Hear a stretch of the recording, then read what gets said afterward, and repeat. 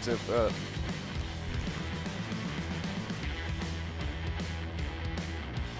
Good morning and welcome to Hammertown. It's the 2019 Nitto King of the Hammers powered by Optima batteries. We're back here in Johnson Valley. I've got my buddy here, Masters and Chris, joining me on stage, and we've got some hot action coming up.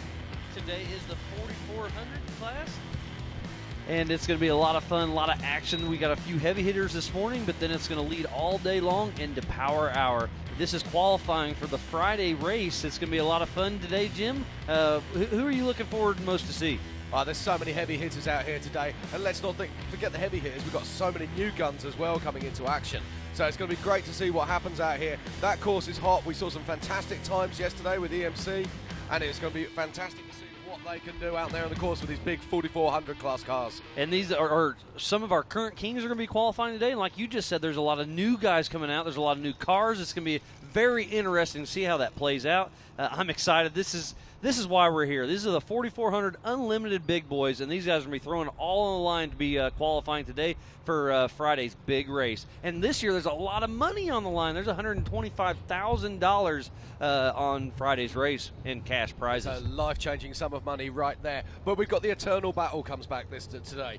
IFS, solid axle, and of course we've got some new full independent suspension vehicles with the likes of Jordan Pellegrino coming out here with a very special car, and of course we've got Cody Wagner with his old car as well. So it's going to be great to see what people can do on this course. Now, yesterday we saw times around the sort of 2-minute 40 zone. Where are you reckoning we're going to be today? I mean, Casey Gilbert threw down, that 237, if I'm not mistaken, and so I'm going to say 225 are going to be the top guys in the 4400 class.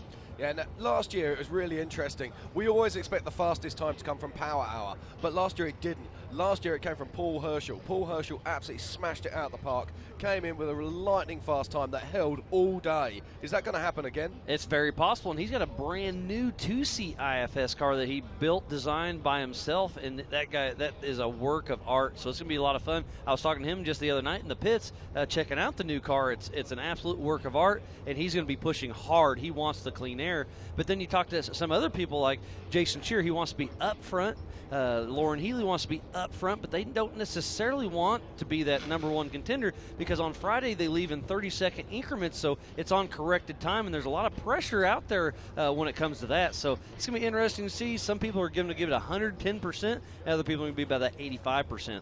And we've also got to look at the form book as well. Things have changed since last year. The dominancy at the top of certain drivers has dropped away, and we saw JP Gomez. He's our driver of the moment. He's got 2 wins back-to-back, and he's looking for his hat trick and his first win at KOH. Yeah, and there's 3 of those Gomez brothers out here racing today, and they have a lot of fun racing each other, and they give each other a lot of grit and grime all over the race course. It'll be a lot of fun to see. Now, the interesting thing about the Gomez brothers is there's always that bit of needle, always that bit of fun, but I've never seen them as relaxed as they are this year. I've been over in that pit chatting away to them, and they just look so relaxed, so happy, so calm, and they're very comfortable with these cars. These cars are now over 3 years old. They know every little thing about them. They know how to drive the wheels off them. So they're going to be the ones to watch as well. Then, of course, we've got the Campbells. We've got Shannon, a 3-time king. We've got Wayland, and we've got Bailey. Bailey picked up a new car last year. She hasn't been having the smoothest of runs, so could this be the race where it all comes together for the young lady? There's a lot of good cars out here, and I just see Cody Addington. He's going to be in our first hour this morning, and I think he's going to have a great run this morning. So if he can throw down that run he's looking for, he'll be able to put that time down early for everybody else to chase. There's Jason Waits lining up. There's a lot of fast guys today. It's going to be a lot of fun. There'll be a lot of action, so stay tuned in for sure. It's worth noting that Cody Addington is driving the original Red Dragon, which was Lauren Healy's car. That car dominated for a couple of seasons, but was never, ever particularly good at KOH week. So is that going to change with a different pilot? We've been talking to people about Cody Addington's style. Some people are saying he's driving too hard. Some people are saying he's driving better than Lauren. So it's going to be really interesting to see what he can do with Red Dragon.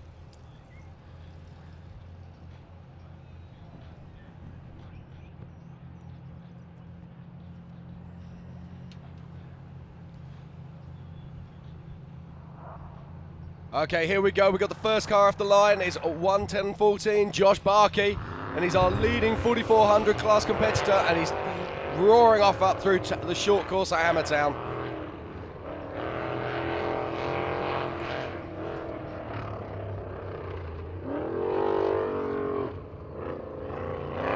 So we are hot and heavy for qualifying for the 4400 class for the 2019 Nitto King of the Hammers powered by Optima battery.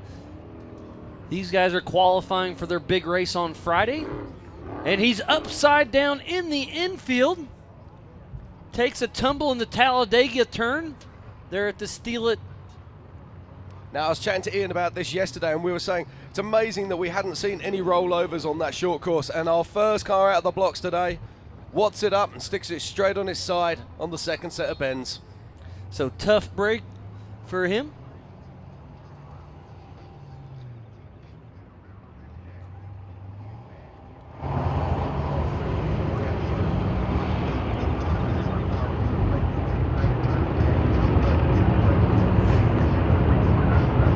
So these big turns, they're very dug out already. It's a big berm on there, so he threw it a little too much, caught an edge, and bicycled up, upside down.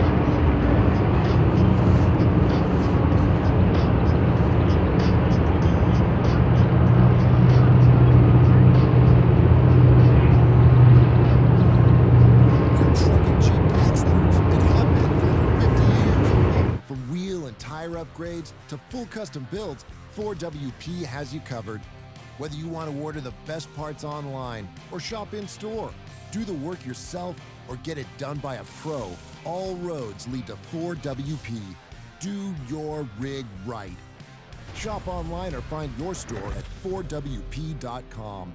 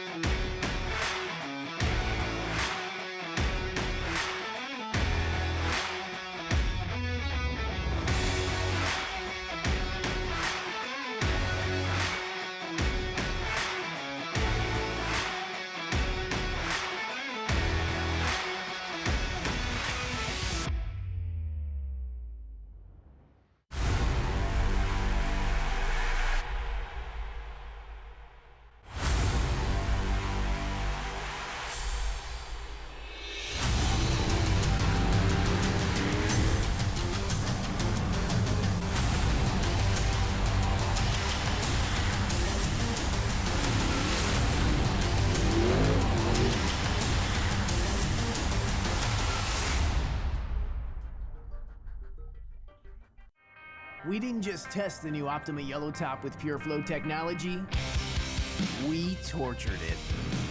King of the Hammers is 181 battery-killing miles of relentless, unforgiving hellishness. It's one thing to call yourself the ultimate power source. It's another thing to prove it. The all-new Optima Yellow Top with Pure Flow technology with up to 3 times the battery life. Unsurpassed performance built to fit today's vehicles. Optima, the ultimate power source. Welcome back to Hammertown. We're hot and heavy. Just started qualifying for the 4400 class. I'm Miles Haskell alongside Jim Marsden. It's going to be a fun, long day of qualifying. It's going to be a fantastic day, mate. The sun is shining. We've got a few clouds in the sky. It's a perfect day for qualifying, and we've got some amazing vehicles out here. First car left the line this morning was Josh Barkey, and he's already stuck it on his side on the short course. Now, we didn't see any rolls in that short course yesterday. Are we going to see more of that today? With these, let's be honest, the 4400s are the cream of the crop. They're the faster cars. So we're going to see people pushing so hard that we're going to see more rollovers?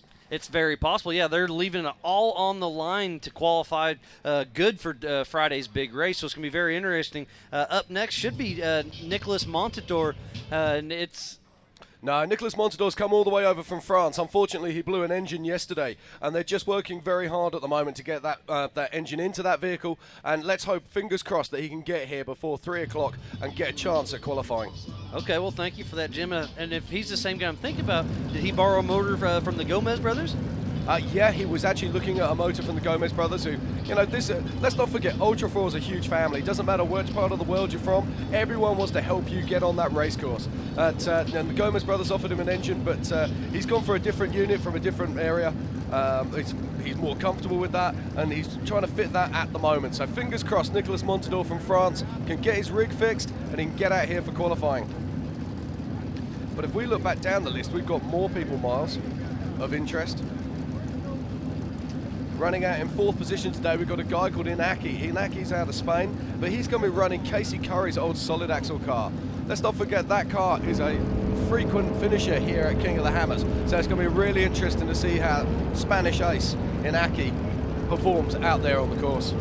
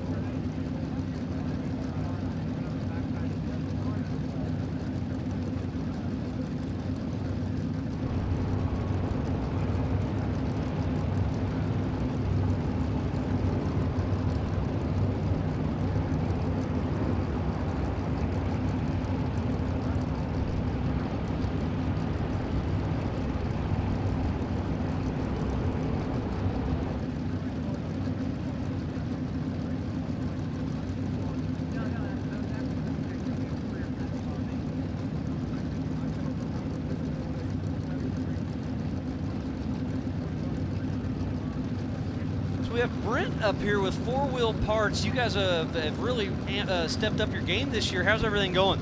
Going really good. Yeah, we've definitely come out and got all the parts you guys need. If anything breaks, we have daily deliveries. So, man, we are so excited to be a part of this year. The weather has cleared out. What an amazing week. Yeah, we just want to thank you guys for being such a big part for the 4-wheel parts Everyman Challenge. I saw you walking by. Thanks for coming up and chat. Good luck in qualifying today. Thank you very much. Hope to be up here smiling. Off the line, I believe that's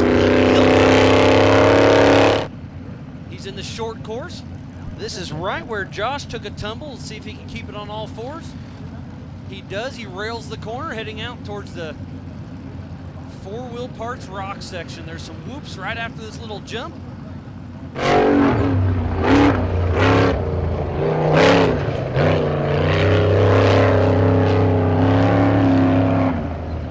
Same exact qualifying run they ran yesterday for the 4-wheel parts Everyman Challenge. I believe it's right around 1.7 mile loop for this qualifying run.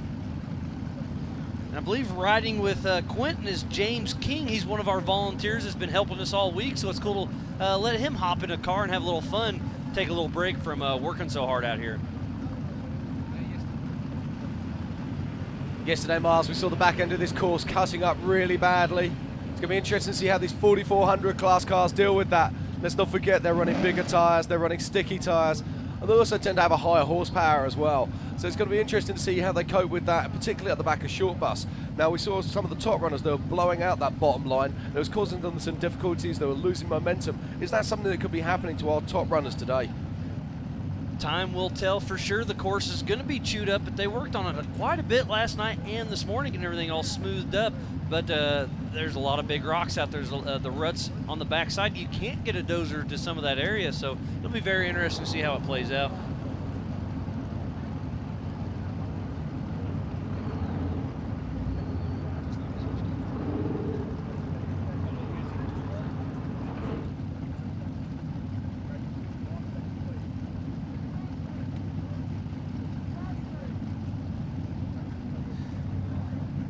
So Quentin Hilburn still on his run. And now we're going to take two out on course. That's Jeff McKinley. We have our KMC clock there on the bottom.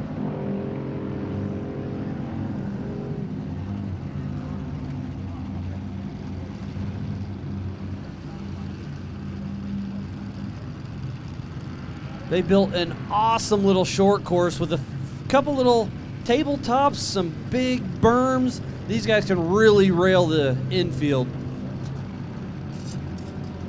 Right there's a nice steel it tabletop. And then through a little loop section.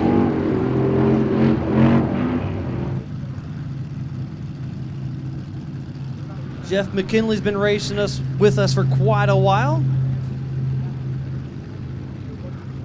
Heading up and over the four-wheel parts little rock section, made very quick work, so this is going to be a pretty good time.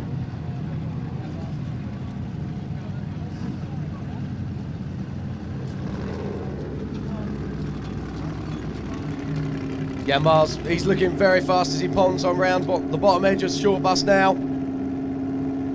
Jeff McKinley showing us what this solid axle 4400 class car can do.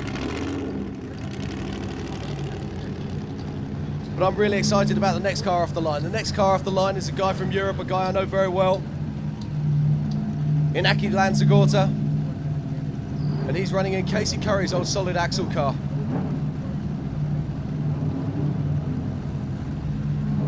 As we watch Jeff McKinley coming down through short bus. That IFS vehicle making short works of those big rocks. And just look at the way he's attacking. And I believe that's a brand new Jimmy's chassis, a 2-seat IFS, very similar to what Lauren Healy and Nick Nelson are running. And do you know this next guy, Jim? Yeah, this is Inaki Lanzagorta. Straight out of Spain, Inaki is a fantastic winch challenge competitor, won many top events all the way across Europe. But in the last couple of years, he's moved over to Ultra 4, and he's been using a WSR built buggy. But this year, he's bought Casey Curry's old car, and it's going to be very interesting to see what he can do as he charges off the line. This is a Campbell chassis, 2 seats.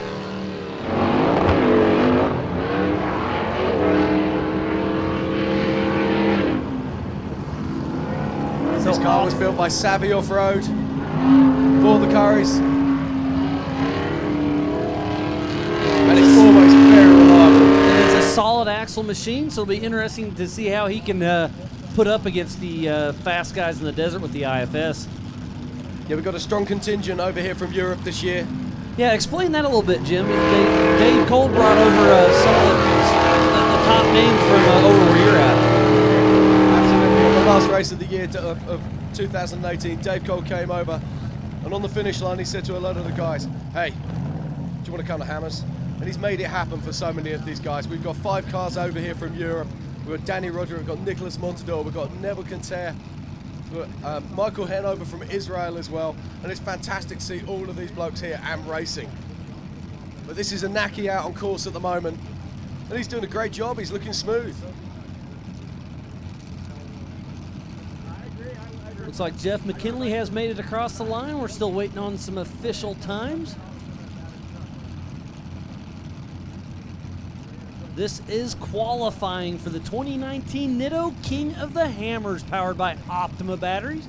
We'll be live all day long, bringing you the action. Going to watch Inaki coming up over the top of short bus very shortly. And he's got a good time. Keeping it nice and smooth, using that solid axle car to all its advantages. But let's not forget, he's never raced here before. And as Cody Addington blazes from the line. I suspect a very good time out of Cody. He's going to push very hard. He wants to prove that he does belong to be here with the big guys, which he already has last season in the whole series. He did very well, but he wants to really do well at King of the Hammers this year. I was chatting with him in his pit quite a bit, and he's got this car as race prepped as he's ever had it. Cody Addington bringing on some new sponsors. Cool to see him doing so well here with us in Ultra 4. And let's not forget, he qualified first in Reno with the short course, proving that he is a short course specialist. So it's going to be really exciting to see his times. He lost that suspension, working flat out on Red Dragon. Cody Addington pushing hard there. He's hitting up the four-wheel parts rock section. We'll see. He just hops and skips. Cody Addington is throwing down one heck of a run. I suspect this will be the quick time of the morning, and we'll see how long it holds up, as long as it keeps everything smooth. He's teamed up with Miramon Motorsports. They've been pitting together. I was in their tent chatting with them, and they're just having a lot of fun this year and expect to see some great things out of Cody and Eric.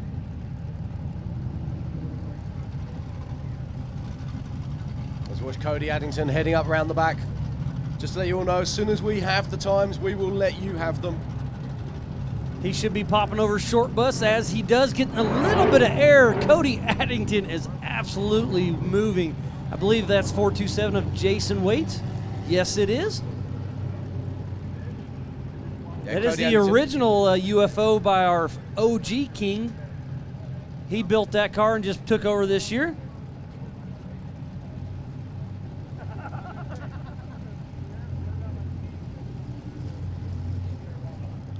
As we wait for Cody Addington to come back down through the Jeep arch, we'll get a chance to see what his time is.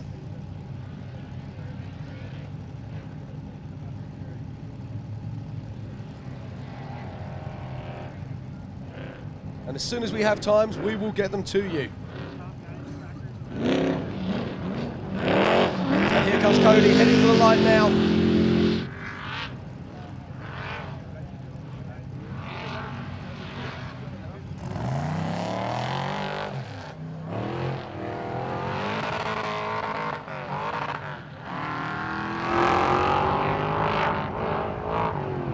Jason Waits off the line with Black Sheep Racing, 2-seat IFS chassis. Cody Addington just coming into town, and we'll get his time as soon as we can.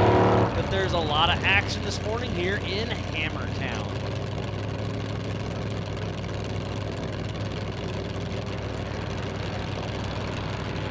Okay, we're just getting confirmation coming through now. Coming through now that Cody Addington. Yeah, just getting confirmation now that Cody Addington threw down a 2-minute 25-second run. That's blisteringly fast. That is exactly the number I was guessing earlier this morning, so we'll see how long that holds up. I'll bet you it's going to hold up for a while. So that shaves off 12 seconds off of Casey Gilbert. Cody Addington was really moving this morning. Yeah, let's not forget a different style of car. It's an IFS car, so independent front suspension. It's running a 40-inch sticky tyre. And of course, it's got Cody Addington behind the wheel.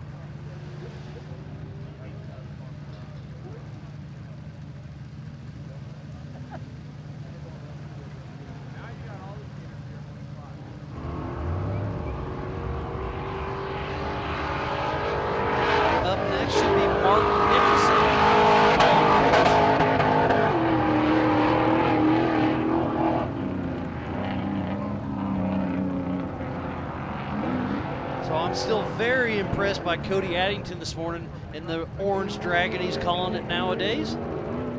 How long do you think that time's going to hold up, Jim? We were talking about this earlier. We were saying how Paul Herschel laid down a really fast time this time last year. And I think it's going to be the similar situation for Cody. We know he's incredibly fast at qualifying, and he'll be coming back off of that run. He'll be thinking, okay, guys, go catch me. Because that is exactly what he wants. He had a clear course. The course is nice and clean. The course workers have been working all night to make sure they've ironed out all those bends. It's the best it's ever going to be. So I think Cody's time could stand for most of the day. He had such a great run out there. We'll see how much more action we'll have today. It's going to be a fun, long day of qualifying for the 4400 class for the 2019 Nitto King of the Hammers, powered by Optima battery. There's a lot of money on the line on Friday's race.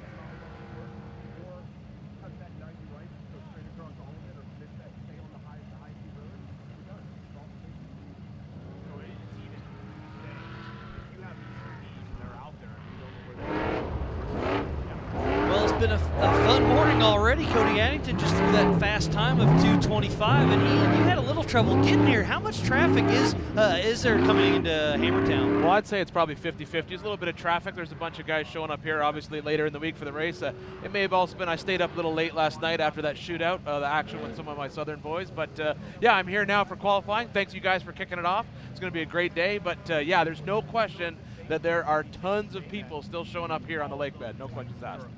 So it's been a lot of fun so far. I'll be back for Power Hour, so be sure to stay tuned in all day long. Power Hour kicks off at 4 p.m. I'm Miles Haskell. I'm going to take a little step back, but I'll see you guys later this afternoon. Ian, Jim, you guys have fun with it today. Thank you very much, Miles. We'll see you later on today for Power Hour. And Ian, how we doing? Good to see you, bud. I'm doing great, man. Yeah, sorry I was late, but I'm here now. Good to have Miles step in, take over for me. But here we are, a little bit of qualifying. We've got a few cars down. We've been listening to you on the way in the car. Sounds great so far. So fast time. You think it's going to hold, do you? Oh, mate, I'm absolutely stoked for Cody. I think he's laid down something that the others are going to really push hard to beat. So, but we were watching all day yesterday, watching the 4500s, 4600s, and 4800s during qualifying. And it's the difference between the 44s and those other classes, it's still night and day. Absolutely. You know, one thing that we will notice today, and it's one thing that I wanted to talk to you about for sure during qualifying, you know, the conversation always comes up during King of the Hammers. Is it a solid axle course or is it an IFS course? You know, because as we know, and those of you listening at home may not know, the course changes every single year. It's not the same racetrack. And not necessarily just to change the terrain, but the actual trails you run and the desert loops that you have to run. So the question is this an IFS-friendly qualifying lap? Are we going to see really fast IFS cars? Or will a solid axle car be able to come in, hang up, lay down a big number? It's worth noting that we see more and more IFS cars come to the lake bed each year. So there's fewer and fewer solid axle cars to make that comparison with. But the honest answer is, Ian, and we both know this, the only way we're going to find out is let's get to race day and let's see who crosses that line first. Absolutely. You know, it is true. It was probably as early as 5 years ago that the rumor, you know, you thought there's no way an IFS car can finish this race. You know, just the technology wasn't there. But now it is a common occurrence of IFS cars laying down amazing times.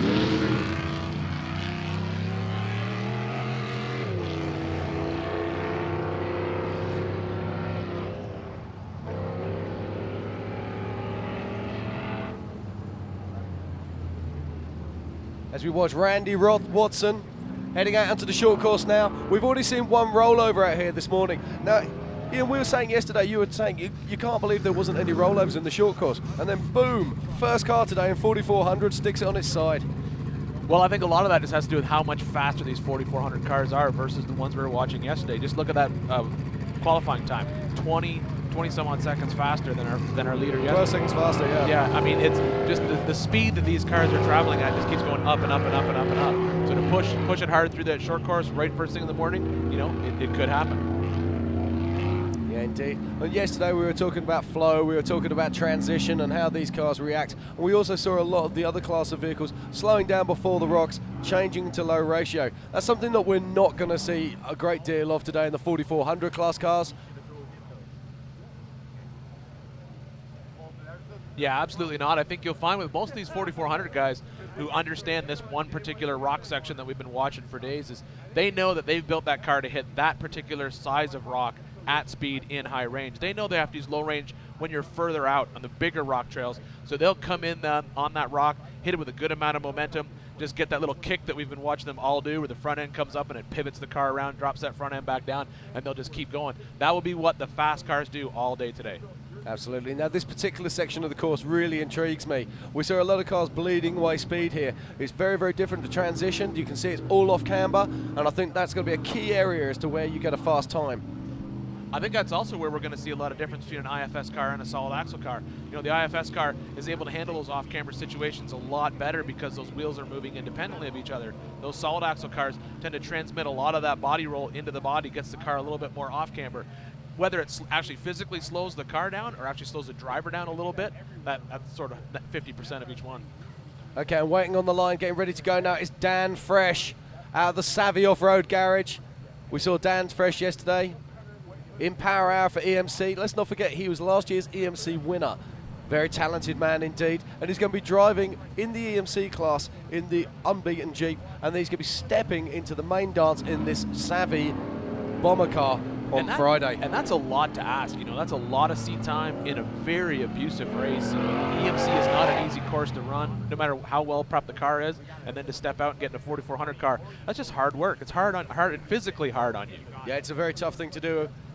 A few years ago now, I did exactly that. I did EMC, and then the following day went out into KOH, and it beats you up and it batters you.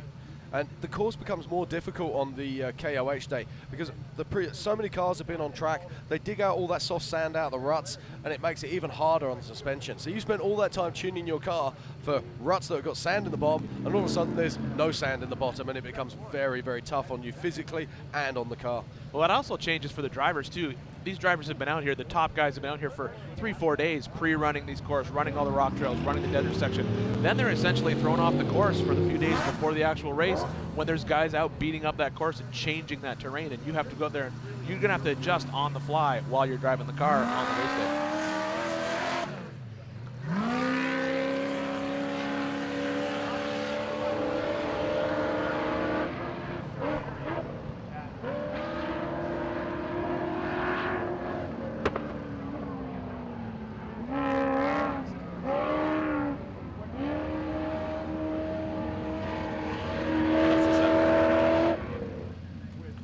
Okay, so we watched Dan Fresh here. Now, we saw this exact same car roll in that position last year with Jesse Combs behind the wheel, but no such troubles for Dan, and he really smoked it around there, Ian. This looks really fast. Yeah, I know. After that heartbreaking loss, or sort of DNF from Jesse last year, her and I talked a lot about that, and a lot of that, you know, just the car was prepped, but maybe not prepped enough. You know, it just didn't have what it needed to get through race day. It was a well-built bomber car, but it was a seasoned car, we'll call it. Spent a lot of time on these rock trails, and that beats these cars up. I know the Savvy crew went through this car front to back, prepped it 100% for this race, and they're super excited about having it out on course.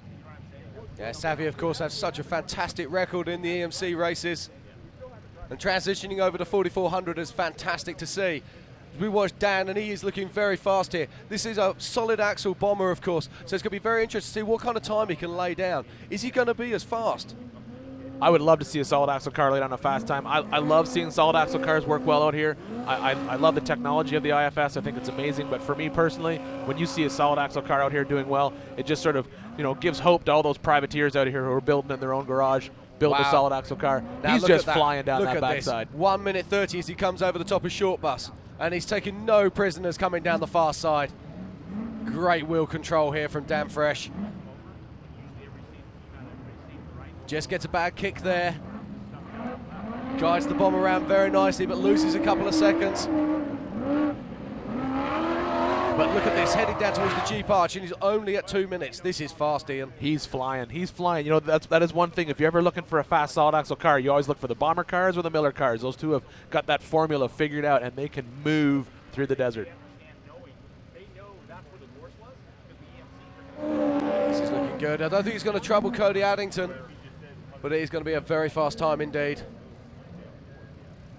Our fastest qualifier today, Cody Addington in the Orange Dragon, with a 2:25 as Dan Fresh reaches for the line and comes home in Hammertown. That's a fantastic round there from Dan Fresh.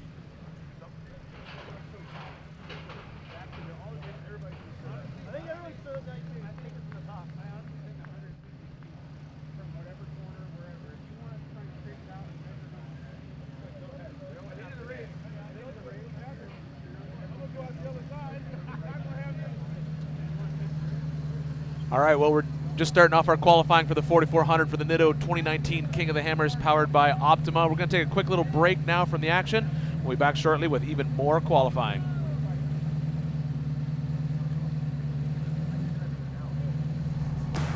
Go inside. Cozy up to the fire. Stay warm. Some call that a nice winter day. We'll have to agree to disagree.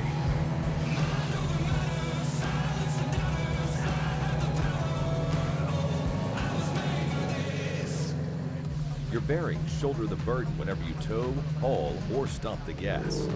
AMSOIL delivers powerful protection for bearings and other critical components so you can drive with confidence. To demonstrate, an independent lab put AMSOIL synthetic motor oil head-to-head against a leading competitor in a 100,000-mile test. AMSOIL provided far superior wear protection and kept engine bearings looking like new. Get your truck the protection it deserves at amsoil.com/auto.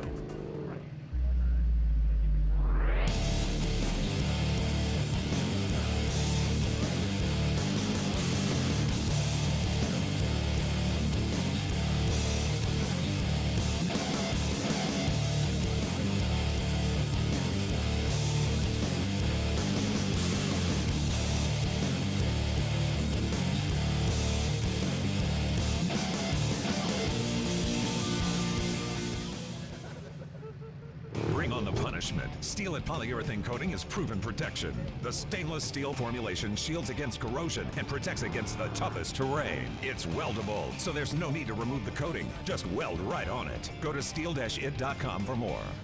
Go further. Go safer.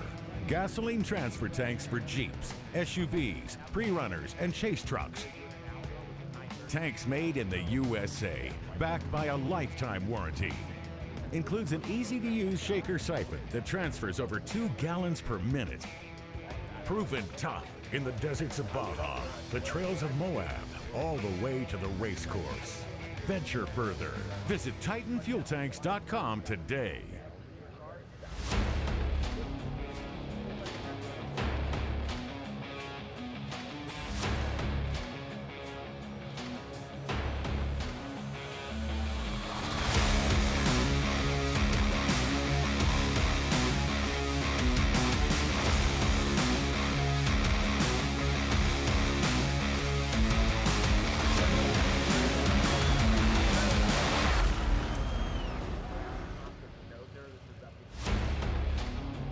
Renowned worldwide for reliability, the ARB air locker is a must-have for off-road drivers, including rock crawlers, overlanders, and racers.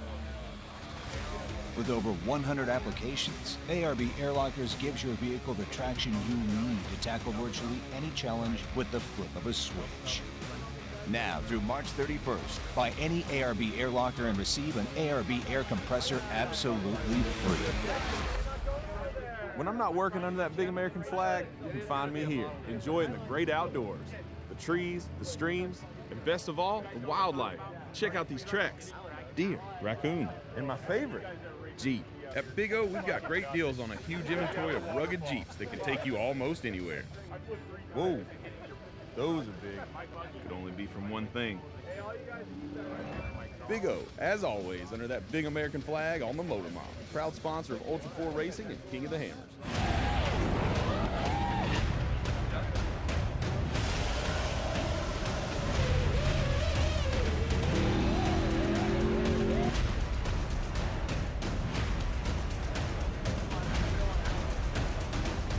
Gen-Ride Off-Road. Quality off-road parts and accessories. Designed, developed, and manufactured in the USA. Genuine ideas engineered right. All right, everybody, welcome back to the 2019 Nitto King of the Hammers powered by Optima batteries. We are starting the 4400 qualifying today. My name's Ian Johnson. I'm on the stage with my good friend Jim. Jim, we're just talking about all the qualifying action we're going to see today, but we got something special coming up next, right? Yeah, we have indeed, Ian. It's a beautiful day here in Hammertown, and we've got coming up next is the LCQ, so the last chance qualifier. So we've got a group of guys who didn't qualify for this race. Let's not forget, everyone here has to qualify. Okay, so we've got 16 cars. They're going to be shooting it out for 10 places to get into the main race. Yeah, I think that's a very important thing for the people at home who are listening who may not understand this. You know, Hammers is not, you know, pay your entry fee and there's as many spots as you want. This is a capped race. There's only so many spots for race cars on race day. And to sort of give everyone that last chance option, Dave Cole put in the last chance qualifier. So you can drag your junk out here to the lake bed, throw it all on the line on qualifying and see if you can make that slot. And over the years, we've seen some such exciting stories. We've seen Lauren Healy, Randy Slauson, both go from last chance qualifier to king. So are we going to see a story like that this year? It's hard to say. You know, qualifying has become so important in this 4,400 class. You know, years ago, this was a 100% chance race. You know, they drew your number out of a hat, and that's where you started. But now that you have this qualifying position, if you come out here and you can pull it off, you can go, like you said, from last chance qualifier to king. Lauren Healy did it. I think it was one of his first years that he ever raced.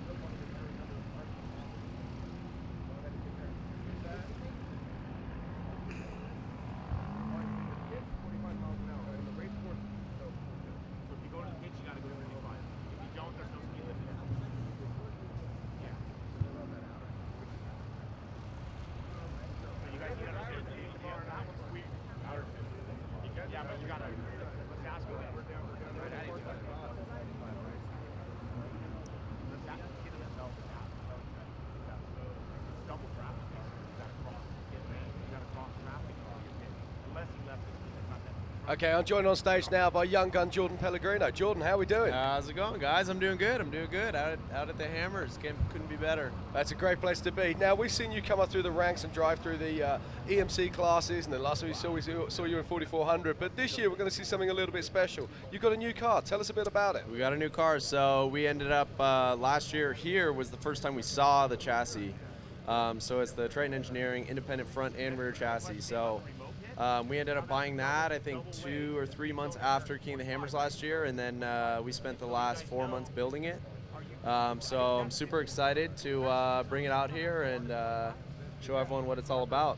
Well, let's talk about this car. And we all saw that frame last year, and I was looking at it at the Min 400 as well, talking to Quinn Poltz, who built it. Yep. It's got some serious innovation there. It does. You know, this sport is being driven forward all the time, but this has got something a bit different. It's using independent portals, and it's got a really quirky back end on it. I mean, how does that feel when you're out there? I mean, it looks like a huge UTV. It really is. It's a giant UTV razor. I mean, it literally is full trailing arm rear independent suspension, and then your standard A-arm front suspension. So really gets it through the whoops, and I'm actually very surprised how it does through the rocks. So I'm still getting used to it through the rocks. I'm not as comfortable as I'd like to be, but...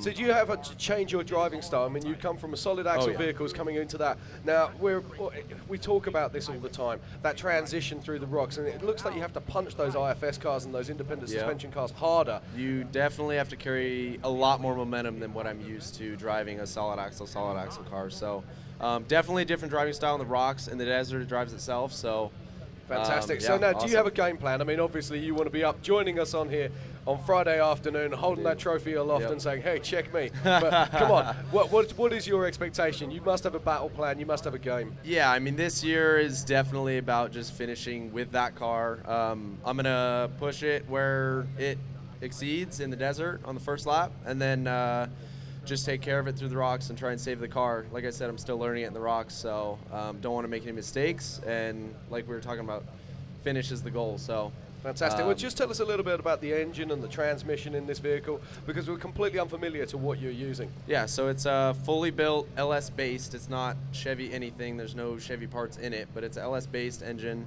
about 770 horse. Great for this race, lots of torque, and then a fully built Rancho Drivetrains Engineering Turbo 400, so full manual valve body, That's just what you need out here. Yeah, sitting there and keeping it bulletproof. Yep. Well, Jordan, we are very excited to see you here. When are you qualifying today? Today at like 3 something. Fantastic. Between 3. Well, we look forward to seeing you on the course, and good luck. Thank you guys. Appreciate it. Thank you. Jordan.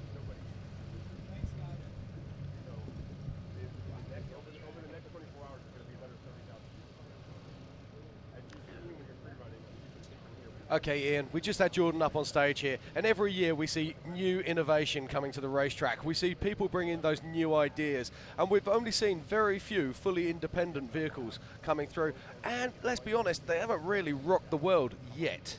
Well, you know, that just brings back to the point that we talked about a few minutes ago. You know, 5 years ago, we were saying IFS will never finish this race just because it can't handle the abuse. And the solid axle car would always win. That would always be the one that would win. I remember not too long ago sitting across the dinner table with Lauren Healy talking about this exact conversation. He said, no, I'll always race a solid axle car at the Hammers because I think a solid axle car will always do better there. And then he built the Red Dragon and changed everything. And he's always, ever since, been out here in an IFS car. I think, you know, the technology moves along so fast, the parts become stronger, everything becomes tougher. I think there is a good chance that we may see a four-wheel independent suspension car not only finish but do really well. And I think it's just the matter of the right driver, the right day, and the right course. It's also worth noting that we're seeing a next generation of drivers coming through now. We're seeing young people like Jordan who've grown up with King of the Hammers. Let's not forget this is a 12-year race, okay? And so these guys started at a very young age, and they've been trail riding all the time. They've been racing from a young age, and they see this track with fresh young eyes. And I think that's very exciting. Oh, absolutely. I think the thing to remember about Jordan is, you know, that Pellegrino, that Gen Right Off-Road, you know, they've been the official suspension of King of the Hammers since 2009. You know, Tony and his gang have been out here living, breathing this KOH lifestyle for, you know, 10 years. And Jordan, like you said, grew up in that. You know, I remember seeing Jordan driving a Jeep down at Easter Jeep, you know, and then eventually his dad, Tony, stepped back, let him take over the race car and do some racing, and he really sort of showed that, you know, he's ready to take those reins, and then Tony's ready to step back, you know, become team owner, you know. So I think that's, I think it's great, you know, and that's what we see. We see it with Whalen. We see these next generation of drivers, like you said, and maybe they see it a little bit differently. Maybe they drive it a little bit differently. Maybe they're the guys who actually can win this race.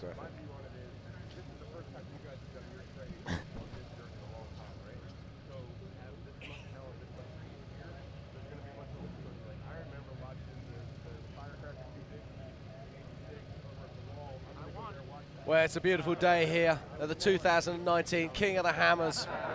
Qualifying for 4400s taking place today, and we're just waiting for the LCQ to start. There's 16 cars lining up, racing for 10 places in the main race. You know, here's an interesting part of that LCQ. I think if I was in that last chance qualifier right now, I'd be driving around these pits looking for one of those rock bouncer guys. Because the deal was, if you finished in that rock bouncing shootout last night, which was awesome, you got a spot in the main race. There's no way a rock bouncer is going to go out here and compete in this race. The winner, Will Stewart's Gone Postal Buggy, is a single seat, right-hand drive, basically drag car. I think it holds maybe 3 gallons of fuel. That's what it's built for. So he's not going to throw that down into the Ultra 4 race, but he has a slot. You could just borrow that from him. You can. Get him to sit down next to you maybe and just enjoy yourself. Or you can go through the pain and agony that is LCQ. But we've spoken about it before. We've already said Lauren Healy, Randy Slauson came through LCQ to become kings. So it's going to be exciting to see if anybody else has got that talent to be able to come through LCQ today and then take it to the main race. It would be absolutely amazing. You know, I think it's one of those things coming out here, running the LCQ. I think it's a great sort of like equalizer for these guys. It's literally their last chance. They're going to throw everything they have at this qualifying lap, and we're going to see some awesome times out of these guys.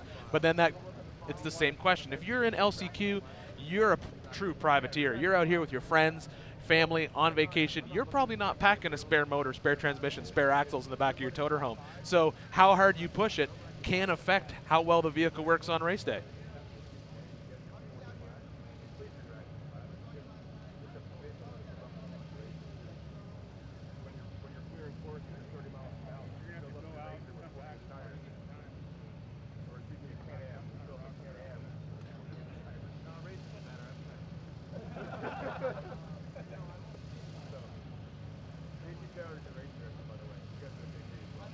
Morning, guys.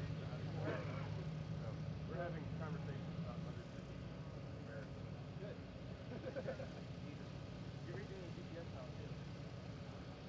We are going to go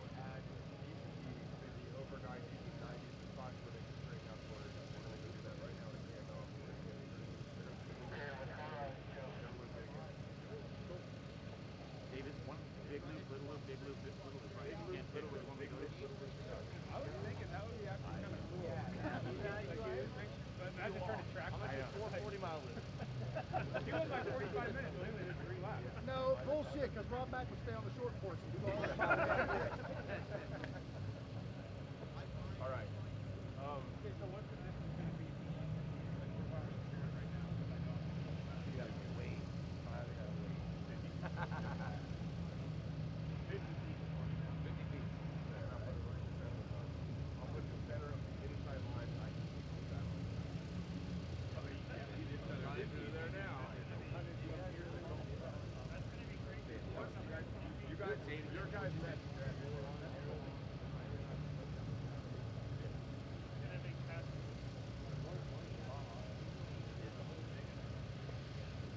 Well, if it's all at 150, then really fucking good. Well, he's already got there. He's coming in. As long as everyone knows it's 150 from the red line.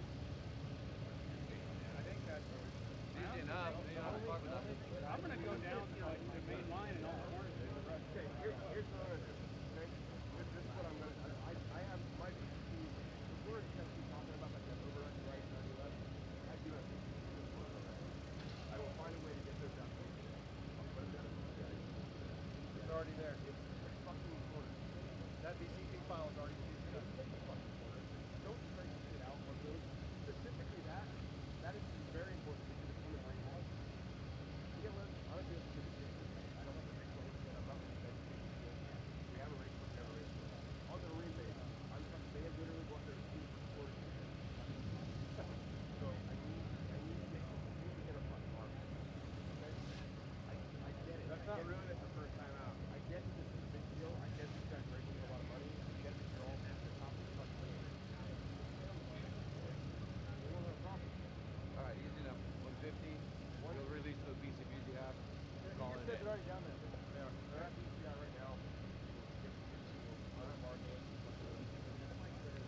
Before you, I'm going to go look and make sure I got the right one. Hey, damn it. This is the last thing. What do you guys want? This is the last thing. So, this is, I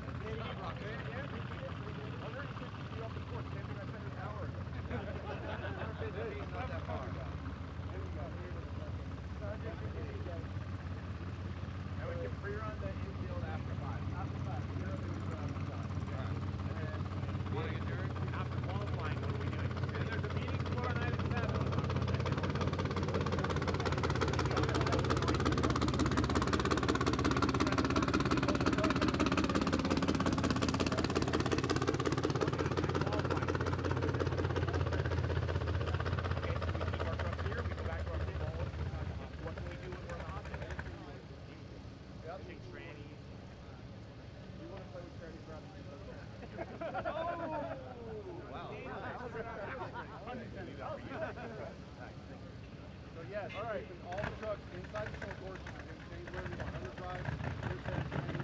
Okay. If you don't make it to the start line,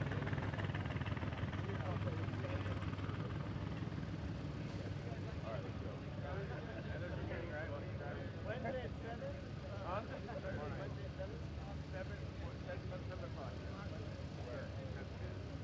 Inside the tent, yes. Big tent. Do you free run? No, you cannot free run. However, I will give that same opportunity to all of you guys. At 11 o'clock here tomorrow morning, you can sweep the course for me on the 91-mile loop. But you're helping me. Because then you're telling me when the EMT guys are fucked and can't get out and everything else. Shit with it. It won't be a bad mistake. It won't be a bad mistake. There was only one. At 11 a.m. Huh? At 11 a.m. right here, anybody that wants to go on the 91-mile loop one more time together as a group. It's not free running. I just need you guys. If you want to see the course one more time, you can see it then. You can sweep for me while you're doing it. And in fact, Justin Matthews is doing that. Justin Matthews not here yet. He asked how he could do the course. He's sweeping tomorrow at 11 o'clock.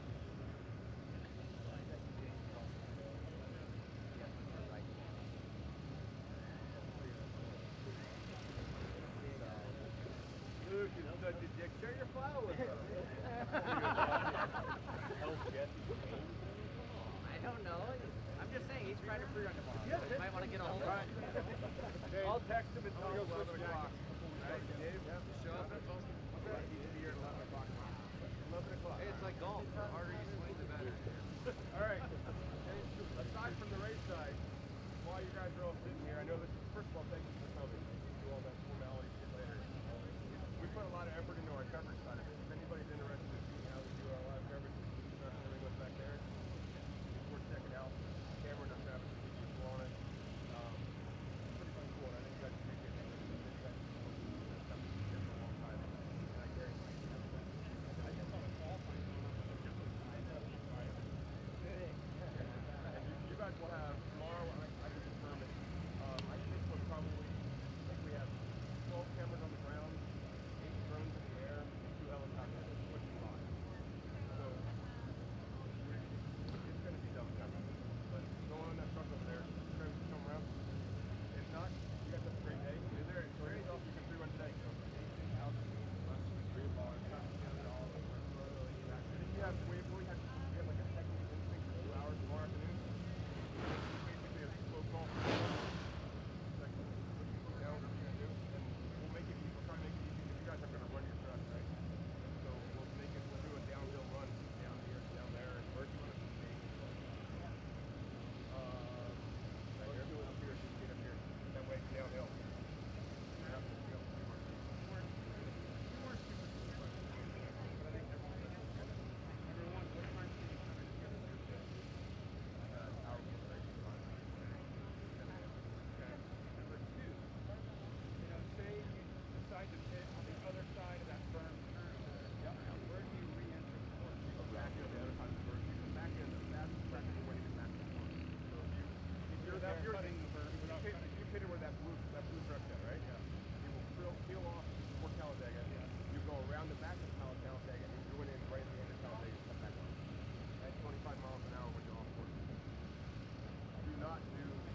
Go to that truck and then drive over to the desert and go out that way.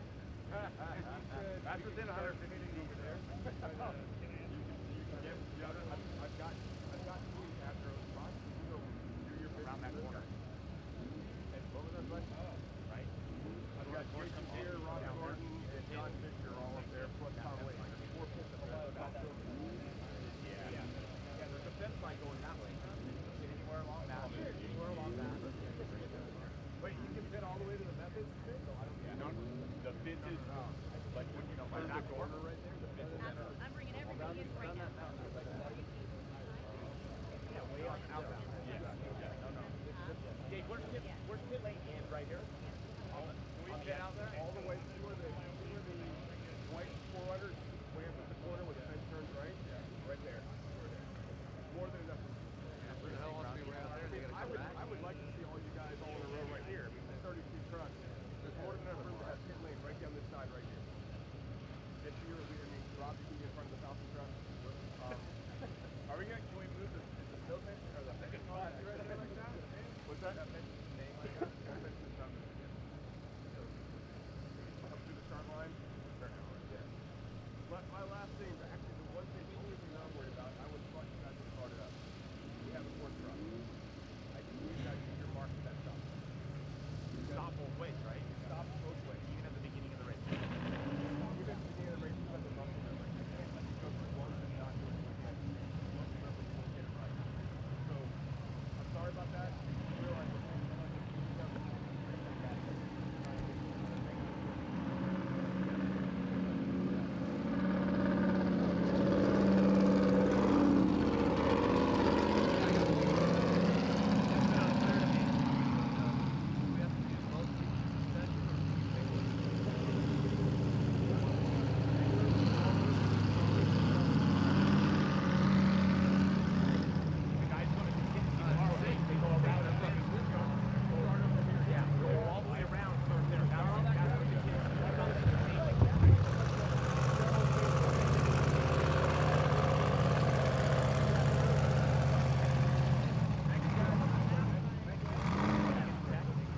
Okay, here we are. It's the 2019 Nitto King of the Hammers powered by Optima batteries. and it's the 4400 qualifying today, and we're just about to start the LCQ. Last chance qualifier, that's right. These are the guys that don't necessarily have a slot in the race. There's I believe 7 empty spots that they can make it into. Everyone would have dragged their junk all the way out here onto the lake bed for throwing it down to try to get into that main race. They're basically going to try, they're going to throw everything they have at that qualifying course, come up with a good time, and the fast leaders are actually going to get a spot in the big race. Yeah, it's going to be great to see. We've got Tyson Simone coming up first, and let's see what kind of time he can put down. Now, we've just seen Cody Addington come out of the blocks this morning, and he's absolutely nailed it. He banged in a 2:25. I mean, I personally think that's going to hold most of the day. It most definitely could. You know, the one thing that we need to also remember is last night they go in, they dress that short course track again, clean it up, get rid of all those ruts. So those initial runners do have a little bit smoother transition area inside that short course. That can make up a huge difference when you're trying to make up just a couple seconds here or there. Yeah, you get all the glory to run in Power Hour, but you're running on a rough race course. But we've also got to think about strategy for LCQ. Now, if you're already qualified for the race and you've just got to qualify well, okay, you can go and leave it out there on the course. And if you roll it, well, do you know what? You start at the back of the pack. But that can't happen for the LCQ guys. These LCQ guys have to finish their course, and they have to put in a good time to be one of those top 10 guys that get a place at the race. Absolutely. I mean, it's a risk, but so many guys love to do it. You know, I talked to a bunch of the guys who were in that last chance qualifier, and they just love the idea of coming out here and just trying to get into this race. They're going to lay it all out here on the course. We're probably going to see some guys probably just push it right to the limits. Some guys will be able to rein it back in, pull that good time. We may see a little bit of action on this course today, which will be kind of fun. But as hard as it may seem, 6 of these cars will not be racing in the main race, which means they're going to be coming all the way out to Johnson Valley for less than 3 minutes of driving time. Well, there's all that adult beverage time as well.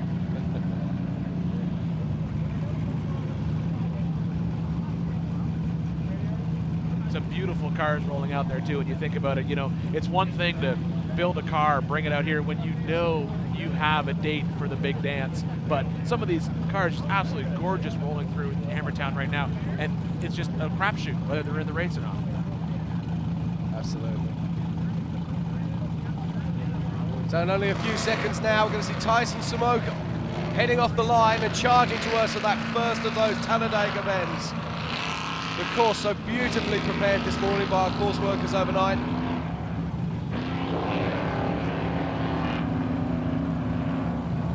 We spoke about it yesterday, about how different the vehicles are. But it's quite rare to see 3 or 4 of the same type of vehicle. Every car has its own unique stamp on it. Absolutely. I mean, even if you line up 4 or 5 bomber cars, 4 or 5 Camel cars, or Miller cars, they're all going to have subtle differences in it specific to that driver. You know, weight distribution may change a little bit different. Shock setup's going to change a little bit different. Everyone wants the car set up specifically for them. As Tyson heads up towards the second jump now, and towards the 4-wheel parts rock section. It's interesting for me this morning watching that rock section and how much easier these 4400 class cars climb over those rocks with these 40-inch tyres. Well, I think and full bypass suspension. I think it's a combination of the 40-inch tire. I think it might be a combination of just experience in that car. You know, a lot of the time when the guys are in these Ultra 4 cars, these 4400s, they just got a little bit more seat time than some of the other classes, and just whether they're able to power in there, high range, get that front up in the air, take the pivot, drop down and drop it back in the desert. It works really well. Yeah, we're seeing Tyson there taking a very safe line as he comes off the 4-wheel parts rocks. You see that sand changing colour as he's digging back through to the moister ground underneath. As the sun starts to rise up above the hills here in Johnson Valley.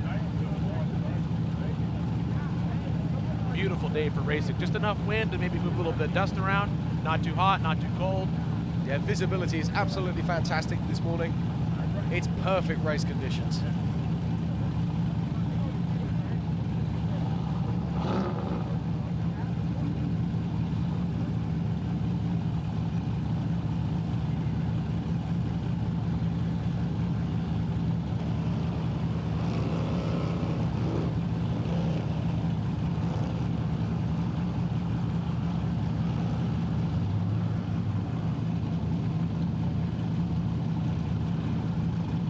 Tyson coming over the top of short bus now. Keeping it safe, keeping it steady. talking about it earlier. It's that fine line between qualifying hard and making sure you get to that race, or leaving it all out there, suffering a rollover or worse, a breakage. Well, and it's also important to remember, these guys are just racing each other for these spots. It's just the fastest LCQ qualifiers will get into that main race. And then the question also, I noticed there was a couple guys on the list that did not show up. They may have taken advantage of some of those other slots that we were talking about earlier that some of the rock bouncers earned, which is an option they can take. There is a good chance that there may only be 3 of these guys that don't actually get to make it into the main race, and they're only really racing each other in this particular qualifier. I do love this fact that we've got strategy on and off the track. I think that's absolutely remarkable. Absolutely.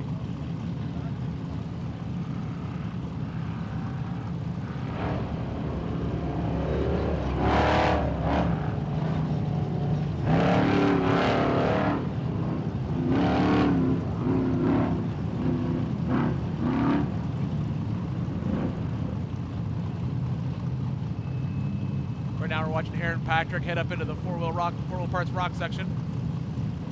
Just like you said before, Jim, you can see how much easier it is for these cars with the 40-inch tall tires just to roll up in there and roll through. Part of that's probably the tire size. Part of it might be the fact that these guys are allowed to run those sticky tires.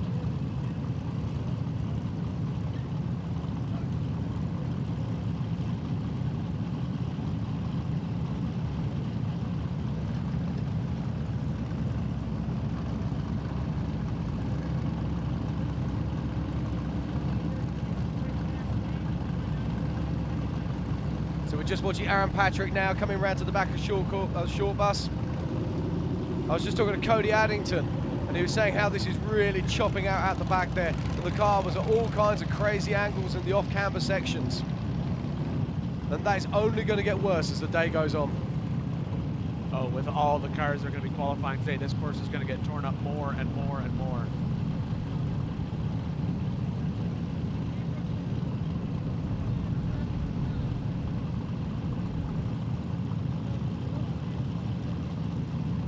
As Aaron Patrick makes his way down, Kevin Hart roars off the line.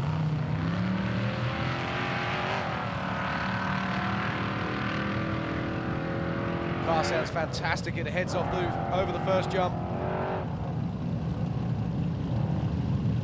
and into the Talladega bends.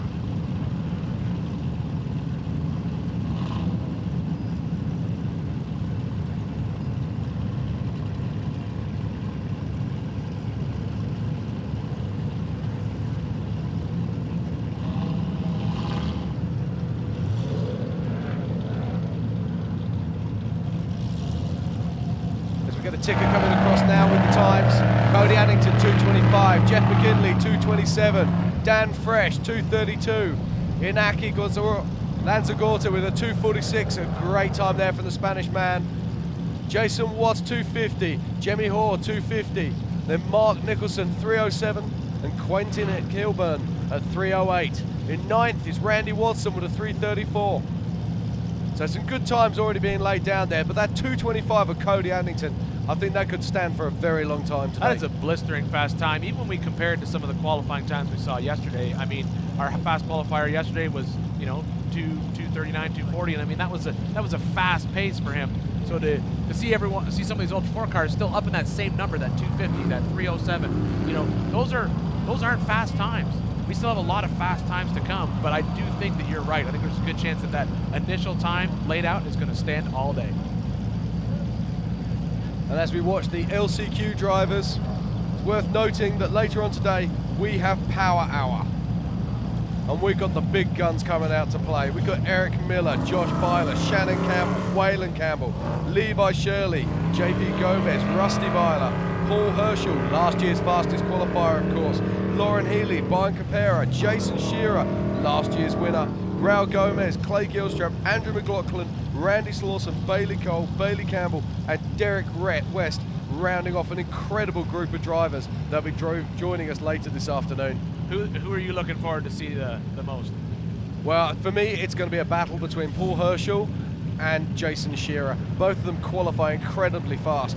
But Shannon Campbell, let's not rule him out. He is going to be there giving it everything. So is Lauren Healy. You can throw these names up in the air and take your pick. There are so many great guys. It's going to come down to hundredths of a second. Absolutely. And I think probably the bigger thing that's going to happen with Shannon is he'll be the first one to admit it. When he gets on those qualifying courses, if the sun gets in his eyes, it gets very difficult for him to see. So it will all depend on when he's running, what the cloud cover's like, what the sun is like for that particular driver.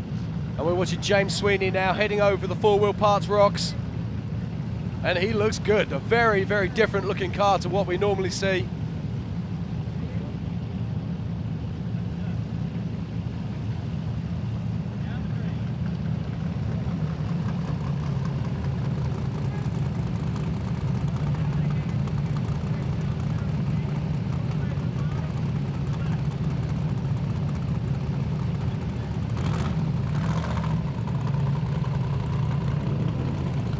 James Sweeney looking nice and smooth, coming out around the back of Short Bus, climbing that hill.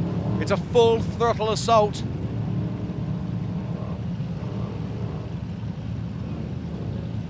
He's pushing hard. He's doing well. We've watched our leaders crest that hill at about the 1:30 mark.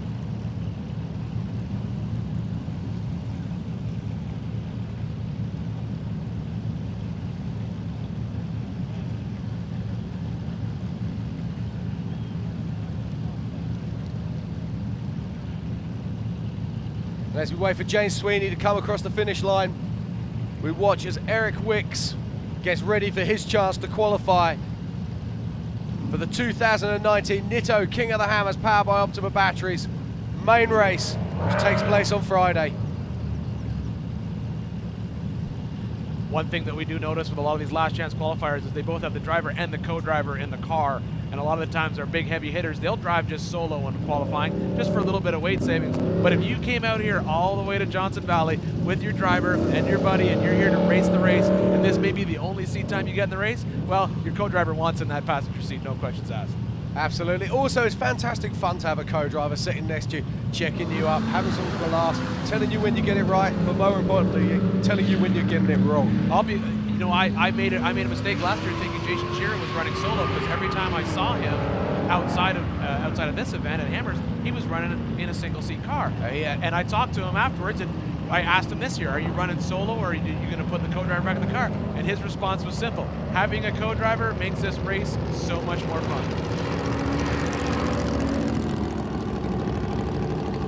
Watch Eric Wicks coming around the second of the Talladega bends and heading out towards the second jump and the four-wheel parts rock section. And he's looking good. Little rooster tails there hitting off the backs of those tires. Bomber style frame. Moving through that desert section.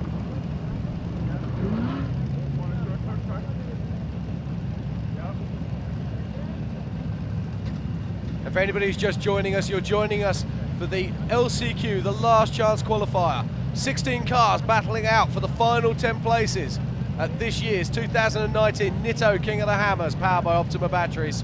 That was an incredibly smooth line through that rock section too. As you saw, he picked the right line and just rolled through it like it wasn't even there. He's got a very good time so far. Good flow, good transition. I was watching Dan Fresh come through there earlier today in the other bomber, and he was also very, very smooth. But we know these bomber cars, they're built for KOH. They're built for these trails. Just is proving why. Well, you know, for the longest time, this was Randy's backyard. He's moved away recently, but this was where he wheeled. And when he built his first bomber, it was built to come out here and have fun.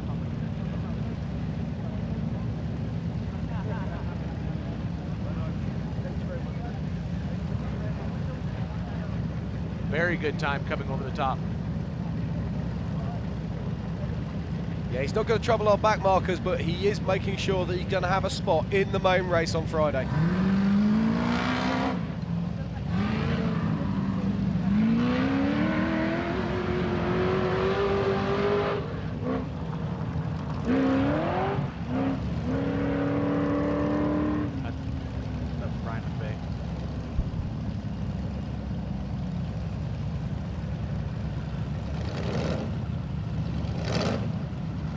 There's Derek Ludica on course now,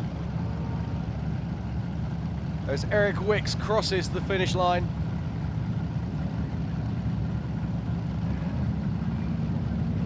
I think it's absolutely certain that Eric Wicks has got himself a place in the main race. He looked really good. Incredibly fast time for him.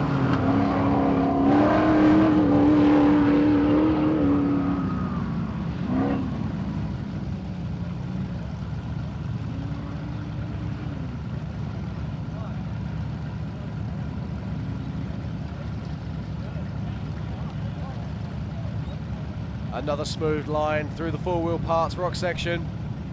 Slowed down a little bit. It's so easy just to lose a few crucial seconds in those places. You just become slightly unsighted. Well, it's such a different mindset, you know, King of the Hammers, when you're out here racing the actual big race. You can't push it like it's a sprint. You have to plan it. It's a marathon.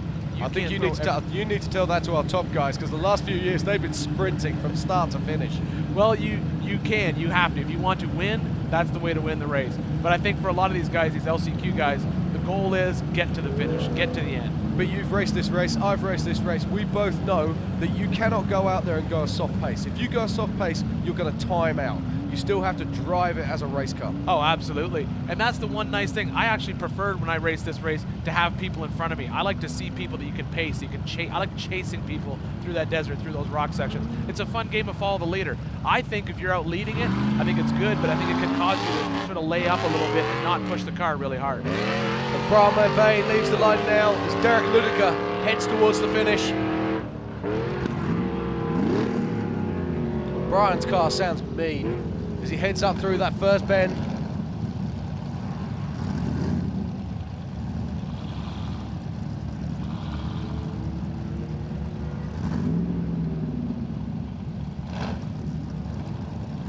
On the line, we have Robert Osborne will be leaving the line next. As you watch Brian McVeigh. Sounds fantastic as he heads out towards the four-wheel parts rock section. Tiptoeing across the dirt.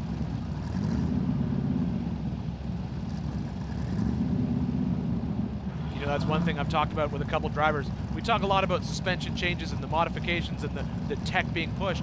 But for the longest time, most of the drivers in these races were using crate engines, basically LS-based crate engines. But, you know, we just had Jordan Pellegrino up here, and he said, you know, it's a 100% aftermarket 770 horsepower engine. Talking to a few drivers who are running crate engines, they sort of feel that they're at that point where this sport has become so fast, crate engine's not going to cut it anymore. You know, years ago, desert racing guys made that transition out of crate engines into purpose-built race engines. This sport, we're at that point right now. You see so many guys out here with 7, 8, 770, 850, 900 horsepower. That's what you need to move through the desert with these cars.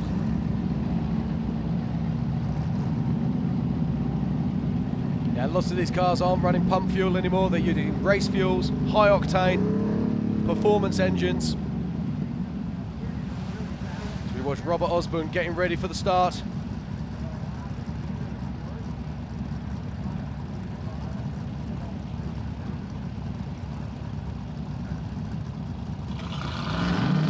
So we're just over halfway through the 2019 LCQ. 10 cars trying to earn a place at this year's King of the Hammers. Such a great mix of cars too. You can see you've got some really well built bomber cars. You got some guys who obviously built the car themselves out here to race. It's just good to see the privateers out here still putting the car. But the only thing they've actually got in common is they've got big engines, good suspension, and 40-inch plus tires.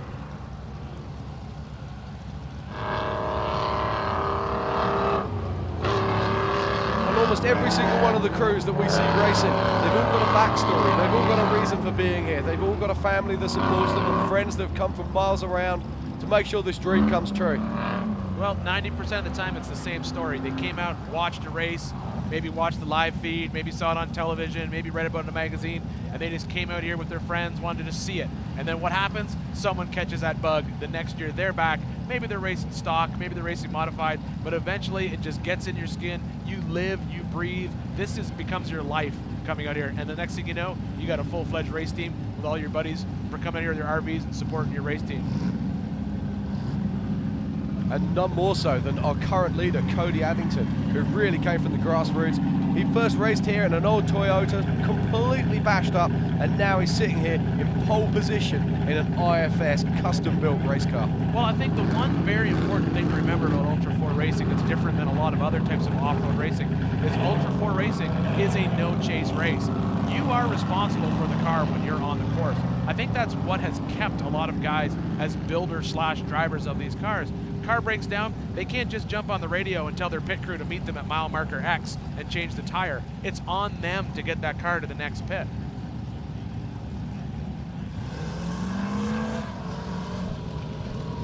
.802, Nate Giese off the line.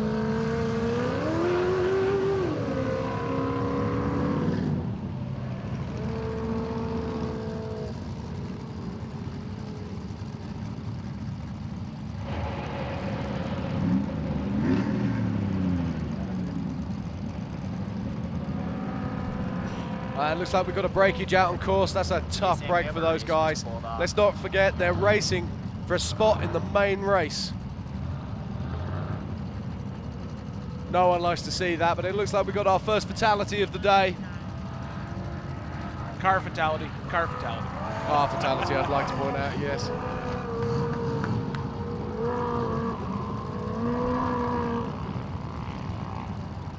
I think that's one thing to remember, that most important, everyone who's here, everyone who's watching home, or if you're watching live feed and on your way out, this is not a this is a dangerous sport. You know, talking to Dave Cole last night at the shootout, he asked us to just reiterate to everybody, please, on race day, stay off the race course. Don't go out there and drive across the race course. These cars come in, they're heavy, they're fast, and they're on a mission. They're not looking for you as you walk around the race course. So everyone just stay safe in the desert, and you'll have a great time. Yeah, there's plenty of spectator information out there. Go to ultra4racing.com. Oh! We have a rollover. Now, this is the area that we were talking about earlier. I said this is cutting up, it's off camber, it's really nasty, and there we go. And this is exactly what we were seeing yesterday. You know, the cars go in there, that's such a worn out area, those ruts. We talked about how dangerous those ruts can be. Those ruts can either help you or hurt you. And if you get in there in the wrong spot, that's exactly what happens. That front tire catches, and you're going right on your side. So it's a tough break for Nate Giese. Let's not forget he was racing for a chance to race in the main race. And it looks like that's not going to happen for him. Less than 2 minutes in, he's on his side, round the back of short bus. But we will get to see our fantastic recovery crews in action once again. Oh, you were watching the shootout last night. That was amazing, wasn't it? Oh, the shootout is tons of fun. You know, that's one of my favorite things coming out here to King of the Hammers, that Monday night shootout. It's definitely a good time. If you didn't see it, it is up. You can watch the replay of it on ultra4racing.com/live. It's still on there, and it's definitely worth a watch. And the recovery crew, they got a workout last night on that shootout. They did indeed. It's worth noting that all of the live broadcasts from this week can be seen again on ultra4racing.com/live. Go on there, pick up the live links and follow it, and you can catch up with all the action that's been happening throughout the week. And the best bit is you can fast forward to the good bits. All right, while we're waiting for the recovery crew to pick that car up, we're going to take a quick break here at the 2019 Nitto King of the Hammers, powered by Optima batteries, Ultra 4 qualifying. 4WP is more than a store. We're truck and Jeep experts and have been for over 50 years. From wheel and tire upgrades to full custom builds, 4WP has you covered.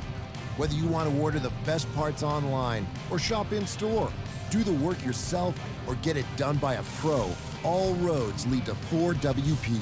Do your rig right. Shop online or find your store at 4WP.com.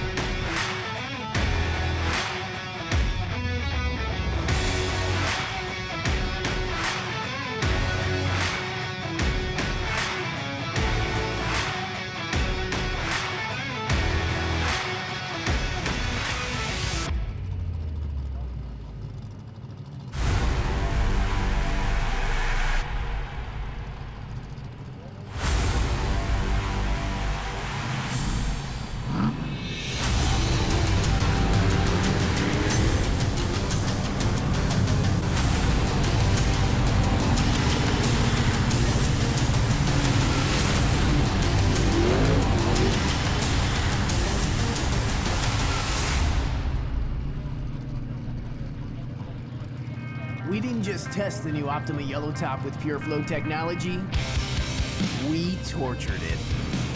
King of the Hammers is 181 battery-killing miles of relentless, unforgiving hellishness. It's one thing to call yourself the ultimate power source. It's another thing to prove it. The all-new Optima Yellow Top with pure flow technology with up to 3 times the battery life. Unsurpassed performance built to fit today's vehicles. Optima, the ultimate All right, power everybody, source. welcome back to the Nitto 2019 King of the Hammers powered by Optima batteries. We are at 4,400 Ultra 4 qualifying today. We've got a little bit of course recovery going on. 2 vehicles out there on the course that need a little bit of work, but we got something pretty special coming up, don't we, Mont? Yeah, no, we've got some in-car footage coming up right now. We're going to see what's been happening out there on track today. We've already seen some really fast times being laid down, particularly by Cody Addington, who's our current leader with a 2:25.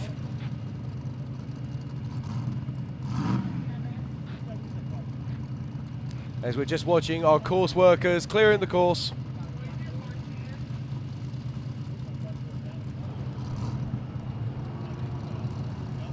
This is Nate Geese finishing his white run. Yeah, he had a rollover on the backside up by Short Bush, those ruts that we've been talking about. They just seem to be getting worse and worse and worse as the day goes on. Yes. So both of these cars are going to fail to qualify for the main race. Always sad to see, but there is only 10 spots on offer.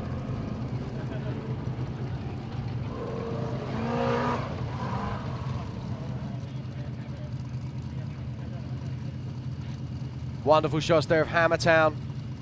As we look across King Hill and into the short course and just look at the size of it. And it's only Tuesday. It's ridiculous. Amazes me every year how it grows.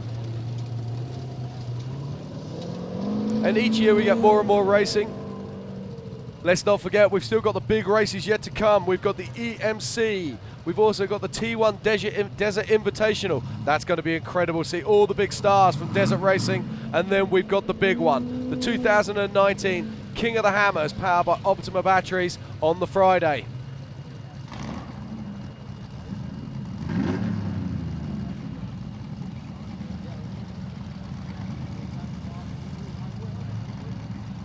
Yeah, I certainly think it's going to be interesting to see the trophy trucks out here. I was talking to a few friends last night who helped pit for a few of the big guys. They were telling me that they went out, pre-ran some of the course, and even though that this is a not necessarily a trophy truck friendly area, they feel the course is good, but there are a couple areas out there that are a little bit different than what they're used to. We'll call it that. I think there's a couple what they call in the desert gotcha sections.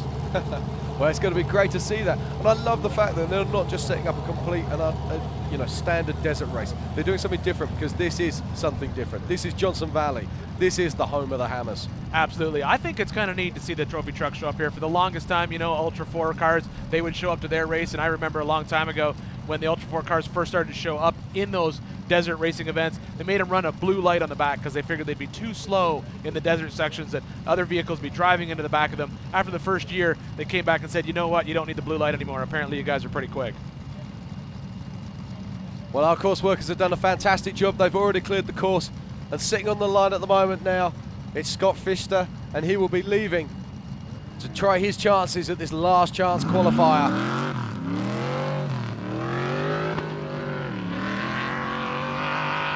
Stunning car, incredibly low. We talked about that yesterday, about the difference.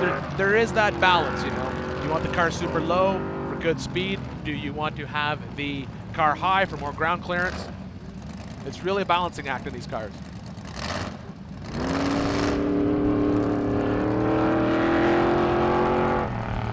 And Scott's looking good here, the engine roaring hard as he makes his way around the second bend, heading towards second jump and then the four-wheel parts rock section.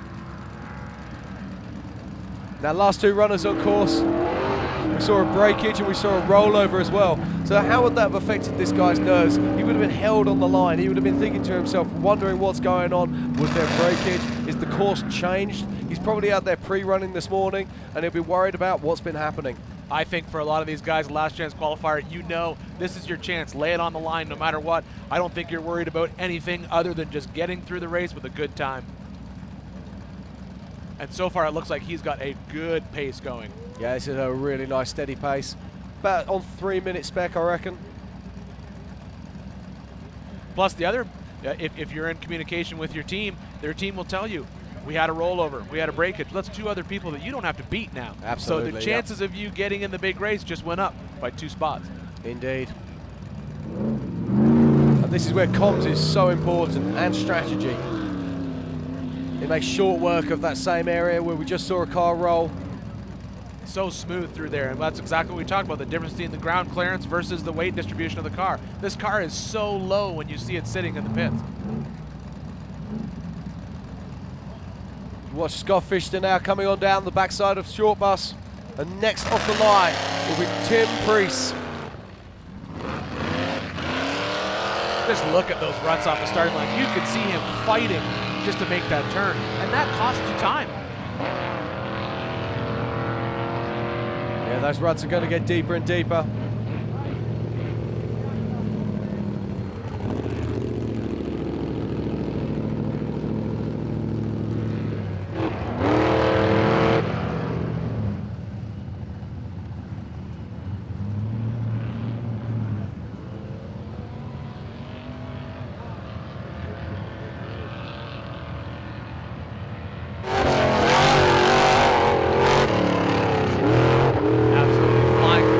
Section as he heads out to the full parts rock section.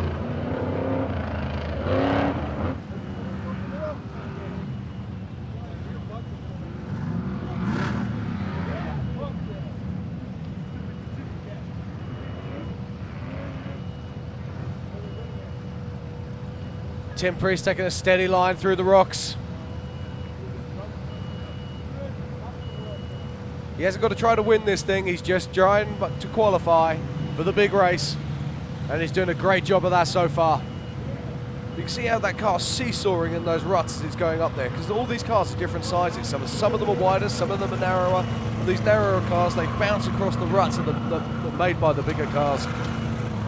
Yeah, you're always fighting the terrain out there, and you know, sometimes in the main race you have the option of dropping out into a completely different line if it gets too rutted out. But here in qualifying, you're kind of committed to that one section. You've got to run it. You can see that left rear tire lift as he makes that corner.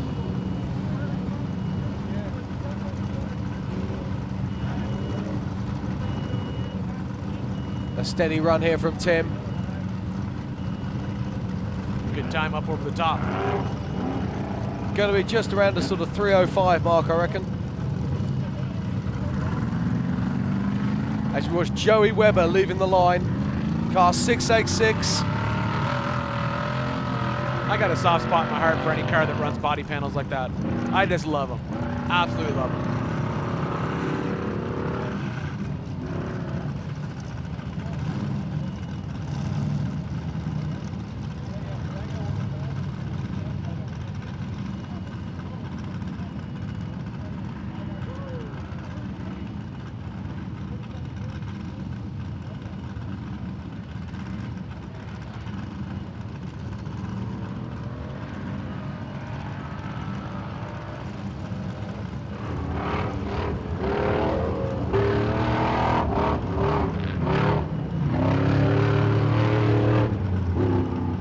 Joey Webber looking really nice out there.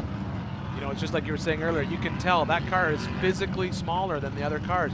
Great in the rocks, nice small package, but a little bit harder to handle in the desert because you're fighting those ruts. And let's not forget, he's one of our last chance qualifiers. Trying to get a spot in the main race on Friday. Every car that races King of the Hammers has to qualify. To do so, you have to go to various regional races.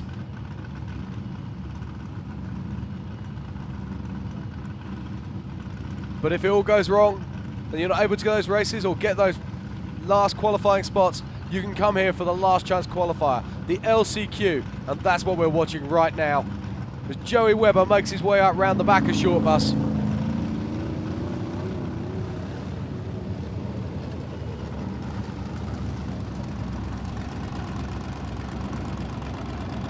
Pace looking well so far. Yeah, it's nice pace as he heads over the top. Again, he's on about just over 3 minute kind of pace. And each one of these last chance qualifiers are just racing each other for a limited number of spots in the main race. It's kind of like when you see a bear in the woods, Jim. You don't have to outrun the bear, you just got to outrun everyone you're with. Now, this is one of the faster guys. This is Jake Yeoman. Solid axle car. Jake is a seasoned competitor. He will know what it takes to put down a fast qualifying time. The nice thing about the LCQ race, and for these guys, if like you said, a seasoned competitor, you know, at this point, you know a time you have to beat. You don't have to beat the leader. You just have a certain number of guys you just got to get ahead of, and then you can save that car for race day, lock in your position.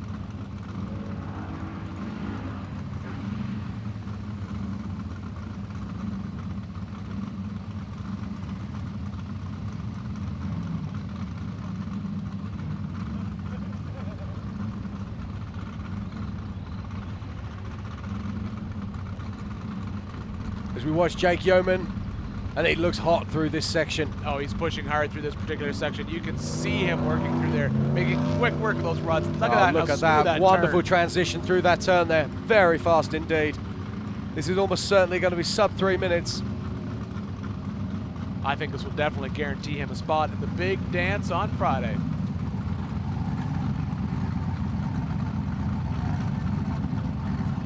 Now this car's got an interesting story behind it, Rob. Look at the tires on that. Those tires do not look like regular King of the Hammers race tires, and that is because he was out last night for the shootout trying to qualify. Rob Inglis. He was in that buggy trying to throw it down on the Holly EFI shootout hill. Unfortunately, he had an interesting rollover event happen, which was fun to see. But now he's back here at LCQ. It's all about strategy. Didn't make it through the shootout last night, so he's going to try here at LCQ. I love the tenacity of competitors who come out here and they keep trying to get a place in the race on Friday.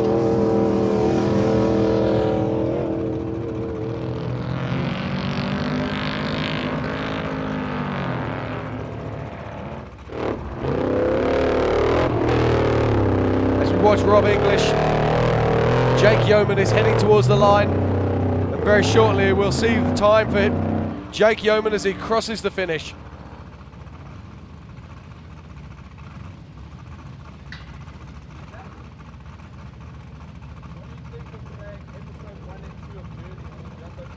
You can see Inglis make quick work of those rocks. Definitely fighting through those ruts. Those tires will bite into those ruts a lot harder than any other brand of tire out there. They have such an aggressive tread.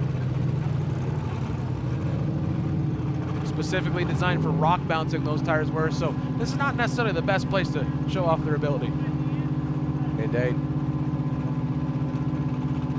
It's nice to see so many different ideas on the race course though.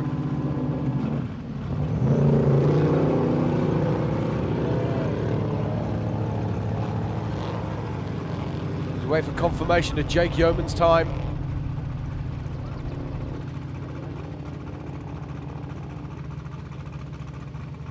Inglis is running a good pace over the top of short bus. Under 2 minutes coming down. You can see they're basically paddle tires throwing all that rock out there. It's awesome to see.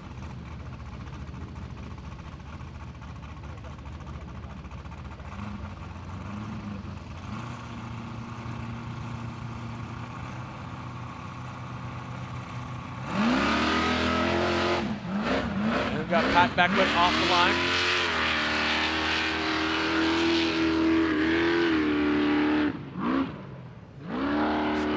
Through that short course.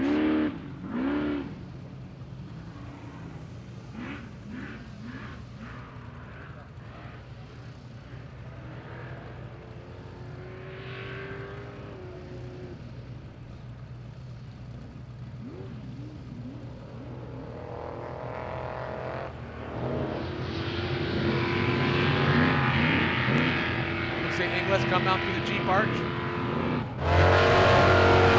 Just getting confirmation.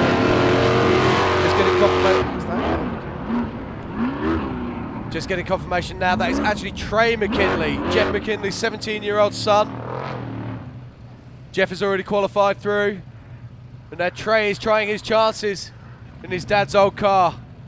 17 years of age, Ian. How cool is that? And that's exactly what we were talking about earlier, the next generation of racers coming through, going out, trying their hand at this race. You know, they will be the ones that continue this this legacy on. He's doing a good job here. He looks fast as he comes up through the back.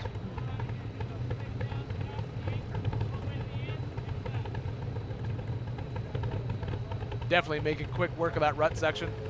Yeah, the IFS looking really good through there. Oh. That doesn't look so good. We got smoke. Oh, that is not good. It looks like the engine's running on. Oh, no. That's a tough break for Trey. Mechanical failure like that is the worst way to end your day. You can see the safety crew in there quick.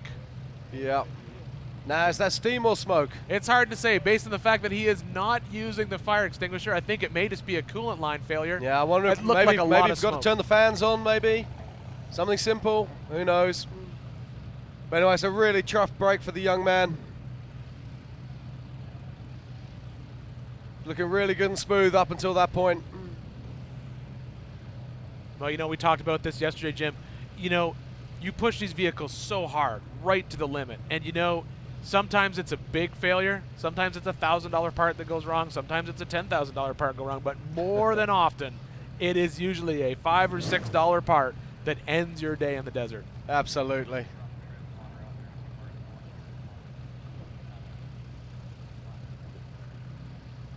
But it's been a very exciting day here for the 4400 qualifying at King of the Hammers 2019. We've seen Cody Addington come out of the blocks really hard, laying down a 225.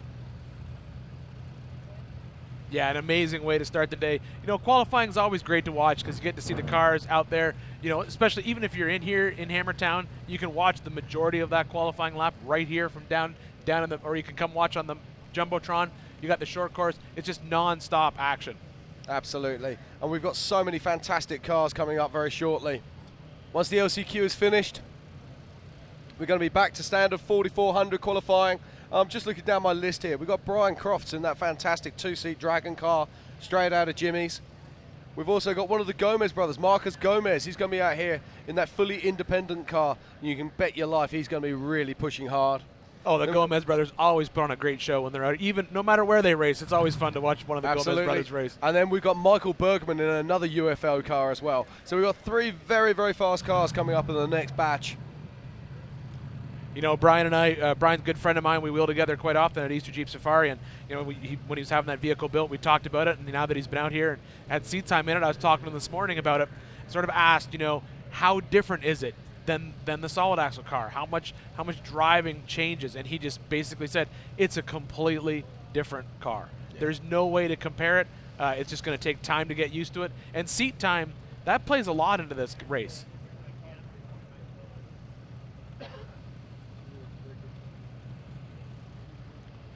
Okay, as we watch the recovery here now, we're going to be very shortly going to a POV image from Dan Fresh's car from earlier today.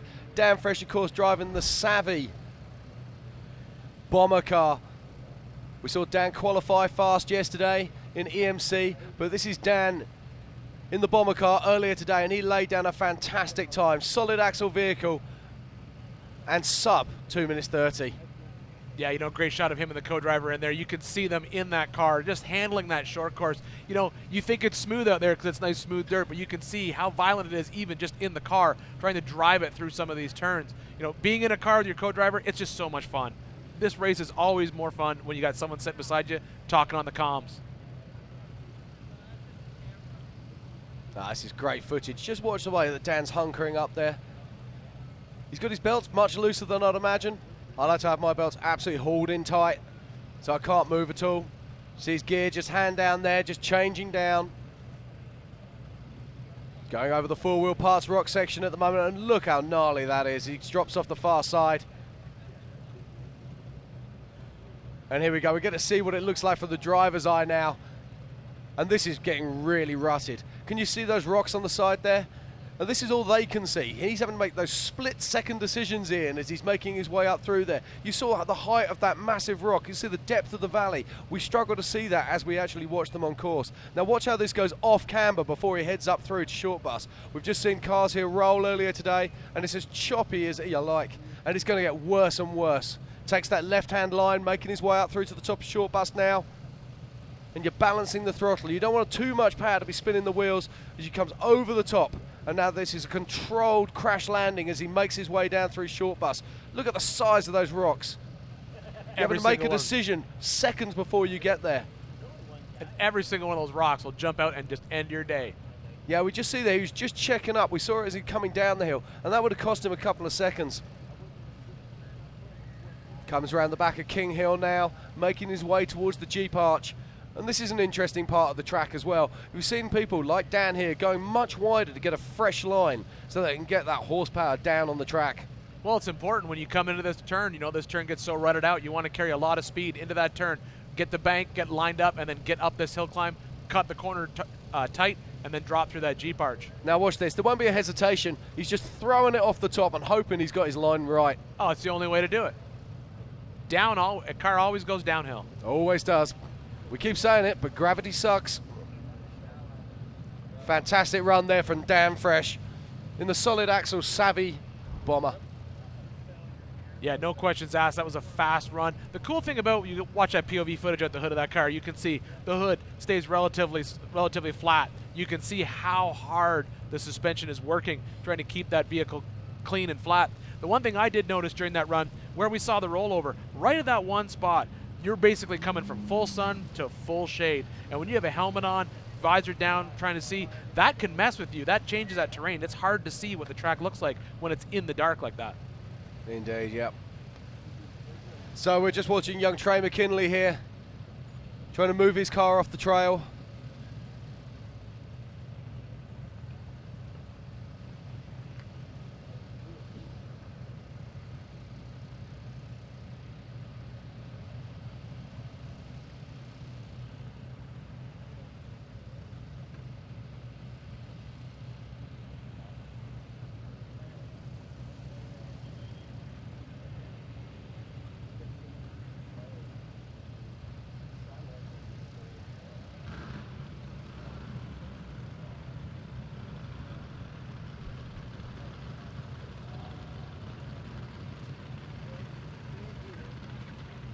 Lots of action all week coming to you live here from Hammertown. Tonight is the Pit Crew Challenge. We'll start tonight at 5:30, right here on the main stage.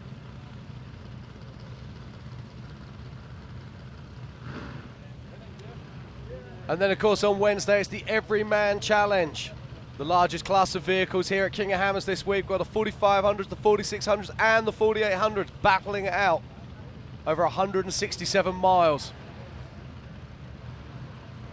And then all week we're having AMSOIL After Dark. It was kind of neat. I hung out here last night, watched a little bit of it. Just a basic recap of the day. They're going to interview some of your favorite drivers, maybe get some background, maybe get some foreground as to what they're thinking about the race. It's just a fun little show to sort of cap off the day.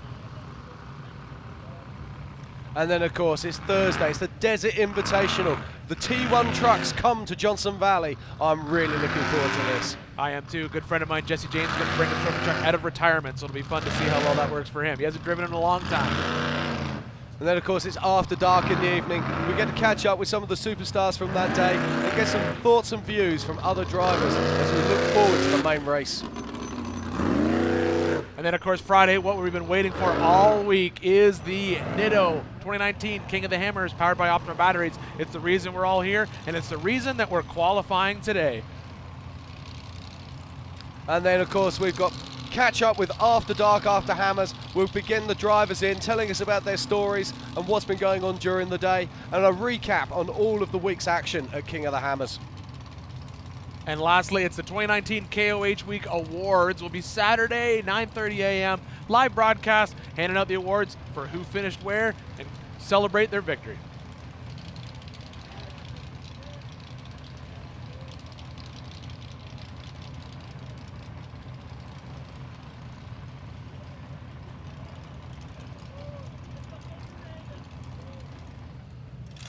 So it's a beautiful day here in Johnson Valley.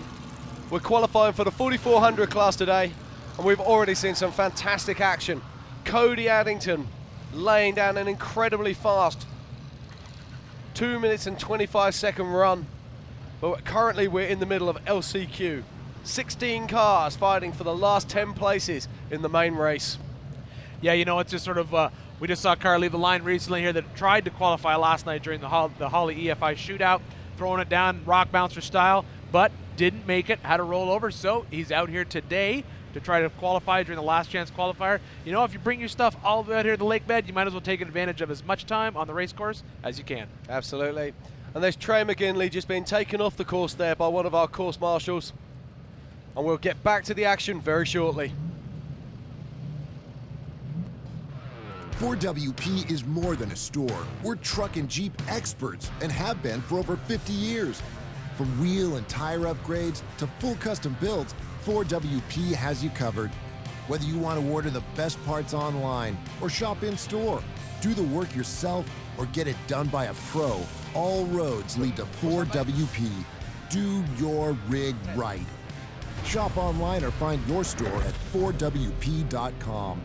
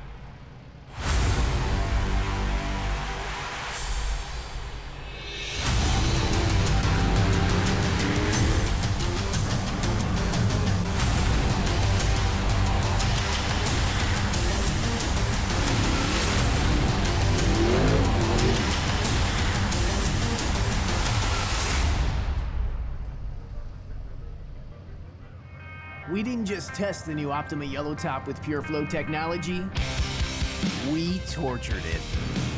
King of the Hammers is 181 battery-killing miles of relentless, unforgiving hellishness. It's one thing to call yourself the ultimate power source. It's another thing to prove it. The all-new Optima Yellow Top with Pure Flow technology with up to 3 times the battery life. Unsurpassed performance built to fit today's vehicles. Optima, the ultimate power source.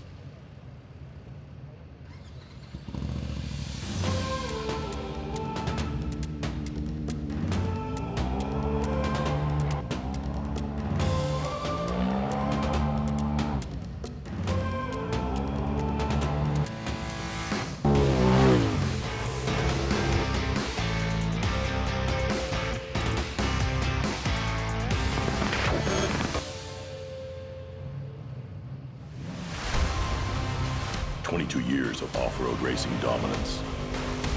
Proprietary patented race technology. Proudly made in the USA. Unparalleled customer service and support. The choice of champions. King Shocks, the leader in off-road shock technology.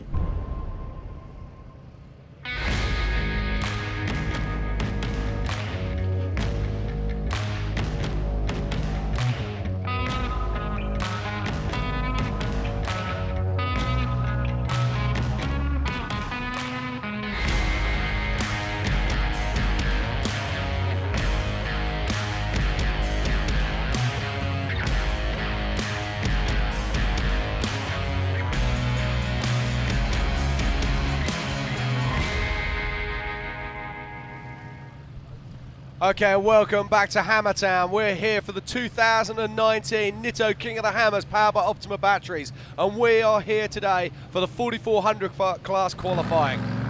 Right now we're deep into LCQ, last chance qualifier. These guys are fighting it out for one of 10 spots in the main race, basically racing each other for their literal last chance to make it into the big show on Friday.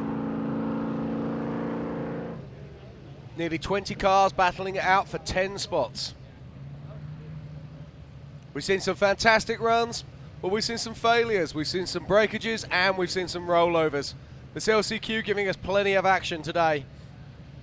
You know, it always does. The nice thing about the LCQ guys is they're here. They got to throw it all down on the line to try to make it. Some guys push it a little too far, and that's when you get to see some fun on the course.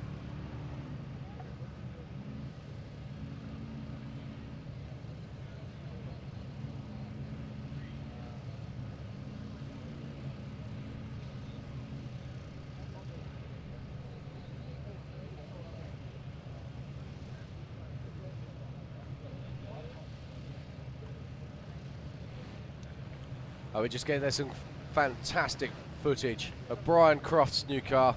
Ooh, no, it's not. That's good.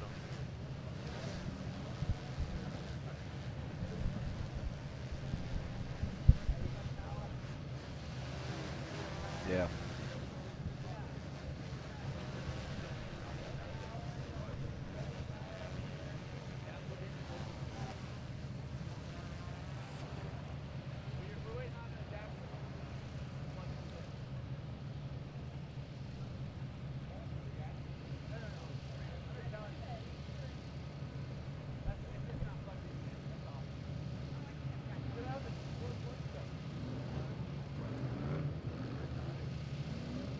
Okay, so we're watching Pat Beckworth now, EMC qualifier.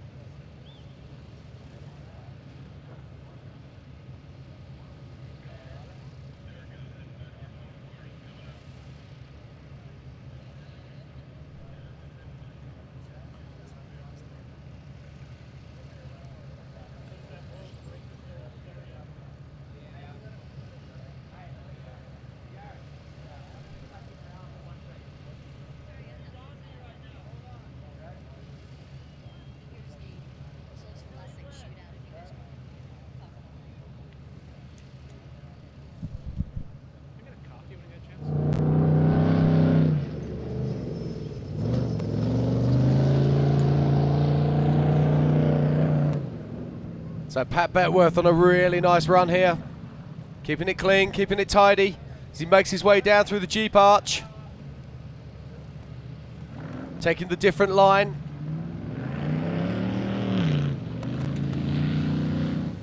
Now this is an EMC qualifier that we did not see yesterday, so he's spelled in at the end of the LCQ today as we're getting ready to go back to standard 4400 qualifying here shortly.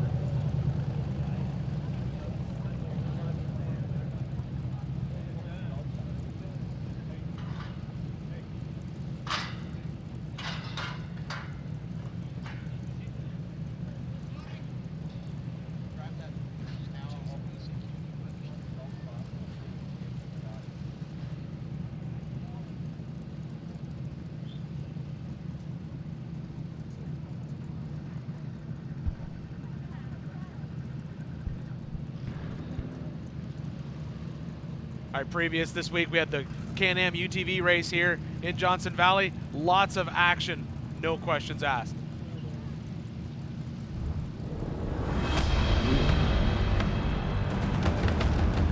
I mean, when I describe the King of the Hammers course to someone that's never been here, I usually tell them that you have to come here to actually realize what it is.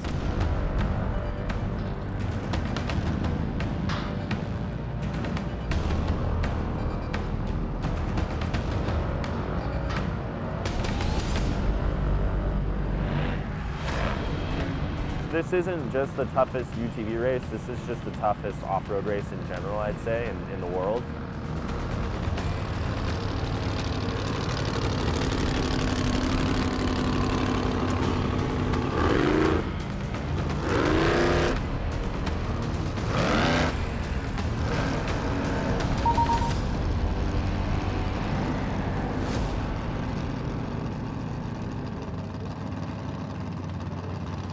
All right, everybody, welcome back to the 2019 King of the Hammers powered by Optima batteries. Today we're qualifying for the 4400, the big race on Friday. LCQ, last chance qualifiers are all done, and now we're back onto our list of people qualifying who are trying to pick out a good starting position for the main race.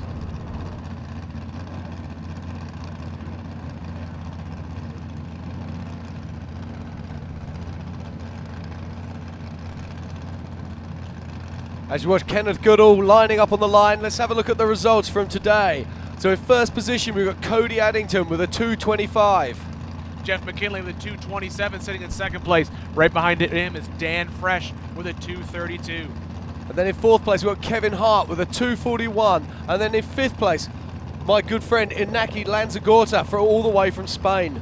Jason Waits, 2:50. Jimmy Hoffey, 2:50 as well. You can see, look at how identical times on that 6th and 7th place. Absolutely amazing. Then in 8th place, it's Scott Pfister with a 2:51. And in 9th, Jake Yeoman, a fantastic time for Jake in the LCQ with a 2:54.7. And rounding us out is Brian McVeigh at that sub 3 minute mark. You know, it's interesting. Yesterday we kept saying, would anyone get under that 3 minute mark? And now our top 10, they're definitely well underneath that 3 minute mark rather. And I think we're going to see the pace just get faster, faster, and faster all day.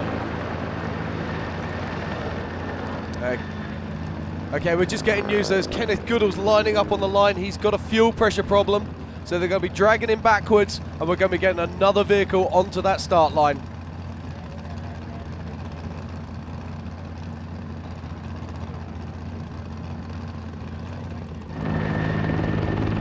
So Ian, while we're waiting for the next batch of qualifiers to come, I mean, let's have a look down through here. We've got some fantastic cars coming up. So obviously we've got Brian Cross. Now Brian Cross running.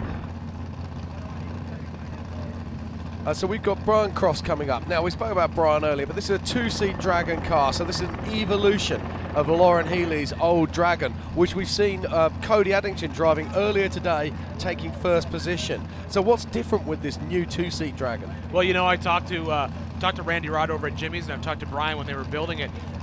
There's just some subtle differences. It's kind of interesting. If you look at that car, you would look at it and think, oh, it's just another red Dragon. But there's just a few inches here, a few inches there. A-pillar moved forward for some better visibility. Engine moved back a couple inches for better weight distribution. Obviously, 2 seats, second seat, co-driver, and as we've heard from Jason Shearer, completely changes this race when you put a co-driver in it. You know, I think that it's a similar car, but I think that car is going to be incredibly fast. Fantastic, we look forward to that. And we've also got Marcus Gomez, one of the first of the 3 Gomez brothers racing today.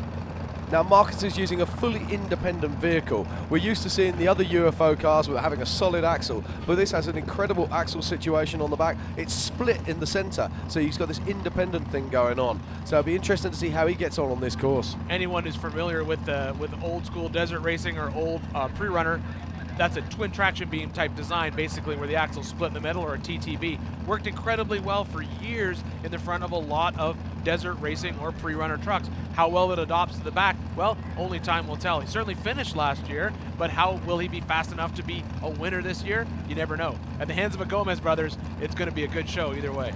I was looking at the vehicle the other day and they had it stripped down. The shafts in the back of that thing, there's something like 52 spline. They are huge, and the CV joints are the size of my head. They're quite amazing.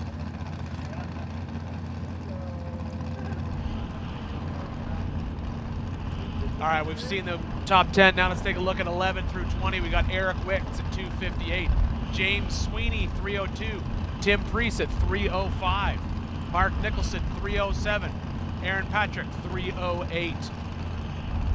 Then we've got Quentin Hilburn with a 3:08.9, and then Rob English with a 3:10.9.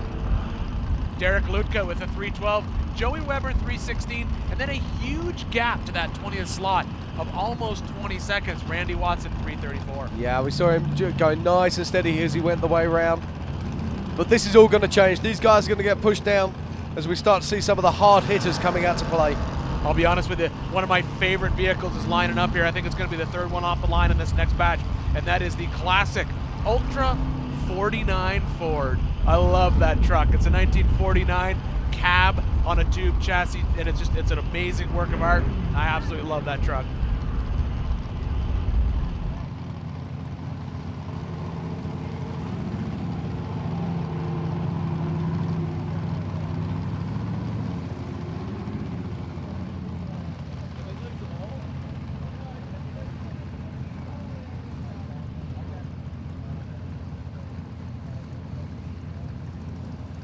So we keep talking about the differences between solid axle and IFS suspension. Our very good friend Mars Husselquist, our co-host who sits up here, he was out in the pits earlier this week and he's been finding out a little bit about the differences. So let's have a look and see what we got. What's up, guys? Miles Husselquist, we're here in the pits. We got the Red Dragon. Lauren Healy built this car. It's a single-seat IFS car. Cody Addington recently purchased it last year, done very well with it. This is the winningest buggy in Ultra 4 right now, and it's an IFS car. So down here we have an upper and a lower A-arm. So in the desert, these things are extremely fast. In the rocks, you kind of have to use a little bit of momentum and blast through it. They hold up very well, but this car is going to smoke through the desert. And then over here we have Miramon's straight axle car, and there's a lot of debate.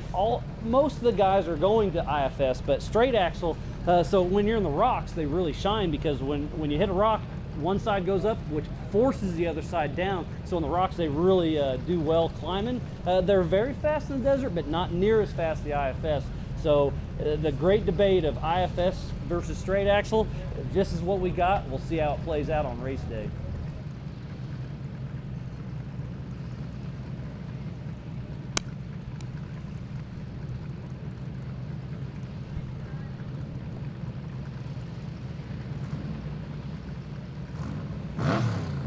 Yeah, it was good to hear from Miles. You know, it's one of those things that we talk about all the time, that IFS versus solid axle. I think that it's definitely, the technology is there. It's been proven time and time again that those solid axle cars, they do well. They can go fast in the desert, but there's no question that an IFS car definitely goes faster.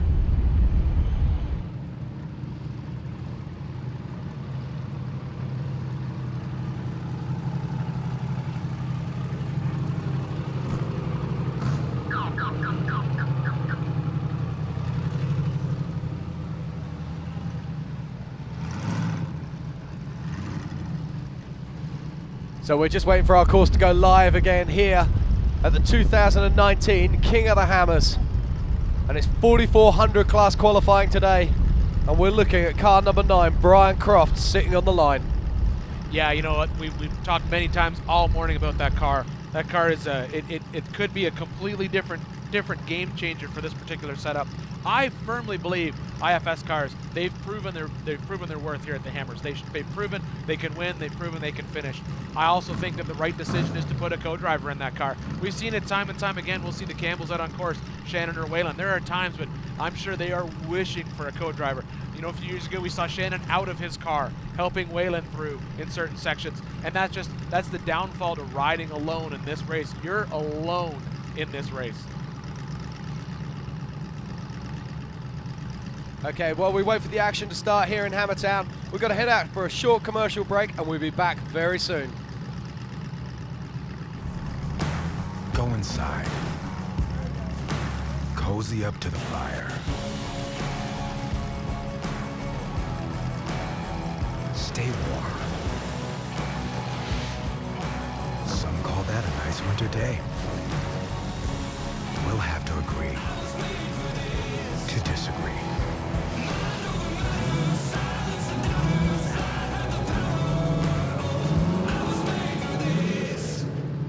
Your bearings shoulder the burden whenever you tow, haul, or stomp the gas. AMSOIL delivers powerful protection for bearings and other critical components so you can drive with confidence. To demonstrate, an independent lab put AMSOIL synthetic motor oil head-to-head against a leading competitor in a 100,000-mile test. AMSOIL provided far superior wear protection and kept engine bearings looking like new. Get your truck the protection it deserves at amsoil.com/auto.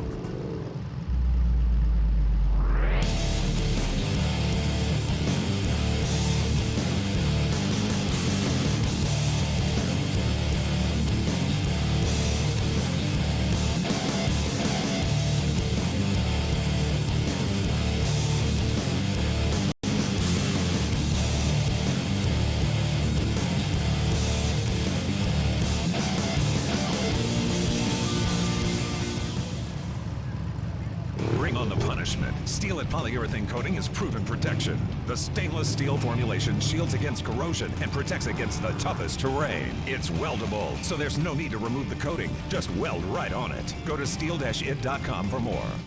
Go further. Go safer. Gasoline transfer tanks for Jeeps, SUVs, pre-runners, and chase trucks. Tanks made in the USA, backed by a lifetime warranty. Includes an easy-to-use shaker siphon that transfers over 2 gallons per minute. Proven tough in the deserts of Baja, the trails of Moab, all the way to the race course. Venture further. Visit TitanFuelTanks.com today.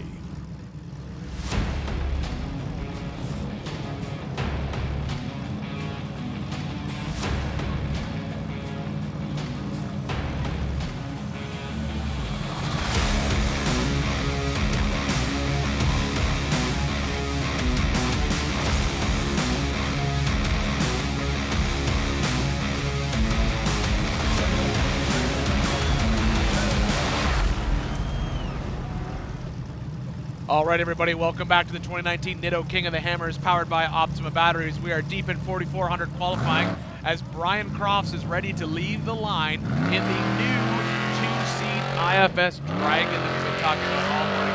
Brian transitioning out of a solid axle car into that IFS car for the first time. I was talking to him earlier. He is super excited.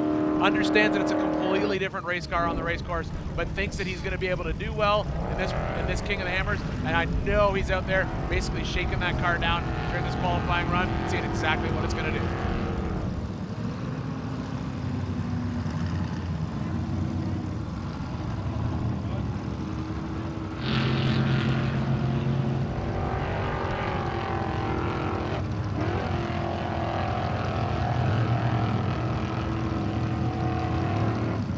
Definitely see how well that IFS car works out in the desert section as he heads into the four-wheel parts rock section. No checkup at all, just a quick move through there. Brian is blistering through this section.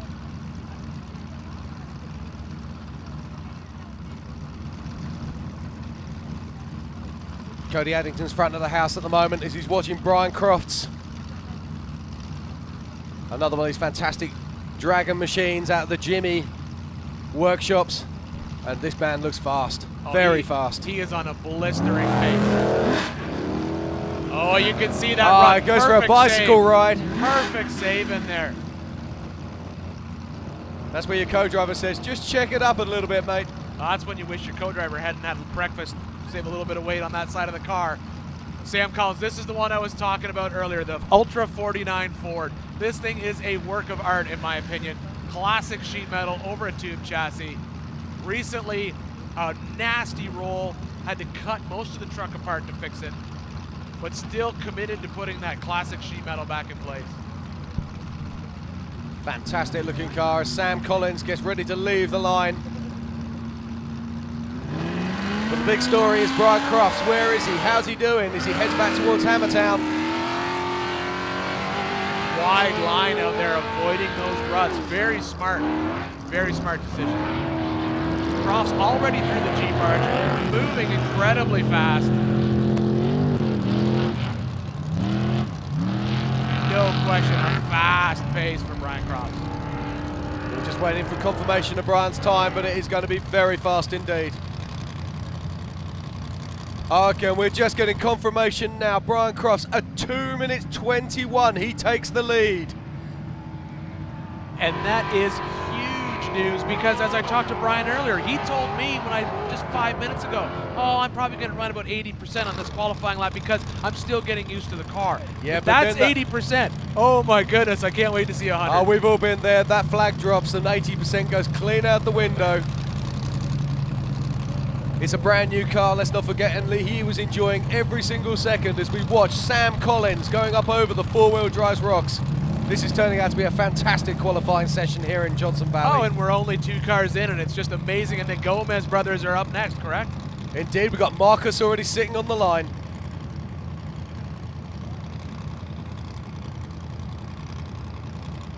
I love watching this truck in action. you know, it is, as I've said many, many times, it's pure commitment to keep sheet metal like that on one of these Ultra 4 cars. So much easier just to go full tube chassis, flat panels that you can quick and easily replace, but he is committed to the classic look of that truck, and it speaks again to what we said all week, the difference in these vehicles. Indeed. I mean, he's giving away some massive weight disadvantages by keeping that panel work. But he stands back and he just says, hey, that's my car. Oh, he makes up for it in the cool factor all day long. And here we go. It's Marcus Gomez roaring off the line now. One of 3 Gomez brothers racing this week in the Joe Thompson UFO cars. So flat through that first corner section. That is where those IFS cars really do shine.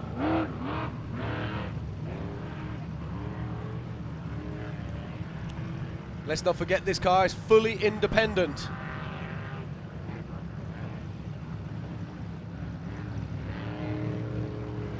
You can really see, you'll notice on those full independent cars, when they take those corners, they will lay perfectly flat, unlike the solid axle rear car, because the rear wants to kick up on one side.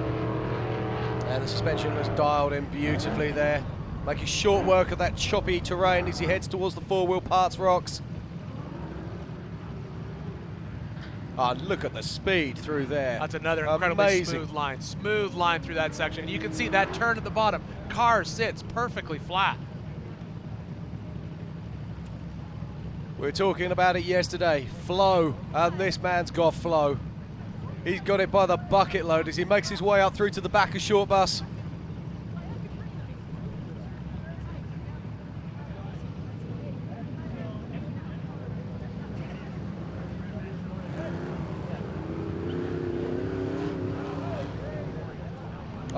Marcus is looking very solid here. We just saw Brian Crofts on 2 wheels as he came around that bottom corner. As we wait for Stan Haynes to leave the line. Stan, another racer who's been out here for probably a good 12 to 15 years, every year on that starting line. But I'll be watching that clock closely for Marcus Gomez. Oh, it's going to be a blistering fast place for Marcus.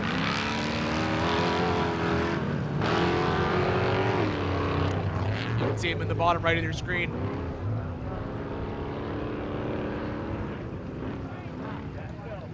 Our top 3 currently, Brian Crofts, Cody Addington, and Jeff McGinley.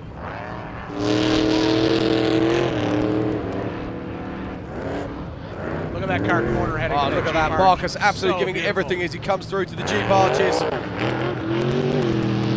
Oh, and we have a rollover with Haynes in the short course. Let's watch Marcus Gomez cross the line and a rollover just behind him. Stan Haynes getting it crossed up as he comes through the turns.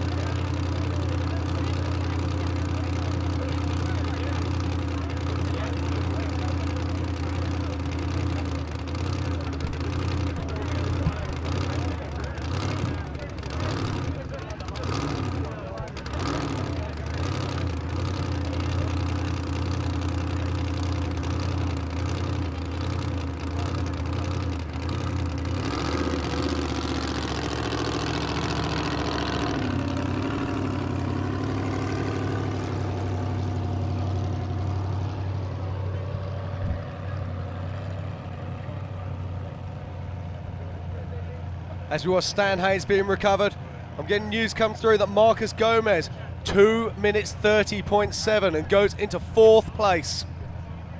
Just goes to show how fast that previous lap was of Brian Crofts, where he banged down the incredible 2 minutes 21.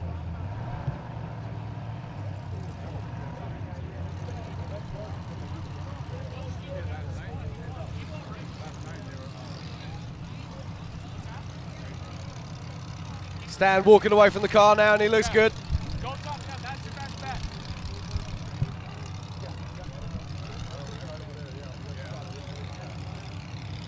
The recovery crews will soon have this back on its wheels, and we'll be back to some more qualifying action. Certainly no shortage of action so far. I think that's our third rollover today.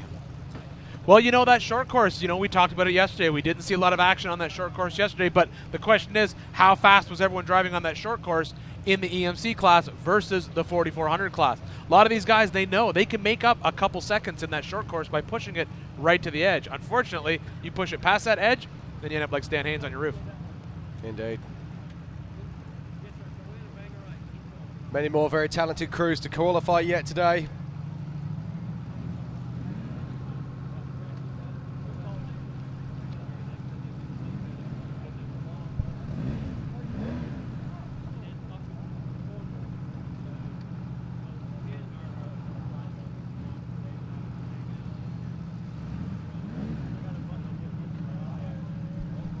So Stan Hayes' car is back on his wheels. They'll get him somewhere safe, and we'll be able to restart this qualifying session. Let's not forget, we're qualifying today for the 4400 class for start position for Friday's main race. The 2019 Nitto King of the Hammers, powered by Optima batteries. Yeah, unlike yesterday's qualifying that we watched for the EMC, which was not a requirement, everyone must qualify for the 4400 race.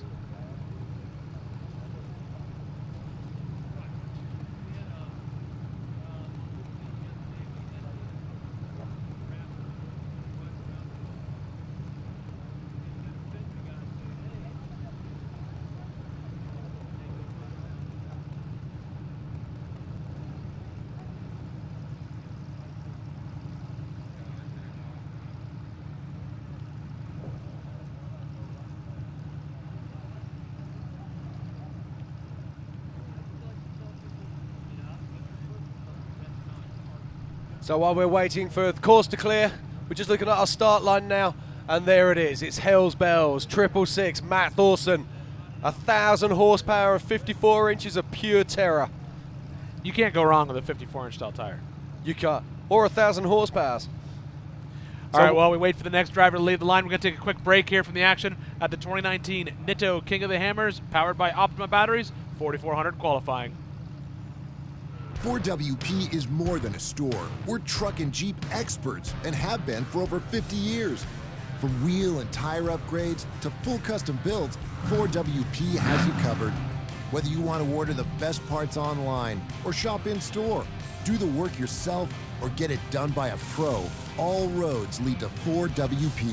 Do your rig right. Shop online or find your store at 4WP.com.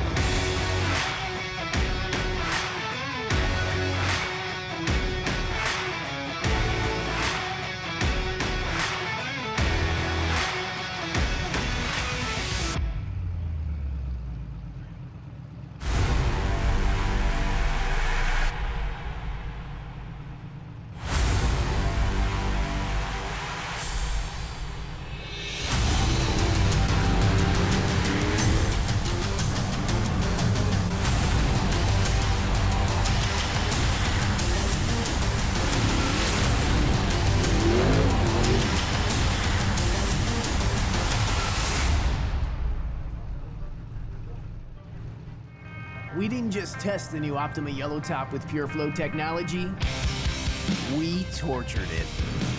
King of the Hammers is 181 battery-killing miles of relentless, unforgiving hellishness. It's one thing to call yourself the ultimate power source. It's another thing to prove it. The all-new Optima Yellow Top with Pure Flow technology with up to 3 times the battery life. Unsurpassed performance built to fit today's vehicles. Optima, the ultimate. Okay, here we are. Welcome back to the 2019 qualifying for King of the Hammers on Friday as we watch Matt Thorson and Hells Bells 666 hauling off the line. You know, that's a lot of car to move that much tire. It's an incredible vehicle, this. Matt's such a nice guy as well. Stop him, talk to him about his car. He'll tell you about every single nut and bolt. You know, we talked about it before, the difference in the cars and how many different cars are out there. I mean, that's Rockwell axles, 54-inch tall tires. You know, there is probably enough weight in the front and rear axle of that car than an entire bomber. Indeed. And he gets better and better each year. I don't think he's yet to finish this race. You can just watch those huge balloon tires there bouncing away. But just watch this as he comes to the rocks. Those tires making those rocks look very small indeed. Using that rear steer. For anyone unfamiliar with a Rockwell axle, that axle comes out of 2.5-ton and 5-ton military trucks. The dry weight on one of those axles, I believe, is close to 1,000 pounds.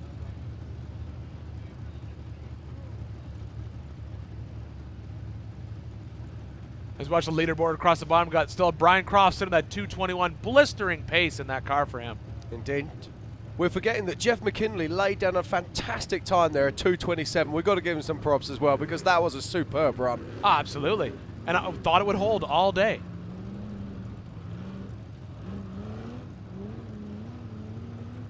As we watch Matt Thorson here, heading up towards the top of short bus.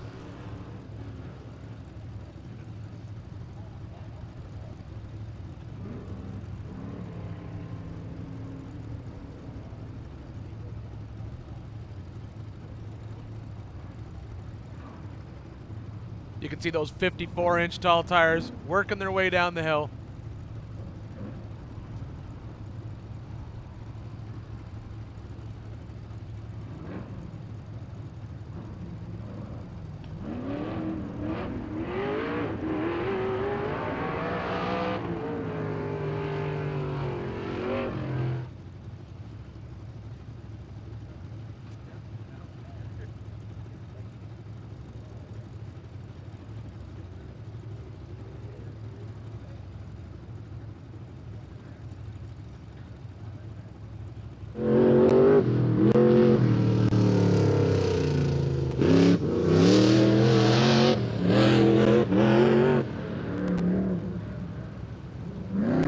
Six making quick work of that section up in through the Jeep arch. Really doesn't need to pick a line, can pick any line he wants.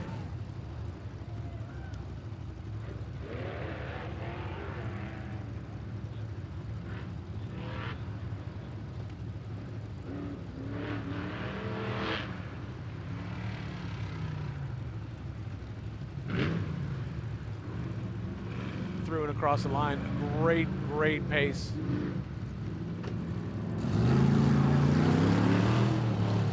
Okay, leaving the line now is Kenneth Goodall. We saw him lined up earlier, but he had a fuel pressure problem. So he pulled off the start, fixed the problem, and now here he is, running again. I think we'll see another fast pace right here. You can see him pushing through the short course. Yeah, another IFS car.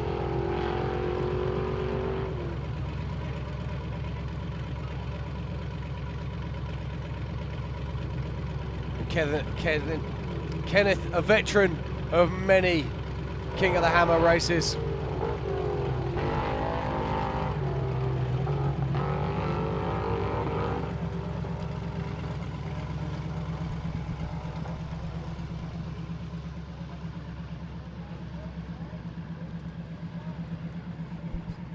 So watching Kenneth Goodall making his way past the four-wheel drive rock section. You can see the bottom of that turn is really rutted out. More and more, every car that comes in makes that hard turn, builds up those berms that you have to fight through to make that corner.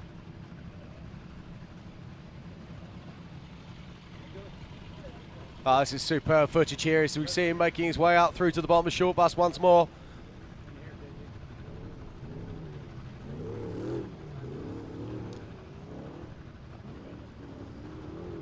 They're really bouncing hard across that rut. I think we're going to see more rollovers in that position later on today as people try and push harder and harder to beat these incredible times. I think there's two things at play there. I think as we see on that shot, you basically are transitioning from bright sunlight into that dark shade and at the same time fighting through those ruts. One misstep in that section, we saw Brian Crofts up on two wheels, the same spot. You know, unless you're on your game at that spot, you can end up on your roof. Kenneth's got a puncher. Look at this. That left-hand rear tire.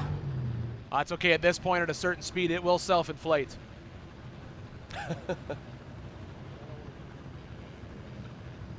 He's still got some very sketchy bends to do. It is an unfortunate situation. It is ideal that it is a rear tire. That means he can still steer. He'll still be, he's close enough to the end right now. There's no point even worrying about it. You just drive through, hope the wheel stays together, and make it to the finish. In all honesty, he's probably completely unaware of the fact that he has a flat rear. These IFS cars handle so well.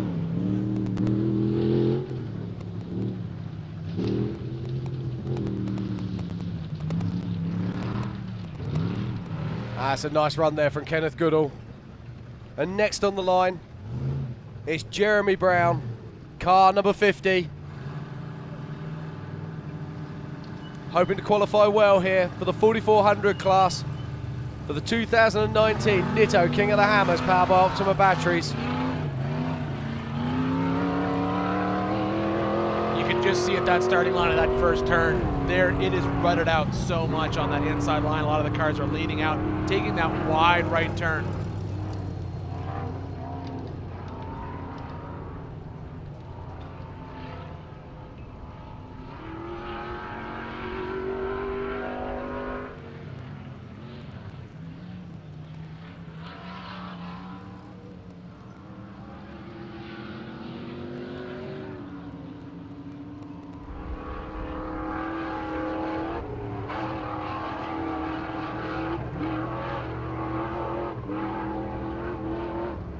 See Jeremy making a quick pace through the desert.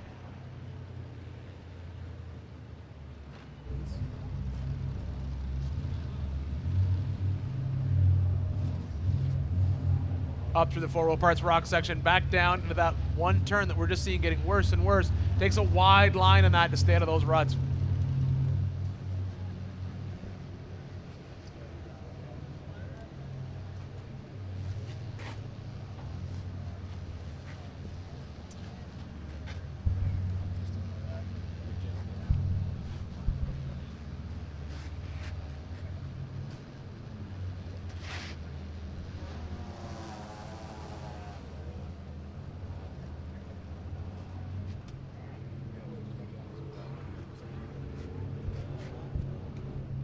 Yesterday you referred to our new car as Jimmy's car. It's not our new 44 car. Okay, watching Jeremy Brown now as he heads up over the top of Short Bus. Nice steady run from Jeremy. He's not going to trouble the leaders, but he's keeping it clean.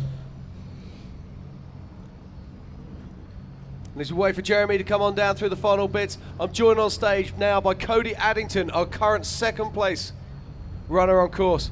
Cody, how was that today? Went pretty good. Fought some steering issues right off the gate, but knew there was nothing we could do and just pushed it as hard as we could without making too many mistakes. So Brian just killed it out there. That was an amazing run. That was absolutely fantastic. Man, I mean, where did he find nearly 9 seconds? I mean, that's remarkable. No, 4 seconds. Was it 4? I apologize. Yeah, he took a different line on the outside of the hill, and he just destroyed the rocks. I mean, it was clean as heck. So, got to give it to him also in a new car. And you know, I knew I wasn't going to be on the pole all day, but I'm still happy where we are for the race on Friday. Yeah, I think. What do you reckon? You're going to be well inside the top 10, I'm guessing. You never know. Who knows? I mean, I thought 4 seconds, that's fast. So, you know. Yeah, it is, yeah. I just got to let it play out, and it is what it is at this point. So you're going to be making any changes to your car before the race? You're going to pull any transfer boxes, put different ratios in, or do anything different? Not much, no. Just figure out what we got going on. I think we still just have some air in the system from rebuilding the car, and we'll get it dialed, though. Fantastic. Well, good luck, Cody Addington. Thank you.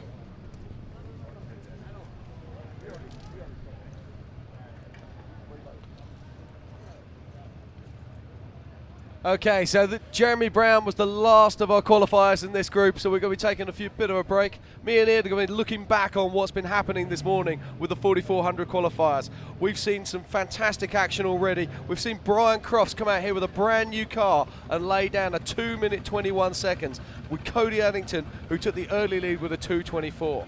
Yeah, you know, I really thought I agreed with you. I thought that 224 was going to stand all day until Power Hour just because he had such a clean qualifying course to play with. And then after talking with Brian here right before we left, you know, he said, I'm not going to push it too hard. It's a brand new car. You know, I might run 80, 90% and hold it off, save it for race day. We both know as soon as you get to that line, that goes out the window completely. You hit that throttle, the car feels fantastic, and you know that you want to put down a fast time. Oh, I think there's no question that he knows he has a fast car and he's ready for race day. Absolutely. Right, let's bring us some results and see what we've got from today. So there we are. It's our first place man, Brian Crofts, with a 2:21.6.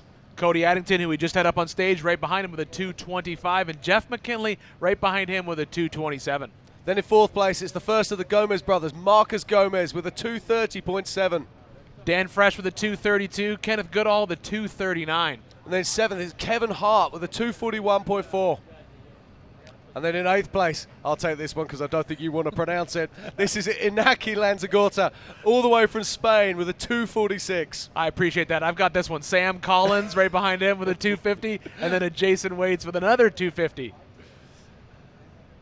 Now, we also saw the LCQ earlier on today. We're just waiting for confirmation of who has qualified. But there was over 16 runners, and we were expecting the top 10 to qualify through to the main race later this week. Absolutely. In 11th, we have Jimmy Hovia with another 2:50.6 and Scott Pfister with a 2:51. Then Jake Yeoman in 13th place, a fantastic run from the LCQer. Brian McVeigh, 2:57. Eric Wicks, 2:58. And then we're finally into the 3-minute mark at position 16 with Jeremy Brown. Which is remarkable. We saw so many cars over 3 minutes yesterday with the 45s, 46 and 4800s. Then in 17th position, it's James Sweeney with a 3:02. Tim Priest, so fast, no time. And then Mark Nicholson, 3:07. And Aaron Patrick with a 3:08. So we've seen some fantastic times here today. And in 21st position, it's Quinton Hilburn with a 3:089. Rob Inglis, 3:10. And then 23rd is Derek Ludica with a 3:12.1. And in 24th, Joey Weber with a 3:16. 25th, Matt Thorson with a 3:22. Randy Watson, 3:34 and 26th. Then in 27th, and building up the far end, is Tyson Simonik with a 3:41.5. And then we've got 3 DNFs. Nat Geese, Josh Barkey, and Robert Osborne. Yeah, and they'll be stuck in a basically random draw to see where they start on race day on Friday. You never know; they may end up with a half-decent position. Well, or a couple of those, sadly, a couple of those guys were in fact actually LCQers, so that is the last we're going to see of them. Well, it's funny you say that. We just had one up here asking if we knew anyone who had a spot open, and I sent him straight over to the Rock Bouncer tent. As we learned last night, those Rock Bouncer guys, they earned a spot in the main race, and you know they're not going to put their cars in there, so they do have a spot available. You just got to find the right guy and figure out what he needs to drive your car.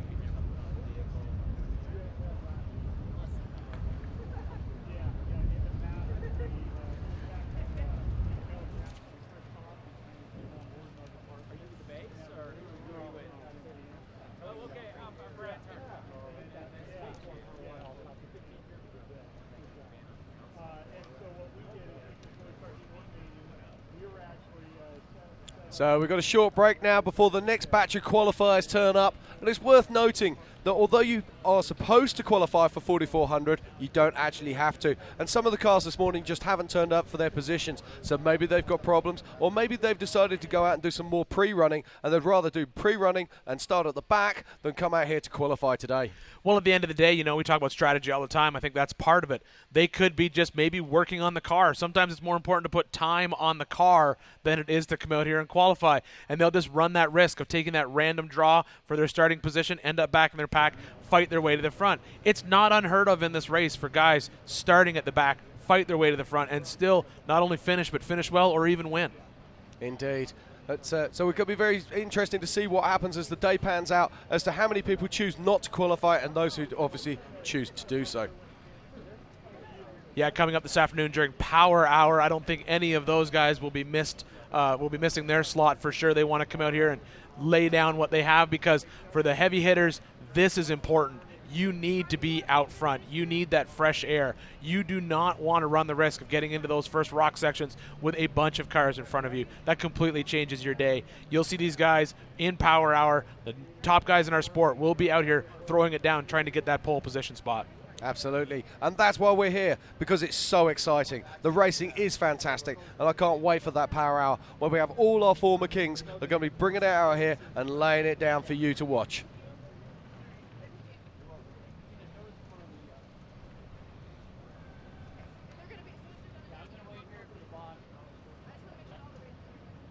If you're watching at home and you live fairly local, don't forget we've got at least 3 days of racing ahead of us.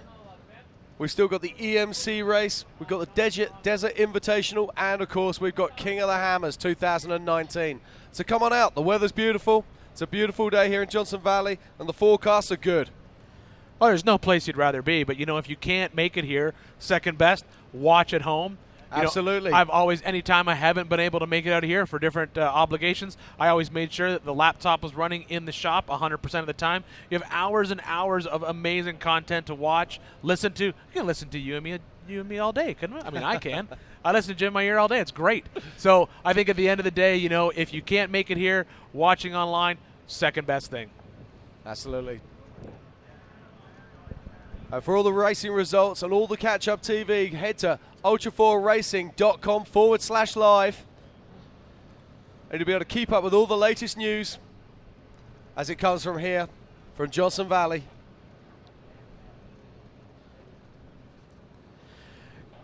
While we stand up here and we wait for the next batch of qualifiers to come up and run, I just handed the list of the actual shootout winners last night. I don't know if you... I walked over and made sure to take part in the shootout because I love hanging out with my boys from the East Coast.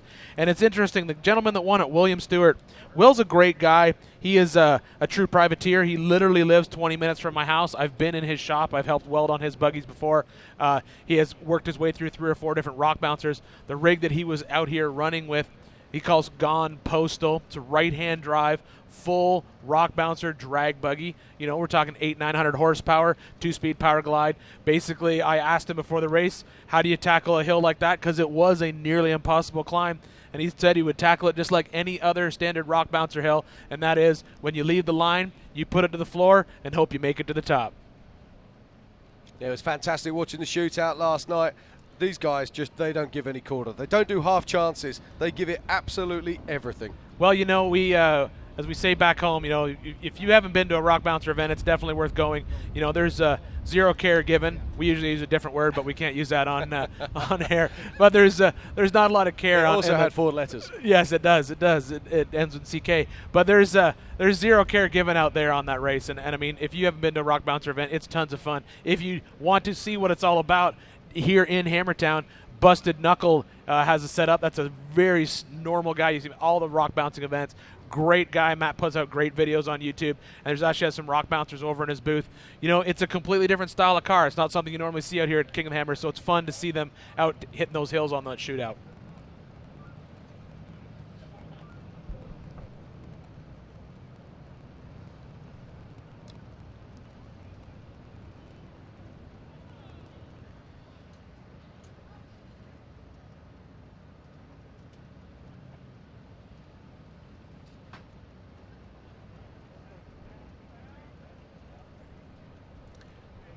All right, guys, well, while we're waiting for the next batch of qualifiers to line up and go, we have some in-car POV, point of view camera footage of the roll in our last batch of LCQ, or last chance qualifier racers, sorry.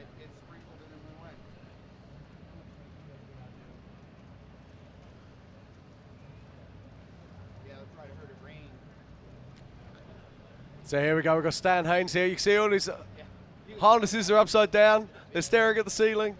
Their feet are in the air, and they're sitting there going, what happened? He said, I don't know. Did you not steer? Well, I thought I did. Clearly I didn't. No, you didn't. Have I got to get out of here? This is going to hurt. When he lets go of the harness, he's just going to suddenly disappear. Wait for it.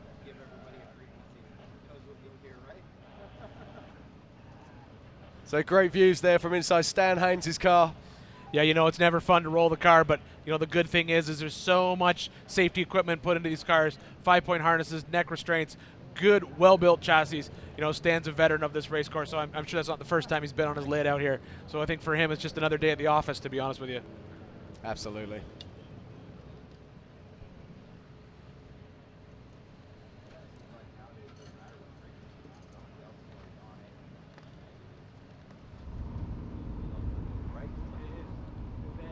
So if you're out here in Hammertown, don't forget to pop over to the merchandise booth.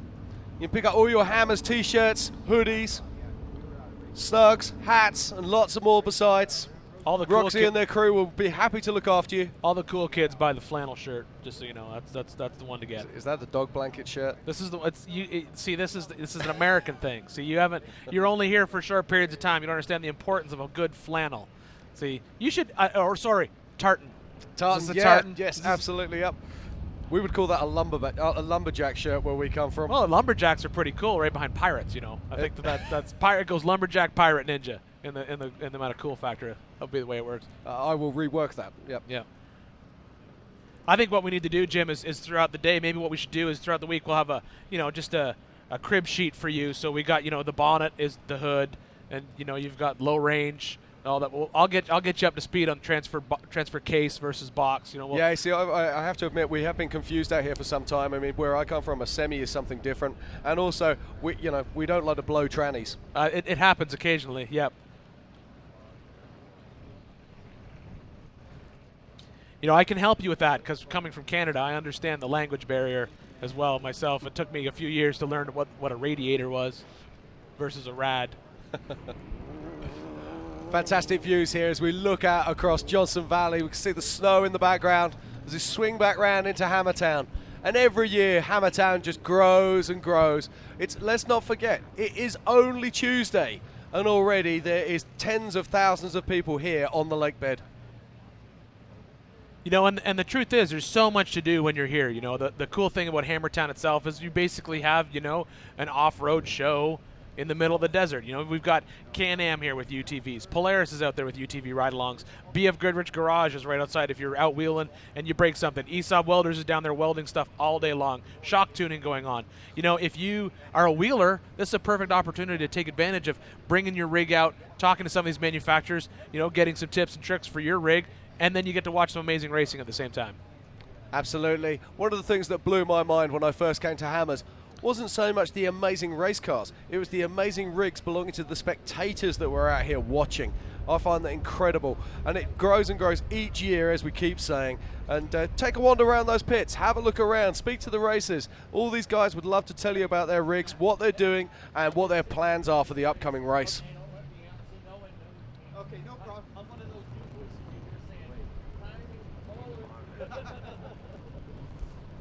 Everybody did a great job with that. How many skis do you get them?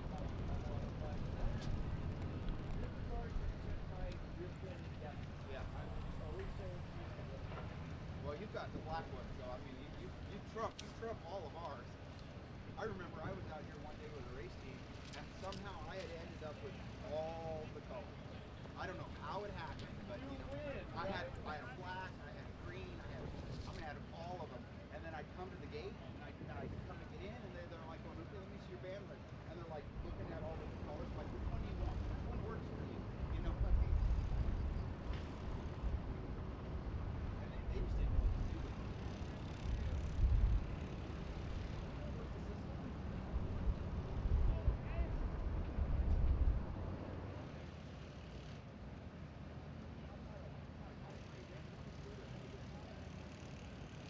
But yeah, that wing commander, he went into that conference room, told them, and right then there was like a $15,000 change order just right there on the table, and then next thing you know, like a week later, a whole bunch of glue shows up, and we ended up doing these chevrons in the hallway, just because the wing commander went in there. So it was cool though. We did their,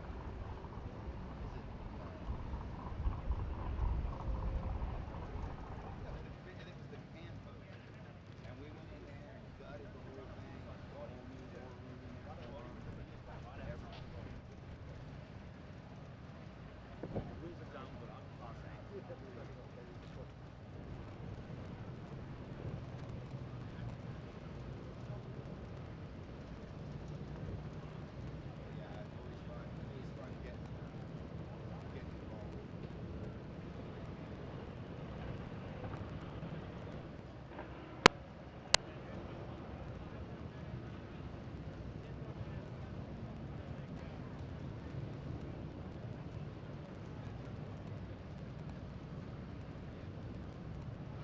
4WP is more than a store. We're truck and Jeep experts and have been for over 50 years. From wheel and tire upgrades to full custom builds, 4WP has you covered. Whether you want to order the best parts online or shop in store, do the work yourself or get it done by a pro, all roads lead to 4WP. Do your rig right. Shop online or find your store at 4WP.com.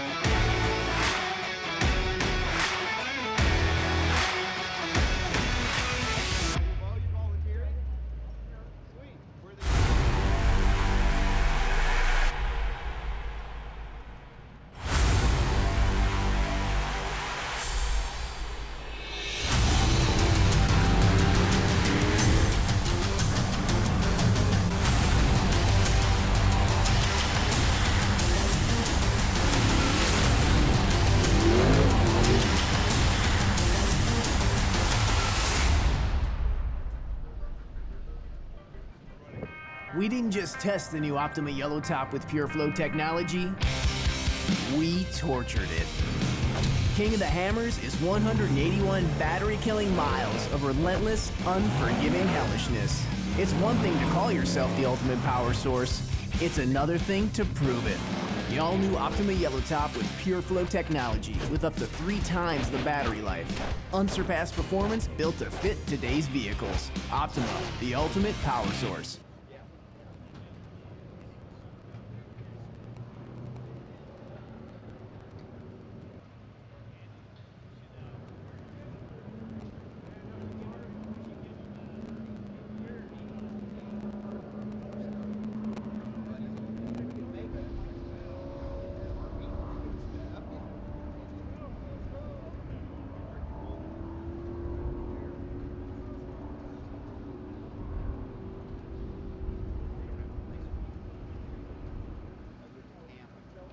Oh yeah, oh yeah.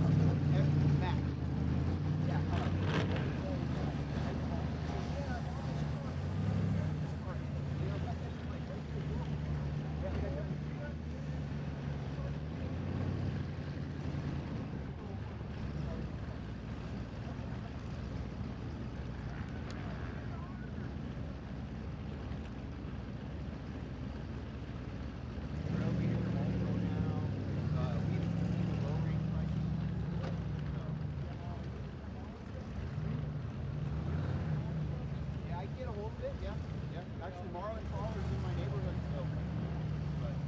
Vinny, let me get back over here, Steve. Okay, tell me.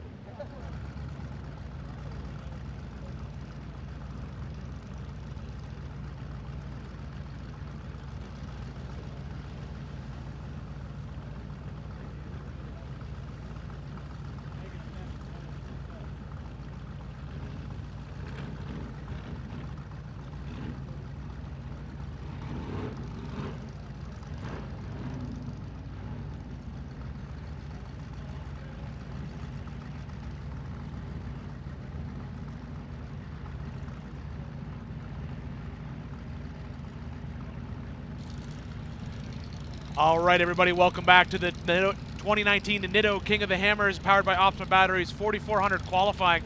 On the line right now is John Matthews. Great story about this car.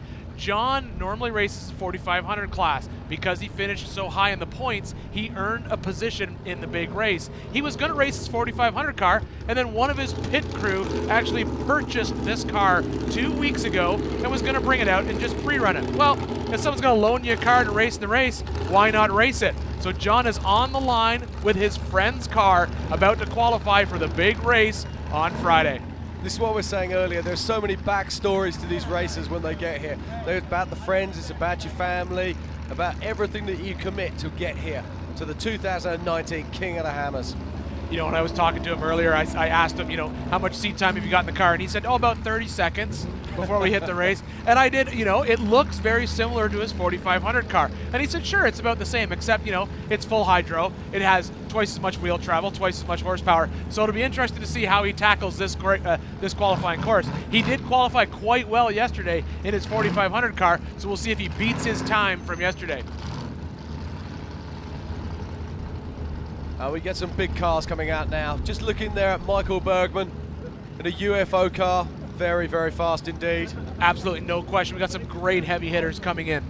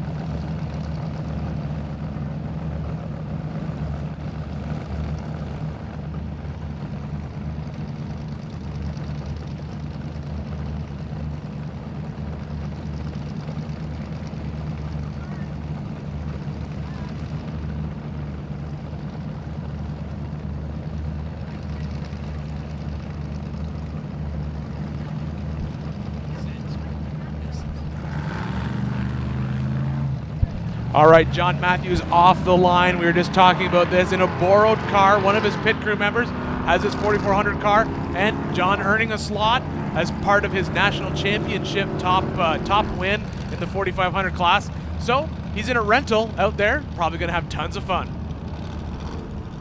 It's fantastic to see us back to live action here in Hammertown.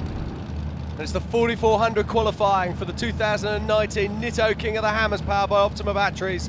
We've already seen some amazing action today. We saw Cody Addington throw down an incredible 224 earlier, and then Brian Crofts coming straight out only an hour or so later and smashing in an absolutely blistering time to currently hold pole position with a 221. It'll be interesting to compare the time that John gets in this car versus his 4500 car yesterday. No question, this car is better outfitted and obviously faster, but how well can John adapt to the driving style that needs to change between a 4500 car and a 44?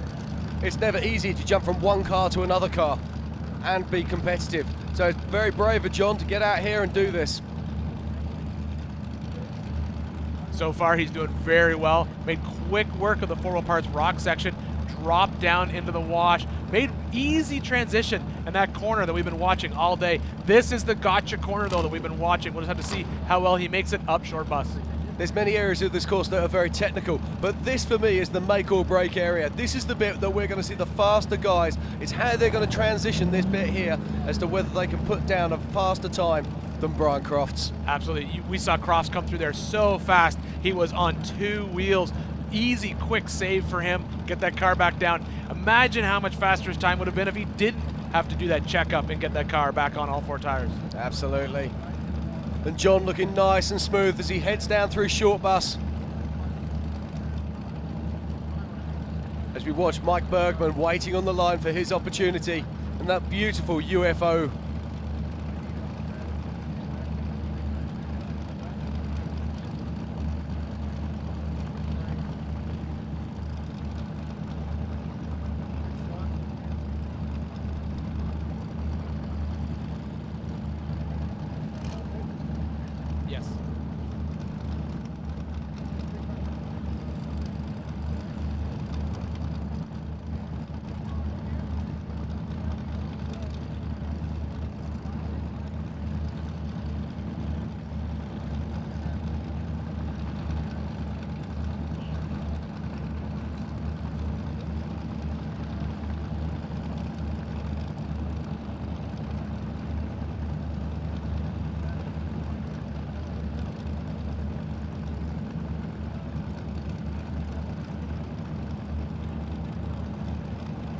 John Matthews coming back into town very quickly.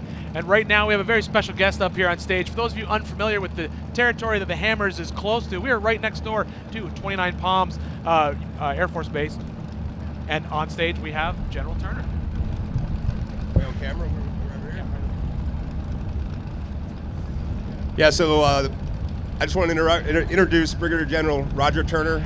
We're fortunate enough to be able to partner with the Marines to be able to use some of the Marine land to race out to the far side towards Soggy and Anderson. We're doing a tour today. General, thank you very much for the tour, and thanks for coming and enjoying the race and for the opportunity to work with the Marine Corps. Great.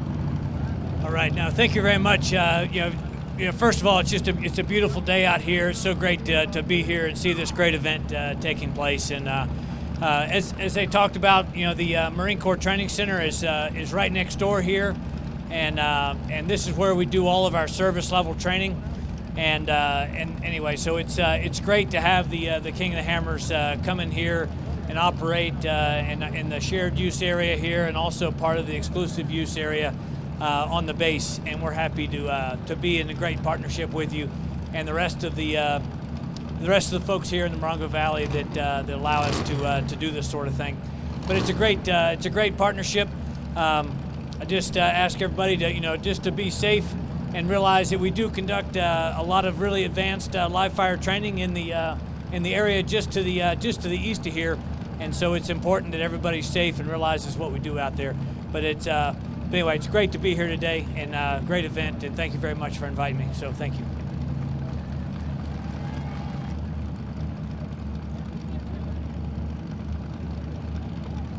Thank you, sir, and thank you for your service and all the people here. Thank you very, very much. Okay, here we go once again. Michael Bergman is going to be leaving the line momentarily. And we're live in Hammertown as the 4400 qualifying continues. I think this afternoon we're going to see some absolutely amazing qualifying action, even leading up and into Power Hour. This beautiful UFO car, you can see that the IFS cars just make such quick work of these short course sections. Yeah, these UFO cars have got a very low center of gravity, fantastic visibility as well. You'll see there's almost no bonnet. You call it a hood, we call it a bonnet. Almost no bonnet at all, so which means they can see the wheels at all times, so they can pick those lines. Now, Mike Bergman's one of my choices, one of my top 10 guys that I'm reckoning could really do something special today. Absolutely. You know, I think the most important thing about those rear engine cars is you do get that driver forward position. You do lose a lot on the weight balance. You'll end up with a lot of weight on the back of the car. In the desert, huge benefit. That's why you see a lot of trophy trucks with the engine pushed either so far back or even in the rear. Allows you to carry those front tires through the fast sections. Large, high hill climbs, it can become a detriment because you got so much weight on that rear axle.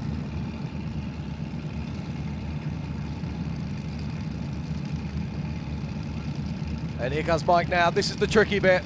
It's off camber, it's rutted, it's rough. We've already seen cars on their sides. We saw Brian Crofts up on two wheels. And Michael Bergman making short work of it. Well, they didn't look as fast as Brian, that's for sure.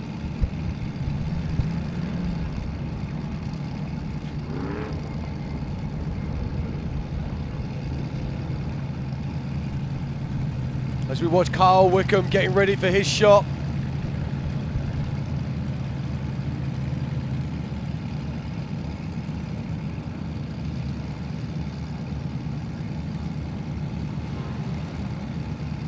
So Carl Wickham's waiting to be heading off the line at any moment as Michael Bergman heads towards the line and Hammertown. Bergman with a blistering fast pace. Be interesting to see how close he gets to our leader, or if he can even unseat him. What do you think, Jim?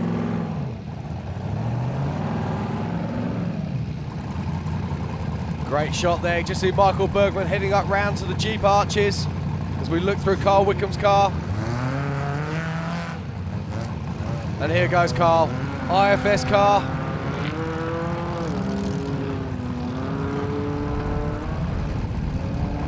Very distinctive livery.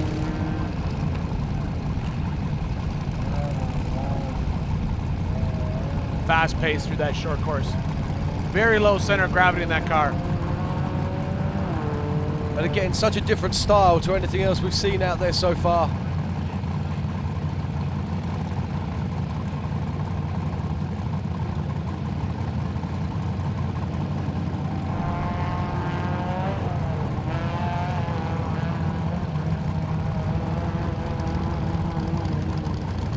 Moving fast through the desert. Watch, look at that rear axle just soaking up those whoops. That section is just going to get more and more torn up as more cars go through it. Heading into the 4 parts rock section. Quick work of that, back down the backside. And this is the turn that we saw last year. A lot of drivers get chewed up on coming up that rock section, that tight left-hander. Got confirmation now that Michael Bergman has moved into 4th place with a 2:27, so a great run there from Mike Bergman. Excellent, excellent pace. But it's all about Carl Wickham at the moment, 8:23, and this looks really nice. A good run. He is working on a similar kind of pace to Mike Bergman, that's for sure. That is a good time coming up the top, a short bus out the top at just over the 1:30 mark. Yeah, he just lost a little bit of time there, but still very fast.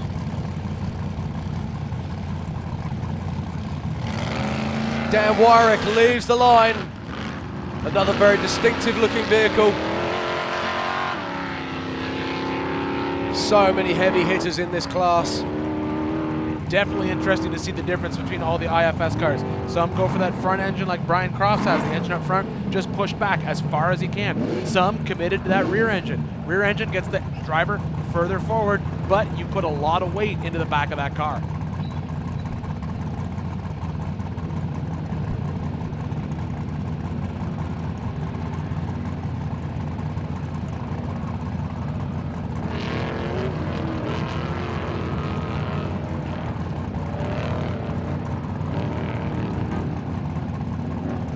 those desert sections. You can see how light the front end of those cars are. Easily able to soak up those whoops. Headed into the 4-wheel parts rock section. He'll make quick work of this.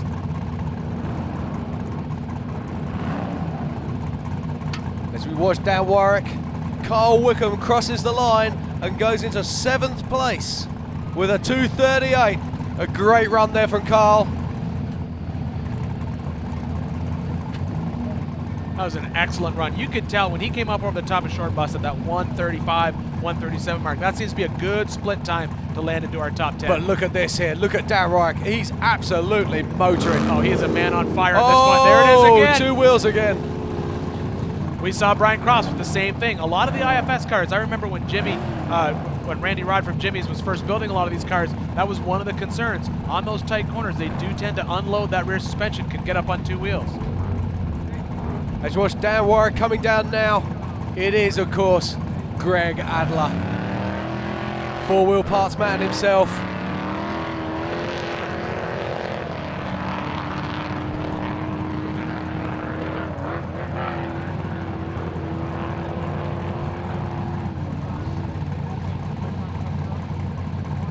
Greg Adler, no stranger to many different types of off-road racing. Out here again, Ultra 4.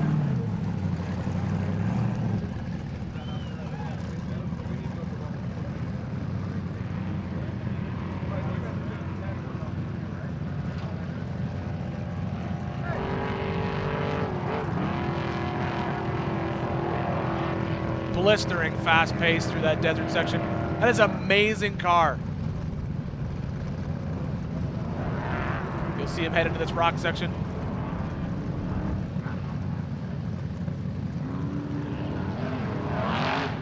Quick work of that section.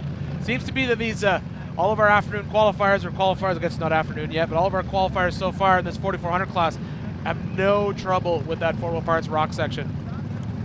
And as we were watching Greg Adler, Dan Warwick comes in 10th position with a 2:43. Definitely fast cars in this batch of qualifiers. Oh, definitely. Greg Adler's car looks a big car compared to many of the new generation single-seaters that we're seeing. You know, I believe that car started life as a previous owner's car. And it's funny, you watch the generations of these cars. For a while, the cars were basically modified trail rigs, solid axles, small, nimble, get through the rocks. When they started to tackle the desert sections, they started to grow, get bigger and bigger and bigger. Now they're back down to scaling those cars down, making them small, yet still IFS trailing arm suspension. An Ultra 4 car now is truly its own unique vehicle. Heading out around the short course now, it's Joe Hutchins, the 530 car. And Greg Adler's coming around to the tail end of course at the moment. We'll find out what his time is. But it's all about Joe Hutchins at the moment, making his way around the second of the big bends. Headed out through that last jump, and then we'll land in that whoop section we've been watching get rutted out more and more. Greg Adler comes into the finish.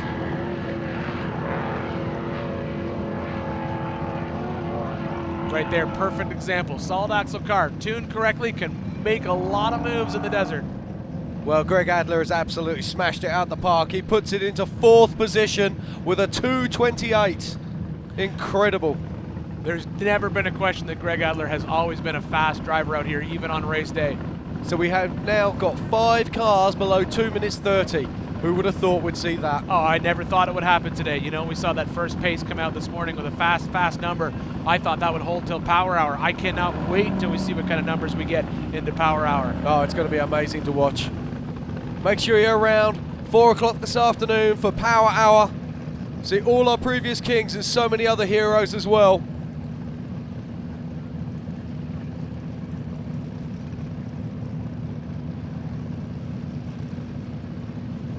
As we're watching Joe Hutchins, car 530, making his way up round the back of short bus. And he takes that different line.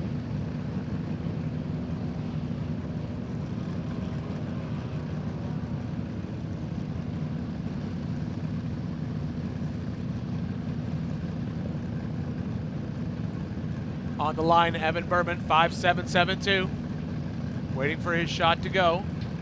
Once the previous driver clears short bus, they will let him go, and he's off.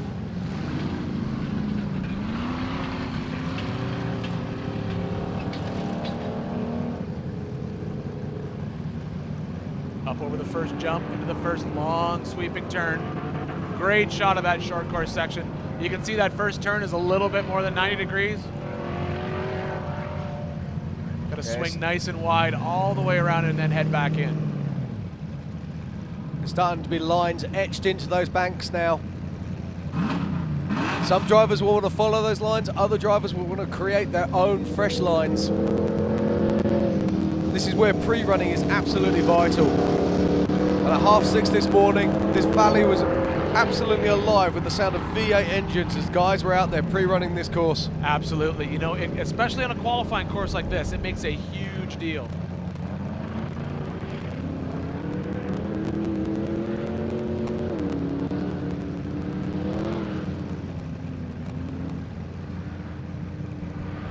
So Evan Berman waking his way across the rocks now.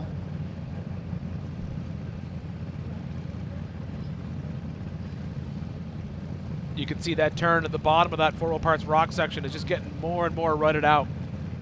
It looks rough. And it's only going to get worse. Takes that top line, drops back down in again.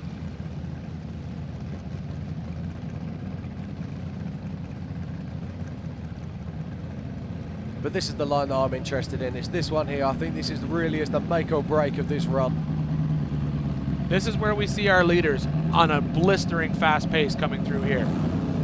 They carry that speed onto the hill. Yeah, it's hard to tell when you're watching this at home or watching just even here live in Hammertown. That hill is an incredibly steep hill. By carrying that speed across that flat section before you make that lap, it's the difference between a good finish and just an okay finish. Eric Miramon leaving the line now. 42.15. You can tell when you look at the back of his car, this is exactly what we talked about yesterday, Jim. Look at that. He has removed the spare for qualifying. The question is, was that a good decision or not? Yeah, the car's a little bit lighter, but it definitely changes how the car reacts when it's in the dirt. Completely changes the geometry. But maybe he's been practicing. Maybe he dials back his shocks a little bit. Yeah, you know, we just don't know. We talked yesterday that people putting in a different transfer case just for qualifying. There's lots of tips and tricks that guys will use to get through qualifying, get a good number, and then change it all up for race day. Indeed. Just looking at the ticker there, we see the results. And still Spanish ace Inaki Lanzagorta. It's still in the top 10, so a great run from him this morning.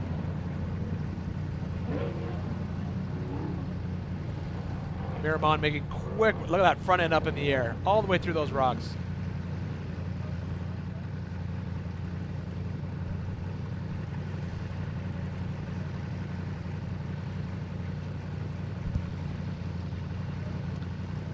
Making his way through that desert section into those ruts that we've been watching all morning, just get more and more torn up.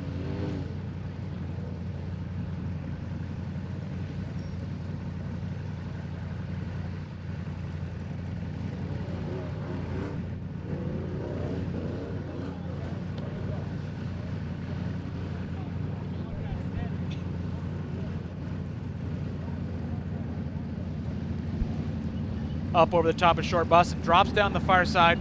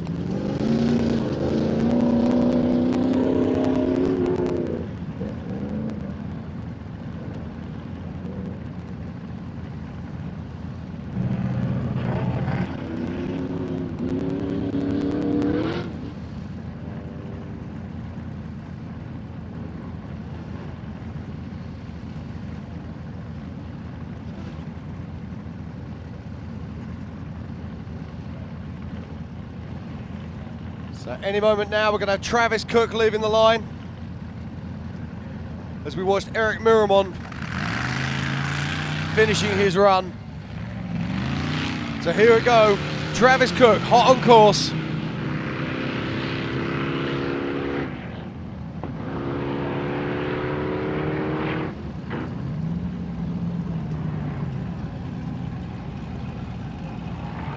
Solid axle car. Jimmy's frame. Travis looking good as he comes into that second big sweeping bend.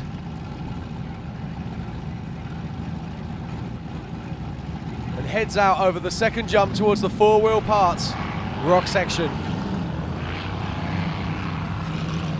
You can see that part of the course is absolutely torn up as the cars work through it.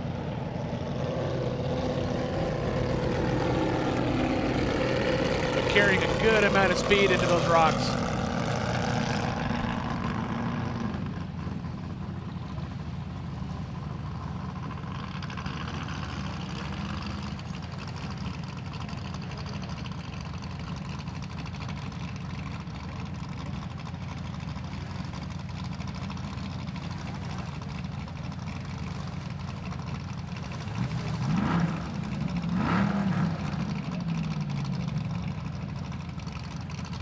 So here's Travis Cook now making his way out through the back end here.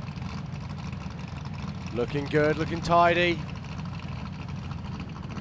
This is the section we've been talking about all morning, Jim's. Yeah, you just see how he loses seconds there, just being cautious, just taking his time.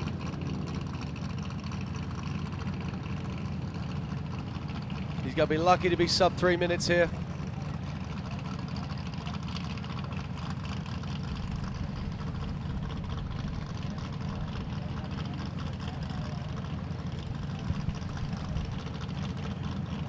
Picking his way down through short bus now, taking his time, missing those big rocks.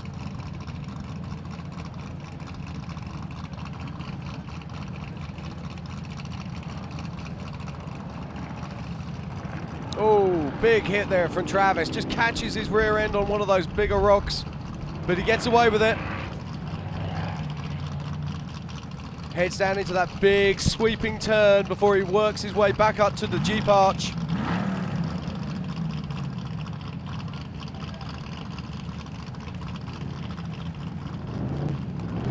Multiple lines turning up down there now.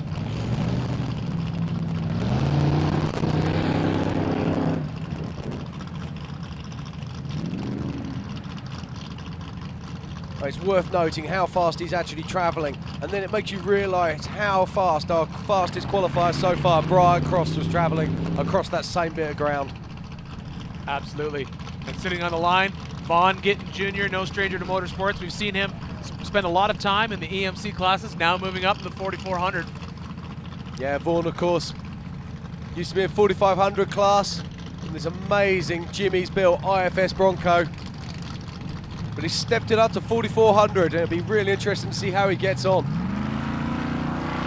We've got that wild Coyote engine in there.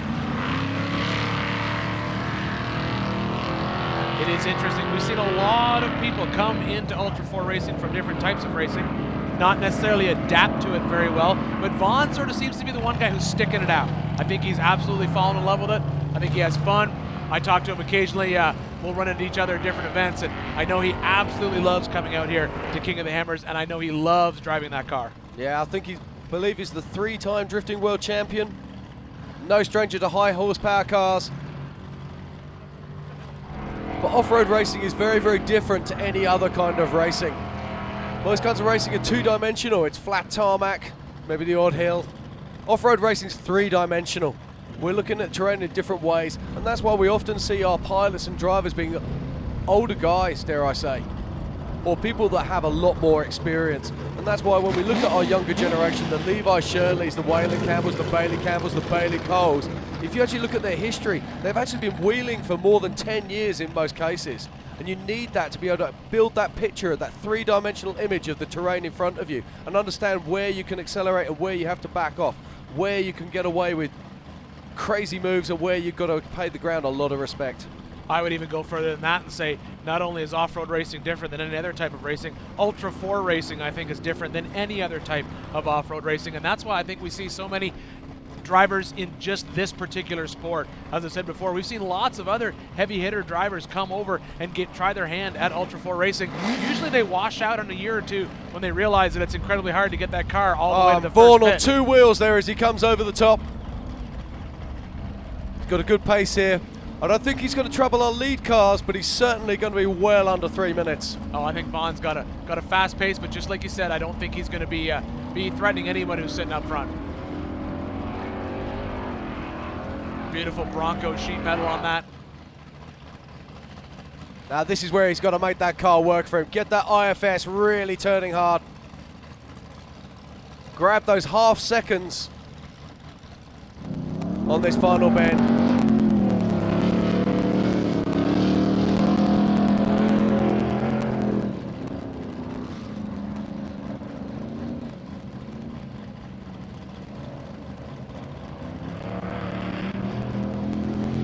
Through that Jeep arch back down into Hammertown. He's going to just about be inside the top 10, so a nice run here from Vaughn Gittin Jr. As we watch Jason Shipman, Campbell car. Almost top 10, Jen. Looks like Vaughn right now is currently sitting in 11th place. Oh, he just missed it. Here goes Jason Shipman. Now, Jason Shipman has been racing Ultra 4 for a very long time, and this car is getting old now, but it never fails to deliver. Jason, one of the nicest people in Ultra 4 Motorsport. And he's finishing off this latest group of qualifiers.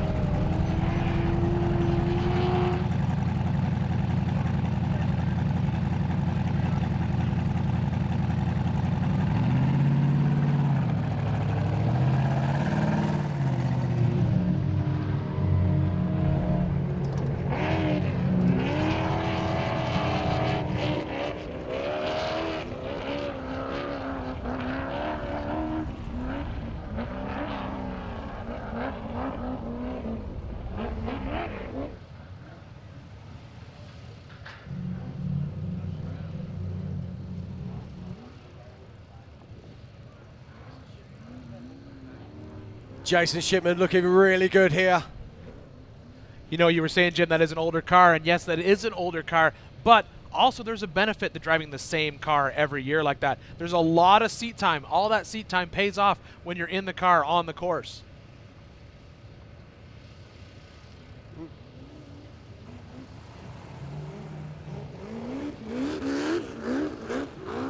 Quick work through those ruts that we've been watching just get more and more torn out all day.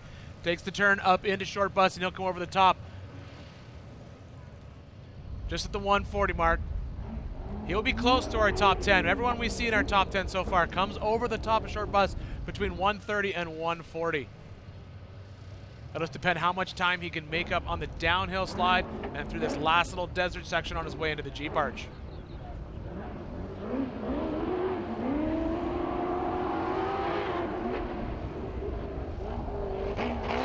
And here comes Jason. And he's looking good. Again, he's not going to trouble our leader, but look at this inside line. He's taking a totally different route down through here. Very, very tight line. The question is, that transition. The tight line may save some time, but then you got to transition into that deep run section. It bleeds away the time again. And he goes wide, doesn't cut the corner. We're seeing almost every single one of these 4400 class cars flicking down that left-hand line.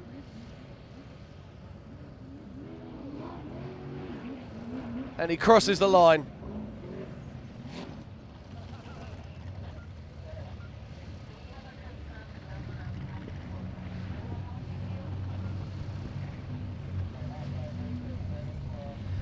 All right, up on stage with you right now, good friend of mine, Brian Crofts. Brian, current race pole position holder, I guess we'd call it. You know, first time in the new car, how did it feel?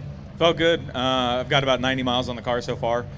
Went through transmission the other day, and if it weren't for the Campbells and Jimmy Jack's crew, we wouldn't even be here qualifying. So it's been a struggle, but we've been making it work.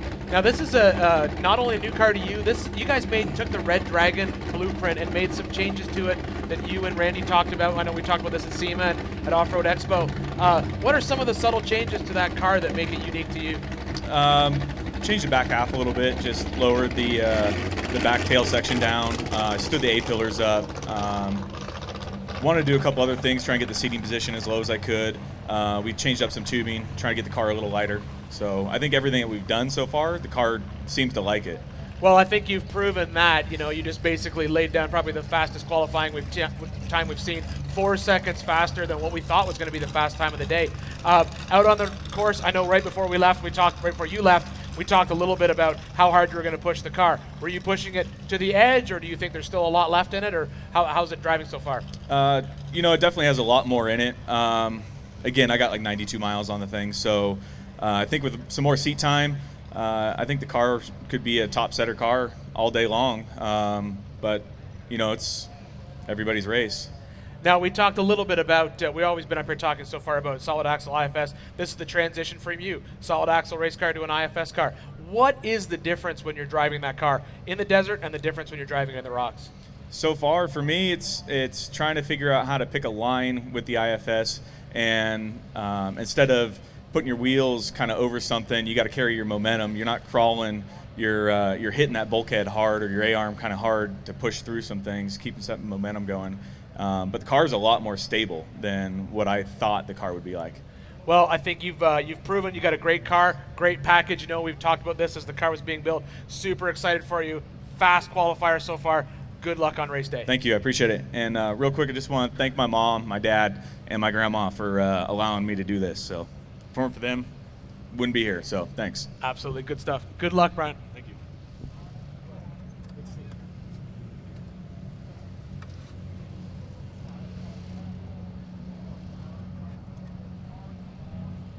Well, Ian, we've had some fantastic qualifying here today in Hammertown.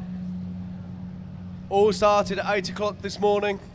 We've seen a very exciting LCQ where only 10 vehicles will be going through to the main race, and we've seen some incredibly fast times. I mean, that time of Cody Addington, I still can't believe that Brian Cross beat that by 4 seconds. Well, what surprises me is just like what Brian and I were talking about up here. Not only did he beat it, I expected somebody in the power hour to beat that time.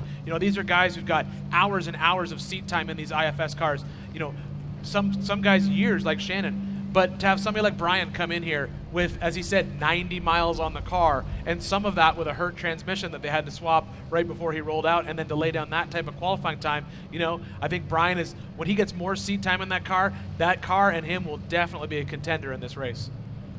Yeah, indeed. Let's just have a quick look through our top 10. So we've got Brian Crofts there, sitting with a 221. Then Cody Addington in second on a 225. Jeff McKinley, that was a fantastic run there from Jeff. Well, it was a 227. Greg Adler, that massive IFS car with a 228 in fourth position. Michael Bergman in the highest placed UFO so far with a 229. Then Marcus Gomez in that fully independent UFO with 230. Then in seventh, it's Dan Fresh in the Bomber with 232. Then it's Eric Miramon, a great run from Eric there, taking him into a 236th in eighth position.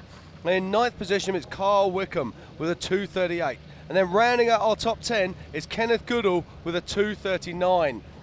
Incredible stuff. Top 10 drivers, sub 240. More drivers to come today. I think we're in a situation where we may see some 220s, maybe even some 210s. Who knows? If the power hour can put the power down, those guys are driving. They want that clean air. They want to be out in front. They're not happy with just laying back and getting a good position. They definitely want that pole to stretch their legs in that first desert loop.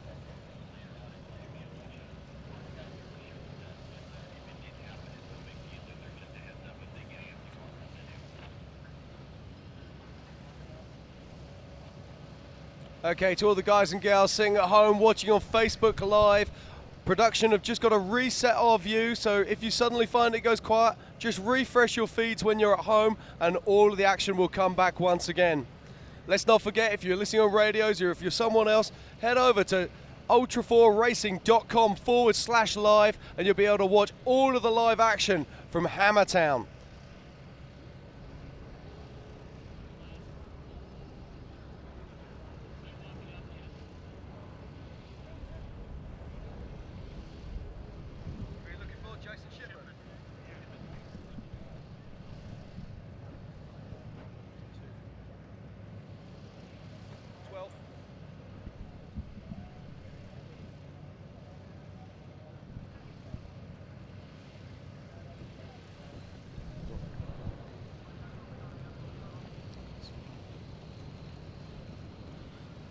All right, guys, We're just waiting for a couple drivers in this last group before we take a break. Next running will be at noon today as we're waiting patiently for more and more 4,400 drivers to come out and qualify for the 2019 Nitto King of the Hammers, powered by Optima.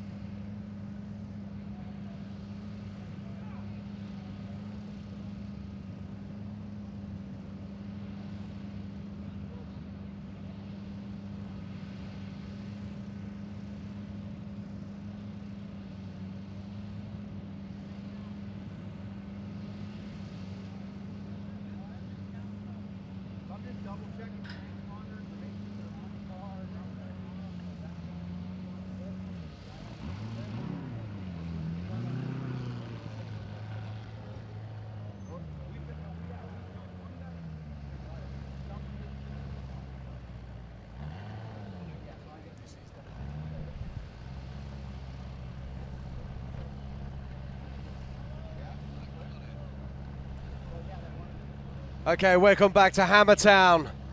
We're here for the 4400 qualifying in Johnson Valley. And sitting on the line now is Frenchman Nicolas Montador. Brought this wonderful vehicle all the way from Ultra 4 Europe, but he's been having some problems. He was supposed to qualify first thing this morning, but unfortunately they blew a motor a couple of days ago and they've been trying to get it sorted out. They managed to find another LS engine, got it fitted, went out testing, blew an alternator. Then they had various other problems, so it's great to see him sitting on the start line now, ready for his run. Yeah, it's important to note that even though he was supposed to qualify this morning, as long as he notified Ultra 4 officials that he would get it fixed today, he's able to qualify at any time. So he made it up to the line to start his qualifying lap. Nicholas owns WSR and builds all his own frames. Very lightweight construction. And it's going to be very interesting to see what he can do out here today. The only Ultra 4 competitor that has completed every single Ultra 4 race in the last 5 years. Ultra 4 Europe race, that is. Very excited to be here. And part of Team Europe that are camped over the back. 5 European vehicles are racing here this weekend. We saw Inaki, Spanish Inaki Lanzarote earlier today, who's still hovering in the top 15 as Nicholas powers out towards the four-wheel parts rock section. Very fast pace through that section for a solid axle car. Heading up into the rocks. Yeah, he's under no illusions. He's not here to try to win this race. He's just so happy to be at Hammers. So he's not going to be pushing for the fastest qualifying time. He's going to want to try and get around clean so he can get out on those fabled rock trails on Friday.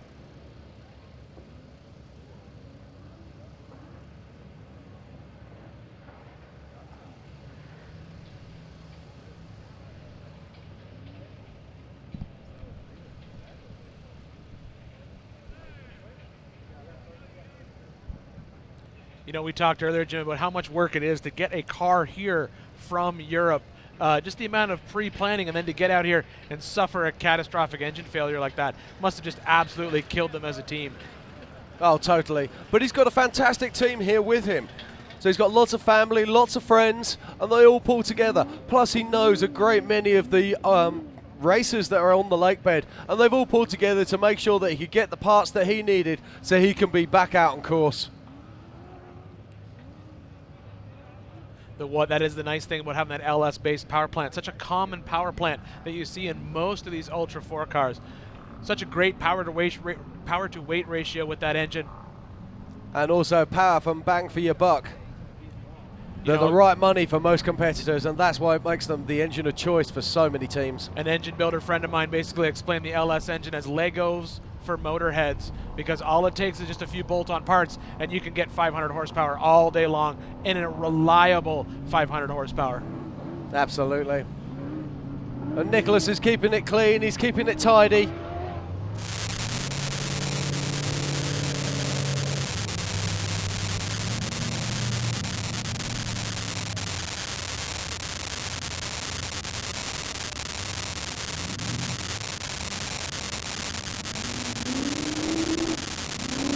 Here comes Nicholas now, way up towards the Jeep arch.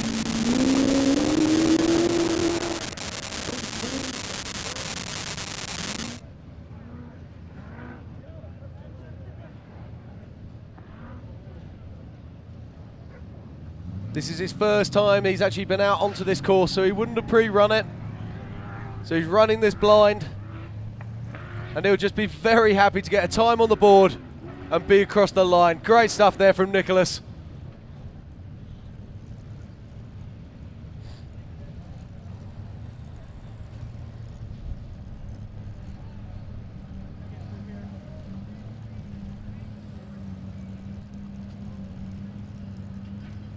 And on the line right now, anyone who recognizes that letter A, that is Aaron Kaufman.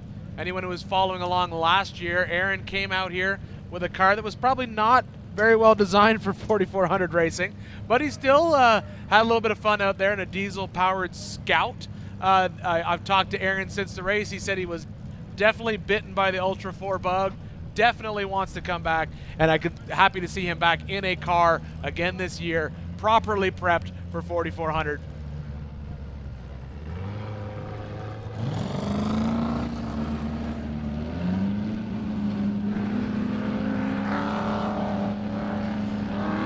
Now, once that 4400 bug bites deep, it's hard to get away from it. Absolutely. I talked to Aaron a little bit last year, and we talked about the car that he built, car that he brought out. You know, honestly, looking at it, it probably would have done very well in a 4500 class, but they really wanted to push it into that 4400. But wasn't the right fit for the race. Now it's good to see him in a car out here that's built to compete in this class.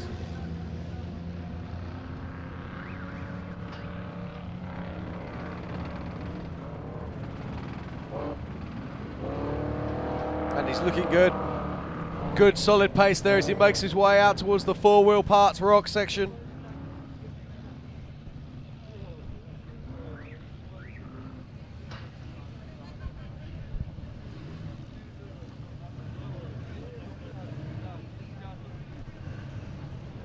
Well, it's interesting to see the difference between people who do and don't race Ultra 4 on a regular basis. Well, I think that's probably the hardest growing pains for anyone who jumps into Ultra 4 racing. You know, the desert racing stuff, it's a fairly easy transition. Once you get used to driving fast, get a properly tuned car, through that rough stuff, you learn how to drive and how to turn. But when you start seeing some of these rocks here in the hammers, and these aren't the rocks that are the hammers, this is nothing. The first time you come in and race and you head out and you see what you have to climb, it shocks you as to how large these boulders are and how tough these trails are. Absolutely.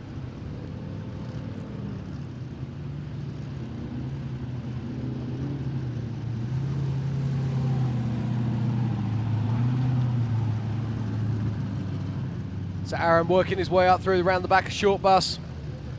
And we'll see how the shadows are lengthening out there.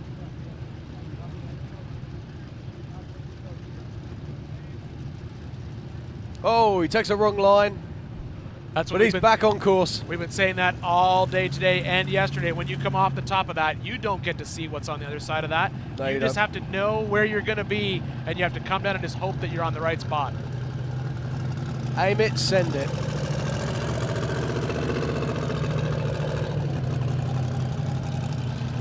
You can see him coming down. This is another spot where you will see a seasoned Ultra 4 driver versus someone who's new. Seasoned Ultra 4 drivers going downhill, even just seasoned wheelers. You know, I recently went on a trail ride with a bunch of friends of ours, and we had new wheelers with us. And everyone is intimidated with the going down. Going down is always seen, it's not the hardest, but for some reason in your mind, it becomes the most difficult part of your day. And you can see it right there. Aaron coming down that section, certainly not carrying as much speed as he could have, but making it down safe. Indeed. Playing it safe, keeping it on its wheels.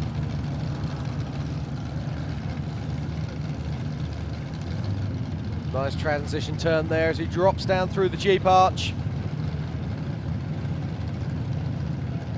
Certainly not the fastest time we're going to see. But like Nicholas, no problems, and he crosses the line safely. Oh, I think Aaron will just be happy to have finished a portion of an Ultra 4 race, even if it is just the qualifying lap. Indeed. So as Aaron comes off the course,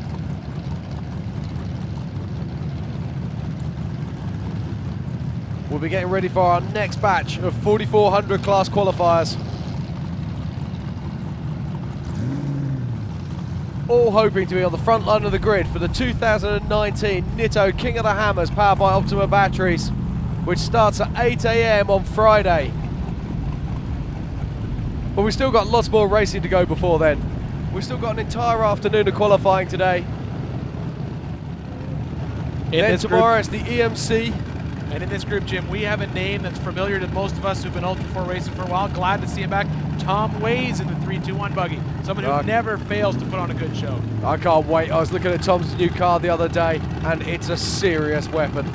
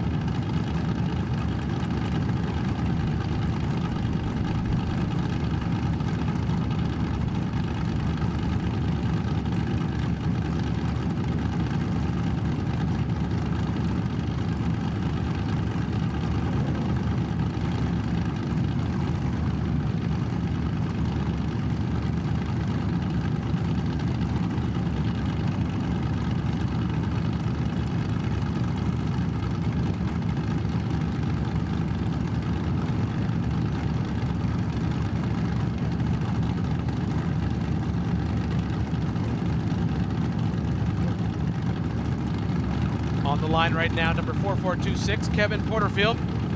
We'll kick off our qualifying session at noon today. It's the next group of racers.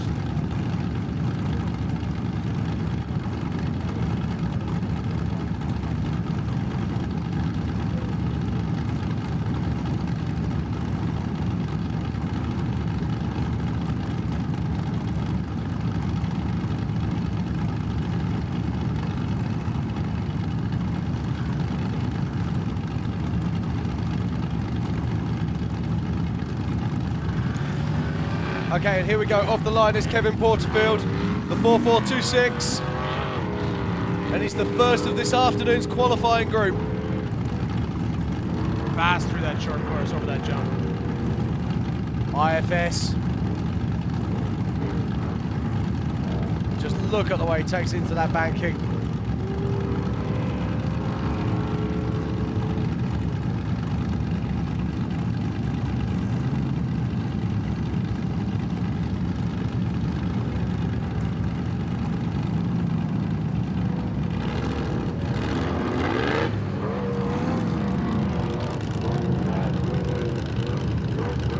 Launching this in, and Kevin Porterfield here, he's putting down a very good time indeed. This is looking quick. It is a blistering fast pace. You can see as he heads up into that 4 parts rock section, no hesitation, rolls right up over the top and out the backside. That's what we've seen our leaders do all day. But we know where that magic point is. Another few hundred meters yet. We'll see what he can do as he comes out round the back of Short Bus. This seems to be where everyone, if they lose time, this is where they lose it, and then there's that turn. That turn has bit a few drivers.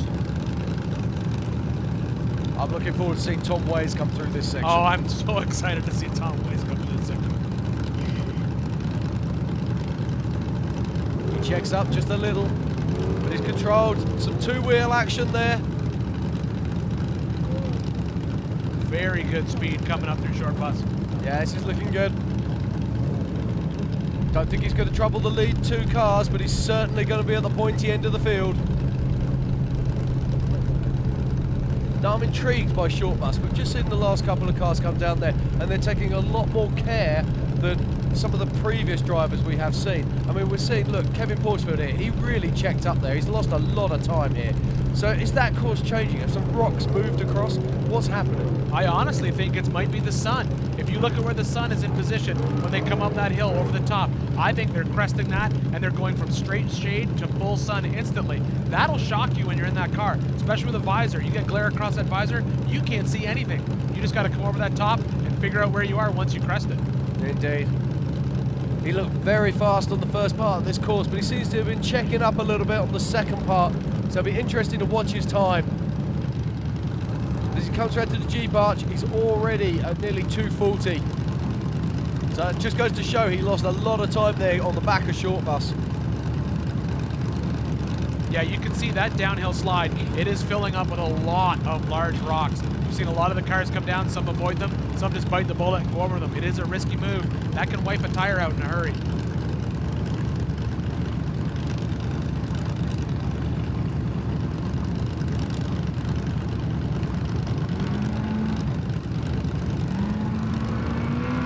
And here goes Mitchell Thorpe, 127, leaving the line now. A slight hesitation, and then a full throttle assault into the first jump.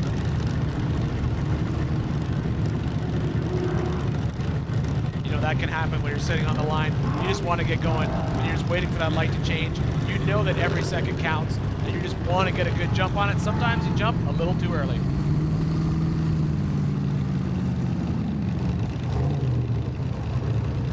Sort of changed his mind as he arrived at that bend. He kind of wanted to go high, and then he kind of wanted to go low, and the seconds just sneak away.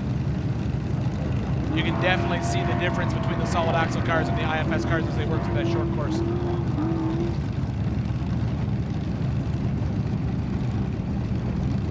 Still pushing hard out through that desert section. You can see rolling up into the rock section. 4 parts rock section, no hesitation, up and over the top.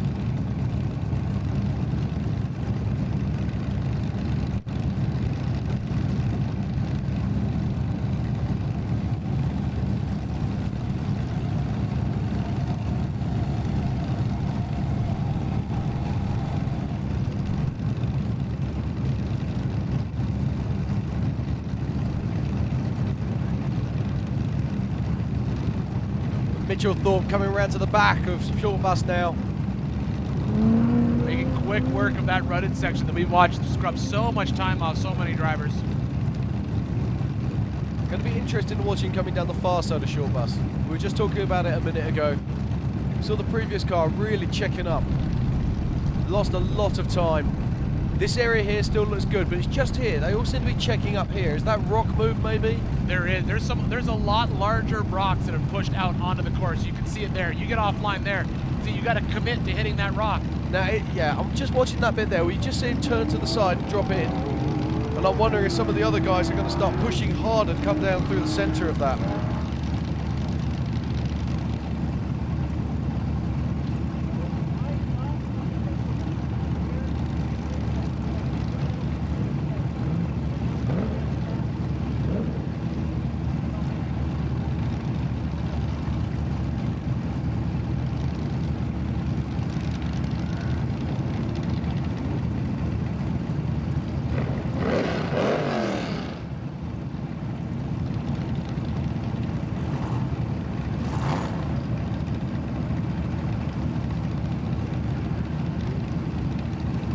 So here comes Mitchell Thorpe heading across the line now. A nice clean run.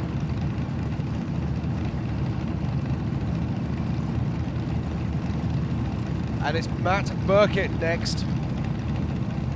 Car number 49.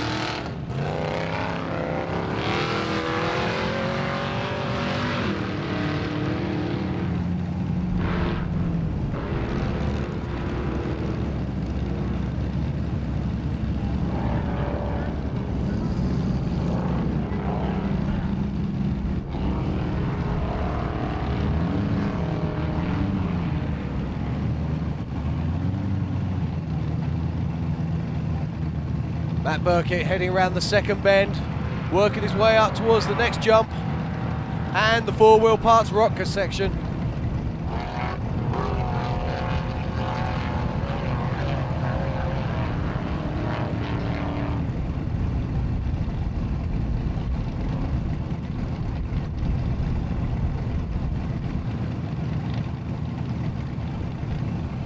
Nice and controlled. Taking it a lot steadier than many of the front-running cars we've seen today. Yeah, you can see him come off that rock section, drop back down in the desert. That's the area that we're watching just get completely rutted out more and more. And there's two lines there. There's a top line and a bottom line. The question is, which one do you take? Now, yesterday we were on the EMC. We saw the guys, a lot of cars going for the high line. I think, in all honesty, with the 4400s, you're going to see them taking that low line and using that incredible suspension to soak up the punishment. Well, it's also, you have a lot larger tire in that 4400 car. Those 37-inch tall tires on those EMC cars, when you get in those ruts, it's not a happy place for them to be. 4400 car, the 40-inch tire, you can clear through those ruts and just push a lot of speed through them.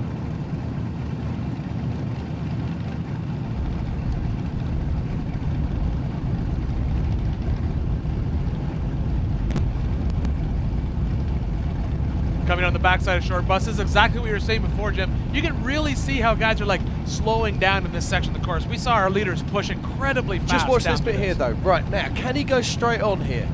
They're switching to the side, but I wonder if we're going to see some other crews, the top running guys, just cut that corner off. I think we will. I think you'll see them commit to coming right through there. They will either drive over that rock or move that rock. Well, we do have the rock destroyer himself, Andrew McLaughlin. I think in Power Hour, and if anyone's going to go through that line, it will be Andrew. I think Andrew McLaughlin may hold the record as probably the only driver to completely barrel roll end-to-end and then finish a qualifying lap, unless I'm mistaken. He likes to get his moment on camera. Only the year before, he completely destroyed a rock in the same place.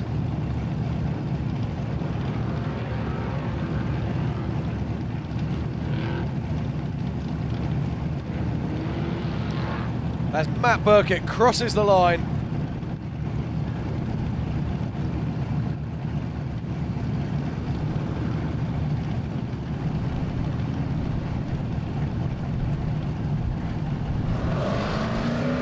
And this is Matt Howells now leaving. We were just talking Car about 16. We were just talking about how many Tribe 16 cars we've seen on here. This is a race program that just seems to get bigger and bigger every single year. Matt Howell, of course, dominated 4500 class for so many years, shifting it up to 4400 class this year. It's going to be very interesting to see how the popular man from Texas gets on. And his cars are always so shiny. Have you noticed that? All the Tribe 16 cars, if they got one thing going for them, they always look good.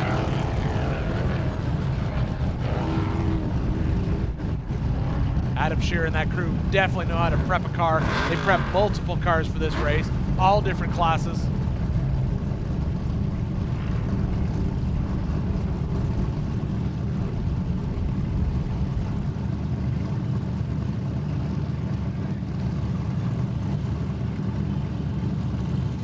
So Matt Howes in the solid axle Tribe car. Looking sharp, looking fast. Again, not going to trouble the leaders, but he'll just be wanting to get a good start position for the main race.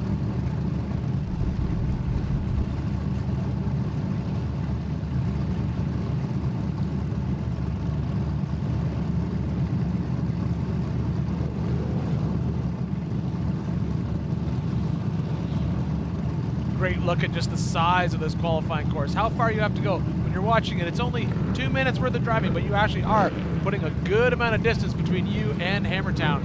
Now look at this, wonderful views here of Matt Howes coming down the back of Short Bus. We can get an indication now as to how rough that track is. It's getting a slightly different view. This is the section that you've been talking about. Oh, just there here we go. now. Can he go straight just there instead of kicking to the side? Be interesting to see. It's so difficult to get an idea from here as to how big those rocks are. Yeah, the scary part is one of those rocks, if it takes out a front tire, that's the end of your qualifying. As we've seen already, it's not that difficult to finish from that point with a flat rear tire, but a flat front tire, you lose all your ability to steer through this section of the course. You do, but is it a worthwhile risk? That's what you have to ask yourself. If it means you've got clear air at the start of the race. Today we've got a bit of wind, it's looking really good, but on race day it can be completely still, and that dust becomes a huge issue on the back end of this course. Oh, absolutely. I think we'll find our leaders, especially our heavy hitters that are coming up in power hour, they're going to push incredibly fast through that section of the course. And Matt Howe comes in 16th position with a 2:47, so a nice run there for Matt Howe. His first time stepping up to 4,400. On the line, Brett Gogeber, 4 Wheel Parts sponsored driver. Brett's been in this race for years. Always a fast challenger, always a fast car.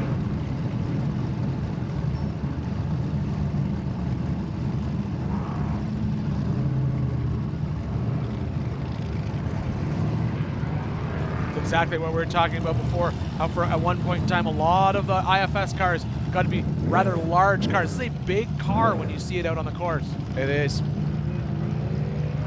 You go to the garage and look at it and it just seems to be epic in every scale. But we saw Greg Adler earlier today in one of these very big IFS cars and he put it into the top 4. So let's see what Brent can do.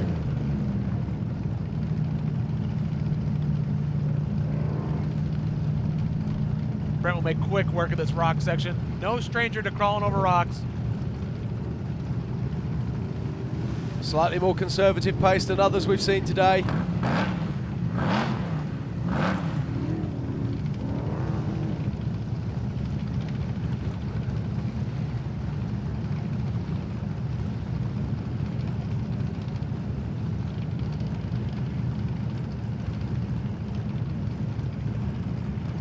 Carrying a lot of speed through this section. This is exactly what we were talking before. This is the pace that we need to see for someone to get into that top 10. I'm not sure this is top 10 pace, if I'm honest. I think he's a little bit off at the moment. But he's got that wheel off the ground all the way up there.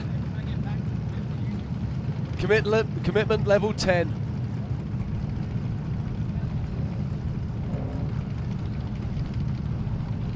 So a huge slab of rock there get pushed out of the way as he makes his way down through.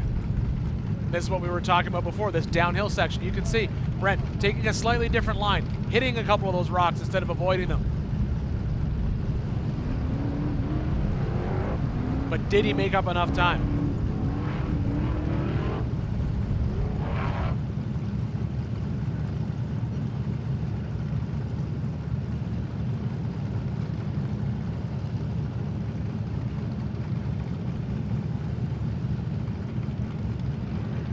Coming through the last desert section, make the big turn to head up towards the Jeep Arch.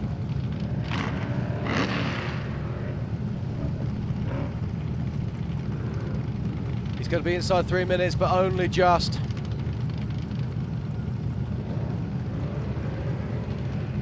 Going to be lucky to make the top 20. And across the line.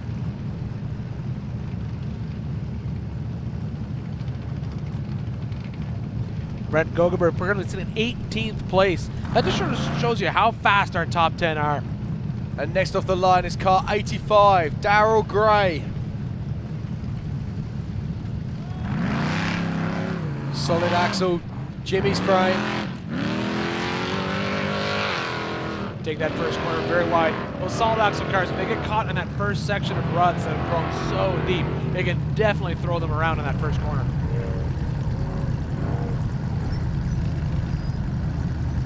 These kinds of frames used to dominate King of the Hammers. Coming a little bit old school now, but they're still incredibly competitive, particularly once they get out onto the rock trails.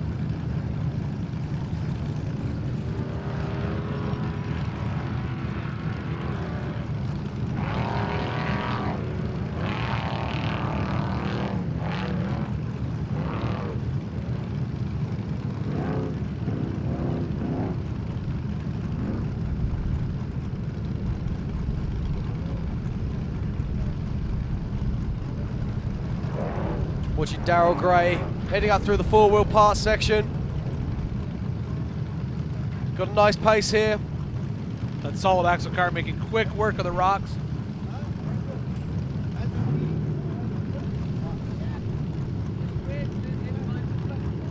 But as we've seen all day, this is where everyone tends to lose the majority of their time. And it's the second part of the course that is becoming more and more difficult as the day goes on. But showing good pace here.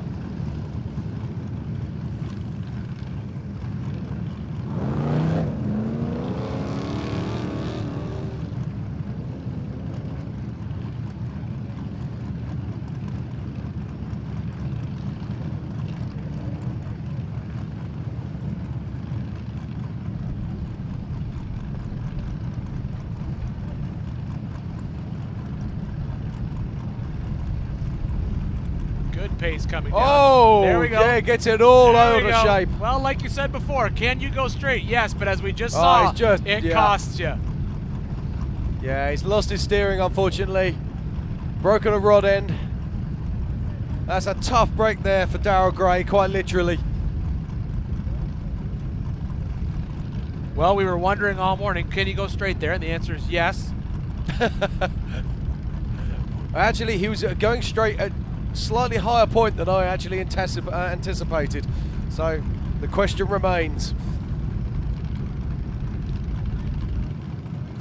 Now our course marshal is going to have to make a decision. Is he far enough off course to be safe? I'd guess not in that position. So we're probably going to have to take a few minutes here just to get him recovered. Yeah, that's definitely not a spot where you want to have a car when you've got guys coming down, especially with the drivers that we've got still coming up. Indeed. This will be a difficult recovery. When you lose a steering link like that, it's almost impossible to control that car. Yeah, that wheel's flapping around. There's nothing you can do. Put in as much effort as you like, it's still not going where you want it to. You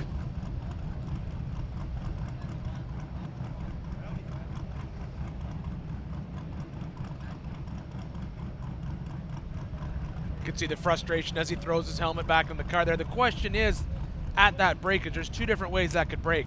He could have broken the rod that connects the ram out to the knuckle, which is a bad break.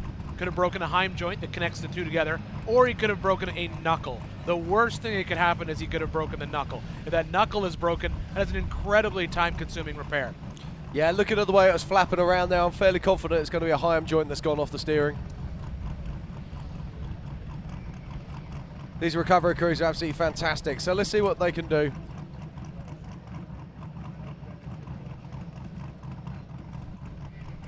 But let's have a look and see actually what happened there as Daryl Gray came over the top of Short Bus. This is exactly what we're talking about. You come down, you just get a little bit offline, and then he is thrown into the rocks. Right there, you can see that rock completely went in. You can see that front end flopping around.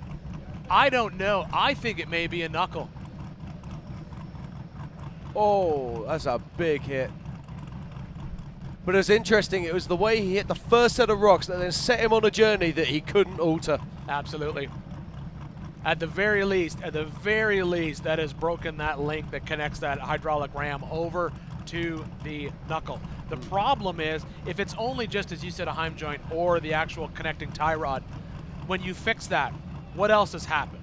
You've obviously stressed the hydraulic ram. Is there a chance that you may have bent the steering cylinder? If you've bent the steering cylinder, if you've bent it slightly, you're not going to know that until probably about mile 100 tomorrow, or rather on Friday, as you slowly bleed fluid out of that system. It's just one of those things. How much do you fix? Do you go in and, ideally you want to go in and you want to replace everything. Maybe even the axle housing. Who knows how badly it's been hit. We also have to think about the fact that now there's going to be debris chucked onto the course. So Donald Fisher is going to be off the line very shortly. He's not going to know too much about what's going on here because he's looking the other way at the moment. Maybe his guys will be on radio comms to him, but I'll guarantee you this, that course is not going to look the same as when he pre-run it this morning. Oh, absolutely not. He has. We have thrown rocks completely out into the race course. That race course is completely changed now. Okay, well, our course marshals here fix Daryl Gray's car and remove it from the race course. We're going to take a quick commercial break and then we'll be back with more action from the qualifying for the 4400s at the 2019 Nitto King of the Hammers, powered by Optima batteries. 4WP is more than a store. We're truck and Jeep experts and have been for over 50 years. From wheel and tire upgrades to full custom builds, 4WP has you covered. Whether you want to order the best parts online or shop in store, do the work yourself or get it done by a pro, all roads lead to 4WP. Do your rig right. Shop online or find your store at 4WP.com.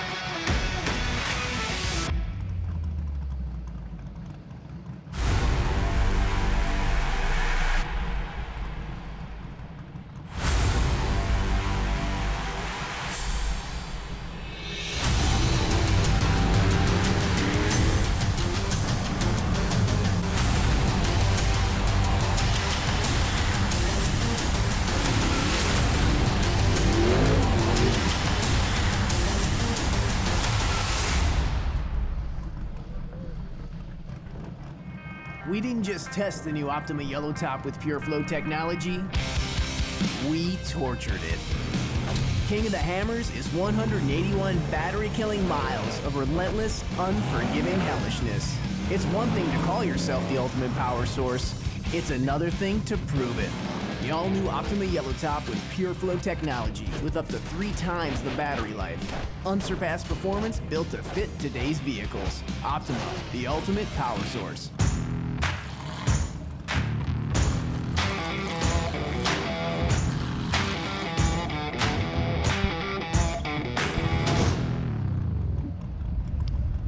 Okay, welcome back to Johnson Valley, California.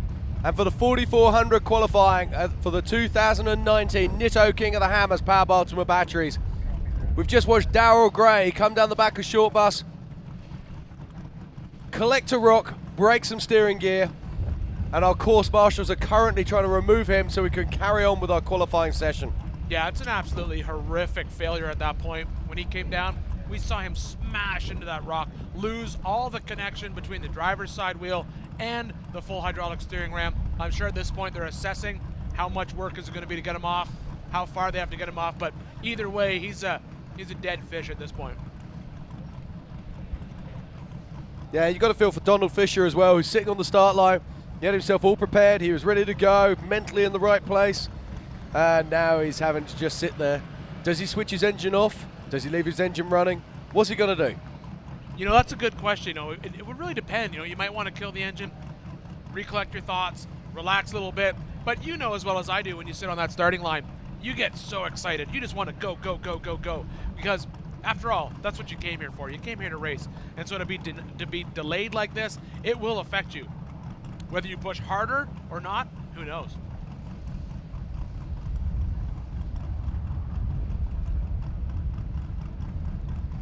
This could be a difficult recovery for these guys, so I'm wondering if they're actually going to just remove him to a safer position in the course so we can carry on our qualifying. Still got a lot of action here to come this afternoon. Let's not forget at 4 o'clock we've got Power Hour. All our previous Klings are going to be racing, plus a whole host of other very, very good drivers in some of the very best cars. Yeah, the bigger issue here when you're trying to get this car off course is, yes, he's got a bad qualifying position, but he is still going to race. But sometimes, if you don't get that car back to your pits in a correct manner, you will do more damage, more work for your pit crew, more work for you, more parts you have to put on that car.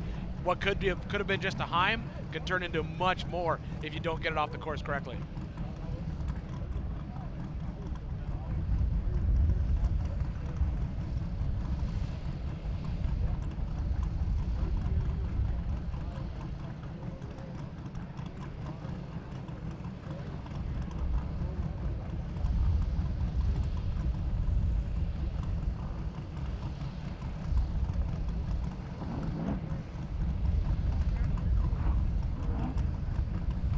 So Darryl Grant, the course marshal, is doing a good job here, just starting to get that car down the hill.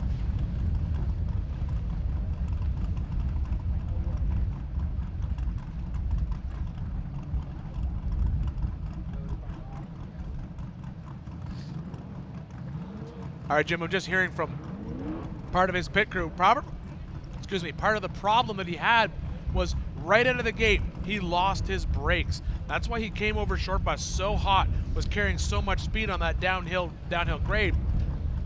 The smart solution or easy solution, get that truck into low range, but it's going to cost you so much time and so much, you might as well not even try and qualify at that point. So I think his goal was just to hope, pray, get down that hill. Obviously it did not work. That's got to be a very scary moment. Let's not forget these boxes have automatic transmissions, or should I say these cars have automatic transmissions, so it's very difficult to use engine revs to control them. So it's a brave guy who comes over the top of short bus there, still with that kind of speed.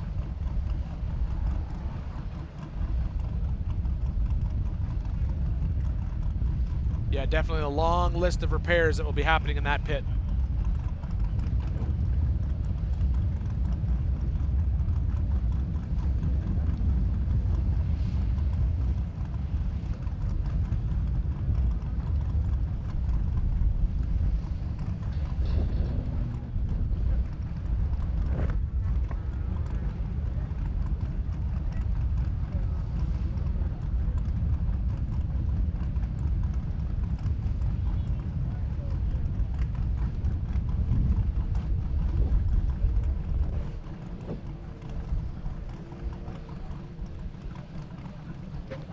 All right, a lot of action so far today in 4,400 qualifying.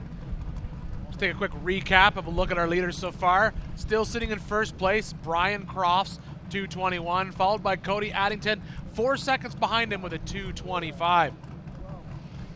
After him, Jeff McKinley with a 2:27, Greg Adler with a 2:28, Michael Bergman, 2:29, Marcos Gomez with a 2:30, Dan Fresh, 2:32, Eric Miramon, 2:36, Kyle Wickman, 2:38, and Kenneth Goodall, 2:39.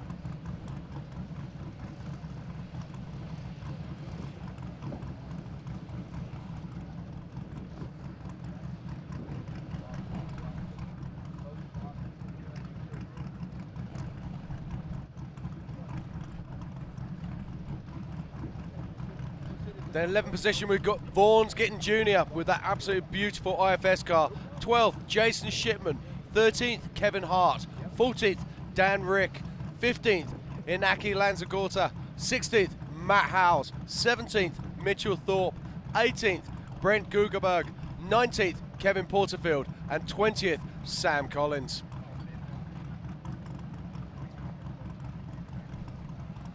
'21st position, it's Jason Waits. 22nd, Jimmy Hoare.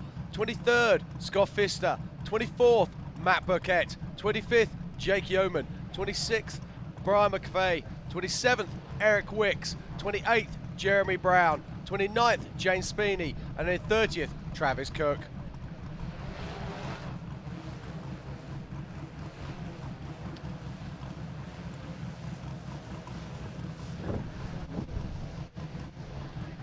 All right, well, while we wait for the marshals to clear the course, Jim and I have just been handed the sheet of the 2019 Last Chance qualifiers who are able to move into the big race. We have two groups here. So the first group are the qualifiers from last night's Holly EFI Shootout. So those drivers that earned a spot in the main race are William Stewart, Anthony Yunt, Kyle Hathaway, Adam Ringer, Matt Holt, Josh Harris, and Cody Wagner. It's fantastic. Cody's also going to be running in the qualifying later on today in his 4400 class car. But going forward from LCQ today, we've got Scott Pfister, Jake Yeoman, Brian McVeigh, Eric Wicks, James Sweeney, Tim Press, and Aaron Patrick. So congratulations to those guys, and we look forward to seeing them lining up on race day.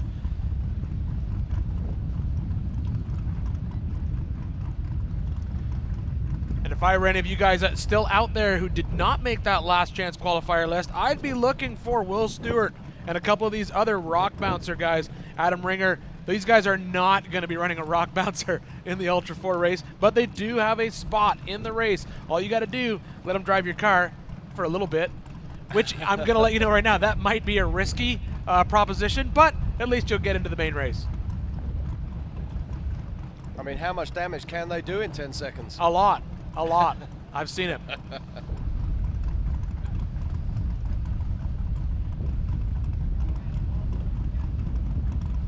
Okay, so we're watching Darryl Gray's car there.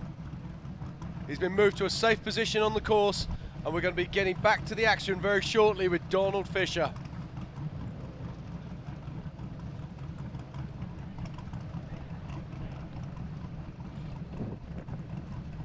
You can see them in the car getting back into race position, getting ready to have some fun out there on the course, tightening up those belts.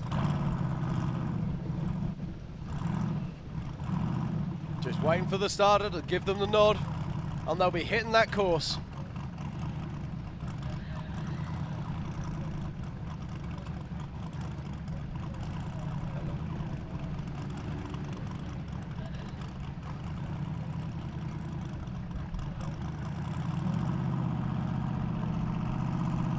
Here we go.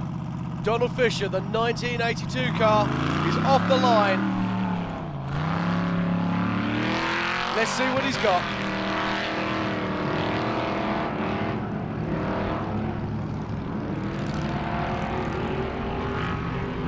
Absolutely attacking that short course.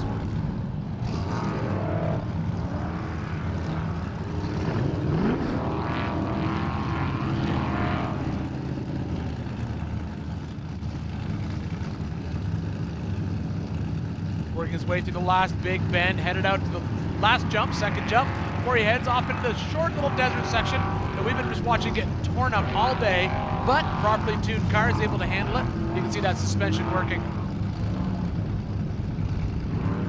And Don Fisher, another one who's opted to remove the spare wheel from the back of his vehicle. But did you notice then how the back of his car is kicking and moving? Oh, incredible amounts of kick in the back end of that car. And I would attest that exactly like you said, moving that spare tire. That's a lot of weight off the back of that car. It is. It affects the trim of the vehicle, and I think that's exactly what we're seeing here. Oh, big kick there. Taking the high side on that little section that we've seen the EMC guys take all day. Keeps them out of those ruts. Now, let's not forget, we've just seen Daryl Gray come off the far side of short bus, hit those huge rocks, and he sprayed the far side of that course with medium-sized debris. So what's Donald Fisher going to find when he comes over the top? Is he going to be able to avoid it, or are we going to see another problem? Yeah, hopefully he'll be able to come down the backside of this course good and clean. I still agree with you, though, Jim. I think when we see the Power Hour guys line up, I think they're going to be cutting every single one of those corners. Every corner is a few seconds, even tenths of a second, and they all make a difference.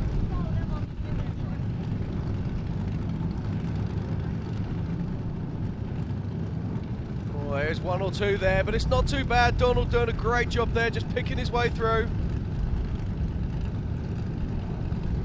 Gets caught sideways. You can see that one. We can't see it because it's lost in the shadows on the far side. There's obviously a big hole in front of that one rock. You can see it kick that car hard left when he hit it.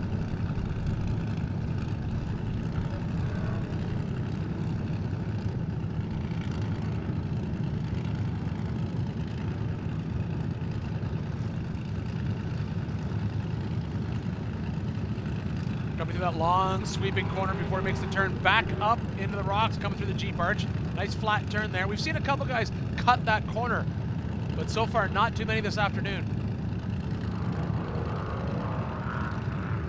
So here comes Don Fisher heading towards the finish line now. And it's a tidy run from Don. He'll be pleased to get it out of the way. Edwin Abb on the line.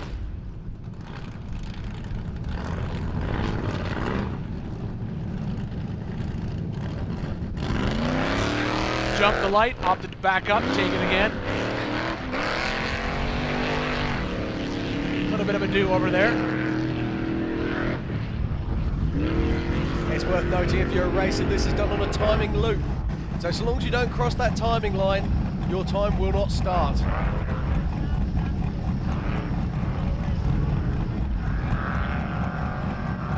So Edwin looking fast here as he comes into the second of the Talladega type bends. And those are starting to cut up quite badly now. Yeah, I think we'll notice it more with the solid axle cars that we see tear in there. Those are deep, deep ruts. Still making quick work of that desert section. There's a perfect example we were talking about just a few seconds ago. You can see the back end of that car staying low, staying on the ground, not kicking up high.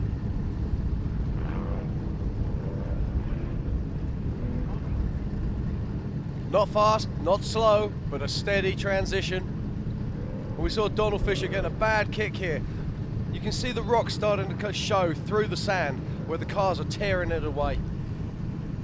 Well, the more and more cars that we get through that section of the race course, you're just going to see it getting more and more torn up.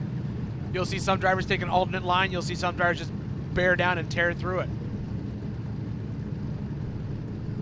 It's those cars that really bear down and tear through it, the ones that are prepared to take the risks. They're the guys that are going to get close to our two current leaders at the moment, Brian Crofts and Cody Addington.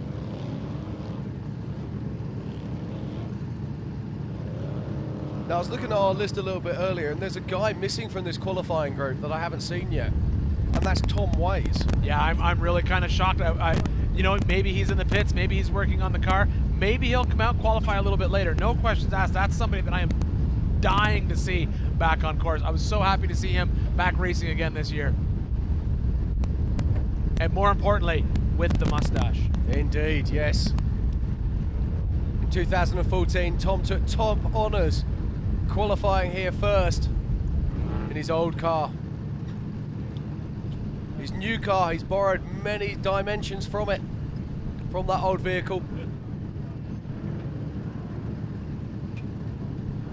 But just improved, made it better, made it stronger, made it faster. That's what Edwin Abb coming up towards the end of his run. Making that long sweeping turn, cutting up into the Jeep arch, climb a little hill here. Under the Jeep arch, you got 3 lines to choose from.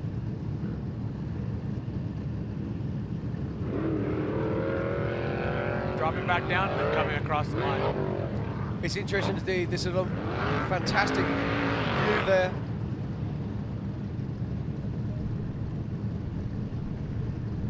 As we're watching Mike Fegan's 929 getting ready to launch from the line. you can't go wrong with a Scooby-Doo themed car as far as I'm concerned. It's the Mystery Machine. New and updated.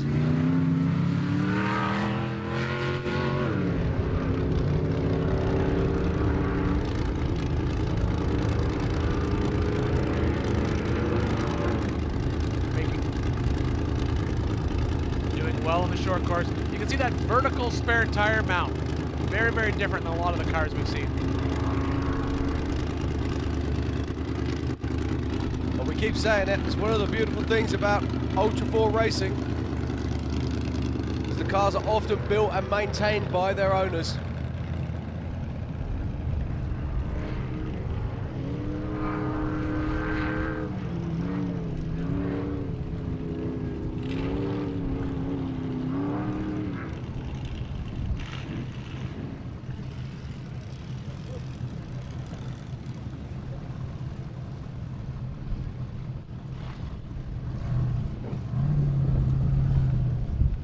As we watch Mike Fegans heading over the four-wheel parts rocks. Ah, there's some great images here, Ian. You can really see how cut up that course is getting now. As Mike Fegans makes his way out towards the back of Short Bus. Pushing hard through that section. We've said it before, we'll say it again. It's just, you can actually see it right there. It's just getting absolutely torn up.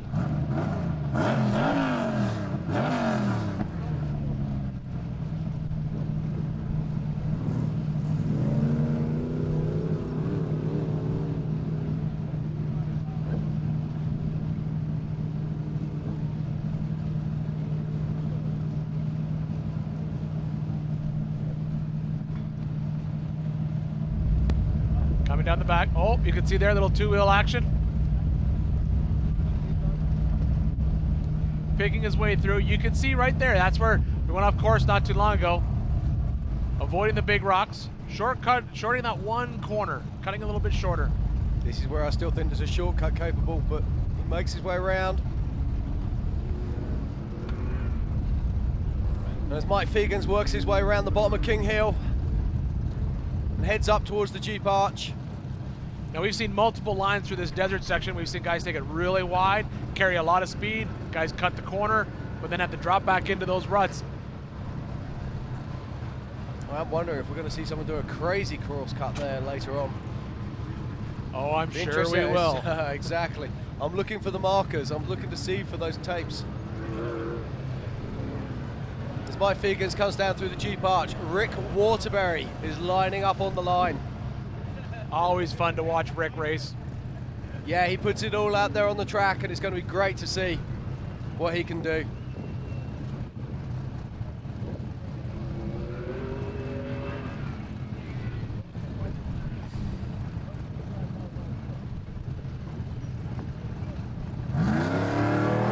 Here he goes. 444 off the line, Rick Waterbury.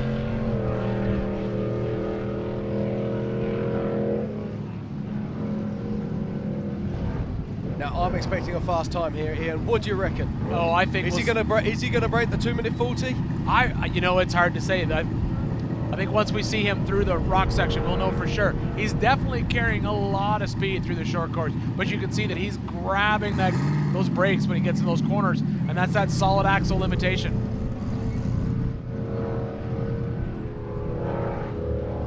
But definitely moving through the course, no questions asked. Car reacting well to the ground.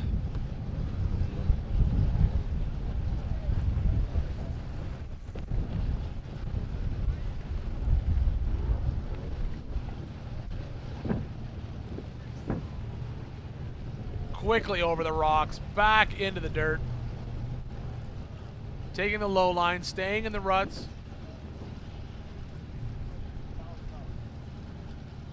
Now this is where he's really got to push. I think we'll see him come through here at a good pace.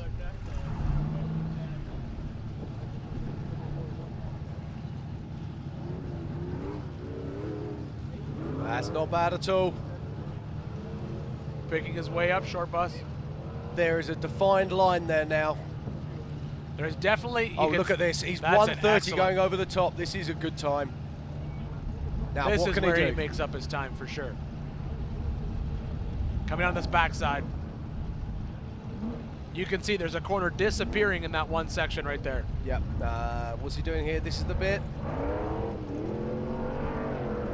I don't think he could have made that any straighter. No. That was well done. Very well driven. But you'd expect nothing less from Rick Waterbury. Once again into that inside line, very smart. But you lose a little bit of time with that secondary kick on the left there. Whereas the other guys can still be accelerating if they take that lower line. Oh, look at this. Fantastic images here. This is fast. It's not going to trouble our leaders, but it's certainly going to get him inside the top 10 by the looks of this. Solid run there from Rick Waterbury.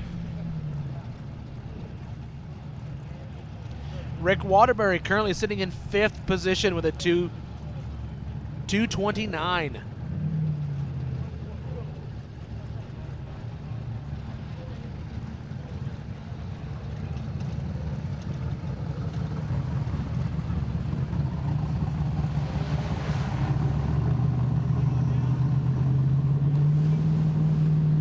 Okay, on the line now we've got Kevin Yoder, 4434. Another driver who's no stranger to Ultra 4. He's been out here for decades racing. He won't thank you for saying that. Okay, so we know this course is still fast. We've seen Rick Waterbury just walk into the top 5 with his solid axle car. What can Kevin do? Yeah, that finish position proves that our Power Hour contenders will definitely be able to make up a lot of time. Indeed they will. Let's not forget Power Hour starts today at 4 o'clock as Kevin Yoder powers off the line.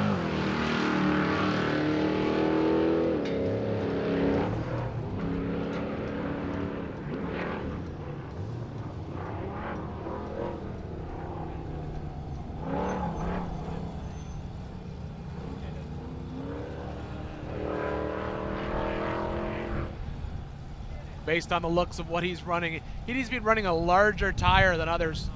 Looks to be possibly a 42.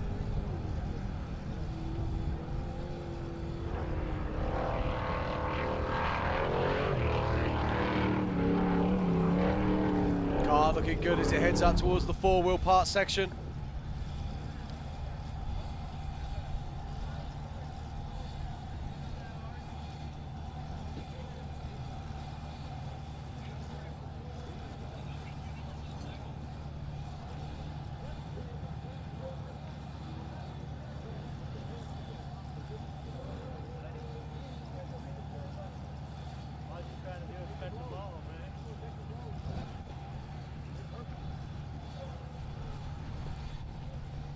So here comes Kevin Yoder now on the far side of the run. Oh, this looks quick. He's carrying a lot of speed through there.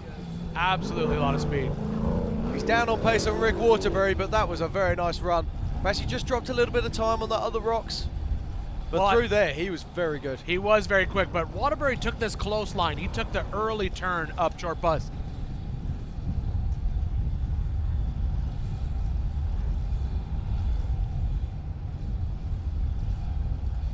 And we saw Rick so smooth down through this section.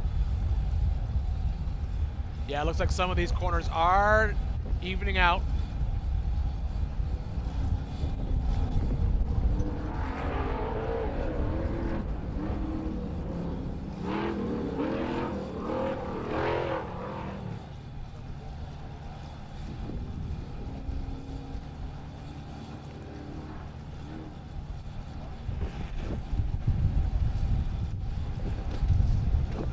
Carrying a lot of speed.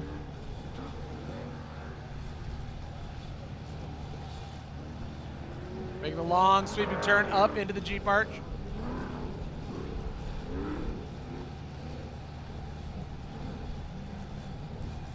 And he'll drop down. He'll definitely be under the 3-minute mark. It's amazing just how those half seconds here and there just push you further and down. Makes a huge difference on a race course this short.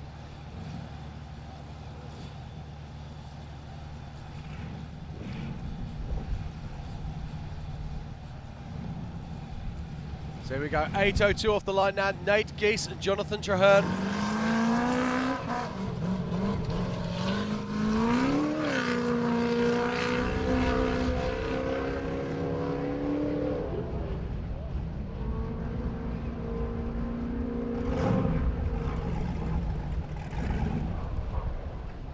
And these guys are rounding out this qualifying session.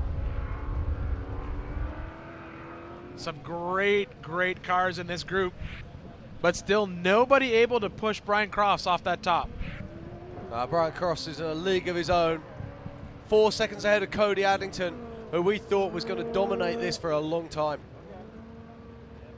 But let's not forget, later on today, we've got Power Hour. We've got all our kings, we've got all our heroes yet to come, and I'm sure they will have something to say about Brian Crofts' time. Oh, I think so. As you watch Nate Geese in the 802 car, sitting alongside Jonathan Traherne.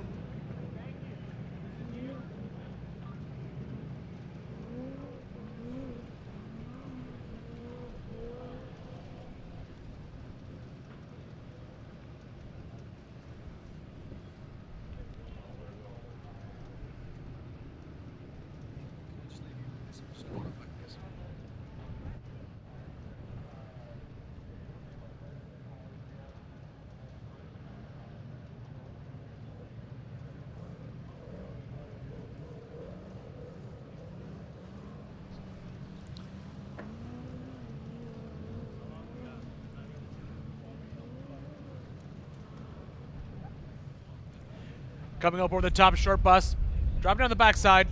This is where we see a lot of drivers make up a lot of time in this downhill section. You can see some of the corners are actually starting to straighten out as rocks get moved around just like that.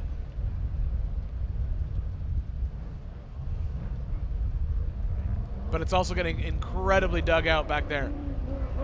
Drops back down onto the desert floor. There's a few lines here. We see a wide line and a narrow line. The wide line lets you carry speed through the dirt up to that hill that'll climb you up to the Jeep arch.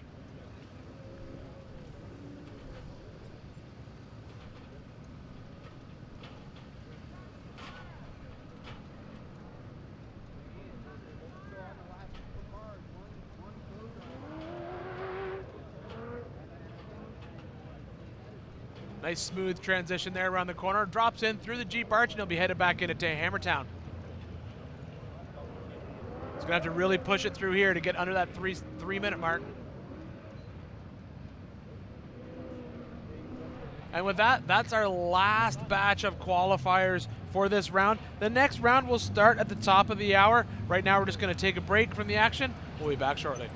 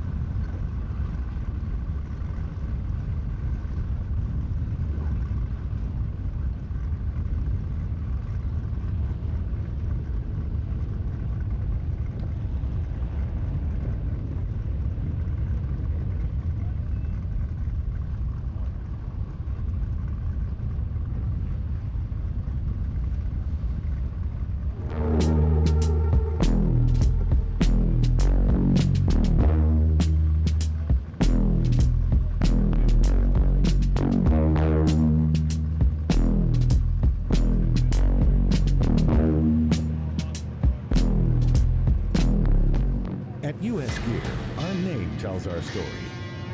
From stock replacement to high performance and racing applications, our gear sets are made with pride in the USA, crafted with quality and passion. With more than 50 years of manufacturing experience and complete control of the process from start to finish, US Gear is committed to providing you with ring and pinion sets that exceed your expectations, every mile and every pass.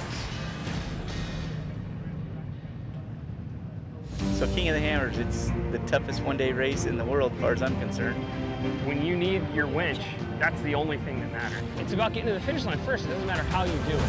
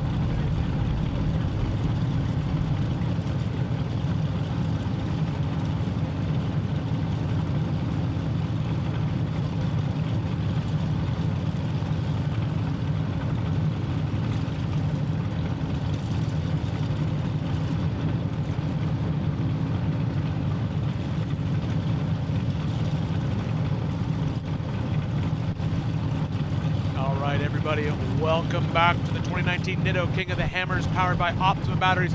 4400 series qualifying today. We are moving into the afternoon section of qualifying. Kicking off this qualifying session will be Neville Ciantar, first car off the line. We've seen some amazingly fast-paced cars so far today. Our current leader is still Brian Crofts with a time of 2:21, and behind him is Cody Addington, 4 seconds, 2:25. I'm sure this afternoon we'll see the Power Hour crew come in and possibly push them off that podium, but right now that's the fastest pace we've seen so far.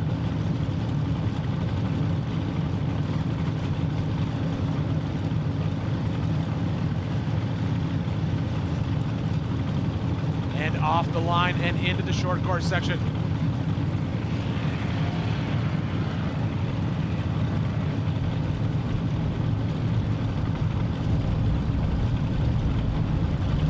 Our international drivers here competing at King of the Hammers all the way from Europe. Neville pushing hard to those long sweeping bends.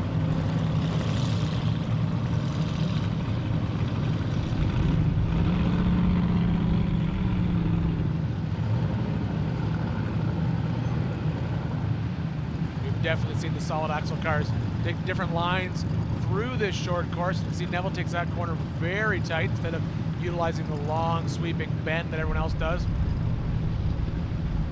Picking up speed as he goes over the second of the two jumps into the desert and then off to the 4 wheel parts rock section.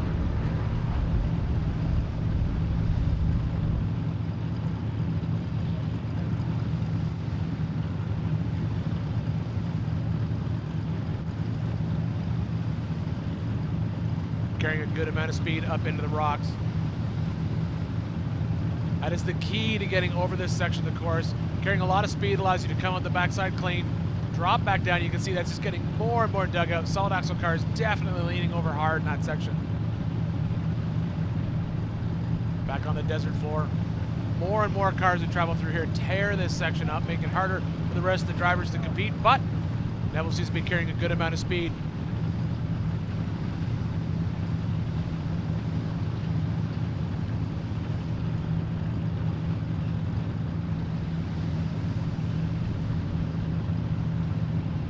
This is great to see Neville Canter here.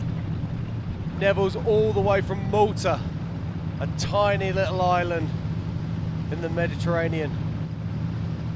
Shipped his car all the way out here. Seasoned competitor from Ultra 4 Europe. And he's got so many fans at home watching this. He's not expecting to win, he's just here to compete. He's so happy to be a King of the Hammers, so happy to be here at Johnson Valley. And his Land Rover base buggy looking really good as he comes down the far side of Short Bus. Absolutely. Are my eyes deceiving me here as he installed the steering wheel on the wrong side of that car, Jim? Yeah, he has the steering wheel on the correct side of the car, I think you'll find. It's on the right side. I don't know, I think everyone in Hammertown would agree with me that that is the wrong side of the car. You know, in Malta they drive on the correct side of the road, which is the right side of the left-hand side of the road.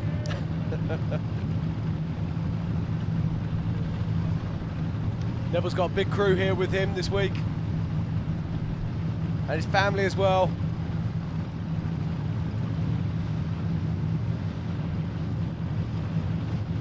He'll openly admit he is not the fastest man on track, but he's tenacious. He stays to the end, and his car has fantastic reliability.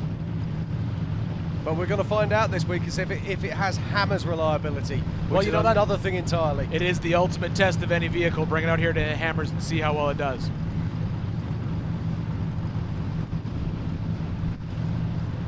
It crosses the line. It's great to see.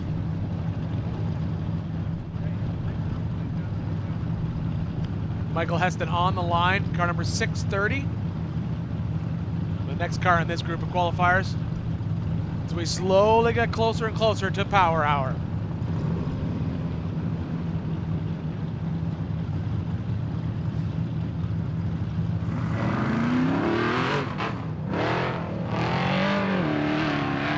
Very easy to spot that Miller chassis. It's a great looking car, this. All the Miller frames look so purposeful on the track. And they are so successful here.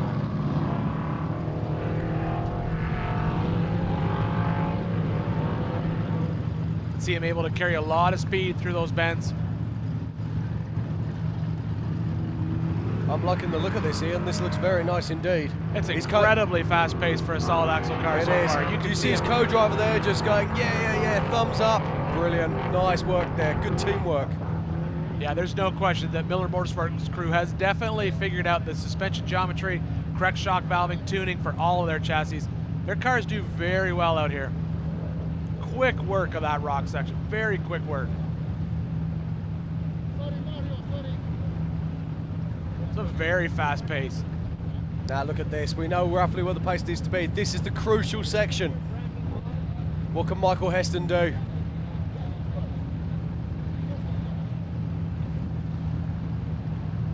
Oh, he seems to be carrying a good amount of speed. The question will be, does he take the early turn or does he take out to the far side of Short Bus? Checks up a little bit there. He's not going to challenge our leaders at this point, I can see that from the time. He could easily find himself into the top 10. He definitely took that early line, which seems to be the fast line up Short Bus. Coming down the backside.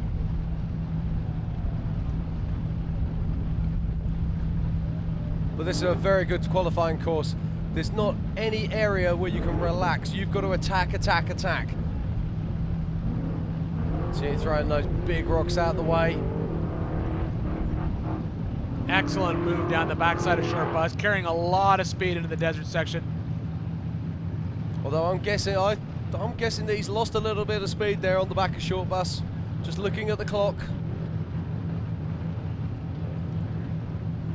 Certainly don't think he's going to challenge our leaders, but like you said, he is on pace to have a very good finish. He is. Oh, he's certainly looking at a top 10 here. You can just hold it together. Oh, big jump down the hill. And into the final bend. Beautifully done there by Michael Heston.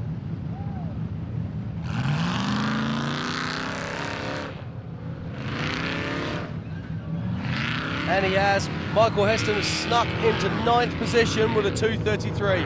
A great run there from the solid axle car. Incredibly and now fast on course, we've got Michael Henn. Michael's from Israel. Races King of Portugal in the European Ultra 4 Series. This is a car that he's purchased over here so that he can try his best at King of the Hammers. He's another driver who's not here to try to win. He's just here to enjoy the atmosphere, to enjoy King of the Hammers, and to try to finish. Still doing incredibly well. Not a blistering fast pace through that short course, but certainly seem to be turning it on here in the desert.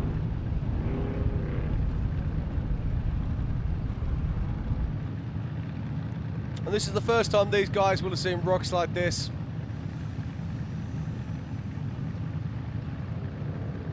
Oh, little hang up there in the rocks, but making it through.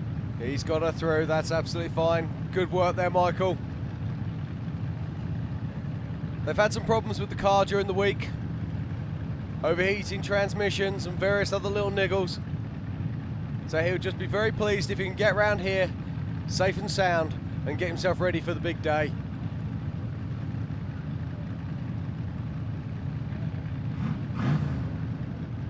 He'll be getting lots of support from home. Big rock crawling community in Israel. Definitely different terrain than what he's used to back home, though. Oh, he does a lot of desert and a lot of other stuff.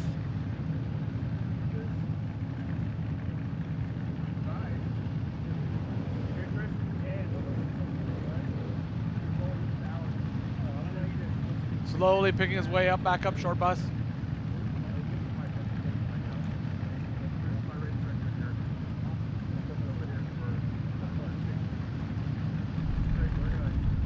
Coming over the top.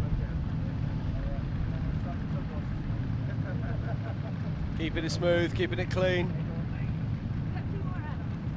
Driving very nicely here. Let's hope that's not the fabled kiss of death. Yeah, we've already seen one driver have some bad luck on that backside of short bus.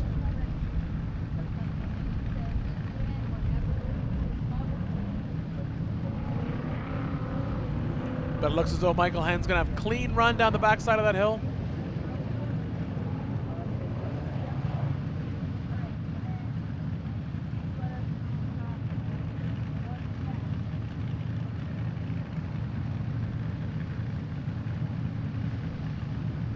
Always amazes me how everybody's hammer story is something different. Now for some guys it's all about the winning. And then for some other guys it's just about taking part. And for Michael, it is just about the taking part. It's about being here, it's about taking in the atmosphere. Yeah, absolutely. I think this is one of those places where, you know, there's certain things that if you're eat, sleep, breathe, four-wheel drive or off-road, this is definitely a place that you have to see and have to experience at least once in your life, no questions asked. Absolutely. This is Mecca for so many off-roaders from around the world. As Michael Henn crosses the line. We have Chris May getting ready to leave.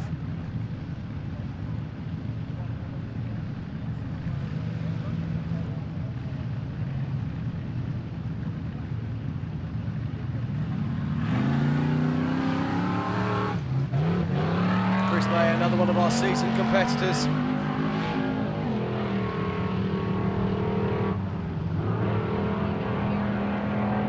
Good looking car. Definitely making very quick nice work of the short course.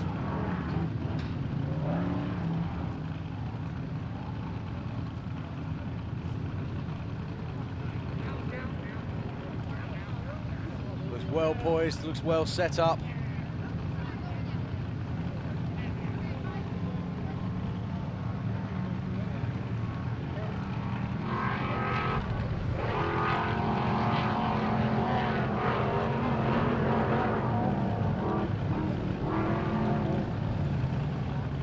Chris May working hard as he gets on, works his way out towards the four-wheel parts rock section.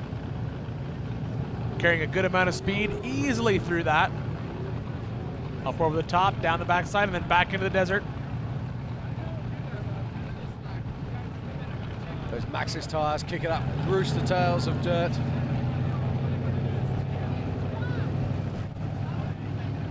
Stays in that low section of that course, gets into those ruts.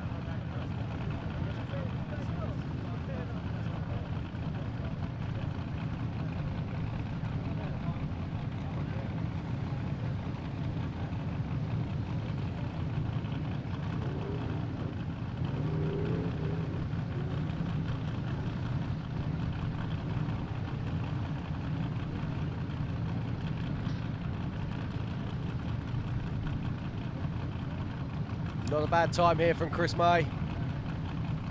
Let's see what he's got on this far side. Carrying a good amount of speed down through that short bus section.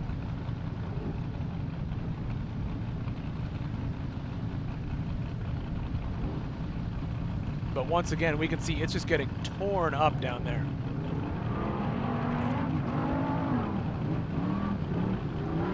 Every car cleaning the line, and also cleaning the line and pulling more rocks onto the line as well. It really is a lottery as to what you're going to find when you get there. Absolutely.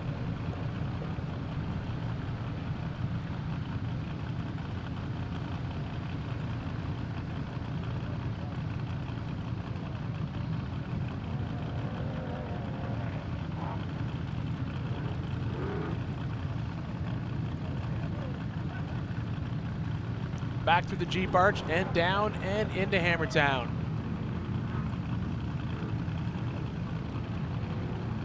As Chris May crosses the line, Matthew McGowan gets ready to set off.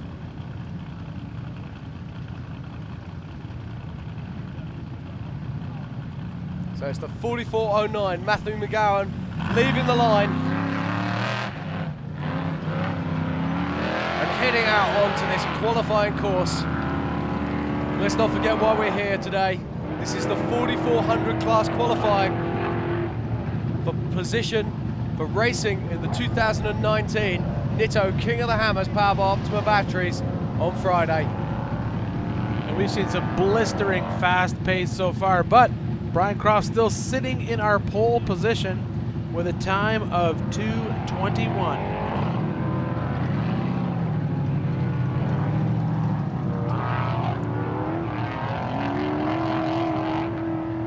Jimmy chassis of Matthews working very well.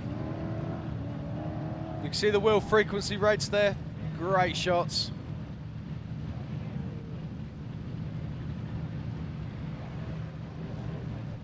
Quick work of the rocks.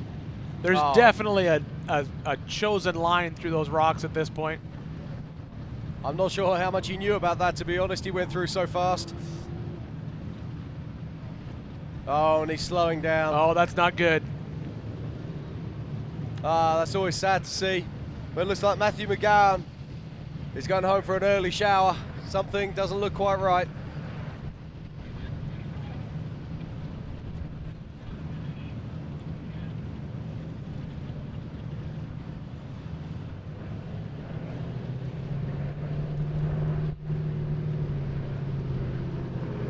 Matthew McGowan waits for the tow truck of shame. We look at Mike Boo sitting on the line waiting for his time. Yeah, hopefully it won't be a long recovery.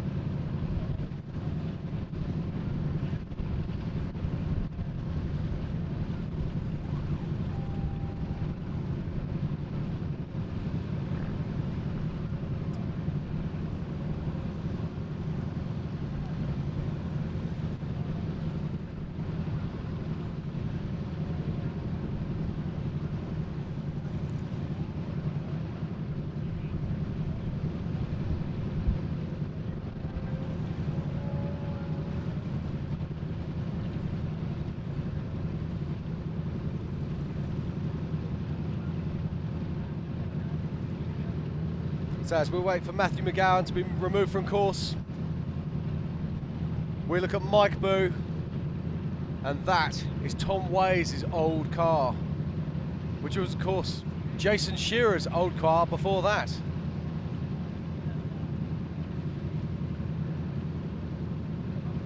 So a very, very successful car in both of those other Forber Kings' hands.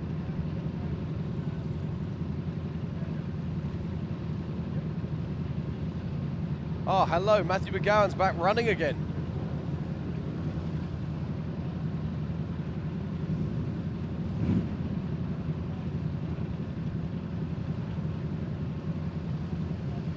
So Matthew McGowan coming over the top of short bus now.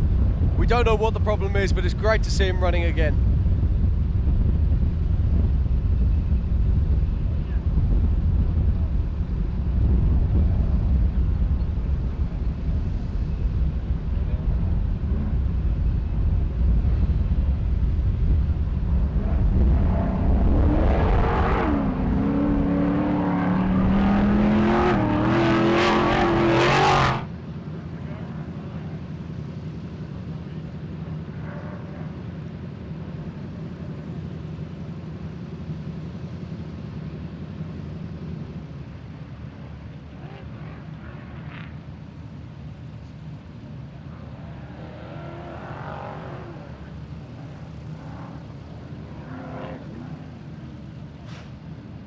So here, Matthew McGowan now making his way down through the Jeep arch into the infield to cross the line. We saw him stopped on course earlier, which was a real shame, as he had a really fast time brewing.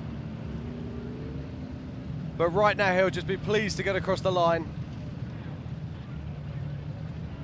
As we watch Mike Boo getting ready to leave the line.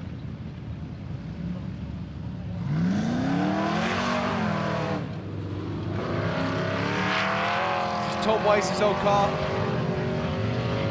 It was Jason Shearer's car before that. So the machine has some serious pedigree.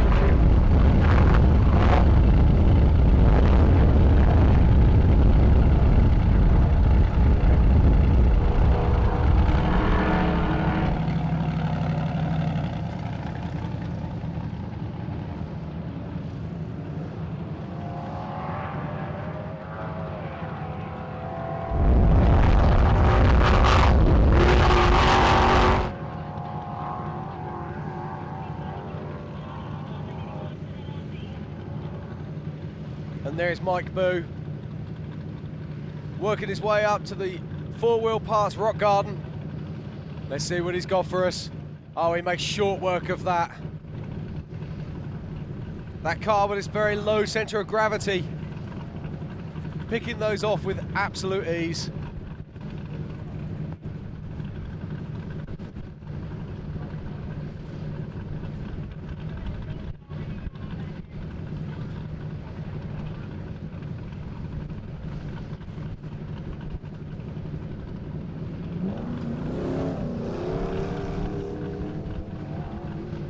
And Mike Boo's doing a great job here, making his way to the top of short bus. And this is a fast time. He's definitely going to be looking at a top 10 position here, if you can hold it together and keep it nice and tidy. You can see him picking his way down through there a lot faster than everyone else we've seen so far this afternoon. Oh, he just gets a bit sideways. Bleeds a little bit of time. Well, at least he moved that rock out of the way for everybody else. He has. He's just opened up the course. Thank you there, Mike. That is a fast pace. Definitely a fast pace. Just lost a couple of seconds there at the top part of short bus, but he's going to be coming through that Jeep arch very soon. He's not going to be troubling Brian Crofts, but he is looking likely for a top 10.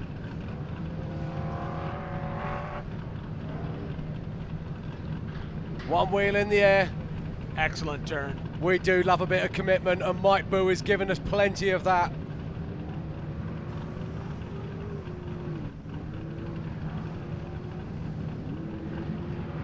And he crosses the line.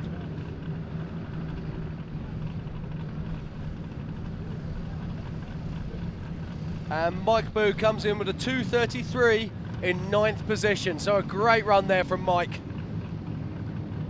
All right, well, while we just deal with some issues on the course, we're going to take a quick break. We'll be back with more Ultra 4 4400 qualifying action right after this.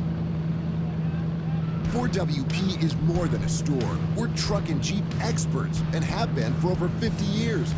From wheel and tire upgrades to full custom builds, 4WP has you covered. Whether you want to order the best parts online or shop in store, do the work yourself or get it done by a pro, all roads lead to 4WP. Do your rig right. Shop online or find your store at 4WP.com.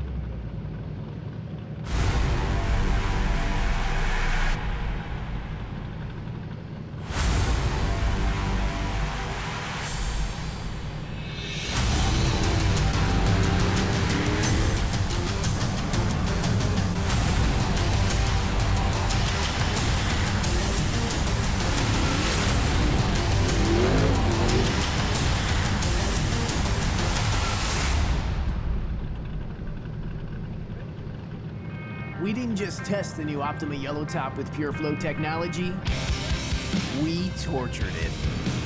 King of the Hammers is 181 battery-killing miles of relentless, unforgiving hellishness.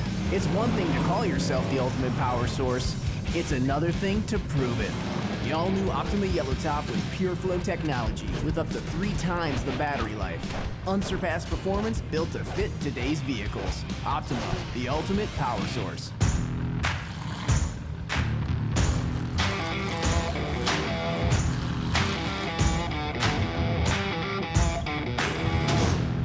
All right, everybody, welcome back to the 2019 Nitto King of the Hammers, powered by Optima. We are deep in 4400 qualifying this afternoon. We've had bunches of cars head out on that race course, lay down some fast times.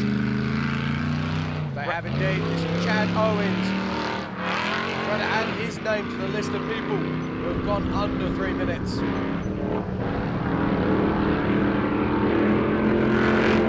Definitely attacking that short course section.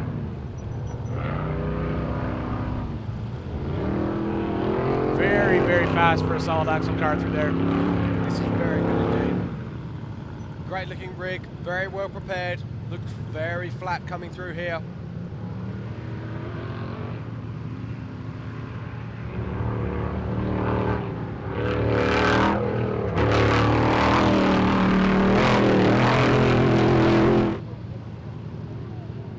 Very fast pace for that desert section.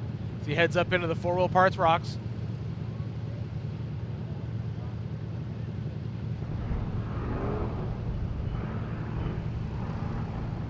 Carrying the front end, but up and over, clean, quick.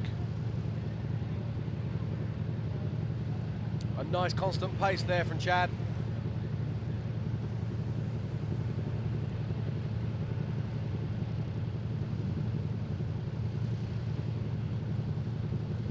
Well, let's see what he's got up through this section. We know that this is the section where you can lose and make so much time.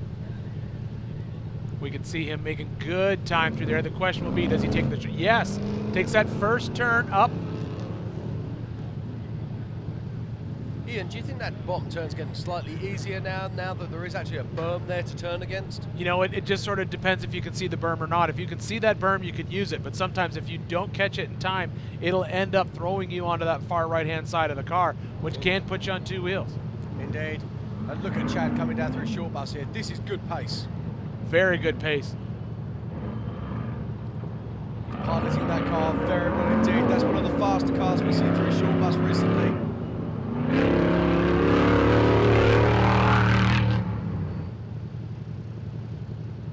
Which line's he going to take? I'm not sure he knows either. I don't think he's decided, but he's dropped in, dropping into those routes. Definitely, there is an obvious route to take, but you do have a couple choices. And it's at this very point, difficult. The last thing you want to do is get into those ruts, find yourself holding over onto the two wheels and losing more speed. Absolutely.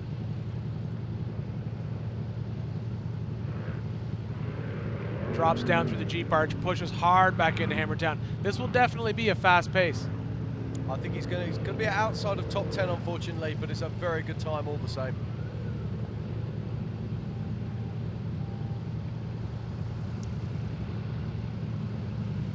Chad Owens coming in there with a 2:43, which puts him in 17th position. So a nice run there for Chad Owens in the solid axle car.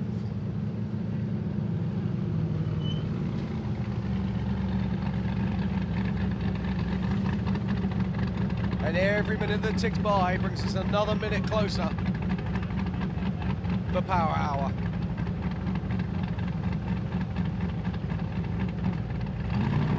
You know, we've definitely seen a lot of fast cars today, and as we've said before, Power Hour is going to be the one that we've all been waiting for. We're going to see the who's who of this sport come out, push hard, and we're going to see if that back end of short bus gets a little bit more straight than the curves we've seen so far. But I think, you know, Brian Cross laying down that blistering fast time that has really held up for most of the afternoon, which is pretty impressive considering that's one of the first times he's been in that car. Absolutely. But as we wait for these next few cars to go out, it's worth looking at who we've got coming up before Power Hour. There's some fairly big names here. We got Jason Blanton in that huge big block engined IFS car. We've also got Casey Curry in the Trophy Jeep. Casey's always good to see. Won his class in Baja this year in that very same vehicle and was incredibly fast last year, unfortunately breaking an A-arm, which actually put him out eventually. Alex Wacker's going to be coming out as well in the Tribe car, which is always good to see. And Cody Wagner in that amazing Armada-built full IFS vehicle. Also, let's not forget that we now have Tom Ways being added to Power Hour as well, which is who we were been looking for. We just got confirmation he's being pushed down into Power Hour, so it'll definitely be worth watching him in that race. Yeah, who's not excited to see Chris, mate? Yeah, to see Tom Ways. I mean, Tom Ways just gives us everything, doesn't he? We see that guns and glory every millimetre of the way. Do you remember a couple of years back, Tom came here, and not far from where the four-wheel parts rocks are today, he managed to put his car straight over on his roof, giving us 100% commitment. Okay, it wasn't what he wanted, but from a racing point of view, it's exactly what we wanted, because we got to see Tom Ways starting at the back and picking off all those guys on that first big loop. You know, and you might wonder, Tom Ways is one of those guys that honestly I think works better when there are people in front of him, and he can slowly pick them off through the day. There's that he is a true competitor and likes to reel those guys in, no questions asked. Absolutely. And before Power Hour, we're also going to see Jordan Pellegrino in that brand new car. We were speaking to him about that earlier. I'm very excited to see that. But we've also got Nick Nelson.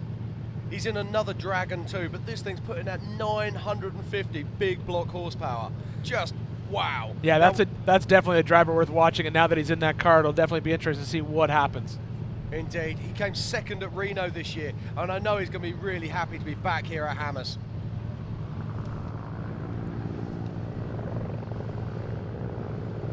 Okay, so back to the action here at Hammertown, and we got 4480 Chris Hicks about to leave the line for his qualifying run.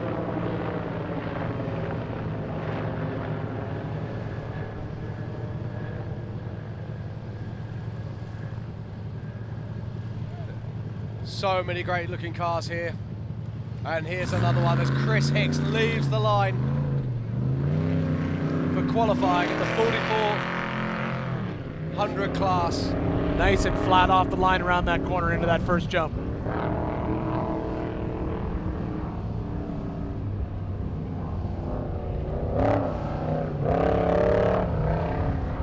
Up through the first big bend, carrying a good amount of speed through here.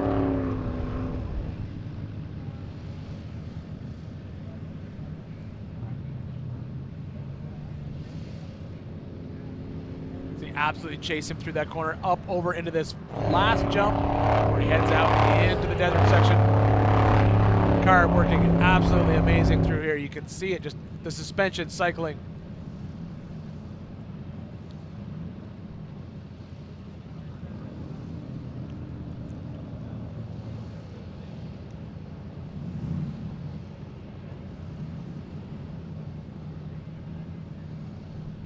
quick work of the rocks.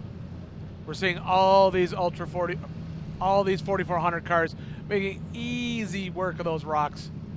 Unlike yesterday with our EMC cars, a lot of guys had to stop, switch into low range, crawl those rocks. Pretty much every car we've seen attack those rocks today just rolls into it, carries a little bit of speed, and comes out the far side.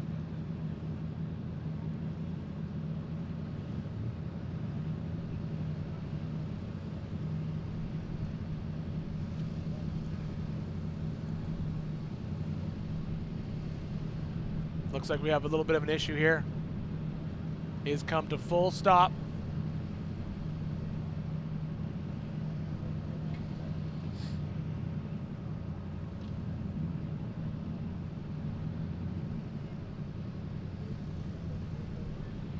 Nobody likes to see this. No, it's a shame. He was working very well through there, and the car just came to a complete stop. Tough break for Chris Hicks. Let's see what he can do. See if he can get the car back off course or if he can get going again. Oh, it looks like the recovery crew is moving in quickly.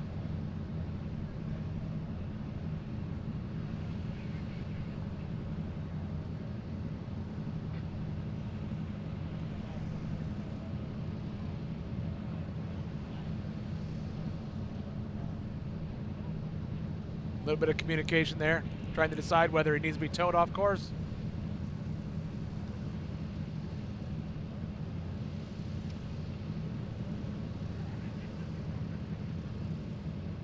Our recovery crews have been getting a workout for the last couple of days. They were certainly very busy last night at the Holly EFI Shootout.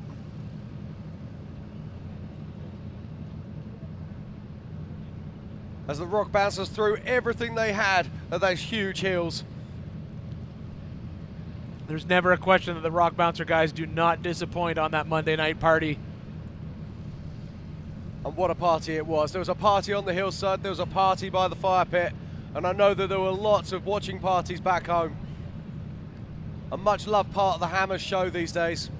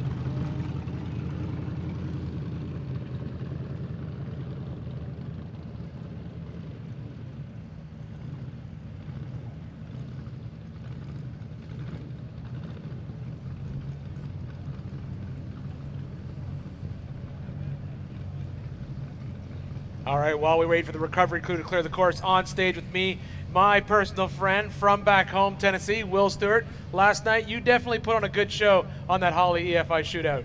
Yes, sir. It was a great time. They picked out a great hill. I want to thank Backcave Customs and American UTV Association helping me get out here, and King and Hammers for fitting it on, SRS too. You know, that was very similar. That hill last year, that was right beside the hill that we were running last year, and nobody wanted to climb it last year. But this year, Dave Cole didn't give you an option. It's like, this is the hill we're going to climb. And myself, everyone from SRS, we all thought unclimbable, but you proved them wrong in that buggy of yours. What did you do to get up that hill?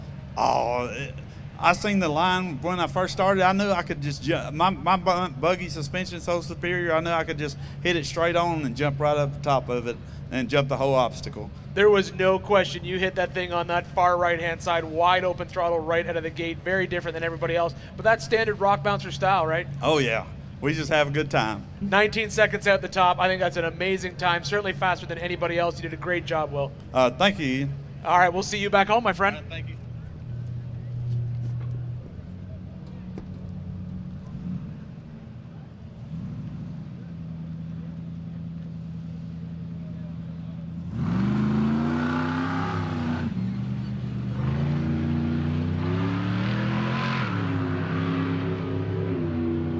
right, guys, we are back in qualifying action. The course has been cleared up. Great talking to Will about the awesome shootout that happened last night.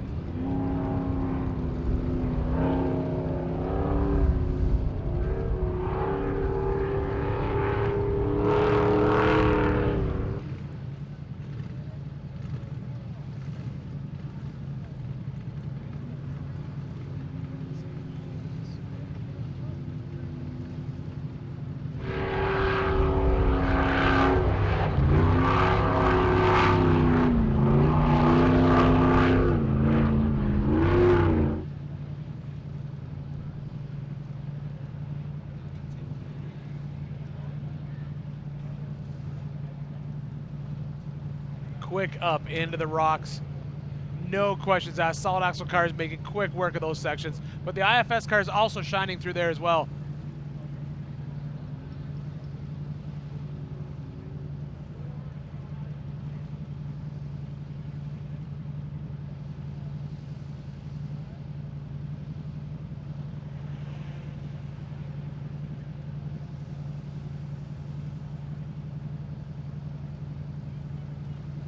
Philip McGlinton pushing hard through the back section, heading up into short bus.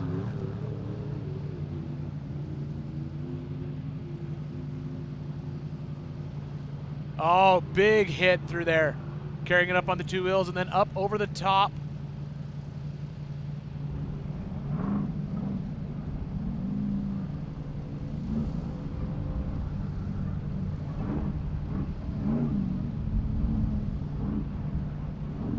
Coming down the backside, you can see just how violent those sections have become as more and more cars carve their way through that section of the course. Definitely a great qualifying track to be competing for this top spot in Friday's race. Yeah, Phil McGlinton here is doing a wonderful job. You can see he's taking that short course, a little shortcut line we call it, but at the same time, then you have to take a hard left before you start climbing all the way up towards the Jeep arch.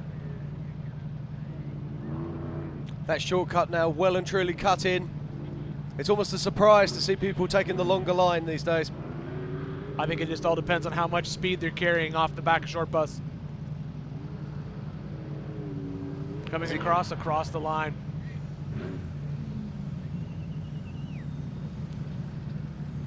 And next is 456 Chad Hunt.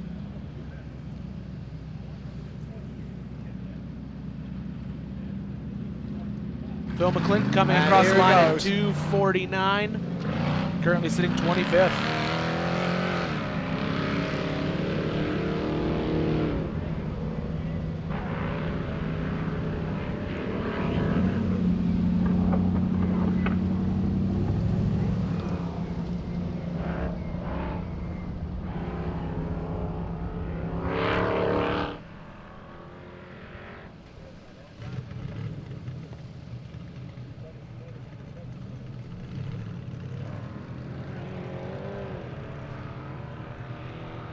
Pushing hard through that second jump, then out in the desert.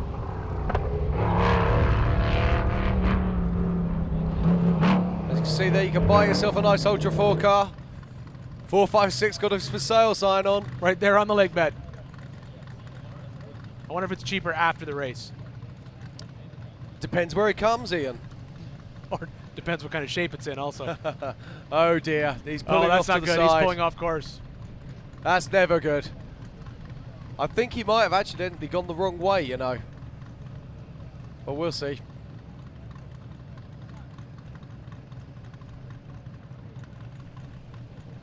No, that looks fairly final. So bad luck there for Chad Hunt and the 456 car.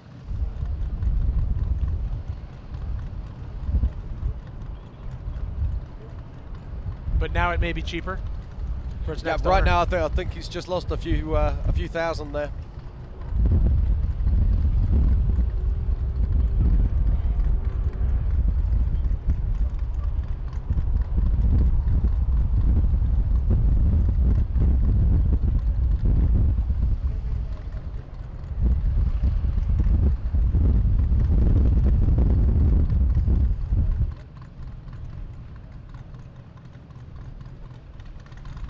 right, on the line right now, Dustin Eisenhower getting ready to leave.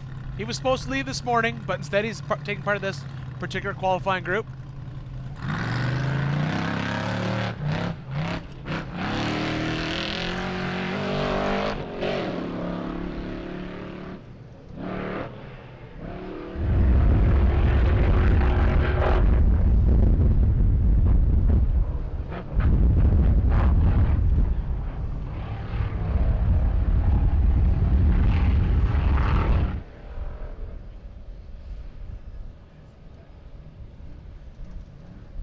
Pushing hard to that second turn.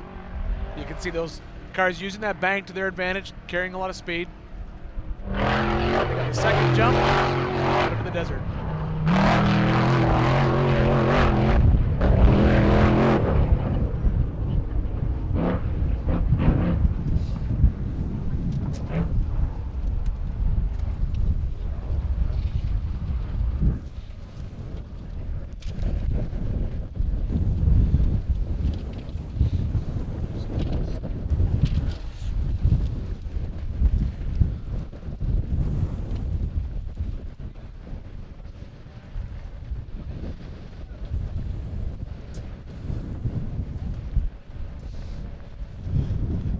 Wind definitely picking up here in Hammertown right now.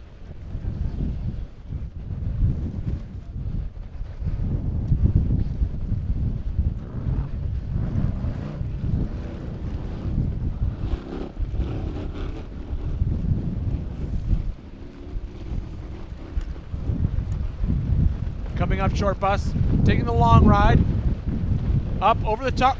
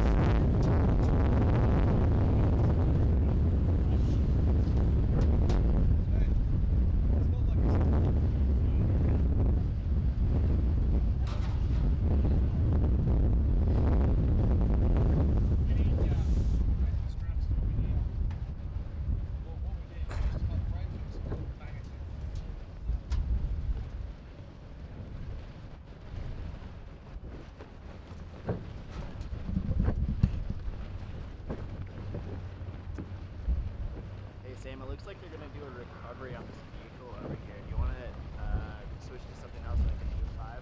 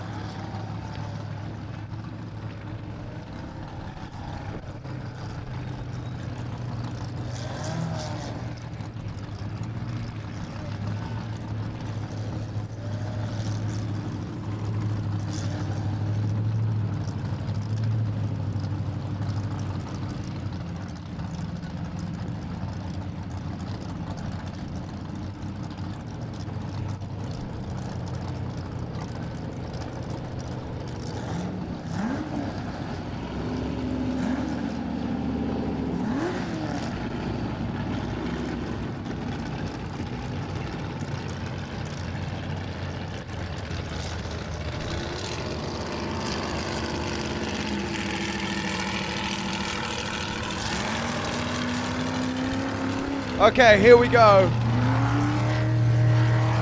It's go time in Hammertown. But Casey Curry going off the line now in the trophy Jeep. Casey's just got back from the Dakar 2019. Definitely kicking it with that truck. You saw huge air off that first jump. Very talented racer, races all over the world in many different disciplines. From UTV to trophy truck to Dakar. The question will be, is he going to unseat our current leader?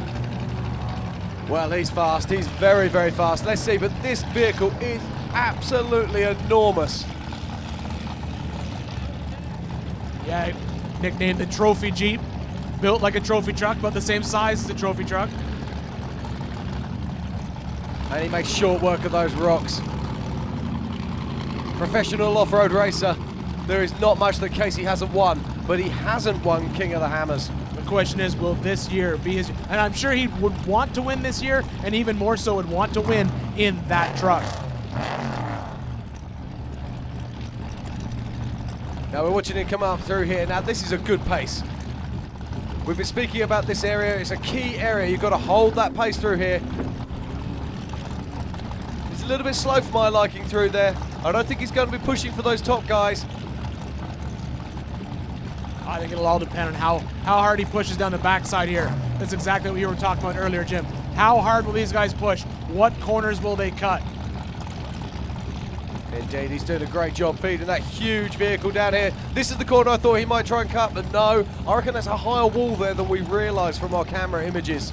I think so. Based on how the cars are reacting when they go through there, I think that rock is a lot bigger than it looks to us. Indeed, and look at the pace here, picking a clean line as he comes down through. And look at the clock, just over the 2 minutes mark. He's going to push. I agree with you. I don't think he's going to put our leader in jeopardy, but he's definitely going to be on pace for a top 10. Definitely. I'll tell you what, this is going to be close. He needs to be full throttle now. The seconds tick by.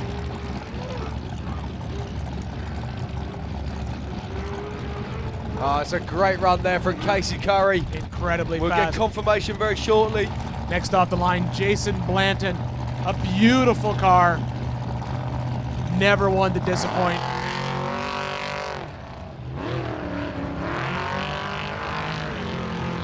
Okay, we've got some top news. Casey Curry moves up into second spot, knocking Cody Addington down, beating him by a mere 1 second. I'm surprised at second. I thought that he was further off pace than that, but he certainly made up a lot of time on the backside of Short Bus. He did. We've been saying this all along. That Short Bus is the key. Oh, absolutely. You saw him crest the top at a similar time to a lot of the other drivers, but he definitely made up a pile of time on the downhill section.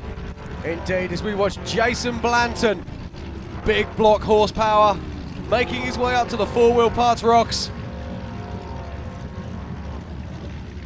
We've all seen the videos on YouTube of him blowing off Lamborghinis and having all kinds of other fun. Up and through the four-wheel parts rock section, back down into the dirt. Car is just over a year old now, and he's ironing out all those little bugs that you get with a new car at this standard. Interesting power plant choice for that big block Chevy in there. Definitely lots of power, definitely lots of torque, but also a lot of weight. Indeed. We're going to see Nick Nelson with something similar later on today as well.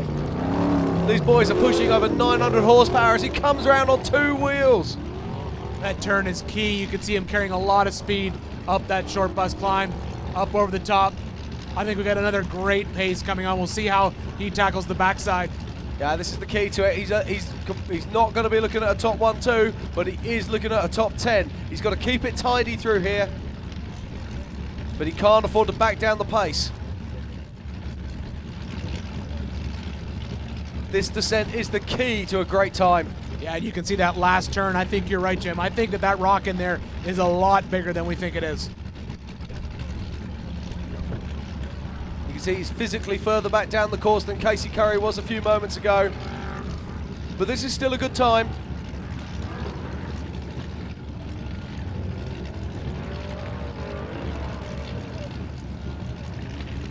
As Jason comes through the Jeep arch.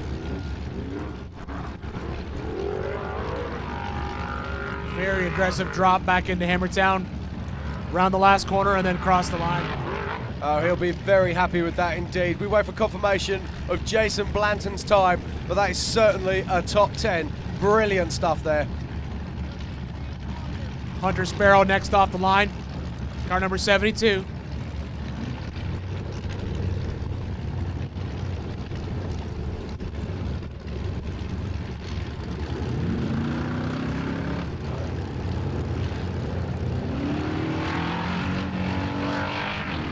So after two big IFS cars, we're back to a solid axle vehicle and Hunter Sparrow. But certainly not holding anything back. Pushing hard into that short course, into the first turn. Always amazes me how different these cars approach the same course. You know, and a lot of that, the question is, how much of it is pre-running? How much of it is that you have to change your plan when you get out there after 50, 60 cars have taken the same course? That course is not the same course that you pre-ran earlier. Absolutely not. You're quite right.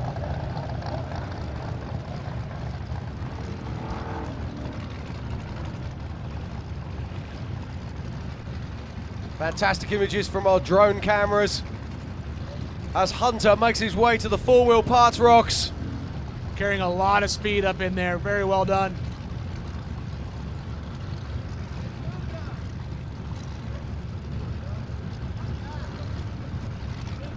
Dropping back down.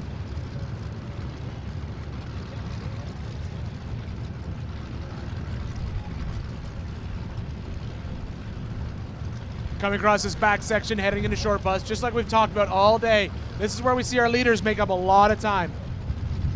Indeed, Hunter off pace at the moment. But still looking at a respectable time.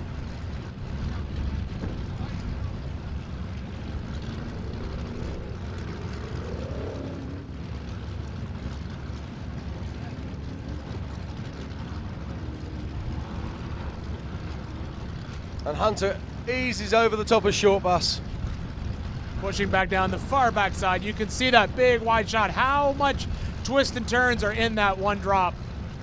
It's amazing how that view makes it look flat. That is an incredibly steep hill.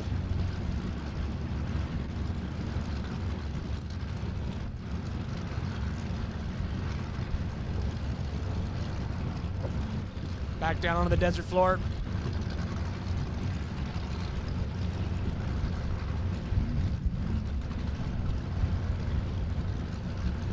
Nearly 100 vehicles having to qualify today, and it all finishes with power hour at 4 p.m. But here in Hammertown, the wind has started to get up. And despite the sun, it's chilling down. Round the top through the Jeep arch. Drop back in. Takes the far left line. Pushes hard back down into Hammertown. He'll be under 3 minutes. That's a nice time there from Hunter Sparrow as we watch Brendan Thompson, 5150, getting ready to start his run.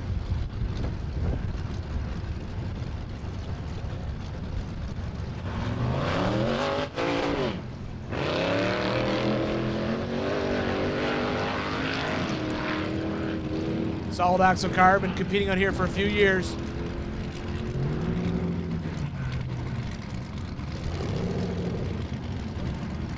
Really nice guy, Brendan.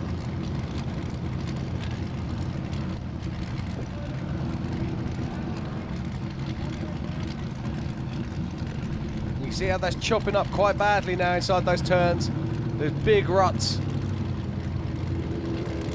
Yeah, it's that mix of having an IFS car take one line, having a solid axle car take another line. Those big horsepower players roosting as they go round. You can see Brandon push hard through that desert section. Car working well. Comes up over the top, rock section, quick and easy.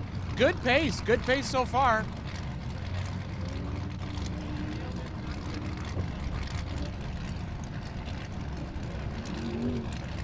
You can see the shadows lengthening on the cars of the spectators parked at the side of the course. as Brendan Thompson makes his way around the back of Short Bus. Carrying a good amount of speed through this section. Again, he won't be challenging for the lead, but he's going to be looking into the top 20. Yeah, I think he'll crack that 3-minute mark. As long as he has no issues as he comes down the backside of Short Bus.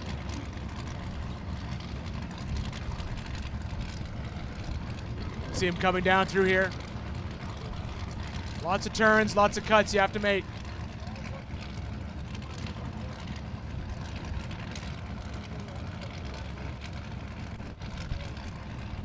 Well, I'm just having a look at our score sheet. And if you're over 3 minutes, you're going to be below 40th position now, which is quite amazing. To break the top 10, you've got to be below 2 minutes and 32 seconds, a space that's currently occupied by Dan Fresh, who put down a fantastic time in that savvy bomber car earlier today. Pushing hard up, back, around into the Jeep arch. Our highest placed solid axle car currently is Rick Waterbury in 7th position with a 229. And let's not forget our current fastest qualifier is Brian Crofts with a 221. Alex Wacker on the line. Patiently waiting.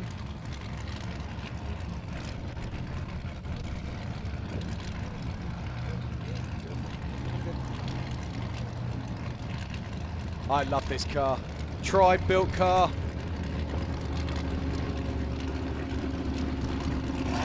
And Alex leaves the line. Changes his mind. And you see the leaves full again. start there. Not such a problem. There's a timing loop. So long as he doesn't cross that timing loop, his time does not start. So he's fine.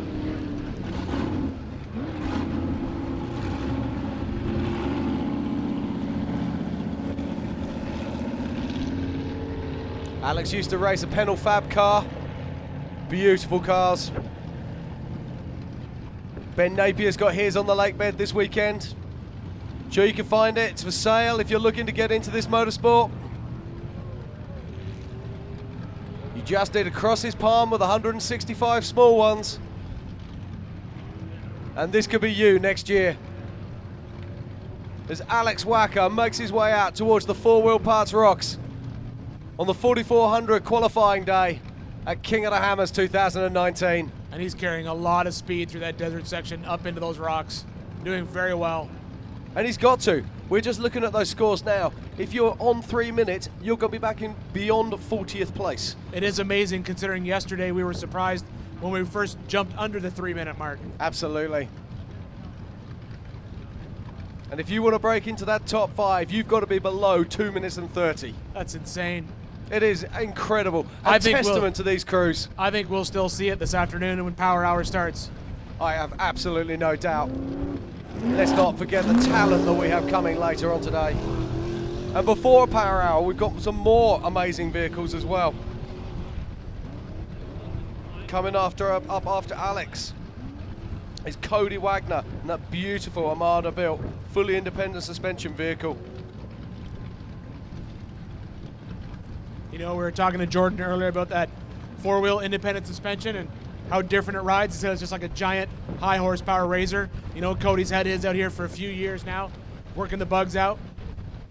Yep, and let's not forget, we've got Khaleesi, Nick Nelson. Nearly 1,000 horsepower as we watch Alex Wacker absolutely storming towards the finish line.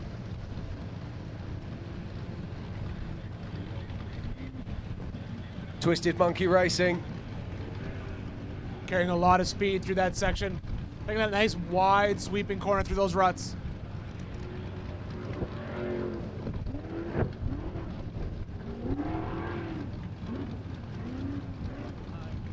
He comes down through the Jeep arch, heading towards the finish line.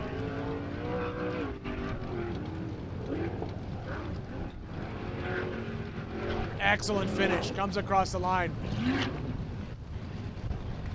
And Alex Wacker with a 241, which puts him in 19th position. Amazing. He'll be happy with that. Cody Wagner here. Beautiful car. Mr. Laser Nut himself, founder of Laser Town. And do you remember the stir that this car caused only a few short years ago when it arrived on the lake bed? Absolutely. So much technology in that car. Four-wheel independent suspension, portal boxes at the wheels. Let's not forget the copper-coated beadlocks.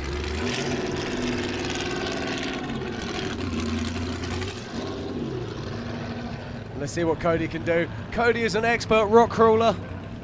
Races in a Jesse Haynes moon buggy.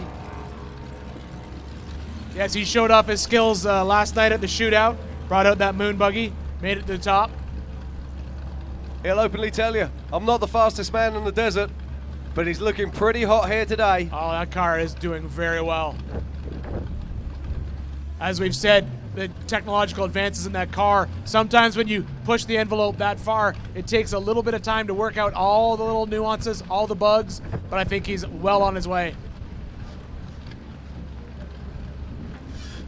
As we watch our in-shot of one poor car being taken home. That's just a standard special delivery here at Hammertown.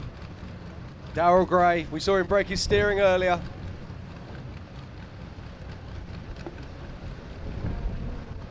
Cody's a little bit off pace here if he wants to break up into that top 5. Which just goes to show how fast the other qualifiers have been today. Oh, that top 5 is just a blistering pace, and I think, you know, as we look back on it and see who ran when and where, and the question will be how much of that is the course, how much will the course still be changing, what's going to happen when Power Hour starts. Indeed. And let's not forget, Rick Waterbury's absolutely amazing run. Oh, took a bad bounce there off course. He bellied out on that rock, threw him into the rocks. Lost a lot of time there. Just an unlucky bounce. It only takes a second. But you can see he's right back on it.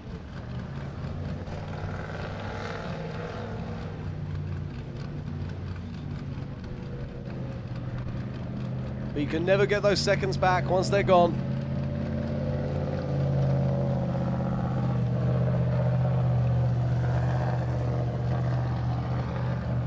And Cody's going to be outside of the top 20 by the looks of it.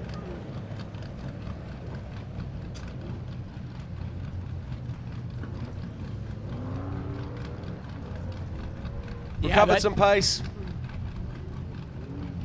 Great pace, but then that one small mistake coming down the backside of short butts. And Cody Wagner qualifies in 22nd position with a 2:45.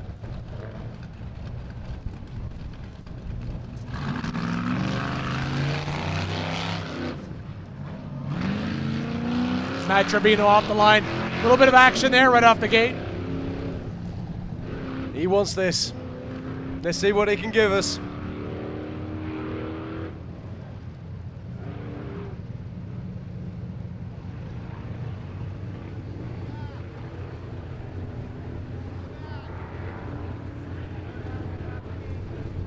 Carrying a lot of speed into those corners. Doing very well.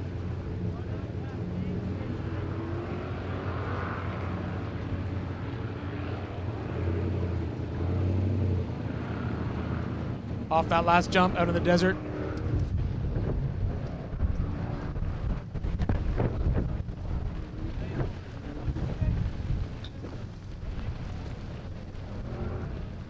Up into those rocks.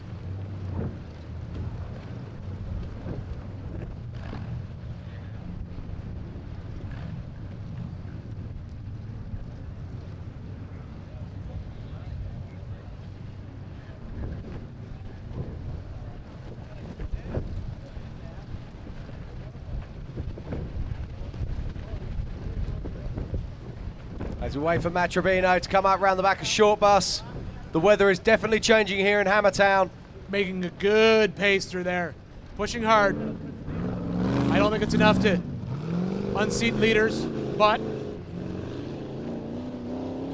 as we've said, you have to be moving incredibly fast even to make it into the top 40. Nearly 100 cars are going to be leaving the line on Friday. And you can't all start in the top 10.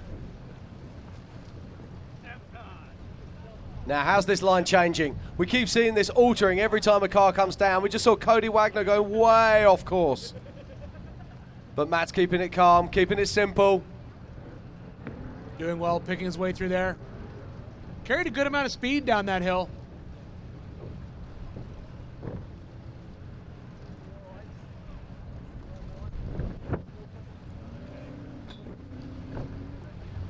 Taking that inside line around King Mountain. Then he'll drop back into the ruts.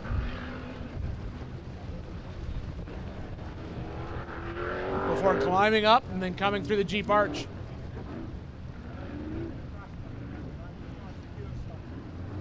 He's going to be just inside that 3-minute zone by the looks of it.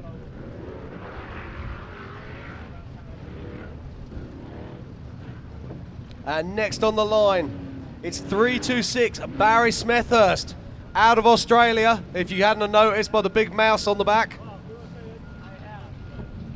I think that's a kangaroo. You'd never know, would you? It's the wrong way up, surely. Barry is a seasoned competitor in Australia, an amazing pilot. Let's see what he can do. Those ruts are getting massive out there. He's more used to winch challenge competitions, high horsepower GUs, big 4-motor winches. And it's his first time here at Hammers racing. It's always exciting to see international competitors here at Hammers.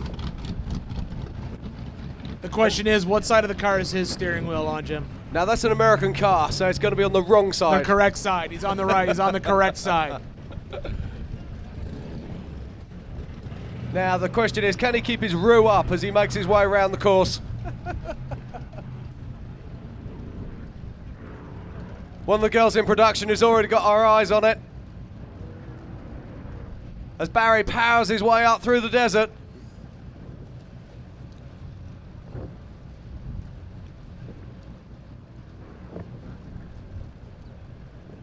Such is the lure of King of the Hammers that people come here and pay vast sums of money to rent cars just to race. Quick work of those rocks. Smooth like a Vegemite sandwich. Oh, Vegemite, why would you?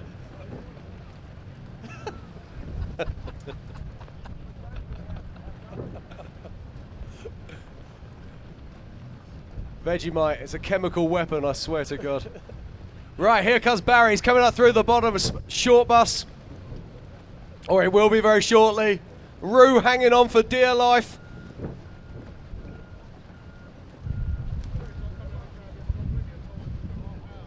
Doing very well. I know there'll be lots of people back home in Australia watching. That was an unfortunate spot for that camera to stop working. He'll be back in shot in a minute, I have no doubt. Conditions are worsening all the time here in Hammertown. Strong winds coming through, which is affecting our camera positions. There he is. You just spotted him coming down the backside of short bus. As our drone gets blown across the sky. But here he comes, picking a careful line. He knows he can't win this race, but what he can do is finish. And not many people from foreign countries get to do that.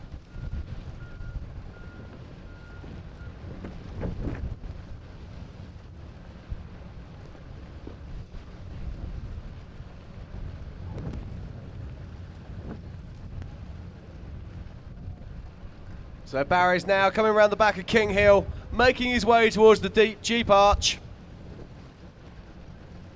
Unusual territory for Barry. He usually wins prologues in Australia. I think it's like you said, though, Jim. I think he'd just be happy to be here, happy to finish, and ready for race day. Absolutely.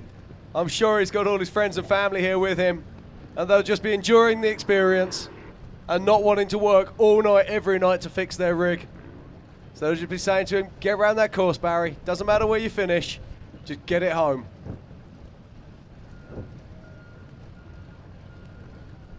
And also, it's a strange car, so I have no doubt it feels weird in his hands. He probably doesn't quite like the seating position. All of these things play a factor.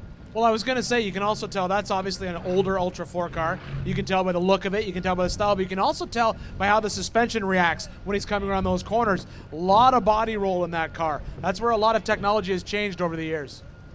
And here's the car 71, John Hall, about to leave the line.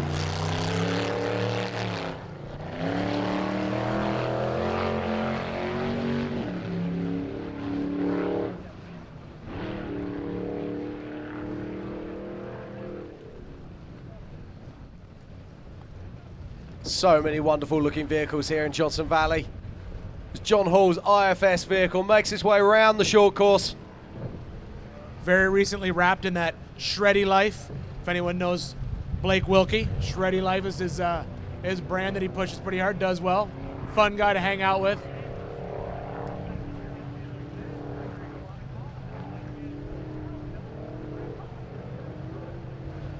Car moving incredibly fast through the desert.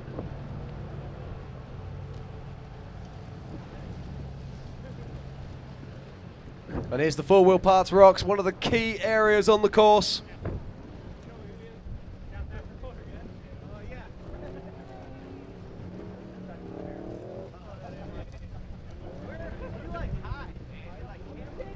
Doing very well, carrying a lot of speed. Jumping in and out of that rutted section.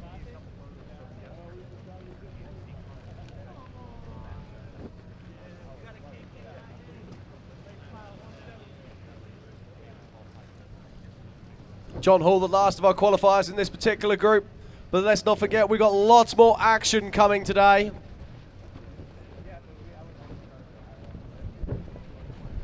As I do bear with us, the high winds here are causing problems for our drone cameras.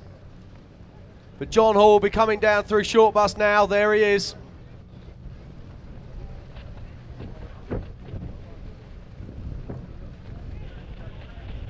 Picking his way through that line. You can see that some of those corners are straightening out.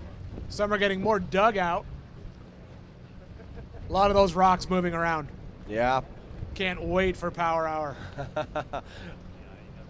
Could be won or lost on those rocks on short bus, that is certain.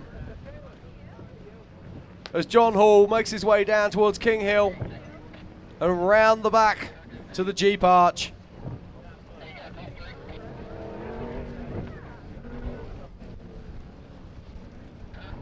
Beautiful line through there. Carrying a lot of speed into that flat section into the corner. Takes that longer route round. And comes across on that far left side. Coming down through that favoured line. Looks like he's going to be around about the 2:45 mark, something around that area. Nice run there from John Hall.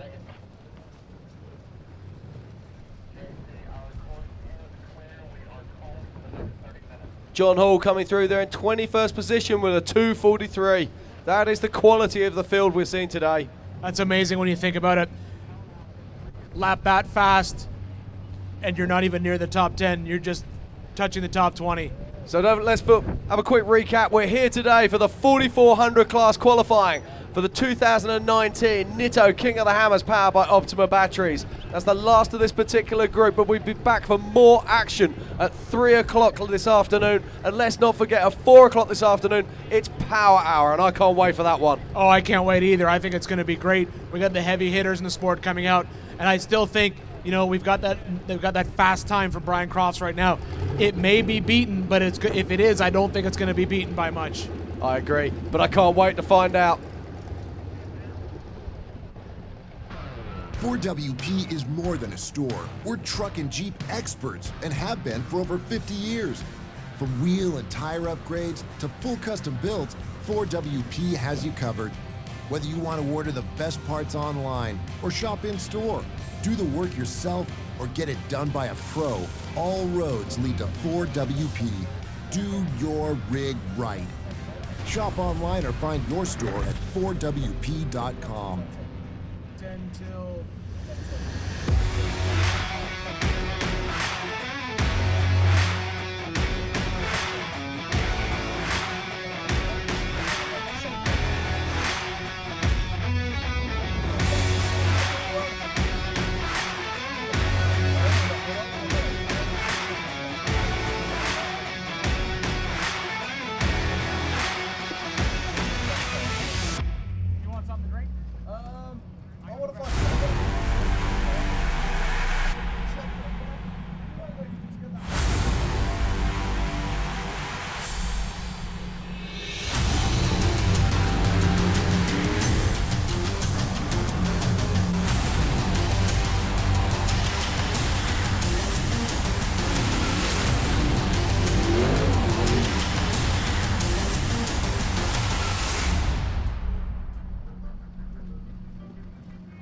We didn't just test the new Optima Yellow Top with Pure Flow technology, we tortured it. King of the Hammers is 181 battery-killing miles of relentless, unforgiving hellishness. It's one thing to call yourself the ultimate power source. It's another thing to prove it. The all-new Optima Yellow Top with Pure Flow technology with up to 3 times the battery life. Unsurpassed performance built to fit today's vehicles. Optima, the ultimate power source. Go inside. Cozy up to the fire. Stay warm. Some call that a nice winter day. We'll have to agree to disagree.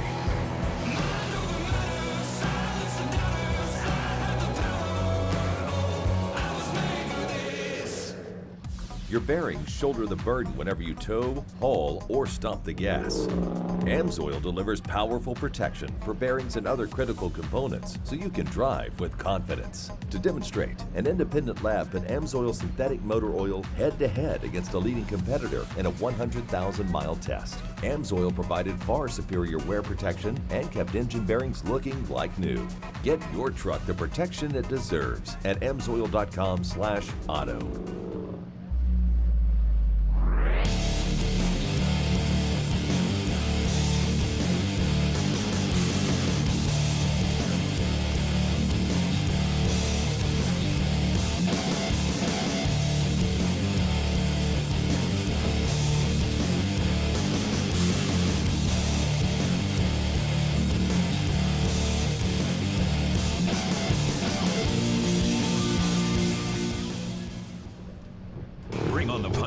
Steel-it polyurethane coating is proven protection. The stainless steel formulation shields against corrosion and protects against the toughest terrain. It's weldable, so there's no need to remove the coating. Just weld right on it. Go to steel-it.com for more.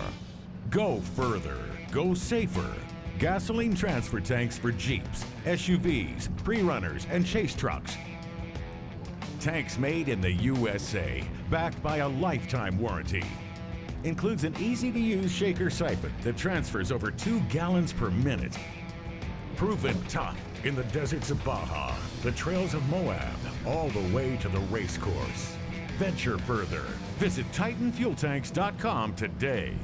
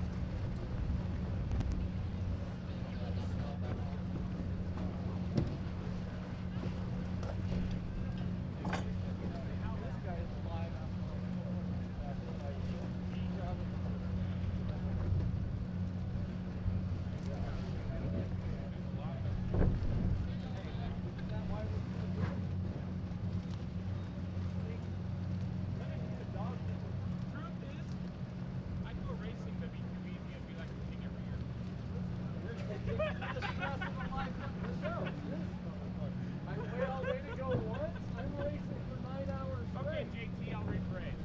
I would be able to finish every year. Wouldn't win, right? I know, I raced it 9 times and finished it 4.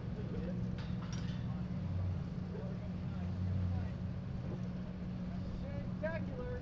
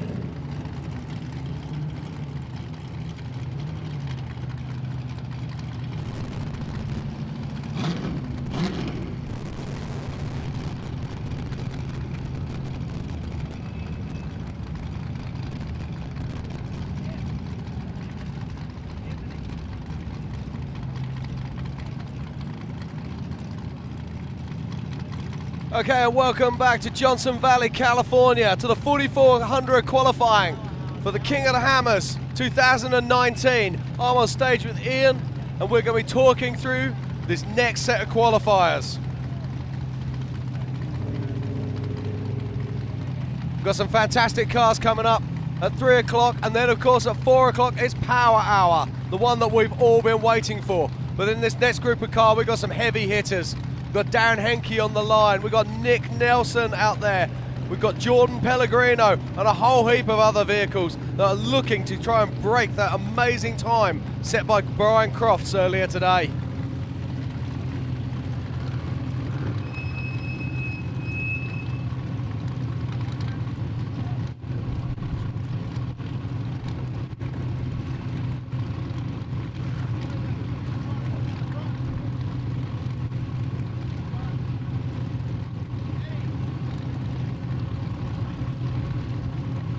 That's right, Jim. We've seen a lot of fast cars today, and as you said, Brian Crofts holding that pole position right now.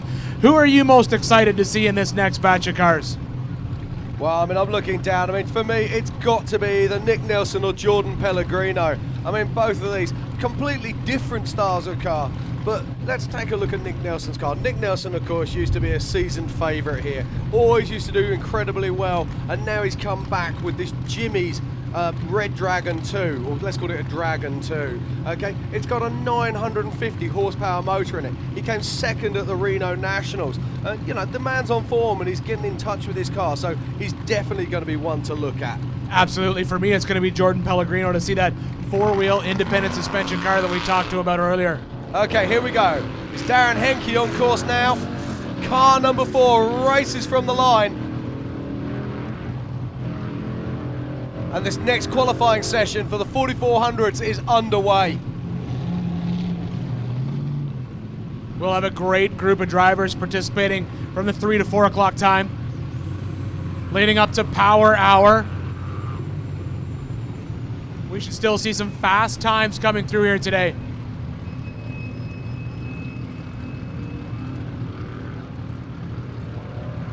To break in the top 10, they're going to have to be below 2 minutes and 30. I never thought we'd be saying that before Power Hour. That's incredible. I think it's going to be interesting to see how fast the Power Hour guys can go. And I think, as we've said all along, I think the time is made up on the backside of Short Bus.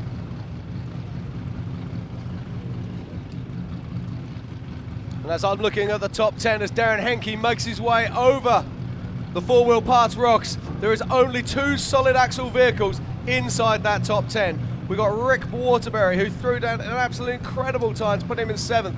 And Dan Fresh is hanging on by his fingertips in 10th place. There is absolutely no question that this particular qualifying course certainly prefers the IFS car. They tend to shine out here right now. But as we've said before, the race on Friday, the course is never the same. It's always different. And it seems to be some courses they favor the solid axle cars, some courses they favor the IFS cars. We really won't know until we're deep into race day to find out what kind of course we have right now. Now Darren Henke's out here in a solid axle car. Darren, of course, used to race an IFS. So I'd love to know the backstory on why he's chosen to go to a solid axle.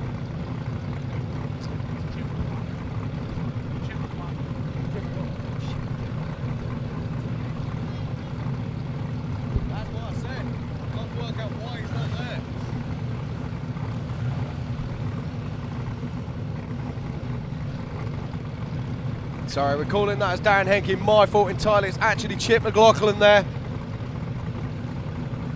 That's why I couldn't work out why it could be Darren, because it wasn't an IFS car.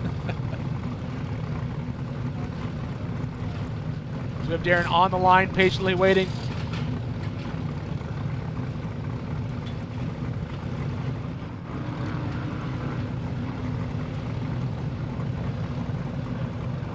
Chip McLaughlin coming through the backside.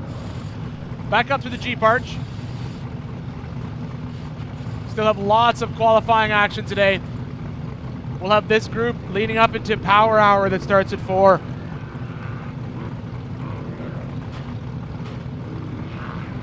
And Chip's going to be sub 3 minute. But amazingly, he won't make the top 30.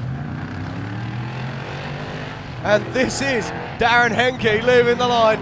You can see how rutted out that start is right now. That makes a huge difference on that start. It does. Changes everything, how you put the power down, how you transition out that first turn. But a quick save by Darren to keep that on all four wheels and keep his day going. Be an absolute awful way to end your qualifying session right out of the gate like that. We've only seen two cars roll on the short course today. First car off the line, and of course Stan Haynes.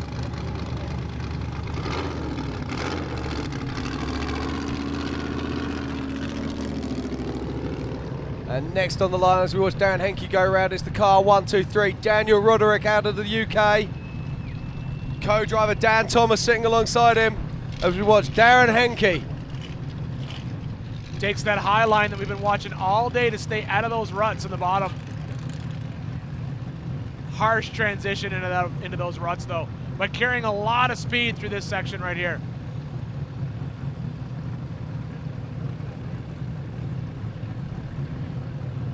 This is good pace here from Darren. Absolutely. Just looking at his time now. But as you can see, as we get on the day, this entire section of the course is in the shade, and then you come up over the top, and it is full sun. Yeah, he's actually on for just on around about top 10 kind of paces if he keeps that up. But we've seen it time and time again. People bleed away speed as they come down the far side of short bus. Yeah, that downhill section after short bus is definitely where everyone seems to either be gaining or losing a lot of time. Oh, we're just getting shots here now. Danny Roderick, the 1, 2, 3 car from the UK. JFT Customs rig. Danny's been racing in Ultra 4 Europe for a number of years now. Hugely popular across the pond. Lexus V8 driving this car. And they've been working flat out since they found out they had a chance to come to Hammers. But this is Darren Henke making his way around now to the Jeep Arch. And this is a very good time indeed. That's a very good time. Come to that Jeep Arch at just under 220 like that. Coming down the backside, full commitment. He's not going to upset the top 5. Oh, nicely done there by Let's see Darren. where he ends up. Darren Henke, 7th position with a 2:29. Excellent job, excellent job. Great run there. And now it's time for the UK boys from the north of England. Danny Roderick and Dan Thomas. Once again, they're not here to try to win this thing. They're here to pay pilgrimage to King of the Hammers. They're here to soak up the atmosphere, to meet new friends and say, yeah, I've raced there. Oh, I think anytime you can ship your car across the world, be involved in a race like this, definitely a once-in-a-lifetime opportunity. Absolutely. He has so many friends here this week helping him, and so many well-wishers. And we're sitting in front of their computers. It's crazy early in the morning back in the UK at the moment. But they'll be screaming at their computer screens and TV screens as they're watching this.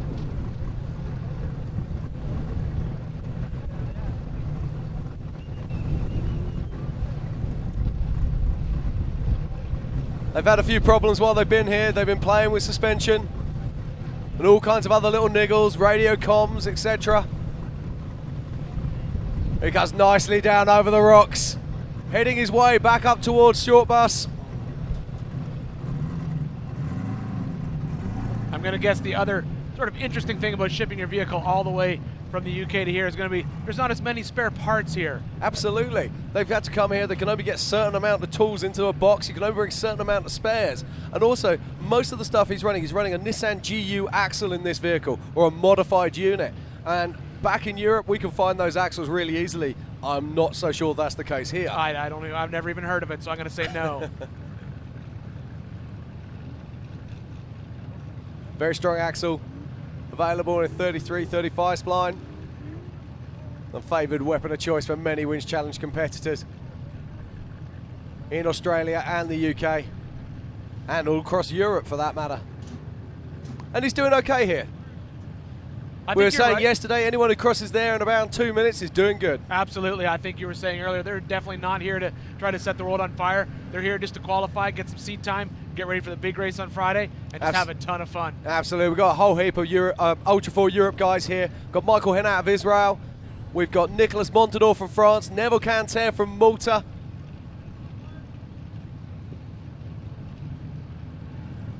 Look at this. Very nice. And of course we've got Inaki Lanzagorta from Spain, who's been racing Casey Curry's old truck.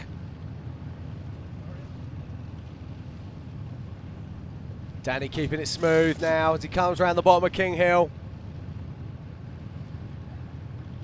You got to drive this course first thing this morning, and it will have changed massively. Oh, you can tell just by the look of it. We've seen it change all day. We've seen the ruts get dug out. We've seen the starting line get dug out. But look at the shadows now casting into those ruts. Oh, they're huge. You lose children in there now. As he comes round over through the Jeep arch. Which line's he going to take? Picks that far left line. Hits that throttle. Makes that little Japanese rice burner sing. Great stuff there from Danny. Sean Holland on the line, 4416.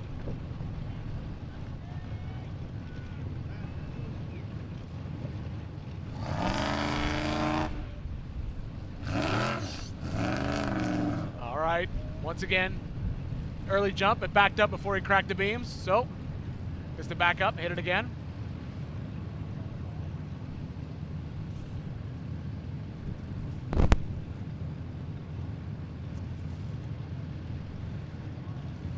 Sean Hollands did actually break the beam, but our production crew are fantastic and our race ops are superb, so they're just resetting that now. A little bit of confusion there, and it's great to see that they're giving him a second chance. You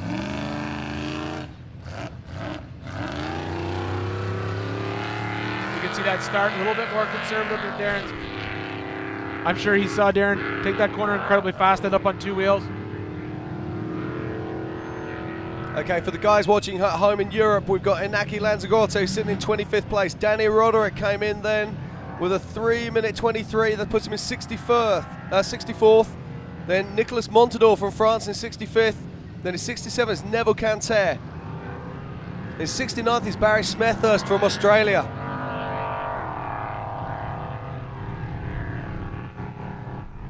But this is Sean Hollands in the 4416 car. He was carrying a lot of speed through that short course section, got really high on a couple of the berms.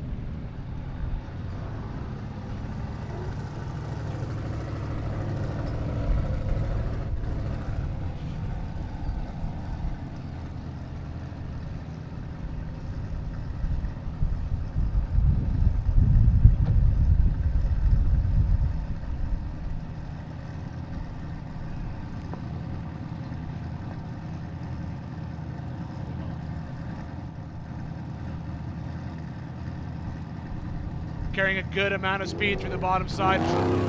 Taking that sharp turn up. You can see that's in full shade right now.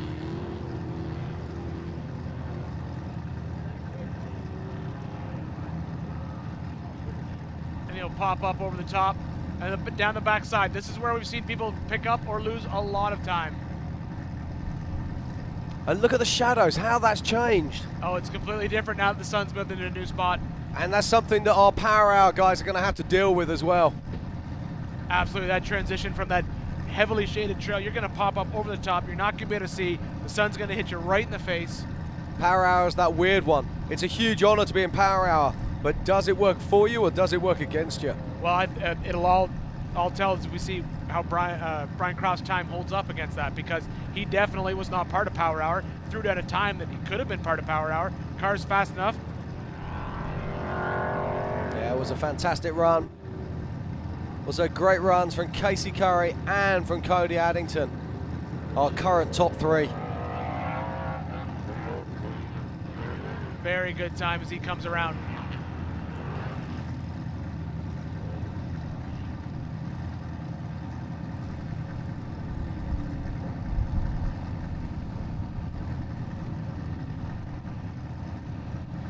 On the the line, George Pornesti, car 4432.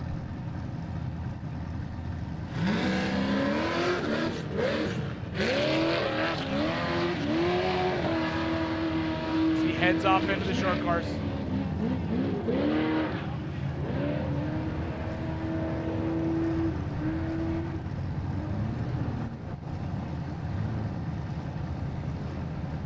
Solid axle car, clipping its way through the high berms.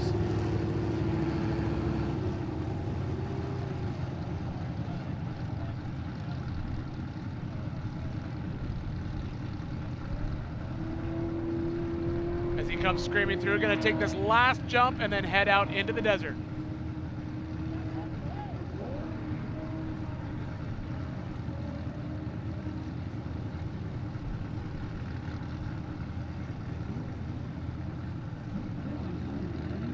Making good time as he moves up into the 4-wheel parts rock section.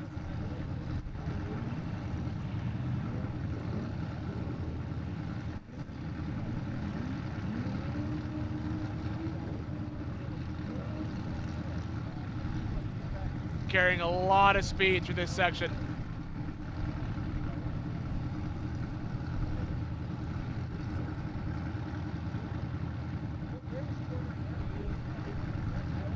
This is the section where we see a lot of drivers pick up or lose a lot of time.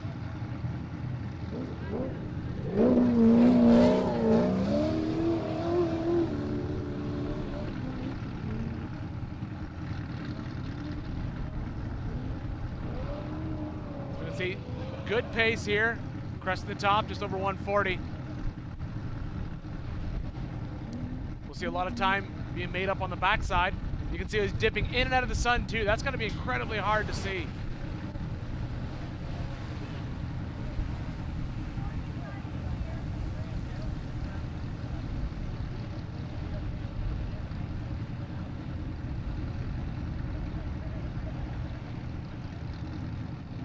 Oh, look at that. Oh. You can't do that to us. Get some cameras around there. Come on, go. Hopefully we see him come around here very soon. I still hear an engine, so I think he's okay. That's the save Absolutely. of the day. Look at that. Goodness. That was an Fantastic. amazing move.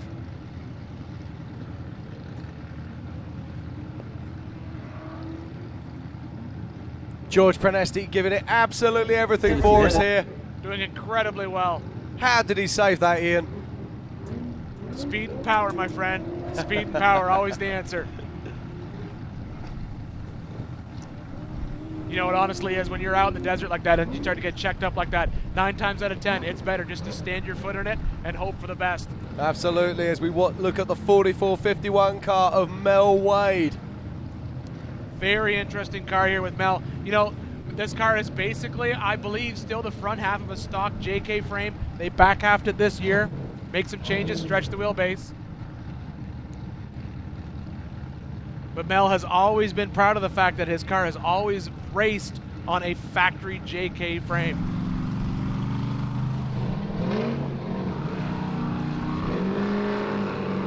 Mel has a fantastic history in this event, particularly on qualifying. He had that huge rollover a few years ago.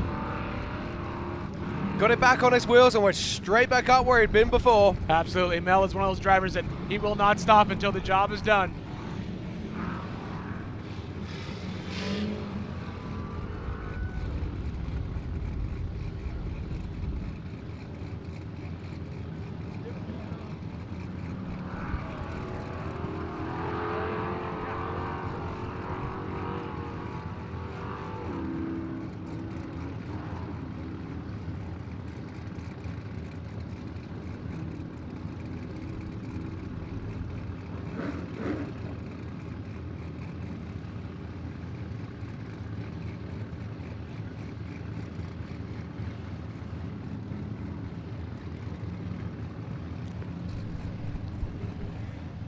George Prenesti, who we just saw have that huge save, came in at 2 minutes 50 and is unbelievably in 39th position.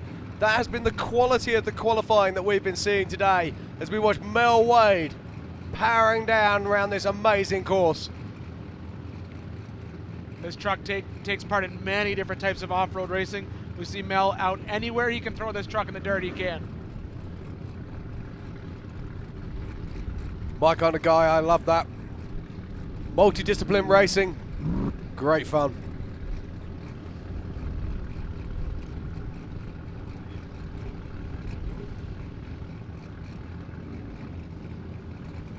And we're looking at the top of Short Bus now. And on the far side, there he is in the shadows, Mel Wade himself. Coming up over the top now.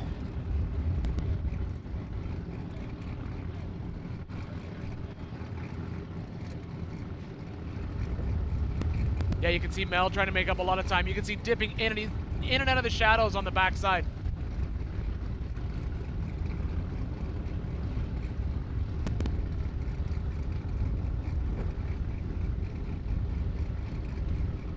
I know a lot of the Power Hour crews were praying for some cloud cover to take away that problem, but that's not happening. There's blue skies here in Johnson Valley. Oh, look at that huge jump from Mel Wade there. That's the second car we've seen get out of sorts in that one section. There must be something there. Something's changed. Big old gotcha in the middle of the desert. And just before Power Hour. Got to make this more exciting. We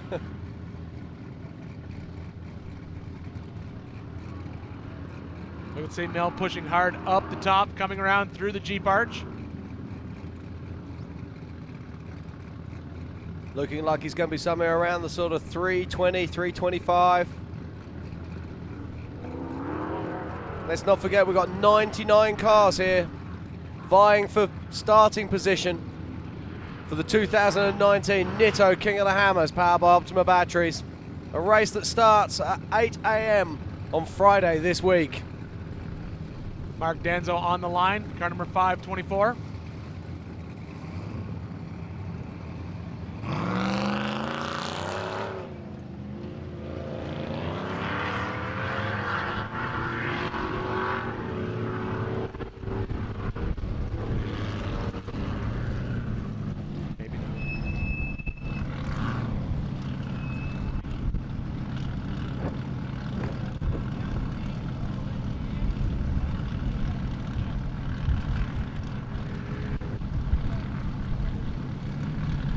We're watching Mark Danzo now as he makes his way round through the short course. And those turns have been really rutted up today. There's been a lot of action on that short course.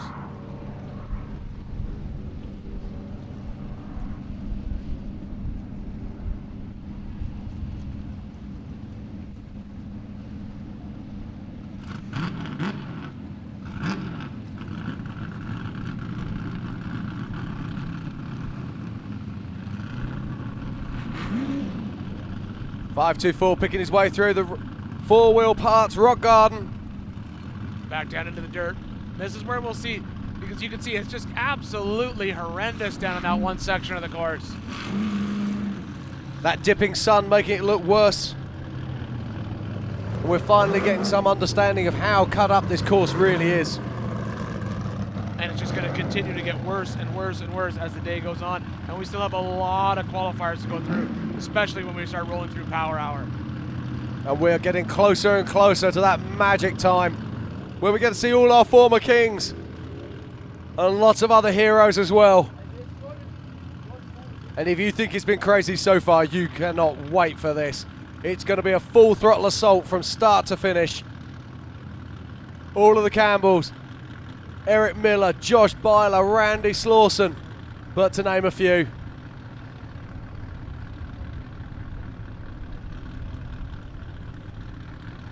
It'll be hard to see if anyone can knock Brian Crofts off that podium.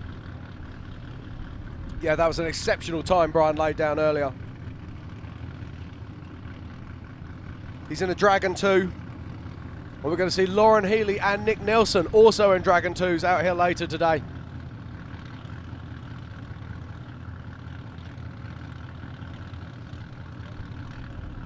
Mark Danzo getting a little bit of air there, but nothing like what we saw earlier with George Prenesti. Absolutely.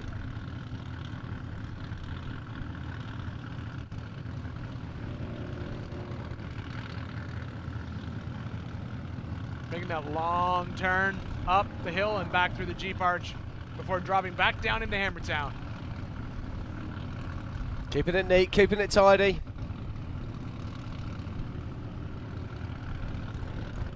Going to be around about the 3:05 mark.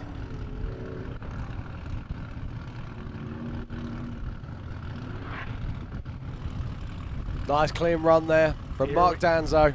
And here we go on the line. Jordan Pellegrino, the one we've been talking about all morning. Brand new car, 4-wheel independent suspension. Frame was designed and built by Quimpoltz. Computer aided design to create the frame. And all the IFS suspension. Rear trailing arm, independent fall. This is something else. There's going to be so many people sitting on the edge of their seats getting ready to watch this. Young man has 770 horsepower under his right foot. Incredibly flat as he comes around that Look corner. at Look that. at the air on that jump. Absolutely amazing. Okay, Ian, what do you reckon then? Is he going to be able to challenge Brian Crofts? I think there's a good chance he can. I think if he doesn't unseat him, he's going to move into our second place position. Do you really? Wow, that's a big, big ask, I think. But let's see what we can do. This young man, he has not got much seat time, but what he has got is he's got Hammers history. He came here as a very young man, started racing in the EMC classes and then moved out to 4400 last year. He's cut his teeth on these trails. These trails are local for him. If you watch him go through this rock section, he's under a minute through those rocks. That is blistering fast. Oh my word, this is special. It's in the corners where that 4-wheel independent suspension really shines. That car is staying perfectly flat, not lifting a tire, not leaning over. This is where it's really starting to show how important the suspension design is in this particular package. Now he needs to be looking at about 130 as he's cresting the top of Short Bus. And we know that this is the key area right here, so what can he do? It's clean. Lost a little bit of time there. So loose in that one section. You can just see so much tire spin, so much just trying to climb up this hill. He's on pace at the moment. Oh, crested at the exact 130. This is going to be tight. This is going to be close. Now the shadows come into play. And this will be the downhill section where if he's going to make up time, this is where he makes it up. We saw Cody Wagner's full independent car get caught out here earlier. What's going to happen to Jordan? Oh, you can see right there, that's an unlucky bounce. And a few seconds get bled away. If you look at this car and compare it, just in comparison to some of the other cars, it looks a little bit wider in track. It does. You get more suspension travel. It also looks soft.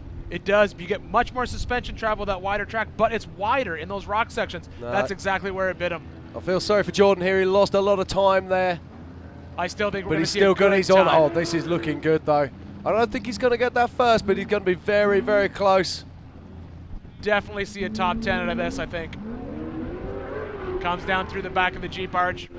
Trying to keep those wheels on the deck, get that horsepower down, and across the line for Jordan Pellegrino. What a way to cross to. Excellent job. Let's see where he ended up.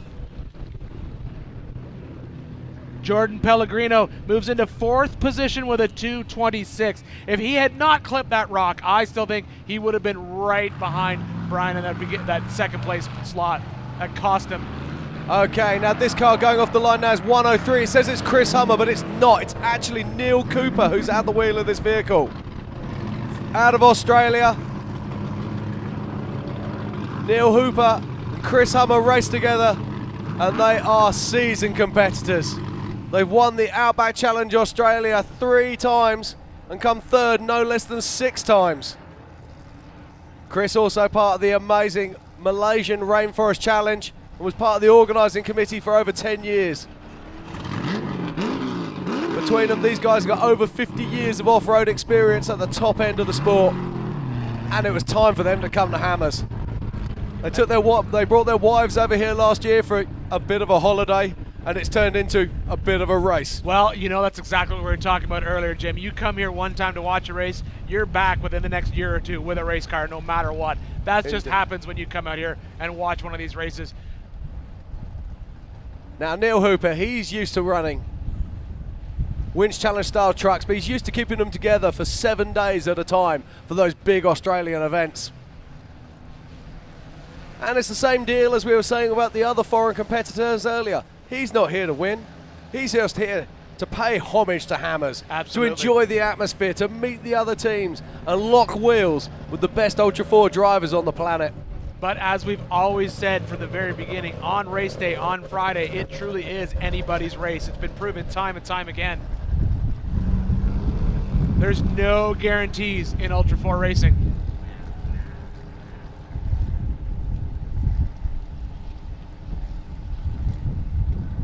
As we wait for Neil Hooper to come over the top, let's just have a quick catch up on the top 5. We've got Brian Crofts with a 2 minute 21. Casey Curry in the Trophy Jeep with a 2 minutes 24. We've got Cody Addington, who laid down an amazing run early on with a 2 minutes 25.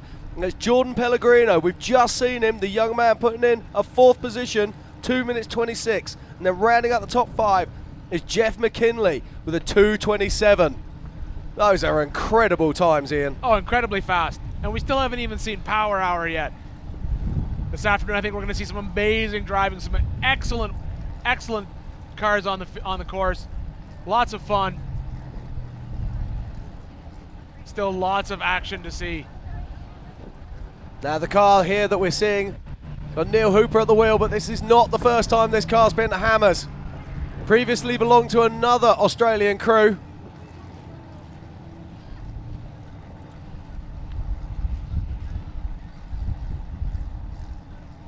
And Neil's doing a great job here.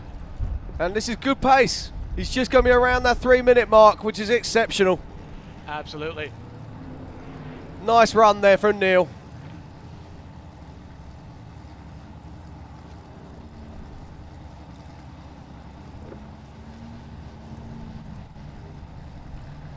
We've got Ryan Stambaugh on the line, car number 22. Yeah.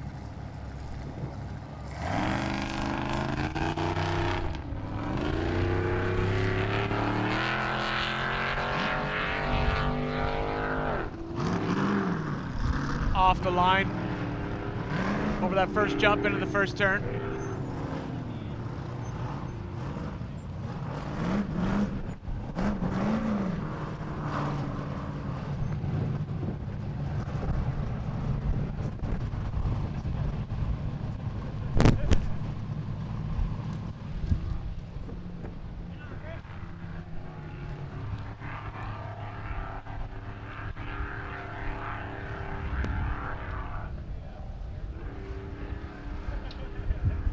Blistering fast pace through that desert section.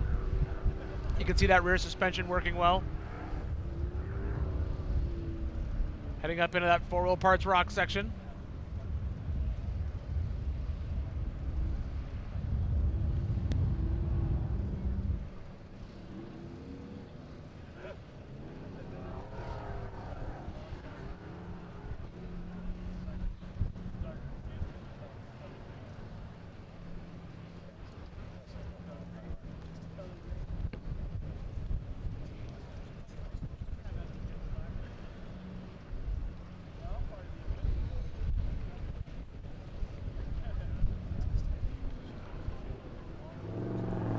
Watching Ryan Steinberg here, car 22.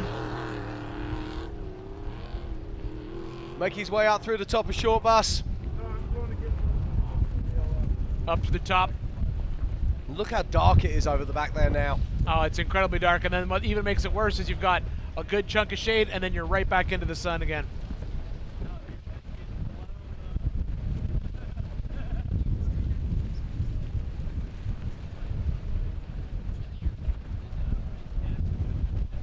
And here comes Ryan now down the far side.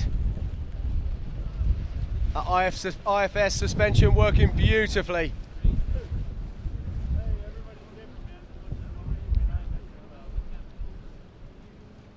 As he works his way around King Mountain. On the line is someone that we haven't talked about a lot, but we've been waiting.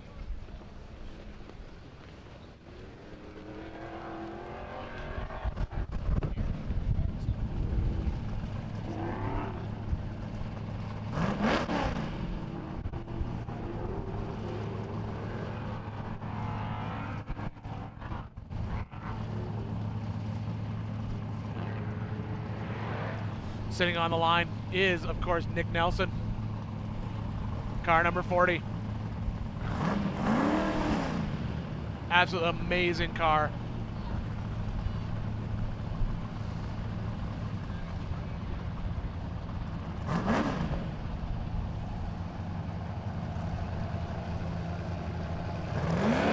goes Khaleesi leaving the line. Nick Nelson.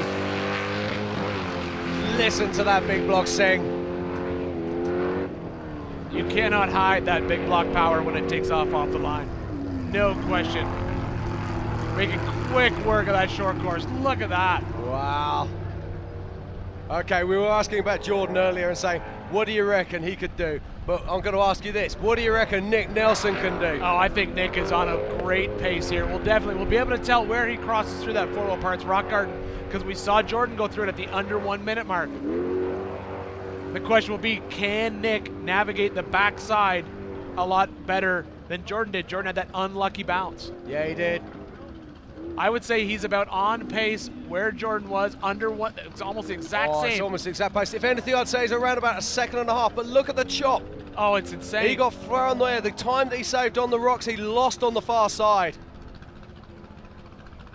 He'll be pushing hard through here. And then he'll come the big climb and then back down the backside. If he can navigate that backside drop better, I think we may end up with somebody in at least the top 5. It's worth noting, you can be a great pilot, you can have a great car, but you also have to have a little bit of luck. Just look how loose that ground is there. He's just struggling, fighting for traction as he climbs up the backside. So where's he going to be? Oh, he's on. Yeah, this is good. This is be a very good pace. fast. It'll be how fast he comes down here. This is the part that gets tricky. We're going to see right up here is exactly where Jordan got crossed up. Nick does not. He does a good job. Good job. This is it. We're on, boys. Incredibly fast. Brian Crofts is chewing his fingernails even as we watch. And let's not forget, we haven't even got to Power Hour yet. And Nick Nelson is showing us why he's still considered to be one of the best in the business.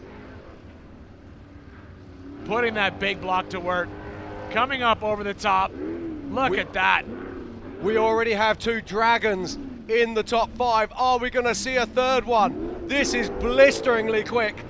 2:15, 2:16, 2:17.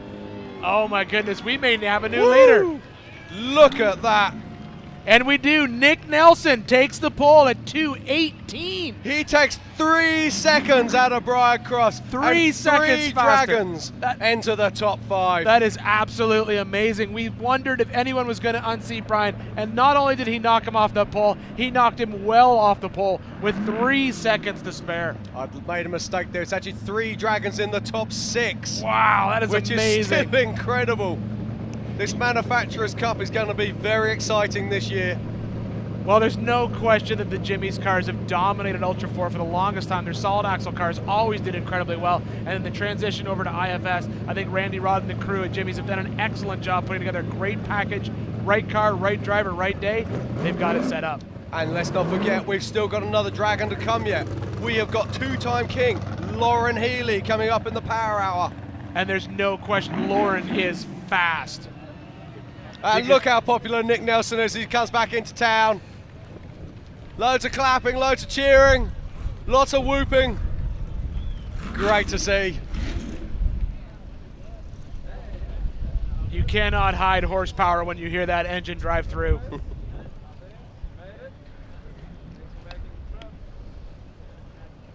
Well, it's been a fantastic day of qualifying here in Hammertown. It's been the 4400 class, all qualifying for places in this year's 2018 Nitto King of the Hammers powered by Optima batteries. And there's been some fantastic stories to tell. But the big one is that Nick Nelson, the last of our qualifying group, has just gone through in an amazing 2 minutes 18 to take pole position. You know, we've been wondering all morning if anyone's going to break into that teens. Seeing Nick do it, now we know it's doable, and we still have the heavy hitters in this race to come out and lay down an even faster time. So the question is, do we think this course has got more to give? Can we see someone getting down to below 2:15, 2:14 even? It seems a big ask. All right, so let's take a quick look at our current unofficial top 10 qualifiers right now. We have Nick Nelson, who just crossed the line at 2:18, backed up by Brian Crofts at that 2:21 that sat for so long. Then in third place is Casey Curry, and in fourth, our longtime leader, Cody Addington. Jordan Pellegrino, who we thought was going to unseat that that pole position, but ended up landing in 5th, and Jeff McKinley at 2:27 in 6th position. Then in 7th place, we've got Greg Adler in that huge car, and then in 8th, another big block Chevy with Jason Blanton. Darren Hankey right behind him, and finally Rick Waterbury rounding out our top 10 qualifiers. Worth noting, Rick Waterbury is the only solid axle car in that top 10 currently. Absolutely, you know, that's one thing. These qualifying courses definitely favor the IFS car. With so much desert, so little rocks, the question will be, does that hold true on race day, or do we see a solid axle car becoming more dominant again, depending on what the course looks like? 4WP is more than a store. We're truck and Jeep experts and have been for over 50 years. From wheel and tire upgrades to full custom builds, 4WP has you covered. Whether you want to order the best parts online or shop in store, do the work yourself or get it done by a pro, all roads lead to 4WP. Do your rig right. Shop online or find your store at 4WP.com.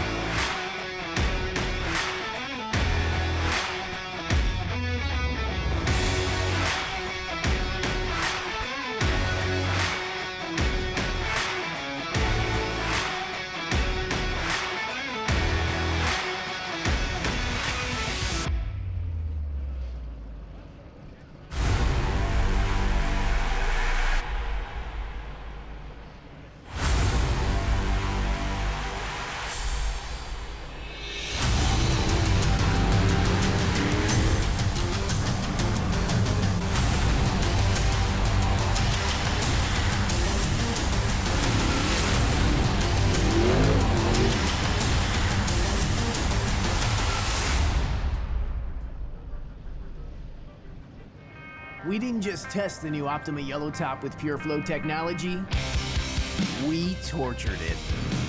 King of the Hammers is 181 battery-killing miles of relentless, unforgiving hellishness. It's one thing to call yourself the ultimate power source. It's another thing to prove it. The all-new Optima Yellow Top with Pure Flow technology with up to 3 times the battery life. Unsurpassed performance built to fit today's vehicles. Optima, the ultimate power source.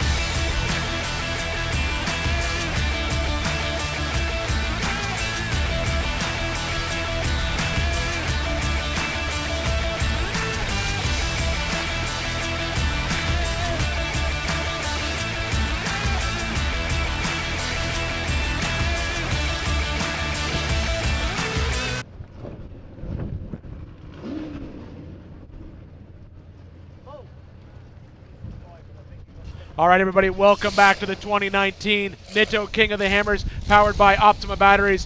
We've just got done our main round of qualifying, waiting to push into Power Hour. But what we're going to do right now is we're going to hand out our first place winner award to last night's Shootout winner at the Holly EFI Shootout that took place last night. On stage with me right now is that winner, is William Stewart.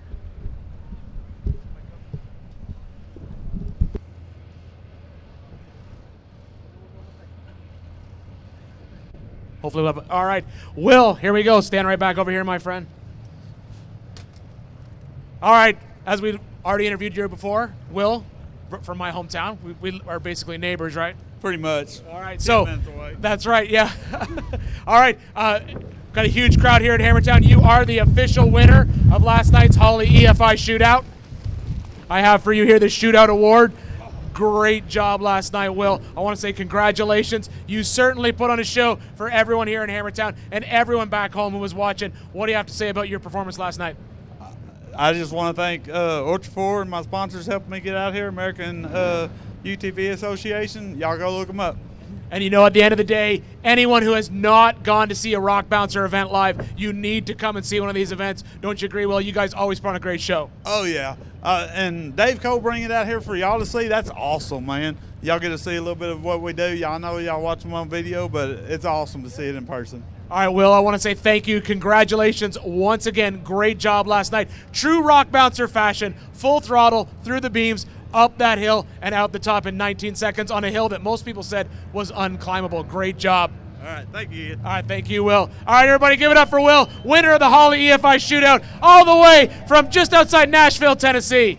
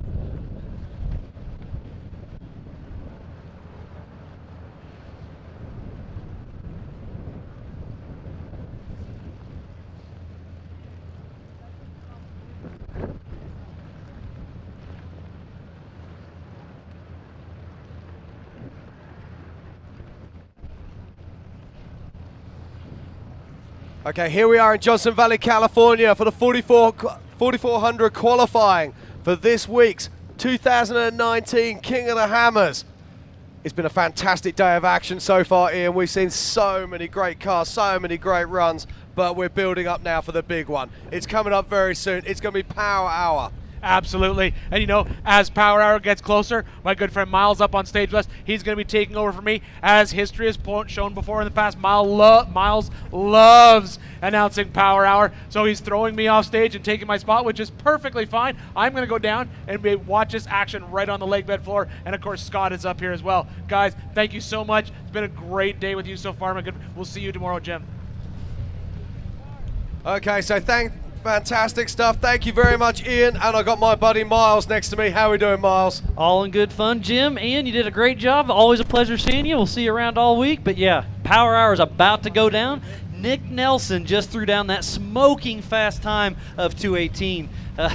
Blistering fast. That was pretty wild, wasn't it, Jim? Oh, it was amazing. We saw Cody Addington earlier today putting in a sort of 2:20 plus time, and we were like, wow, that's going to be standing until Power Hour. Then we saw Brian Crofts come out, and he just threw down something incredible. And then when Nick Nelson came out then, just what was happening? Incredible. And Brian Croft came out of nowhere because he used to be a 4500 driver, and he stepped into that brand new Jimmy's chassis and just smoked it. I was very impressed. Good for him. And then Jeff McKinley has an almost identical car, and he's sitting in the top 5 also. So Jimmy's chassis are doing good up there, and Nick Nelson's on the pole, 2:18. If we actually look at the top 6, there's 4 Jimmy's Dragon cars in the top 6. That is amazing. Yeah, Cody Addington held that time for quite a while this morning. He's been in the top, I think he's in the 4th position right now, so a lot of fast guys, but we have all the Kings coming up shortly. It's going to be a lot of fun. It is indeed. Now, if you want to break into this top 10, you're going to have to be sub 2 minutes 29 seconds. And we've got Rick Waterbury's hanging on with his fingertips in 10th place, the only solid axle car still in our top 10. While we get ready, we're getting the course clear, getting everybody lined up. Power Hour is right around the corner. We'll be right back.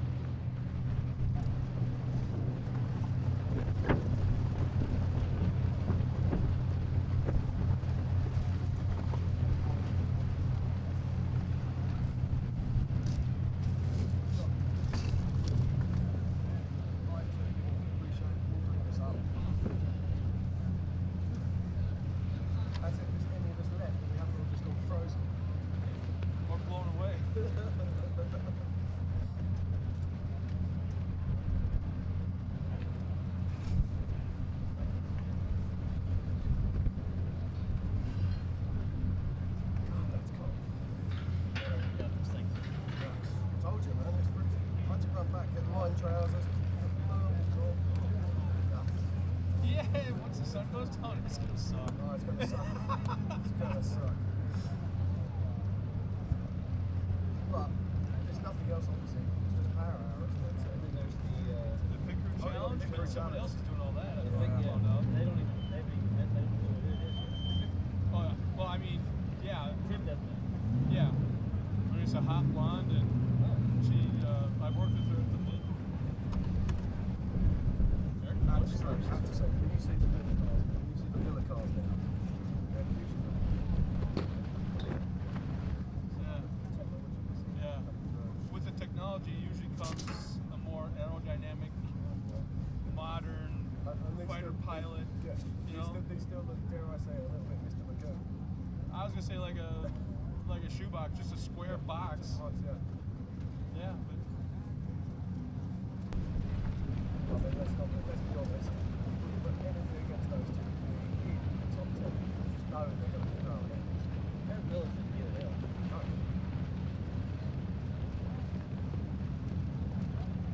I wonder how his head's doing in this whole competition thing, having just had a beat. You know? Well, it's interesting.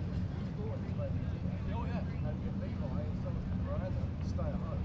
But it's a big thing. I mean, he's working with his cars, he's doing all that as well. And he's also got that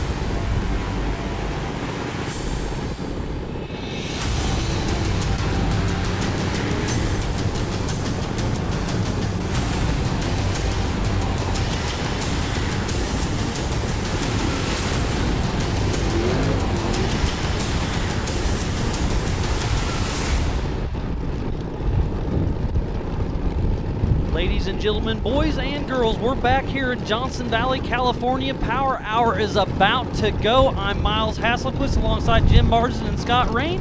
Here is our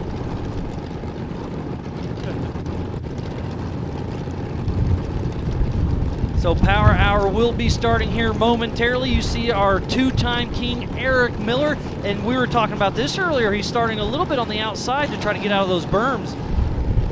Is indeed. Eric Miller's lining up next to him, or behind him is going to be Josh Byler. There's three-time king Shannon Campbell. Behind him his son, Waylon Campbell. Then we've got Levi Shirley, JP Gomez, Rusty Byler,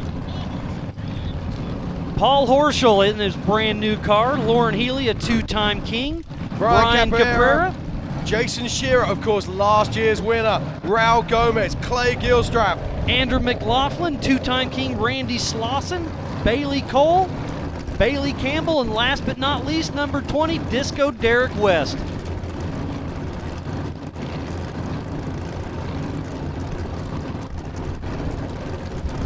That's just a great shot from our drone on Eric Miller getting ready to take off. Who is going to be able to bump off Nick Nelson, if anybody? These guys could do it. This is where it gets exciting, Miles. This is why I've been here all day. I've been looking forward to Power Hour so much.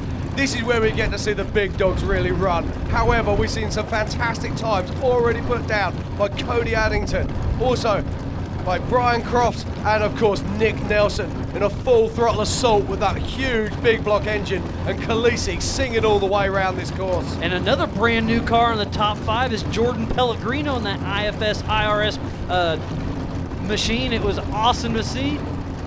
Man, this is about to go down. This is the fastest guys in the sport for the 2019 Nitto King of the Hammers, powered by Optima batteries. There's a great shot of the Optima battery on the side of Miller's car. You know, guys, I got to throw it out right now. Yes, we got racing about to start, qualifying about to start, but look at the crowd here. We are what 50, 60 mile an hour gusts. What the people at home don't realize, they are facing the wind. These fans, these crews, these drivers from other classes, give yourselves a big round of applause. You guys are the best race fans out of any power sports there are.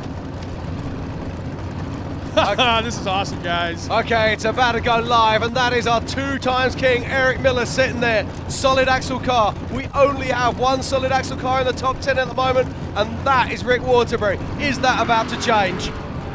Eric Miller hot on course, heading into the Hammertown tabletop. Eric Miller really on the throttle in that straight axle Miller Motorsports chassis. And he's just become a dad as well. So he's been spending a lot of time at home with the family. Is that going to have affected his car prep? I doubt it very much as we watch Eric flying through the short course. Diving in deep in that long sweeping turn. Eric Miller gets a little bicycle, gets it back under control. He'll hit this little tabletop into the whoop section towards the four-wheel parts rock section. Now it's going to be interesting to watch the clock here. We saw Nick Nelson and Jordan Pellegrino. They were crossing this rock section in around about 50 seconds. What has Eric got for us? And coming down this rock section, you take a hard left, and that's where Tom Ways took his tumble a couple of years back. So you want to come in hot, but keep it under control. And look at that, the shade really is affecting these guys a little bit, but Eric Miller really pushing hard, trying to get in that top, guys, I top 10. had a chance to talk to a couple of different drivers that are running Fox shocks. They've done some new technology out there. They retune these shocks. I'm talking to specifically Eric Miller as well as Jason Shearer. They're able to go 20 to 24 miles an hour faster in any of these rough sections that you heard in the past. That's amazing as we watch Eric here. Now we're watching his pace. I reckon he's about 4 seconds off pace at the moment. Needs to have been cresting at about 129. He's cresting at 133. He's got to find some speed, hit down through short bus, but this is where Eric is superb. He's so technically gifted. And there's a lot of different rocks that are getting kicked out of the way. We saw Pellegrino take a little dip earlier. There's a lot of loose rocks here. These guys are hauling the mail coming towards the Jeep Arch. Those Nitto grapplers hauling as he pulls on through, grabbing that big air from Eric. A big bunny hop. Eric Miller pushing hard. I'm going to say top 20 so far. He's got a good run for him. We were talking earlier, it's very difficult, the back end of this course. It's so easy for the speed just to disappear from you. And we were just talking about the win for the people here in town, but the win for the racers, all this dust, it's really showing to be another difficulty out there on course. And Eric Miller coming around now to cross the line.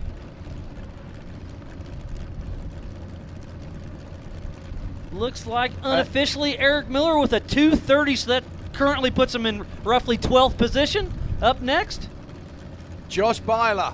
Now, Josh had a brand new car for this year, and unfortunately during shock tuning he managed to roll it. So he's in the old car from last year. he brought that just to go pre-running, but now that's going to be his legit race car, so tough break for him. We do have a little clip of that we'll bring in later on this week. But Josh Blyler really pushing hard. We'll see what kind of time he can match against teammate Eric Miller. Big B Motorsports on course. Jimmy, you're a racer back in your home area. Talk about what the weather conditions will be like, what you have to go through, specifically this wind and this dust. What is it that you have to go through, and how do you compensate for it?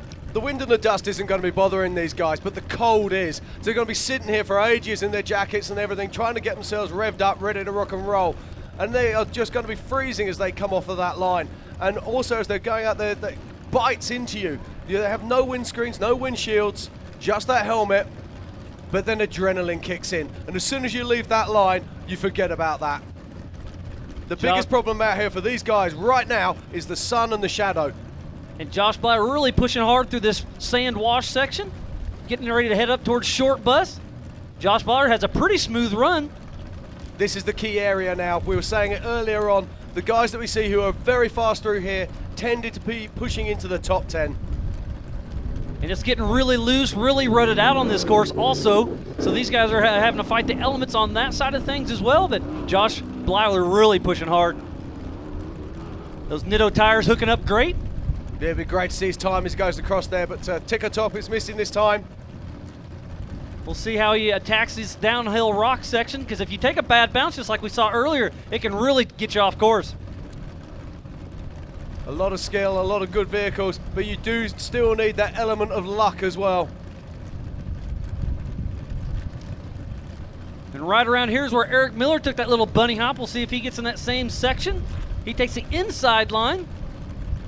Look how rutted out it is getting in that little desert section. You see the two lines right there. I'm starting to wonder, will we see anybody go right down the middle where it's smooth? I'm kind of wondering if that might happen. Absolutely, we were saying earlier as well, will they start to go a little bit higher as well? Take a chance, see if they can cut that line.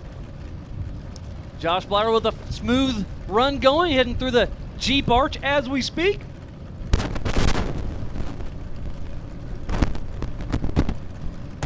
And as we watch Josh Byler now heading down towards the finish, we can see our only three-time king, and that means it's Shannon Campbell sitting on the start line. Single seat IFS machine. Off-road Hall of Fame, Shannon Campbell. Nitto Tires, Monster Energy. Hot on course, three-time team, Shannon Campbell. Yeah, Shannon Campbell's driving style is conducive to qualifying efforts like this. He would be a natural behind a sprint car. He loves to back these things into the corners, get that left front or right front tire up in the air and just carry it around corners. I can tell you now that Josh Byler came in his 16th position with a 2:33. That's how tight it is out here. Shannon Campbell also has a little bit of short course experience, so he's got it. He's all around. There's no doubt about it. Shannon in the Campbell rock is racing, absolutely flying. We'll see him do this little tabletop into that desert whoop section. Look how flat it jumps out there. They've really been dialing in the suspension. He's got that spare tire on back to get everything ready for race day. Shannon Campbell moving fast. Now, when this car was launched, they launched it as the Dragon Slayer, and he's got a heap of dragons to slay today. He takes that hard left, blows out a little bit, goes around it, off course just a tick, but really pushing hard in this sand wash. Shannon Campbell's on a mission. It's great to see all those sponsors all over the side of this rig. He's been racing off-road ever since I've been involved. I just enjoy seeing the Campbells out here in full force. And I believe right behind him is going to be look Waylon at that Campbell. for a hit. Making up his own lines as he comes on through the bottom of Short Bus. But it's these little things that make the differences, and it's these little things that are going to maybe put him on the top of the pile. Heading up the top Short Bus right at 1:30, so this is going to be a very, very fast run. As long as he doesn't get tangled up with a rock on this downhill section. He's around about 1 second, maybe 2 seconds off pace at the moment, but he is looking very good. Nick Nelson's time of 2:18 is still sitting strong. We'll see if one of these guys can bump him out. Shannon Campbell all over the throttle. Now let's see what he does here. If anyone's going to create a new line, it will be Shannon as he gets all 4 wheels off the ground. We've got a couple more big names with brand new cars. Paul Horschel and Tom Ways coming up shortly. There comes Shannon back to the picture. Taking this long left sweeper up to the Jeep arch. He is full committed right now. Oh, look at this. This is a good time.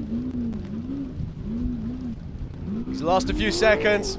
So he's already missed Nick Nelson's time. Full commitment there from Shannon. An almost identical car right behind him, his son, and Waylon Campbell. He's made it to the podium the last 2 years. Shannon comes across the line with a 2:26, pushing him into 6th place. That's a great run. There goes Waylon. We'll see. I'll bet you the other times will be very, very similar. Waylon's really coming into his own.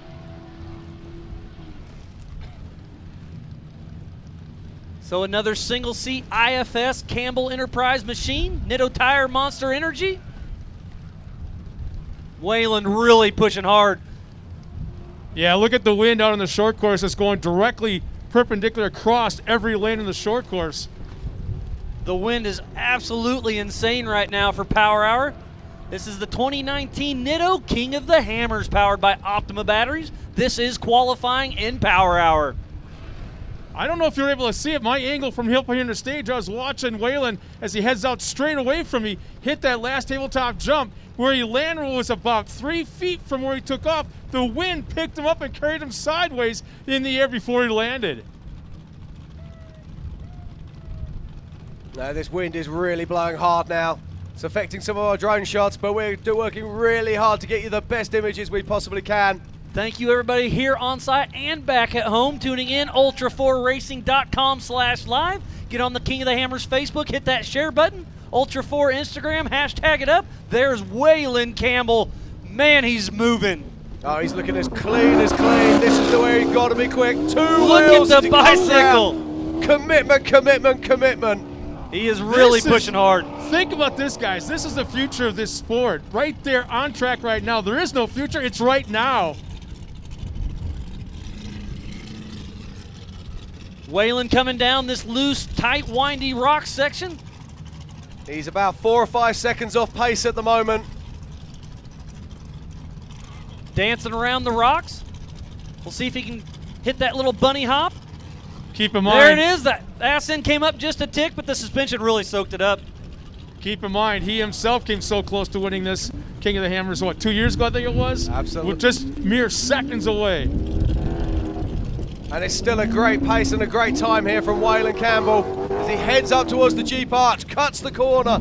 I've been watching that line quite a bit, and that's the line I would take if it was me. He'll bail off the Jeep arch as we speak, heading back into Hammertown, and grab the checkered flag. One more jump to go. Waylon Campbell fully committed all the way to the end. And Waylon Campbell comes in 8th position with a 2:28. So just 2 seconds off his dad. Up next, another almost identical single-seat IFS Campbell Enterprise car. Levi Shirley out of Dodge City, Kansas, number 81. He's done so well the last few years. We'll see what he can do this week out here at Hammers. Levi, like Eric Miller before him, has just become a dad recently. And is that going to play on his mind? Is that going to slow him down a bit? You bet your life it won't.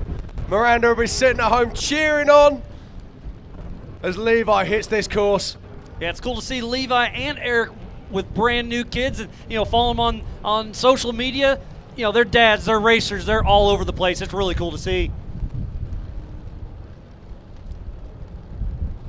Levi's really putting down a great time out there, heading up towards the Jeep, the 4-wheel parts rock section. Needs to be cresting through these rocks about on 50 seconds.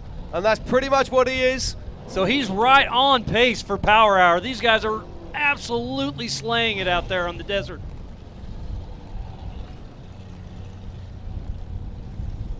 He's been doing a lot of tuning in the off season. He completely stripped it all the way down, got it rebuilt. Levi Shirley's been busy in the shop, just like the rest of these guys. Our fastest qualifier so far, Nick Nelson. He'll be watching this, and every time someone fails to get close to his time, he'll be doing a little dance and saying, yes.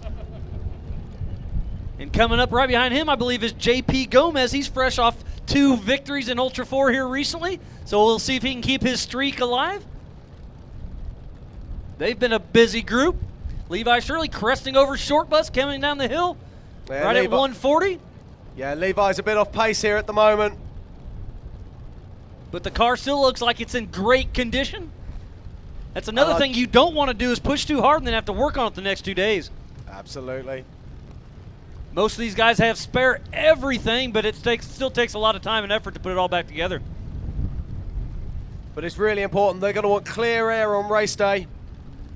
Still surprised no one's taken that middle line right down the middle of those two. But in the where middle, it's actually clear. In the middle, there's some bushes there, so if you hit one of those just right, it could really upset the suspension. We were also saying earlier about maybe they'd push out further to the left, but we haven't seen anyone do that yet. But we've got a couple of guys who are proper tacticians, particularly Jason Shearer, and maybe we will see that happening later, as Levi has all 4 wheels off the ground, heading for the line. One last jump to the finish line. Levi Shirley finishes the qualifying course. There's JP Gomez. And Levi Shirley comes in 19th position with a 2:33. But this is the man of the moment. This is JP Gomez. He's won the last 2 Ultra 4 races. Joe Thompson built UFO machine. It's an absolute work of art. Single seat IFS machine where you sit right in the middle. These things look like a blast to drive.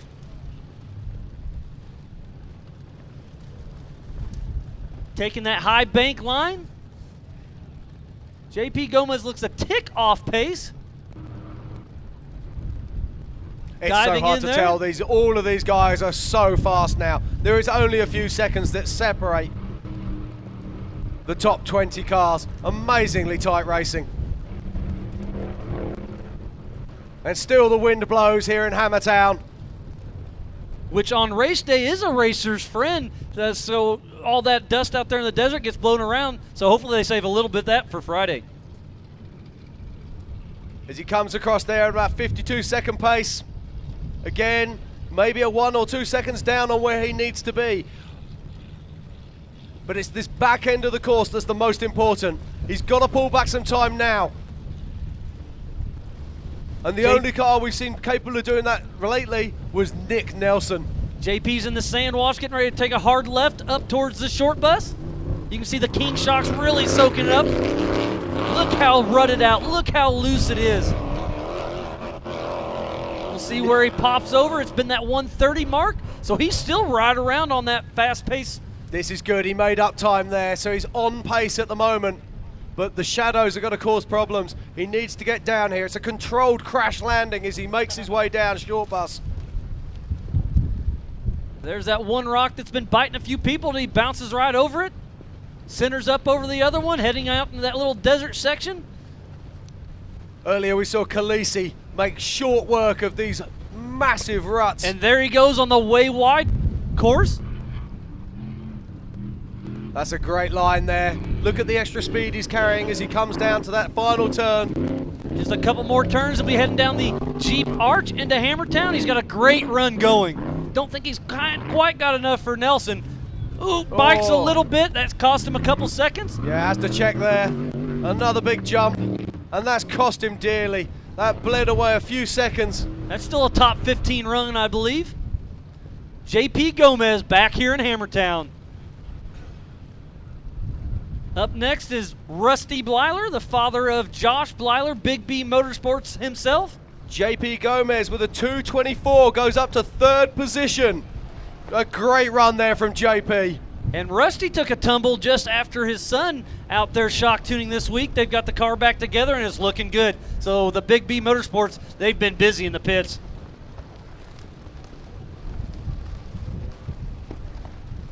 Rusty driving a Miller chassis, of course.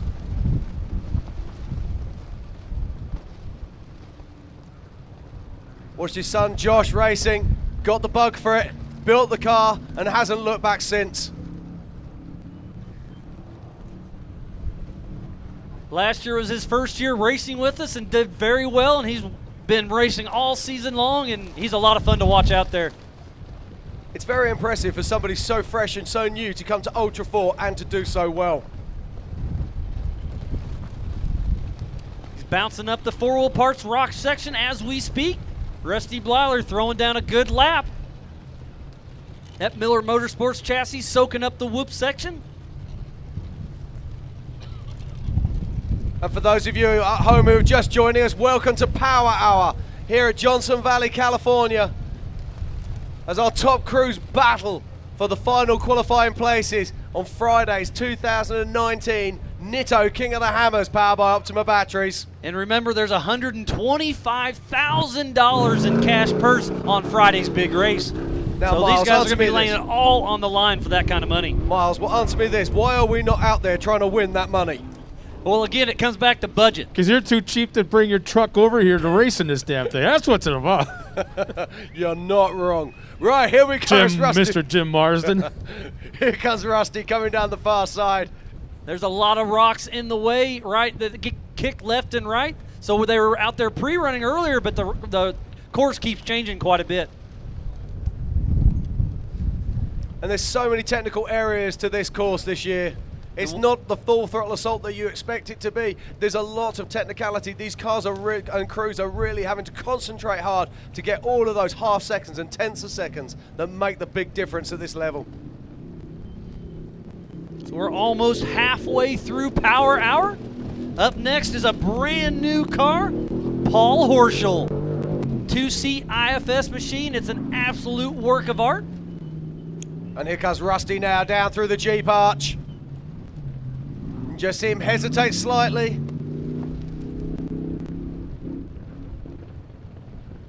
Rusty Blyler, one last turn to grab the checkered flag, and he's here in Hammertown. And there's a great shot of Paul Horschel. I was in his pits a couple nights ago checking out the new car. It is absolutely beautiful, and he said he's going to push 110% in qualifying. He was our pole setter last year, so we'll see what he can do, if he can bump out Nick Nelson or not. But number 19, Paul Horschel, getting ready to take the green flag.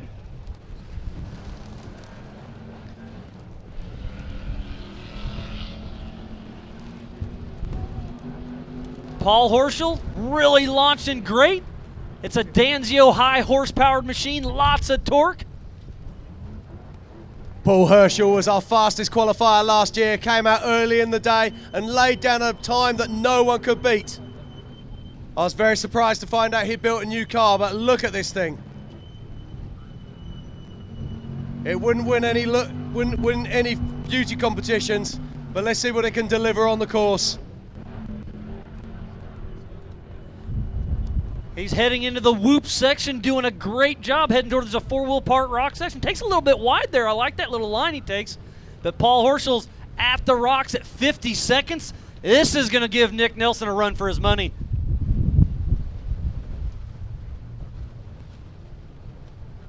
And those shadows are lengthening out the back now. It's getting darker and darker. It's going to be harder and harder for these crews to see those ruts, to see those rocks.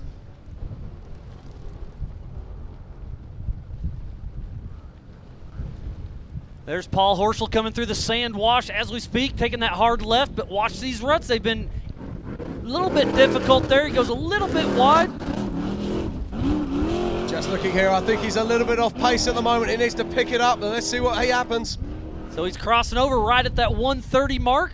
But remember, that is a brand new car, and it's looking like it's doing what he designed it to do. His last car was very similar, but it was a single seat, but this year he upped it to his a two-seat for winching and whatnot during race day. You know, this is like the section that this whole entire downhill section seems to be the turning point for every single run. The faster they're coming down this, the way they're able to avoid the rocks, the boulders and such, try to run that straight line, because there's a lot of points towards the bottom where they have to zigzag back and forth. And if they can straighten that line a little bit, you're going to see some faster runs. There he is on this little sweeping left-hand turn. We'll see if he does that little shortcut heading up towards the Jeep arch. Harry drops down at 215. He will not bump out Nick Nelson, but he's got a great run. I'm going to guess it right around the top 10, top 15. Paul Horschel, one last jump, grabbing the checkered flag. He's here. He's finished Power Hour. That's Lauren Healy, our two-time King of the Hammers winner, and a 2C IFS Jimmy's car, almost identical to Nick Nelson.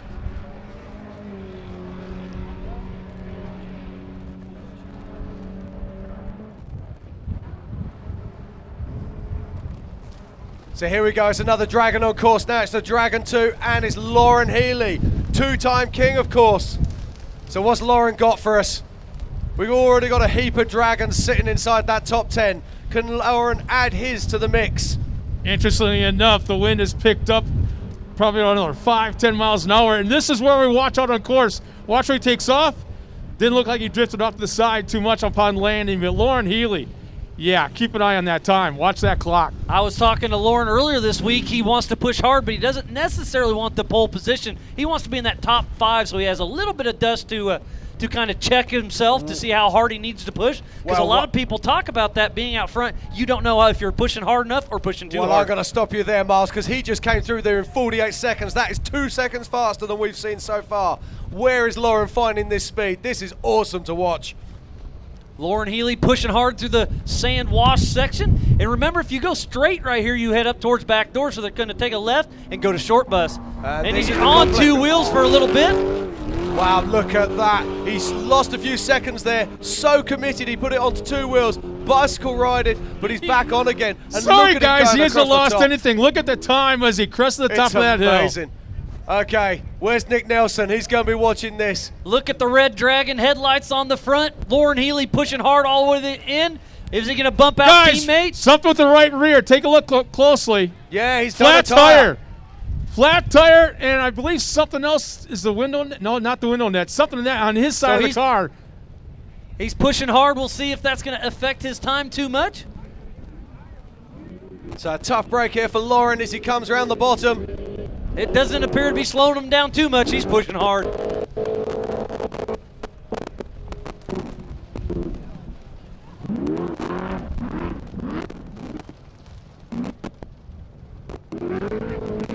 Hey guys, this is going to be close.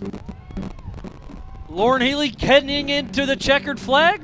What'd you think of that run, Scott? He's top 3, without a doubt. Top 3. What does it look like? Okay, I've got Lauren Healy here. He's coming in at 2:19 and takes second place. Fantastic run. Imagine what that time would have been without the right rear going down. That's absolutely scary to think about that. And that was with a flat tire. Also off the line now is Brian Caprera. Less than a second. He's a vegetable farmer out of Southern California. So as we watch Brian Caprera going around, let's just have a quick look at our top 3. In first place, we've got Nick Nelson with a 2:18. We've just seen Lauren Healy cross the line with a 2:19, and then Brian Crofts with a 2:21. It's a Dragon lockout at the top so far. All 3 Jimmy's cars. He's got to be, Randy Rod's going to be extra excited right now. Now think about this, guys. One thing we failed to mention. Even if you qualify 18th, 19th, 20th, that's not so bad, because when you go on Friday morning at the starting line, you're going to start 10th in the 10th row. That's not a bad thing. You're still well towards the front. And it will be on corrected time. They leave 2 at a time in 30-second increments. Now so you have to race your own race on race day. We can see the difference there. Lauren Healy came through there in 48 seconds as we watch Brian Caprera coming through there in 57. That's another Campbell Enterprise machine, 2C IFS. Caprera's driving.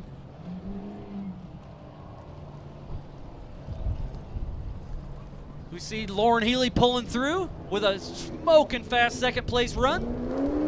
Brian Caprera heading up towards short bus as we speak. You can see how 8 up that left-hand corner's coming, Jim. Yeah, it's getting really beaten up now. We see Brian crossing out over the top there at 1:36. Brian Caprera coming down the backside of short bus. He's going to have to stand on this or he's going to be outside of the top 20. It's getting so tight at the top now. He's got his son Chase Caprera riding shotgun with him. A father-son duo, always cool to see. They race together on the UTV race in their Can-Am as well. Brian Caprera still racing. He's getting close to the camera side. It's starting to start picking him up. There he is, taking that last left-hand sweeping turn, heading up towards the Jeep arch. Guys, do you kind of feel the sense in the air that, you know what, the week is well underway and already eyes are starting to point their way towards Friday morning? Absolutely. Now we're starting to see a sense of order, a sense of what's coming. It's going to be an epic race on Friday.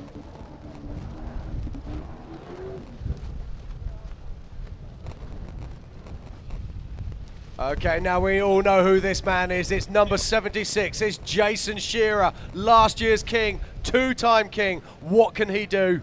You know, guys, I touched on the fact that Fox Shocks has retuned his shocks.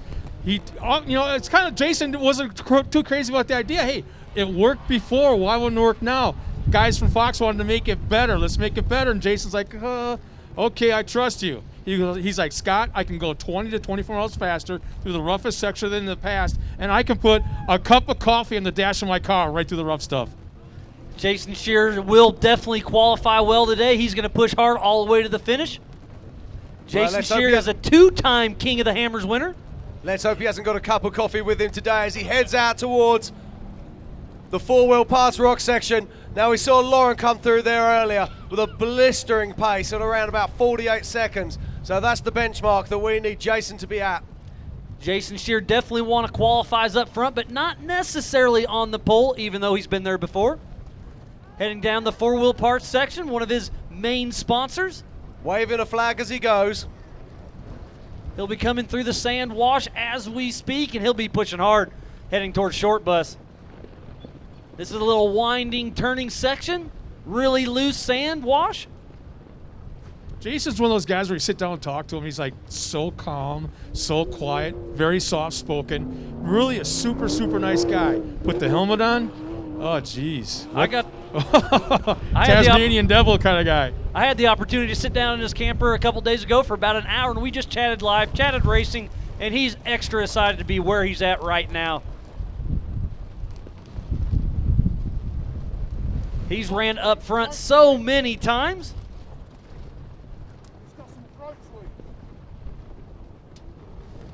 And here comes Jason. Look at that. Car in the air as he makes his way down behind King Hill. We haven't got a clock on him, but this looks very good.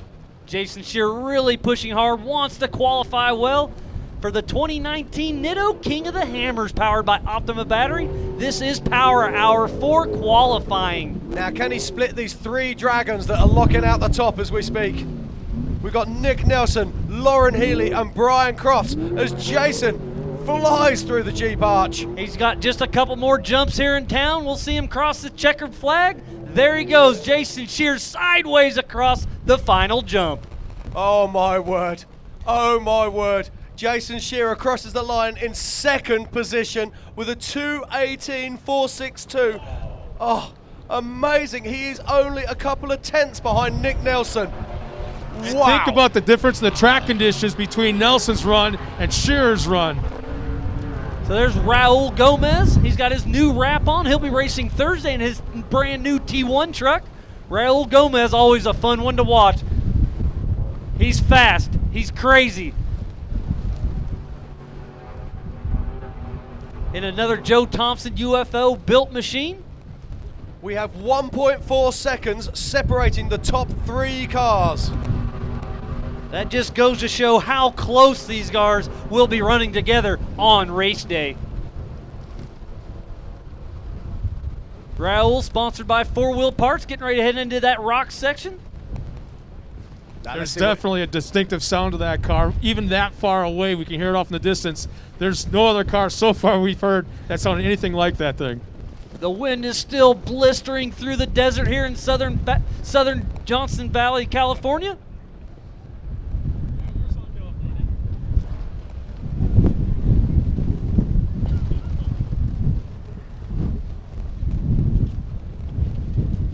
And here comes Raul now, making his way out through the back end of short bus. A little bit off pace at the moment. But he'll be looking for a clean run. Heads up over the top, and this is pretty good. This is on 130 pace. This has got top 10 written all over it if he can keep it together on this little downhill loose rock section.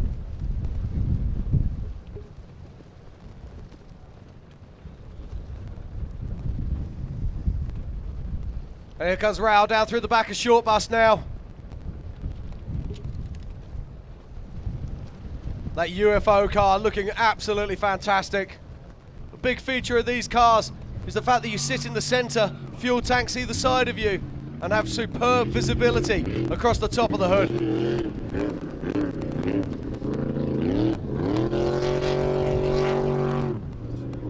Raul all over the throttle heading into the Jeep arch as we speak. He'll bail down this little rock section and come on into the short course. Raul Gomez, one jump to go. There's the checkered flag. What'd you think of that run, Scott? You know, I kind of, he's one of the drivers that's always very, very fun to watch because he hangs it out so darn much. So I'm kind of surprised we didn't see him kind of push it out there a little bit more, but I'm thinking as long as he's starting the top 10, I think he's going to be okay. Off the line next, Clay Gilstrap out of Texas. He's always ran up front, but I had some issues. He's a fun one to watch. He is. Raul Gomez crossed the line in 14th position with 2 minutes 28. He'll be happy with that as we watch Clay working his way around through the short course. All teams are involved in the Pit Crew Challenge. Please report to staging right now. Enter through gate 3. Enter the area through gate 3. All UTV 46, 48, 45, T1, and 4400 cars. If you're involved in the Pit Crew Challenge, please report to staging immediately. We're going to get underway with Pit Crew Challenge right after qualifying. Clay's got a good run going, heading up to the four-wheel parts rock section. Yeah, he's a little bit off of final pace, but he's doing good. This will put him up into the top 20 if he can hold it together. Clay's been racing with us for a very long time, always a crowd favorite, always a good time to chat with. He's got some of the greatest one-liners with that Texas twang I think I've ever heard. It's so much fun talking to that guy. He's always in for a good time for sure. But right now, he's definitely in the zone, pushing hard. Number 26, Clay Gilstrap.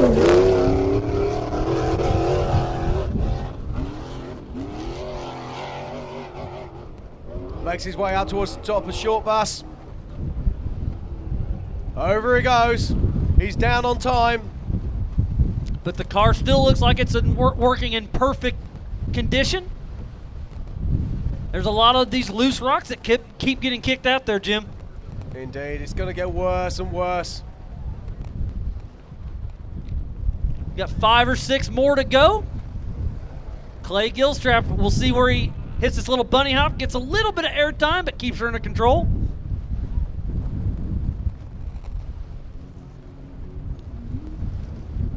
The wind is blowing very hard, but there's a lot of people right here with us in front of the Jumbotron. So thanks for everybody here on site for staying here, watching the Jumbotron with us, and everybody back at home, ultra4racing.com/live. Clay bails through the Jeep arch.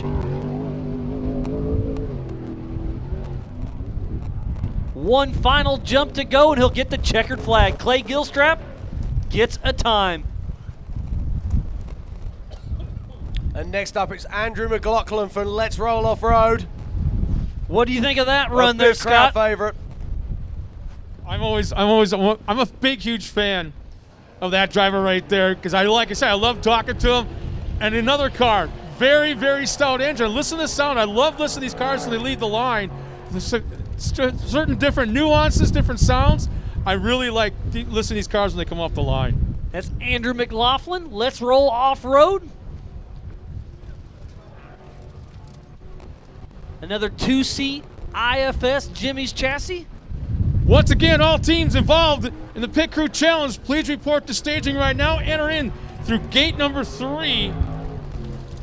Andrew McLaughlin, of course, no stranger to drama in qualifying. The other year, he went end over end and then continued to lay down a fantastic time. The year before that, he was exploding rocks. So let's see what he can do today.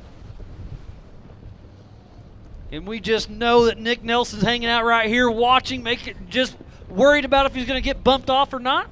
Hopefully he'll come up and chat with us here very shortly. Andrew McLaughlin having a very smooth run so far. And sometimes smooth is fast.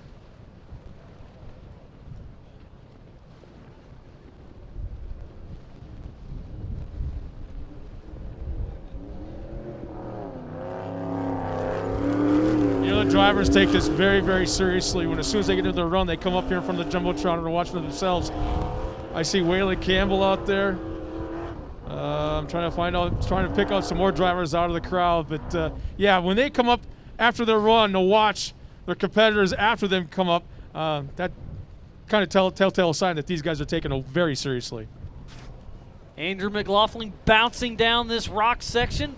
Off camber, downhill, loose rocks everywhere, and then he'll dive into the desert. There's that little G out bunny hop right there. Gets a little sideways, keeps her under control. That's absolutely shows how good the suspension is on these cars. They just hit that big kicker and just keep on going.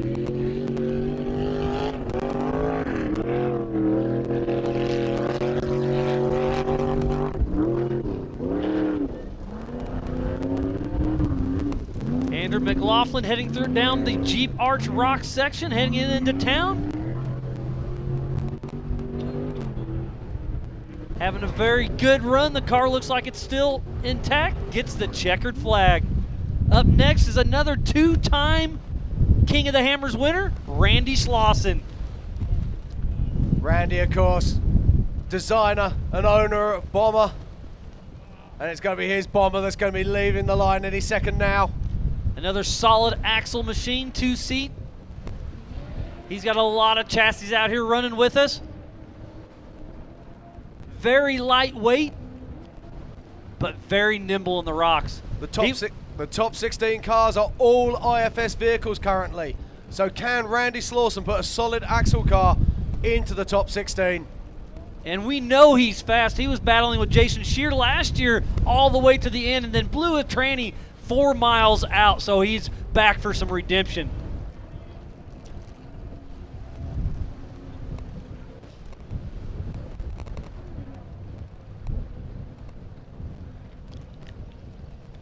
Yeah, look how he's skillfully avoiding the whoops. Kind of just a tick off to the side, 4 or 5 feet to one side, missing all the whoops. Very smart driving out there going on. He's around about 3 seconds off pace currently. But he's a talented pilot, and if anyone can make up the time, it is Randy. Heading into the sand wash section. He's really moving good through here. But the course is starting to get chewed up. It's changed quite a bit since they pre-ran it.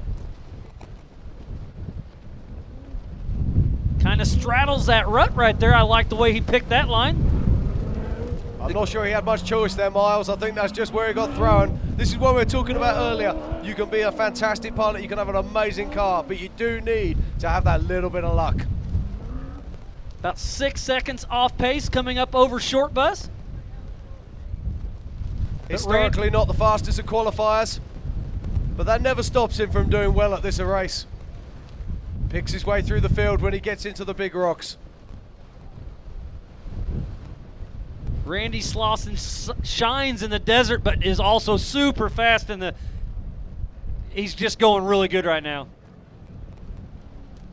Really like the way that car looks out on course. Very, very light. Getting great traction. Another one of those drivers has got that little Fox Shock secret going on here this week. I think he's on King there, King, mate. I'm sorry, King. There goes Slauson down the Jeep Arch as we speak, heading on into the short course. Couple more jumps to go. Completely sideways, and he's crossed the checkered flag. And waiting on the start line now, it's Bailey Cole. Son of Dave Cole, of course. But forget that, because he's a fantastic racer in his own right now. This young man has come up through the ranks, and he's just about to show us what he can do. And they've been working on that car all day. I popped through the pits earlier, and they had the transfer case out, but it looks like they got it back in action. and that Trent Fab car is on course. This is the car that came second in the 4400 class at the Baja 1000 this year. Or last year, should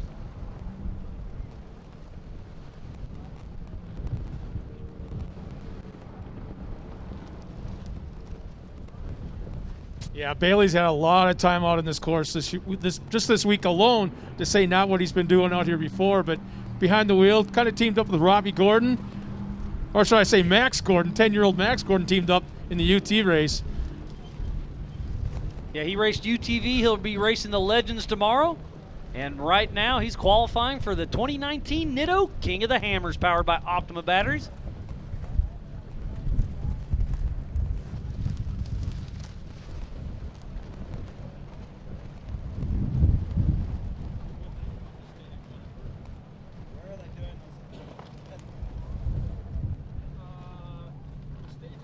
So we're watching Bailey Cole now as he's coming round the bottom of the short bus.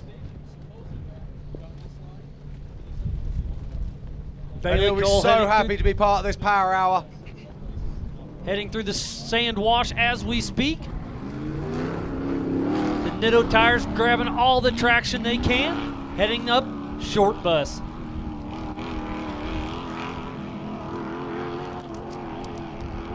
Once again, another call for all the teams involved in the Pit Crew Challenge. Report to staging immediately. We need all the UTV 46, 48, 45, T1, and 4400 teams involved in the Pit Crew Challenge. Please report to staging right away.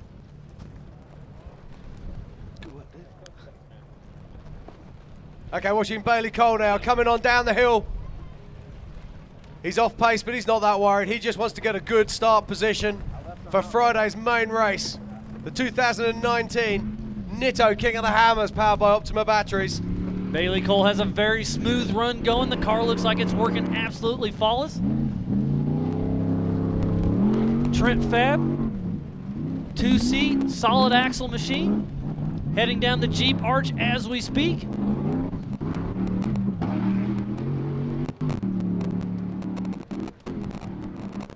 Nice job by Bailey Cole as he crosses the line, completing his qualifying lap.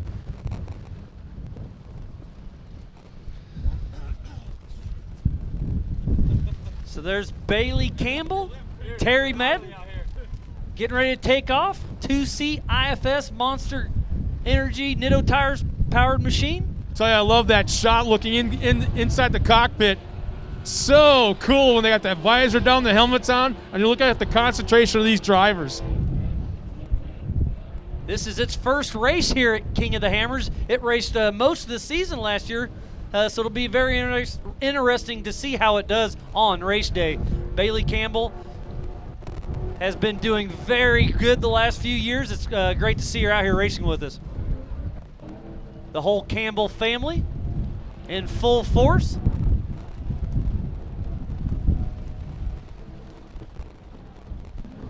That car looks so fantastically smooth through that rough terrain. Oh, no. Something happened, but they got it figured out very quickly. Lost a couple seconds, but she's back in motion. I noticed that the taillights went out just for a second with that, so I wonder if something electrical happened. I don't know if they're running two boxes, if maybe she switched over to a different box, but yeah, for just a second there I watched, the taillights did go out.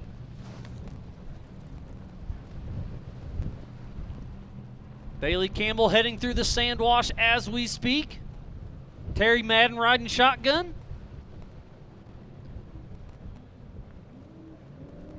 This car is very, very fast in the desert. And it's making quick work up short bus. Jim, this has been a lot of fun for Power Hour, hadn't buddy? It's always great to be here, mate, and it's always fantastic to Guys, be here for look at her Power Hour. time. Look at her time. She crested right around 129, 130. So and that's with that little hiccup as well. So she's made up around about 4 to 5 seconds through that gnarly area on the back of short bus. Just showing the skills this young lady has. She is absolutely pushing. She's got a great run going. Guys, she's on it. She is on it. Look at this. Disappears just for a second. Now watch the line she'll take it coming up as it appears back on the screen. We've got Nick Nelson right by us. We'll have him on stage here shortly, but he's patiently awaiting. He's laughing, he's clapping, he's excited, all smiles. Bailey Campbell is pushing all the way. That's a fantastic turn at the top there to come through the G-barge. Wheels off the ground. Completely launching through there. Bailey Campbell has Easily a a great top run. 10, guys, I believe. Easily a top 10. Pitched it sideways off that last jump. Gosh, That was an if the awesome fans at run home could hear us right for now, Bailey the fans Campbell. here around the Jumbotron are fist pumping, especially the ladies are super excited right now. Last but not least, Derek West on course. Nitto Tires KMC wheels out of Springfield, Missouri.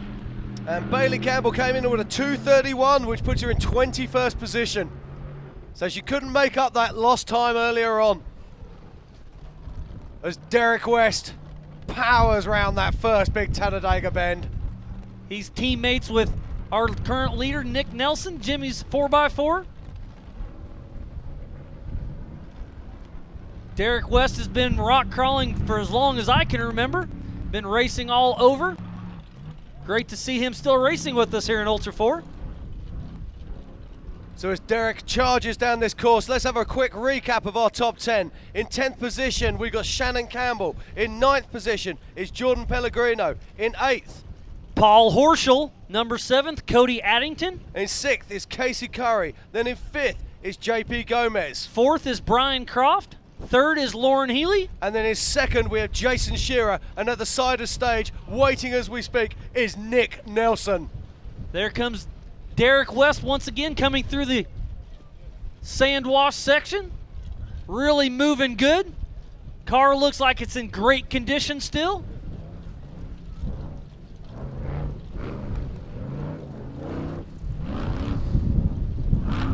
Powering up short bus as we speak. Nick, just about half a lap remaining of this, and you're up here for the last 3 or 4 qualifiers. What's going through your head right now is I wouldn't say your pole position's in jeopardy, but it's looking pretty good so far.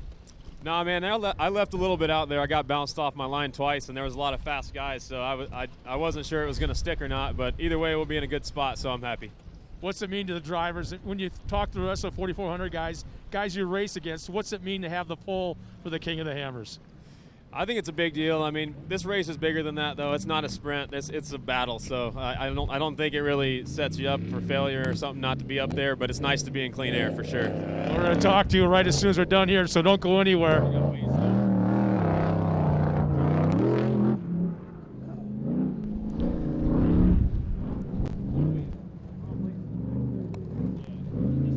Okay, as we watch Derek West hanging out, coming down through to the finish line now. And there's still more to come, still more action. There's one man we haven't seen yet today, a man that could change everything. And there he is right there, Tom Ways back here in Hammertown. Brand new Dan Trout built machine, 2-seat IFS. I chatted with him earlier in the week. He's very excited, and he wants that $100,000 win. Tom Ways on course. Was looking at this car earlier this week, and it's absolutely beautiful. They've copied a lot of the suspension geometry from his old car, and in fact, he's racing with his old engine in this new car. Let's see what he can do. This will be interesting to see how this plays out, because last time Tom Ways raced here at King of the Hammers, he left the line side by side with Nick Nelson. Can he repeat that? Time will tell. As we know, so much about this racing is seat time, and Tom has had very little seat time in this new car, so it's going to be interesting to see what he can do. But Tom Ways is an absolute madman behind the wheel. He's going to give it all he's got. He's led this race he's got a lot of race miles in the lead out here, but never been able to keep it together. We'll see if this new car can handle it. Yeah, he's around about 2 seconds off pace at the moment, but this is Tom Ways, so anything can happen. That brand new car is looking good. He only started driving this thing about 2 weeks ago. Came out here and did a little test and tune section. I'm going to put Nick on the spot right now because I'm watching him instead of the screen. Every once in a while he glances up, then he looks away. Then he glances up again, then kind of looks away. So it's like, I know he's on pins and needles right now, but that would be darn cool to see the two guys here that did it last year starting side by side again this year. Off the course. Tom there Waits it goes. takes a little wrong bounce there, gets crossed up, so that's going to cost him a few seconds for sure. Yeah, no, he's way off pace now. He's looking at about 1:37 going up over the top of Short Bus. He needed to be about 10 seconds quicker than that to be challenging. Tom Waits coming down this little tight, windy rock section. Yeah, look, guys, he's off the pace right now. I think he's, I don't want to say he's cashed it in and realized what's happened, but he's a little bit off the pace. There might even be something a little mechanical. I think he's got a mechanical with it. problem there. Let's have a look and see how this pans out, but this isn't how Tom would normally drive. It's like the back of the car wants to come around on him a little bit. But there he's back on the throttle, really hauling through the whoop section there. Didn't look like that left front was kicking up the dirt like it should have been. Maybe he lost front. But it looks like it might be our KMC hard charger, might be Nick Nelson. We'll see. He's definitely missed Nick's time right now. Tom Waits coming down the Jeep arch as we speak, bouncing down this rock section. Coming on into the short course, a couple more quick jumps. Tom Waits crosses the checkered flag right now. Nick Nelson's up here clapping. Well, it's been a fantastic day of 4,400 qualifying action, and it all finished with Power Hour. But just before Power Hour, we had something special. We had someone come and join us on track, and that was Khaleesi and Nick Nelson. We saw 950 horsepower go on that track and throw down a time that no one else could beat. Nick, you had one heck of a run. You took off the line with that big block and just absolutely was all over the throttle. How'd you feel about the run, and did you think it would stick? I felt like it was a pretty good run. Like I said, man, it's way rougher than the video does justice out there. It's beat up in the back, so I definitely ended up out of my line once or twice, so I wasn't sure that was going to stay. You're obviously excited about starting up front, but I've talked to a lot of people. Some people do want to be on the pole. Some people don't. With no, you're going to have the clean air on race day, but you're not chasing dust. So how do you know how hard to push it? Or do you give it 100% or keep in comms with your guys, or what is your strategy on race day? Man, that's the hardest thing. I think it's kind of like these endurance races. You have to go slow enough to win, but you know, there's a ton of fast guys. So man, it's a balance, and there's no perfect answer. And you know, we talk about this all the time. To finish first you must finish. So you got to push hard, but you got to keep the car together. Yeah, 100%. We've led this race 3 times and had it get away from us, you know, one way or the other, pit mistake or car fail. You know, it's just a battle, man. So we're just going to go out there and make some dust and see how it plays out. Well, again, congratulations. You are the KMC hard charger for the 2019 Nitto King of the Hammers, powered by Optima batteries. You're KMC sponsored yourself. You got to be excited about that. Yeah, man. It's awesome to be on the front row for the 3rd time here and bring home a 2nd pole. So thank you guys. Appreciate it. And let's turn around real quick, and we're going to check out the leaderboard.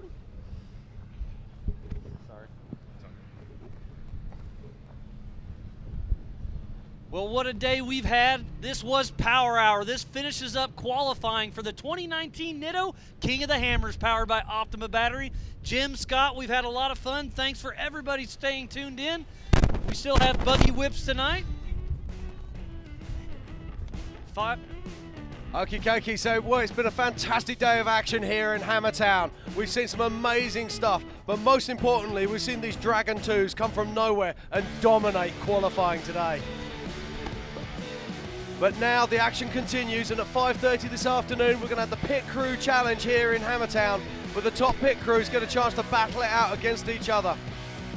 I'm Jim Marsden. I'm going to sign off now and leave you with Marcus Quist and Scott Wren and allow you to enjoy this blistering run from Nick Nelson and Khaleesi.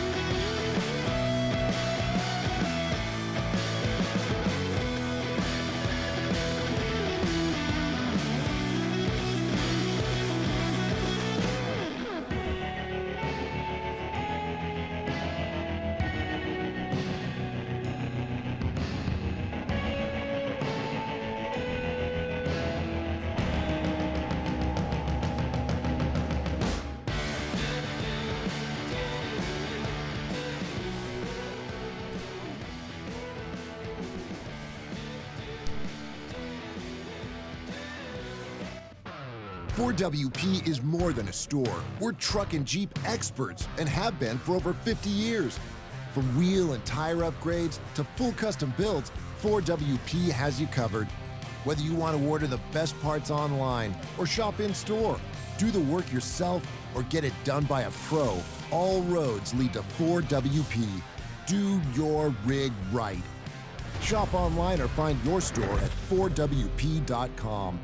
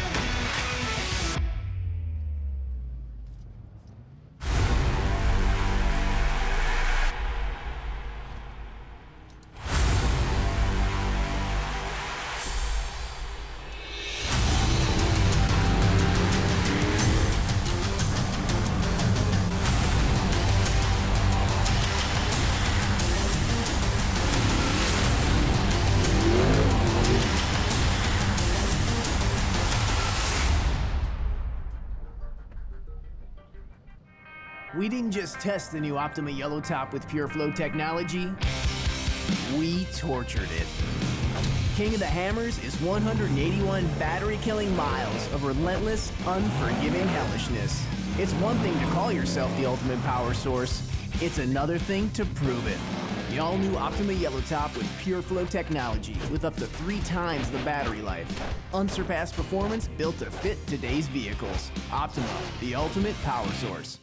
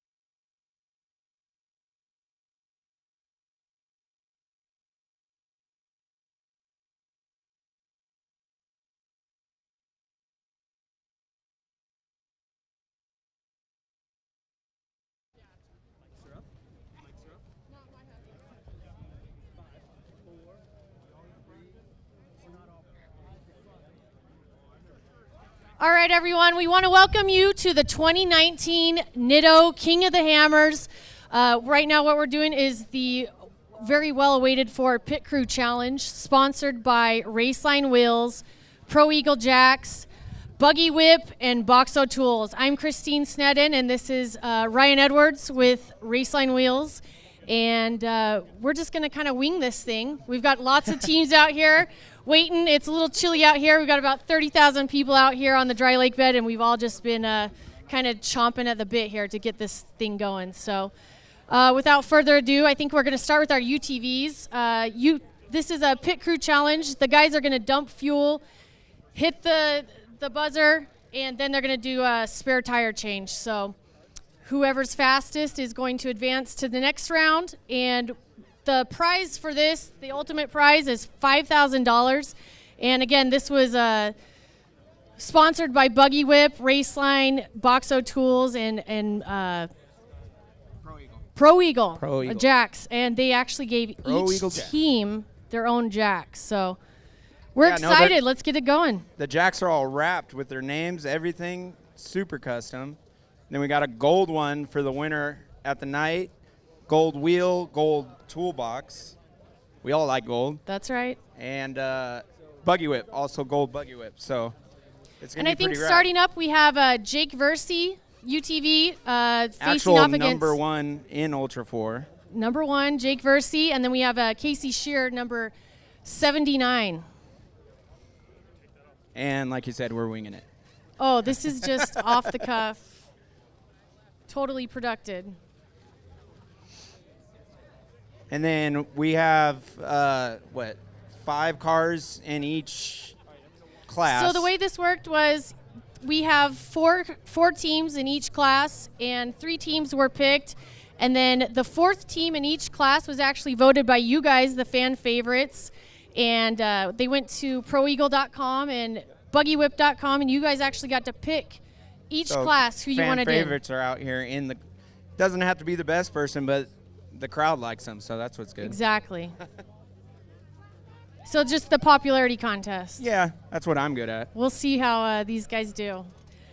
And new to Ultra 4 for 2019, we will have our T1 class. I think everyone's really excited. We've got some heavy hitters. We have Rob Mack, we have Cameron Steele, and I think everyone's out here really excited to see how these guys do. I think we got some Gomez brothers out there too, right? I heard there might be a Gomez crew out here too. Supposed to go pretty fast.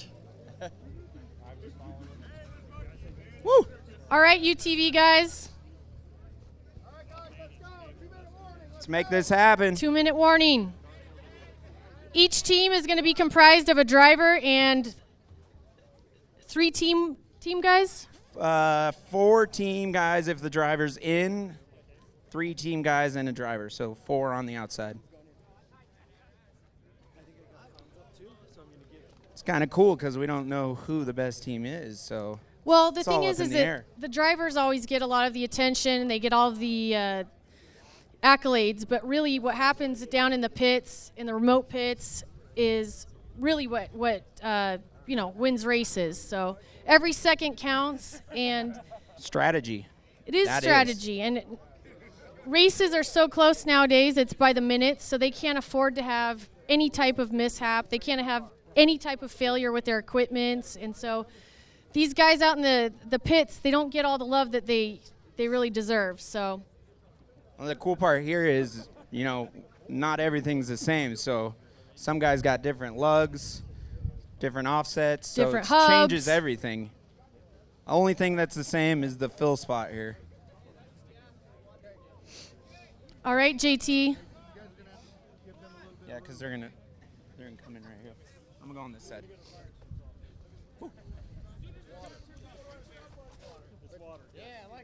Yeah, we're not doing real fuel. We're doing H2O.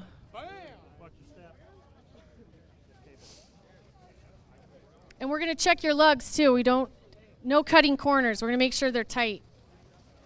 No one thread. Torqued. We want it all. All right, where's our team 1? Versey.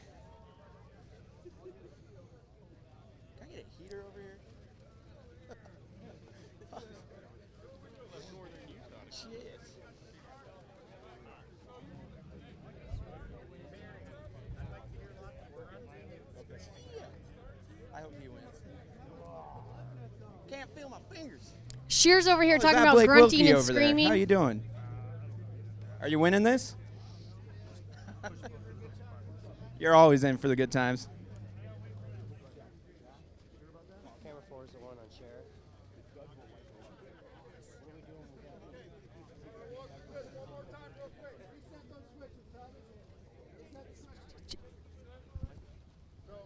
Once you are done, you're done with your tire. One of your team runs over here and smacks a light, just like the other TV show with the swinging things that we can't say the name of. As soon as the fourth lug nut is tight, yes, then one of your crew runs over, slaps that button, lights Windsor is the winner.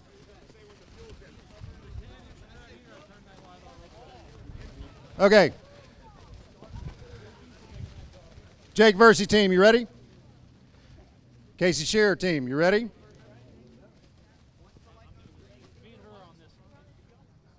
All right. Watch the light. And they're off. Oh, we almost had a trip and a fall there. That's a heavy can. Hopefully these guys are working out.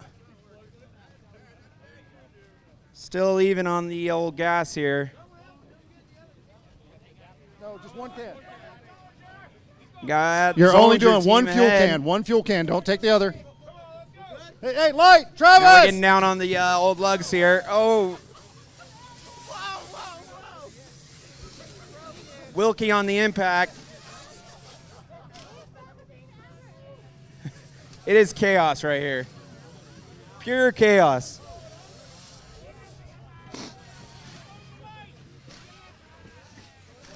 Thank you. All right, Ryan, I don't know. I don't know. What the heck's going on here? But I think Wilkie's Oh, we got B. Wilkie on here. I told one person. See, he actually does like to get his hands dirty every once in a while. I think Versey has it. Hey, red team win. Versey wins. We still got Shear's team over here struggling. We got the struggle bus over here, the 79. We got a little malfunction on the old power tank. It looks like a user error over here.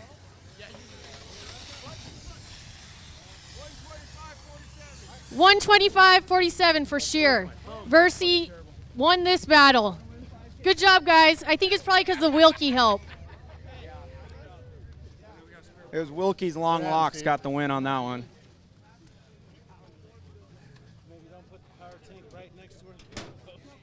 You also grabbed the wrong tank. No. Hey, you guys were awesome. That was pretty hectic, but I think everybody liked it. So we want to see it again. All right, so let's give a good hand to Jake Versey's team for winning this first round. And Shearer team, you guys did a sort of an effort. That was terrible.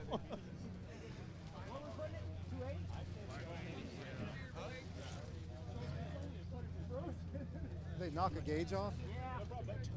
Nobody broke anything, no fingers, no casualties. I think that was not bad for no planning. I think I saw a scraped knee or something, but that's about it.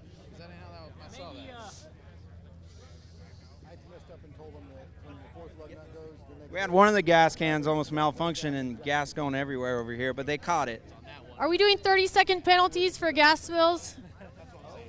I heard that was a rule. Yes, no? Where's JT? I might have just made. Travis, are we doing? We're just trying to get through this. Thanks, Dave. Never seen this happen before. That was good hustle on both teams. All right, you ready to move?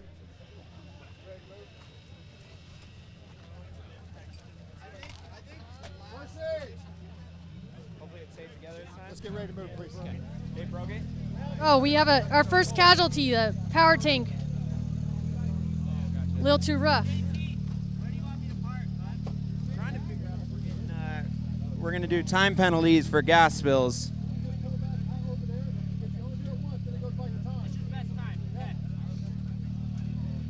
We got what? 2 more UTV teams? So we got 5 of each team, or 4 of each team. But it looks like next we're gonna do 4,600.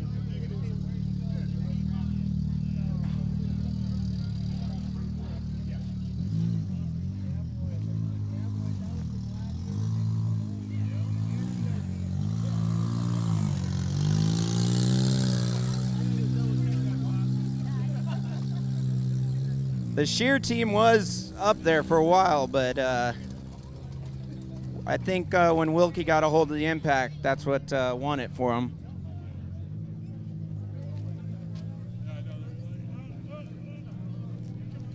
We got another Zollinger car from the ZRP camp coming up. Step out of the way of the car, please. Okay, so those numbers were good, but those are rookie numbers. We need to pump those numbers up, right? Yeah, we gotta go big. We need something quicker.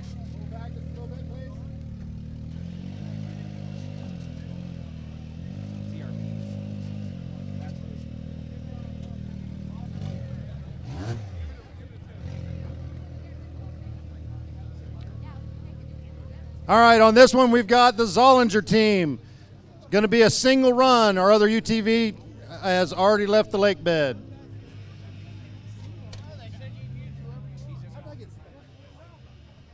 All right, Zollinger's just going for time here.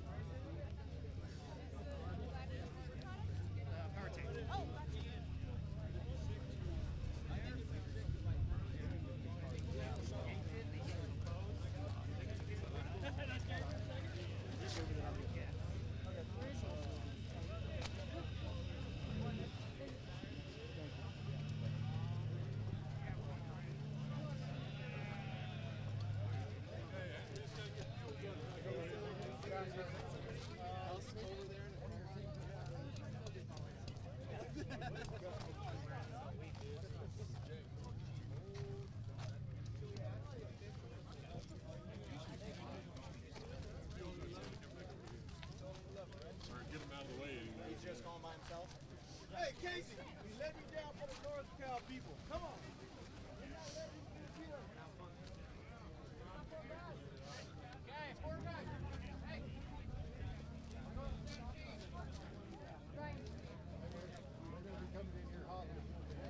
We're in the way of the button.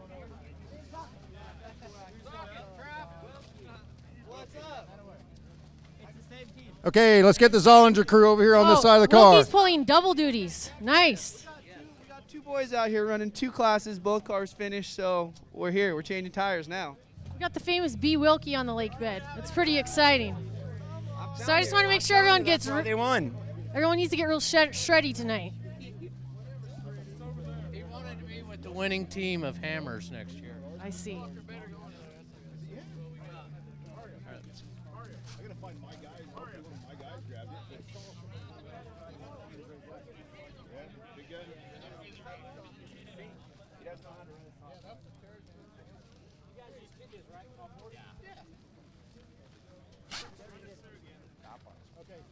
Let's set that power tank close enough that you don't have to move it.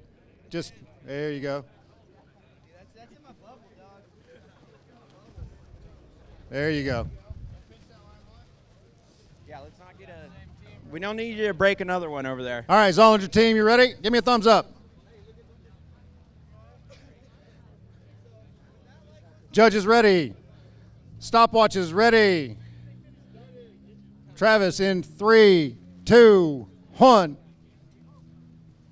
They off. Racing against time on this one. There it is. Get that cap open. Let her vent. Little spill. I don't know if we're going to look past that one. That's a good thing it's water. It's very good smelling water. And they're out. Hey, get that cap back on there. Get that cap back on there. Cap. Need the cap. Got to have all your equipment complete. We're fumbling. Hold up, Jack, man. Got the Pro Eagle under there.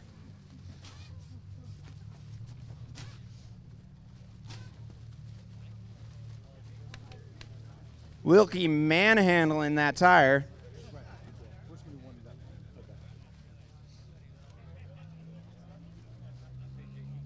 Get all the lug nuts on, all of them, and the same ones you started with. Chaos.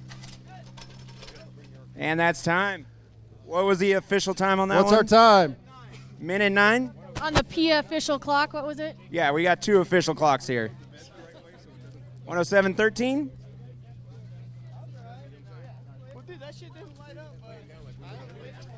Oh, we throw an average on that one? So 109 on 107? Yeah, this are we Pacific time zone here, or what are we doing?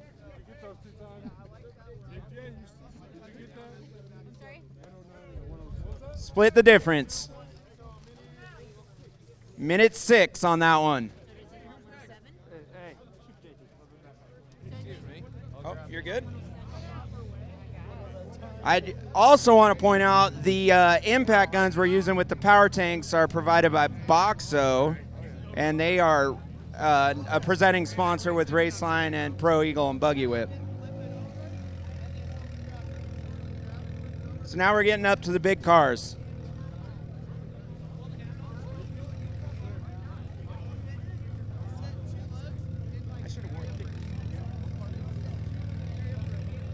Woo! Here we go. The big boys. This is John Matthew coming up here. In the. Let's come over on this line, please. Jack or something they said? No, your jack is over here at stage. It's got your name on it. Okay. All right, 4693 coming up here. It's a Razor. Like that blue. That's fine. I don't. Rusty's car is taken apart and mine's taken apart. Woo! Wilkie's pumped.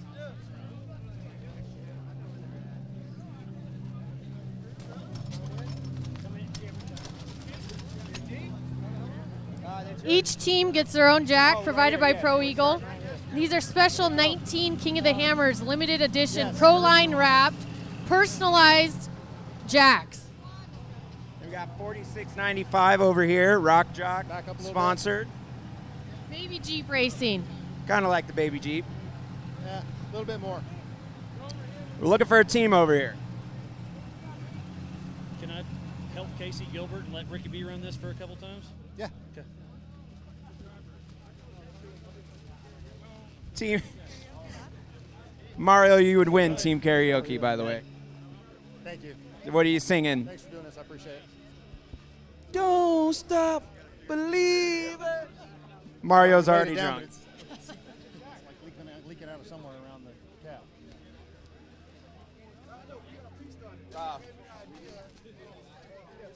Yep, you're good. Let me back up a little. What's that? I'd rather seep there than dump out when we're on the camera. Yeah. Okay. Pull this one back.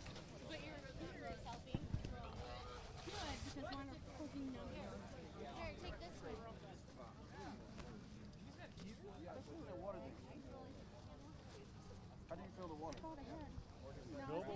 No, they come in with jugs with them, the water? Or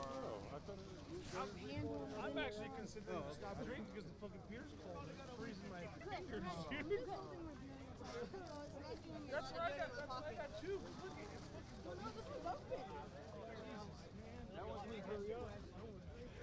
Dave, you remember the first Hammers? How smooth it was? We'll look back at this first pit crew challenge and we'll be like, we didn't know what we were doing. We kind of just like made it up as we went. So that's kind of how the whole theme of the Hammers, right? It just evolves every year. It gets a little bit better. Yeah, except I'm gonna look back and go, why? Now, I'm thinking in 2 years All right, we got $1 million payout on the 46.93 pit crew challenge. and 46.95. Do you respond? Dream big, dream. Okay, questions? Yes, sir.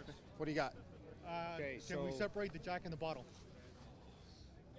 What do you mean? Move my jack over a little bit further so we can get in there. Yes, yes. You guys can pre-stage your equipment, your bottle or your jack, however you want to do it. Go ahead and pre-stage your equipment. All right, we're prepping.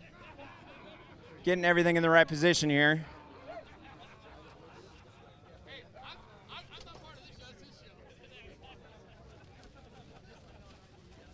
don't know if anyone was taking notes on the UTV guys, but pretty seamless. What do you think? I mean, it was a little bit of fumbling, so I just hope those guys aren't the guys on race day. That's all I'm saying. Yeah. Looked like that was B squad, kind of. Yeah, I hope they're not planning to bring that pit strategy. The thing's going to come on. That means we can go. Yes. And then when we get done, we hit the button on Kind of like the announcers they got for this thing, too, huh? Yeah, we're definitely like C, maybe even the D squad. Miles is at the bar, so he's busy. And then Jesse just faded into the crowd over there. Lug nut goes on. Oh, she's official timer now. Jesse Combs, official timer. Mario, sorry, you can go sit down. Mario's See the emergency switch? Mario's got the dummy stopwatch. He's the backup of the backup. All right, 4693 says they're ready. 4695 says they got something for them. All right, Travis, on you. In 3, 2, 1, go. Oh! Almost a fumble. This is sponsored by Tylenol and Metamucil. And lots of shots of tequila at the end. They're going. They got it. Ah.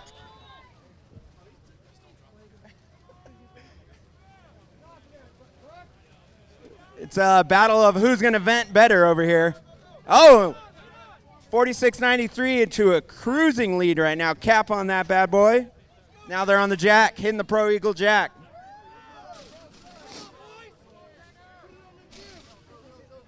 There we go. Get her up. Still venting for the 4695 on the gas.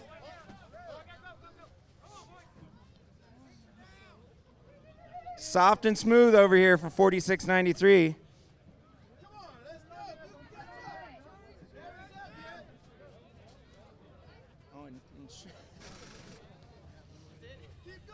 Char's bringing us refreshments over here. There it is. Staying in it. Hopefully for a fumble. And 4693. Got a winner on the blue lane. Sounds like a 122.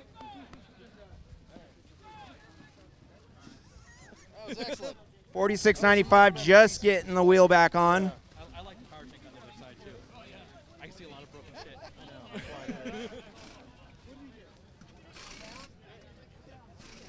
What's the deal with this? Cross-threaded. Jack's back and the lights off. What was the time on that one, Jesse? Got a 147 for 4695. 20-second difference. What do you think about that one? All right, 4693. They look like they are they still fumbling over there? Nah, I'm hoping we got all the lug nuts on that one. We checking torque specs over there? Like 15 seconds. Okay, so our standard rule is 5 times. Waiting for the official call from JT.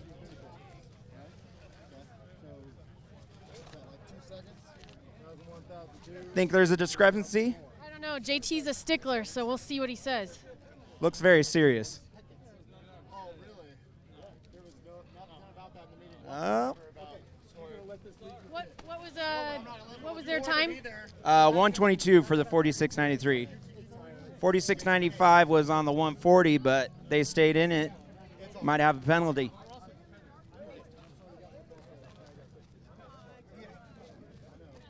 We are reviewing the play. Yeah, can we get a quick review here? So I can draw on it and show what went wrong. Do you want to roll somebody else in with them and then you'll have like a Class against class? Yeah, I don't care. Okay. With that, ask Al. Still waiting JT's official. Yeah, this is getting real. What do we got? Okay, so we got a little bit of a penalty. Uh-oh. We had a loose lug nut and a cross-threaded lug nut. We had a cross-threaded lug nut and a loose lug nut. Our standard rules for course infractions is 5 times the received benefit. Figure 2 seconds per, 20-second penalty. So that would make our 4695 the winner. Okay, they got a 140. This was 122 though. That's what they. Yeah. They had 140. 4695 got a 140. We had 4693 on 122. Had a 20-second penalty. One lug nut cross-threaded not on, one lug nut loose. Still waiting on the official call. We got a little bit of controversy down here. I'm not calling it. I don't want to call it. I'm just going off of I time. want to see Dave and JT get into it right now. Yeah, it might happen. That'll be another Yeah, side bet. side bet again.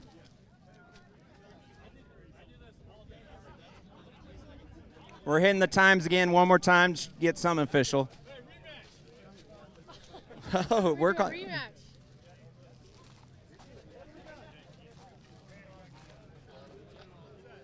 So after looking at the times and doing the penalty, blue lane winner.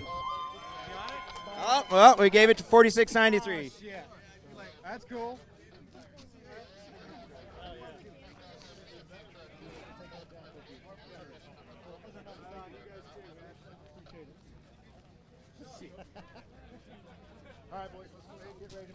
We doing a redo? I don't know. Or should we go to? Should we do a redo, guys? No, we're done. It's just a one run. I knew we. We're already pulled. I know. What was the call, JT? What was the call? What was the call? 46.93. 20-second penalty. Sorry, it was a 20-second penalty, but 93 still won it. Got it. All right. About a second. All right. We got a couple timers down here, so we got to check all of them to get the correct answers. I'm blaming Mario. Well, just like race day, we're down to the seconds out here. Yeah, we're cutting hairs here. Who we got up next? I can't see anything. I think we're sticking with the 4600s here. 46.93 on the win. Oh, they even brought their own flag. I like that. Style points.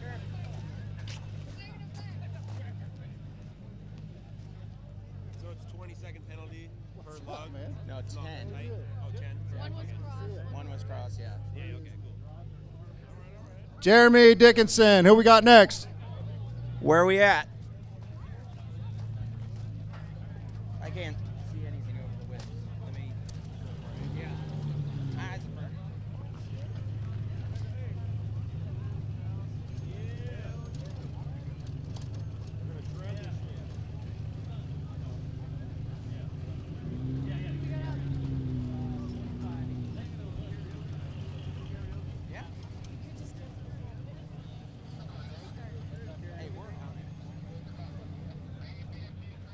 All right, looks like we've got 4580 coming up. Oh, they got a little custom driver. Custom. Oh, they brought their VIP driver. Come up and then straighten up. Definitely want to point out 4605 on the old race sign wheels over here. Looking sharp.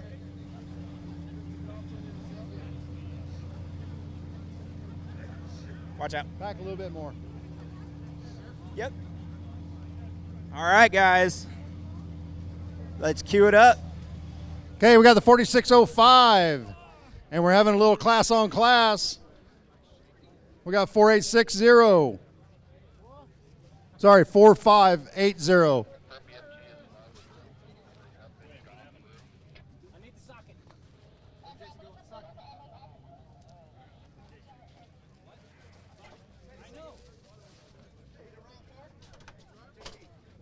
Stock versus not stock? Cool. We're missing a stock. All right. But it's just times, so it's all good.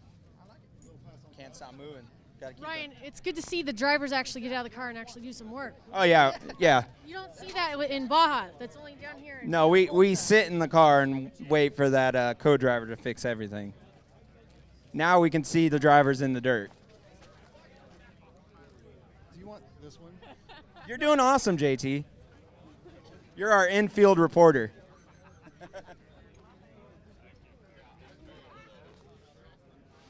We'll just stand over here and look like we know what we're doing. Orale. I was just told to stand here and make Ryan look good. Well, I mean, I'm the brains, you're the... I'm the beauty, yeah. That's what everybody at home is thinking right now. I was promised butt warmers, too. Where are they? I need toe warmers. My toes are freezing. My dressing room didn't have any of my stuff I requested. Well, I requested champagne. I didn't get anything. Nope. Nothing.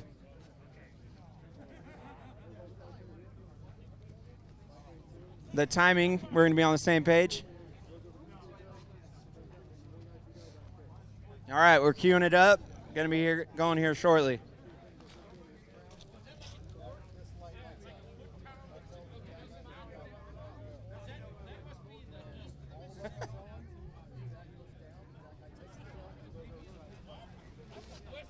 So once these buggy whips are ready to rip here, we're going to get it going.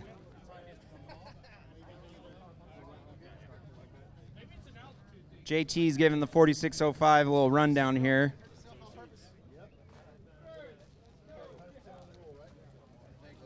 No heckling from the timing squad back here.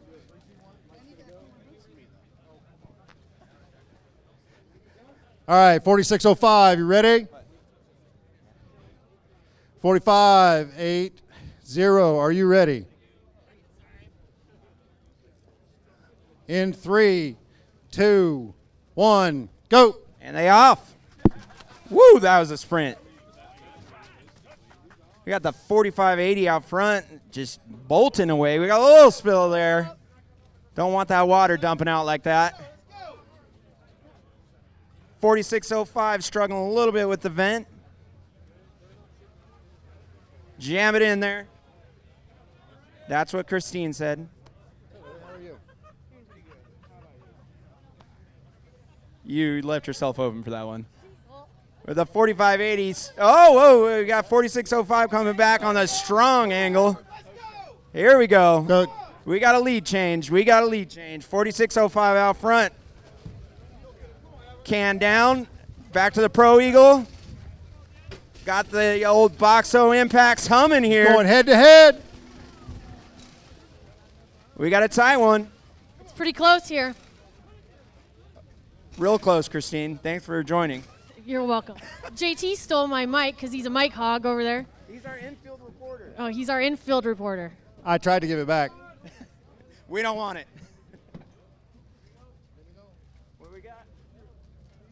I don't know. It kind of looks stalled on both ends. What's going on? Everyone just kind of. Come on, let's let him hear it. Cheer him on. Yeah, that's good point, Evan.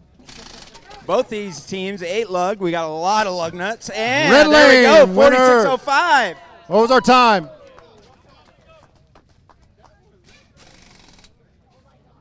What was the time on 4605?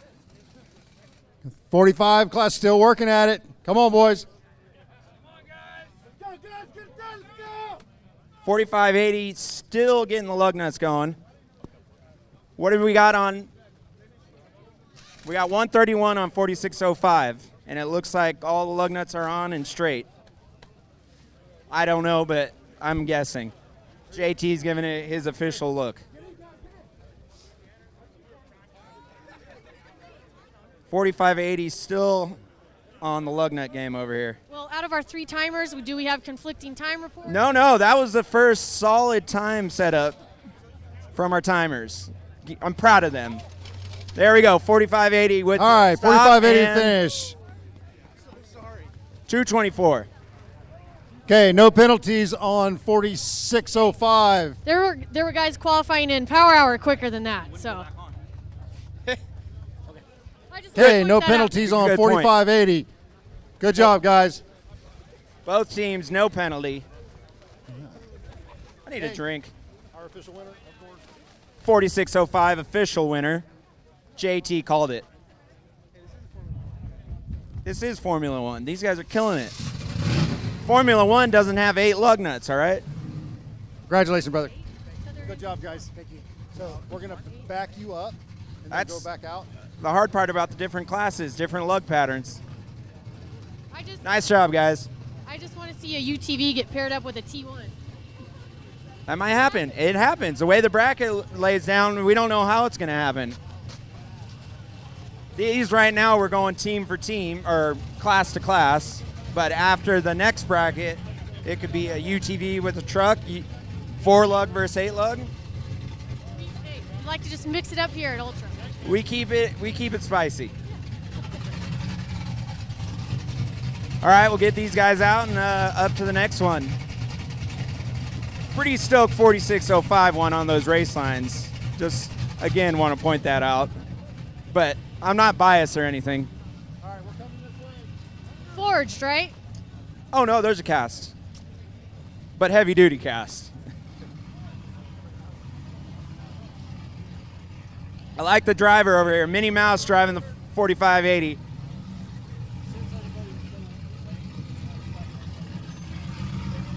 All right. What do we got coming up next? I cannot see through these green buggy whips because they are blindingly bright. Efficiently, blindingly bright. Yes, efficiently.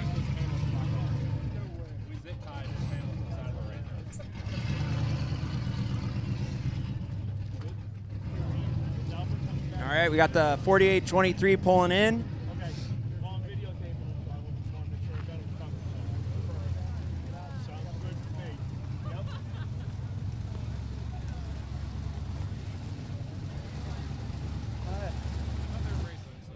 That's all right. No commercial breaks. You're live for the next 8 hours. Dave said wrap it up in an hour, and I said, add about 7 on. Christine's going to be here till 1 a.m. just talking nonsense. So we got the 4622 versus the 4823. Two completely different machines here. Oh, this is Sean Gill, their driver record. So I sold my car. Who's using your car? Oh, okay. Oh, we got a borrowed car. All right, all right. So you're not very familiar with the setup. We got is what you're Sean saying. Gill, who's having some car issues, working on his car for the race tomorrow. So Mr. Yeah, Schultz graciously allowed them to use his car for the event. So that's pretty cool. Thank you. 2019 JL here in the Pit Crew Challenge. Pretty badass. And then over here we got the 4823.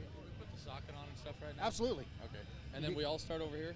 And then So we got the loaner versus the racer here. Okay. I don't know if that sounded right or wrong, but we're running it. When they set the can Miles down, is stripping that light down. will light on your side. Yeah, Then you go, has he got like a when you're outfit done, he needs to put all on? 4 lug nuts tight. Jack goes down. Jack man takes Costume Jack change. over there, slaps the button. Oh, tightening the belt. Zip it up. Absolutely. Let's get this Only going. 2 fuel people, but everybody else can do everything. Got to check and make sure them sockets fit. That's another thing. Different wheels, different brands, different offsets. Lug nuts could get, jammed up in the pocket. Things sticking up. Miles. I'm the jack. He's gonna help us. Unless you want to help us. Come on. Come on. Come on. 4622 is trying to get JT on the team over here. Think he can announce and do the jack competition? Just hold the mic in your mouth, JT. He's stretching. Where's our 4823 crew? I think we're running on a hopes and dreams over here on 4823. So somebody's got to run and get the gas. Woo! Feel that windshield factor, everyone? Brisk. Thank you, everyone, for coming out here in the cold and doing this with us. We appreciate it. Most of them are huddled around the fire over there with their back to me. Tribe 16's making the fire great again.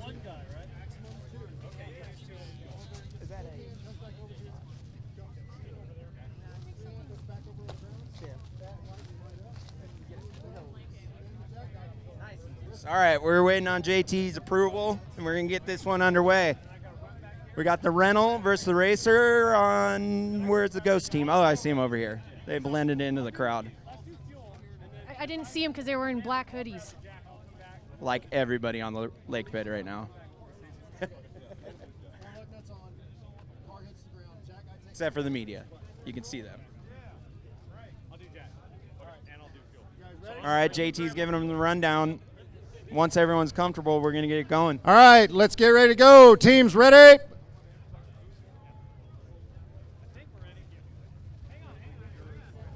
Oh, got my to get God, the you're cell killing phone in me. the pocket. You want me to hold your purse too? Sorry, you guys. We're doing it some text right now. All right. Both teams, give me a thumbs up. Ready? Travis in 3, 2, 1, go. And they're off. Good sprint on the start here.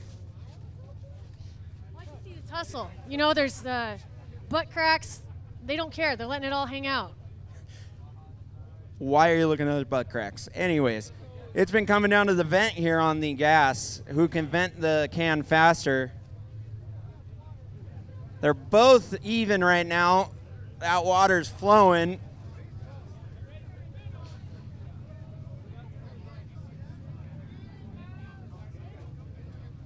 Looks like they're both going to get that cap on, get it back on the mat, and let's get that jack. Miles has got some skills. Miles is moving. I don't know if he's dancing or working. I saw a spin in there. Both vehicles coming off the ground at the same time. Definitely have 6 lug versus 5 lug here, so one less lug nut on that brand new JL over there. If, Bill Schultz knows that this is happening to his brand new JL. He's probably not pumped if they get cross-threaded. Heard those studs are on back order nationally.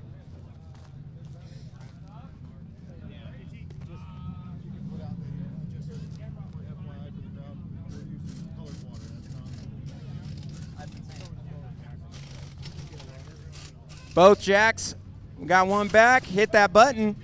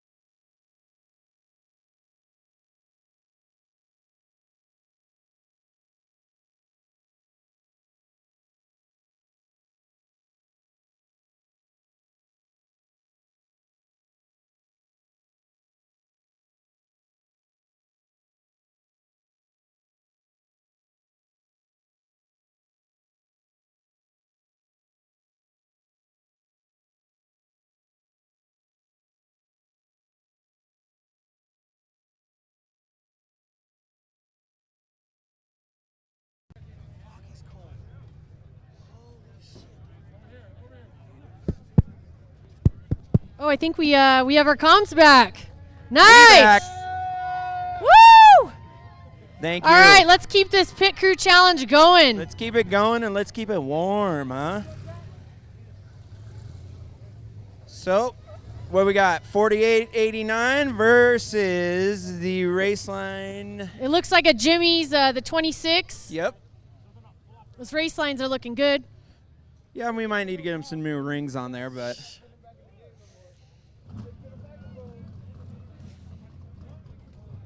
All right, we'll re-rack them. We just want to, just a little disclaimer for everyone out there. We are not using race fuel. No, that Pure is vodka. Pure vodka flavored for their enjoyment. Charcoal filtered. All right. Let's get it going. All right, guys. Because I need to stay warm. Shout out Mario doing jumping jacks right here. Did you just say you're hot?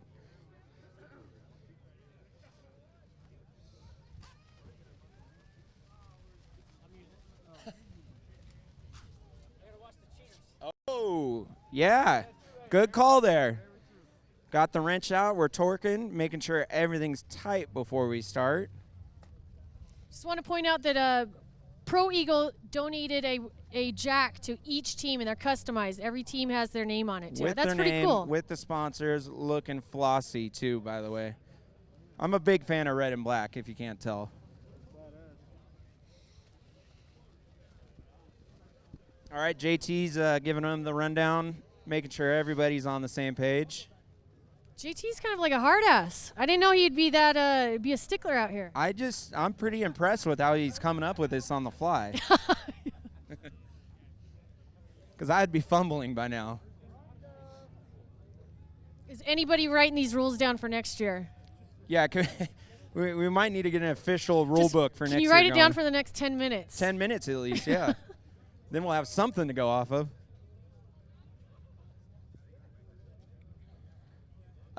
Official timers, are you guys on the same wavelength? Jesse, you on? Your timer is going? Okay. Did I do it? All right. This blue or red? We got one blue, one red. Okay, red lane ready. 48.89 versus the 26. 26, you guys ready? All right, media, let's give them room. You're going to get run over. All right, Travis, in 3, 2, 1, go. We're off. Quick sprint there. The big man can move, and he's down. Man down. Man down. Man down. I like it. Making it happen here. Fumble, 30-yard line. Yeah. Recovery.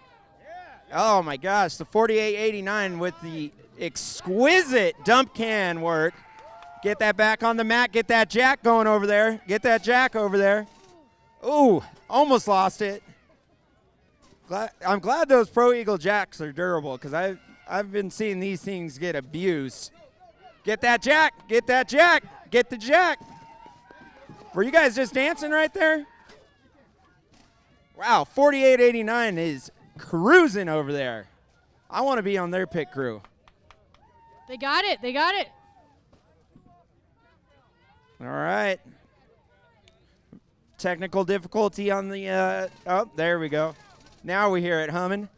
Make sure that all those lugs are tight. 48.89. They're done. What's the time over there? Hey, red line, first one.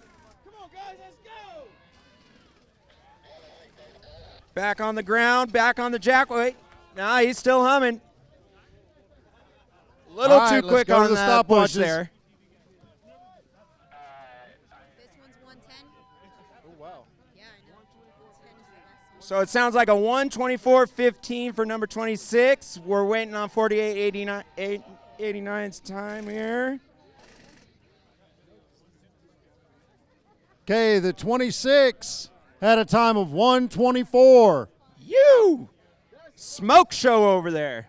The 48.89 had a time of 1:10. Right lane winner. 48.89. I saw fire coming off their shoes. I want to be with them because I'm cold. I need some fire. Okay, one thing about this, it's really cool. You see these guys taking their jacks. Pro Eagle jacks for these guys competing in this, especially before their race tomorrow, is giving them their own jack that has their own wrap on it and their name. So give it up for Pro Eagle jacks. That's a really cool deal just for doing this. Yeah, it's pretty awesome. And like I said, they're abusing these things, and they're coming out looking brand new. So durability test at its finest over here.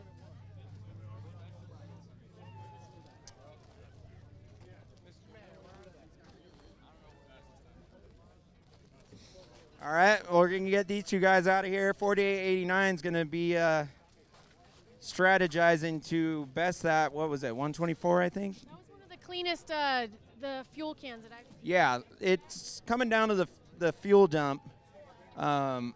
Most of the hang-ups have been there today. I did see a little fumble on the 30-yard line. Yeah, his knees are probably scraped up for the wrong reasons, but we'll let that slide. You with all the innuendos tonight. Oh, good. Matt Howell. Matt Howell, are you here? Another cool thing is these guys are probably pumped because now they got a new jack for the pits during the race. Nice fresh one.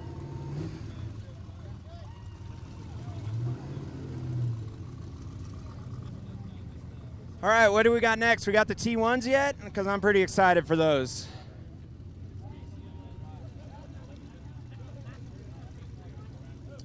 T1, it's a truck. What kind of truck? Like a T1? Like a T1.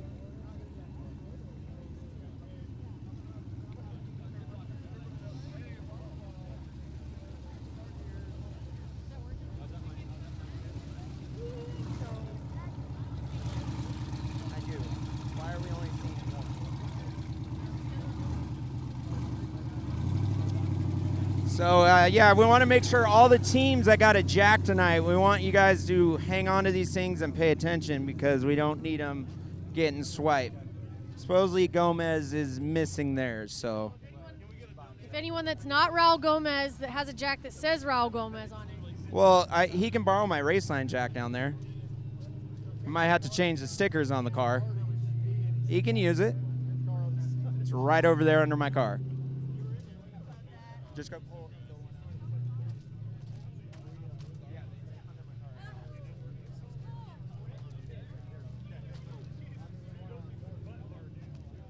I'm hearing UTVs again. Woo, spicy.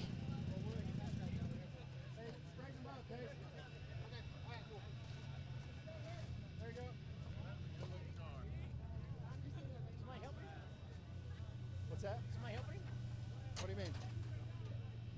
All right, you got your crew? They doing another UTV or are we? Yeah. It'd be nice if somebody tell me what's going on. Hey, I thought we didn't have a UTV. All right, there's three. He's right behind you. Okay, we've got a single, which is Casey Gilbert. He's racing tomorrow. They're still working on his car, so he borrowed a car and is representing his car with the panel zip tied on it. So thank you very much for coming over and playing with us and making the effort. I appreciate it. Fuck yeah, I'm drinking that. I like that custom body panel. Those doors. Well, that. I know. I heard somebody call it cheater. He didn't cheat and distill 4 lug nuts.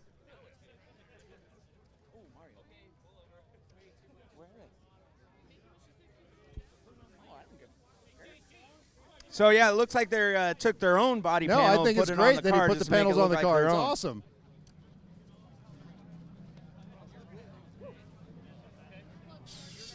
Okay.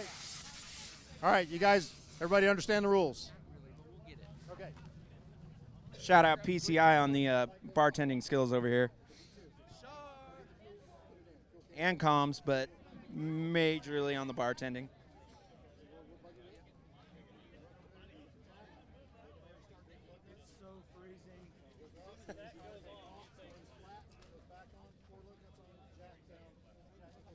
All right, we're going to rack them, do a single on the rental UTV. All right, Gilbert team, ready? Oh. No, that's not the one you need. Gas jug this side, guys. Sorry, I was getting ahead of my Yeah, refueler. one car. You want to move this one to the other side? Oh, they got it. All right. Nope. Oh, now we got Chuck from Pro Eagle on the stopwatch. Are you qualified for that, Chuck? Chuck Scold. Huh? Oh, there you are. All right, yeah. Get ready. Timer's ready. Gilbert team ready. In 3, 2, 1, go.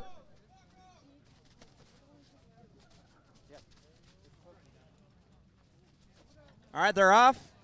We got a little bit of a spill, but they're up. Teamwork makes the dream work over there. Breather cap was not on, I'm hearing, but. No, it was on. They took it off on the way over. Okay. Boxo humming over there. Pro Eagle Jack getting it off the ground. Back on.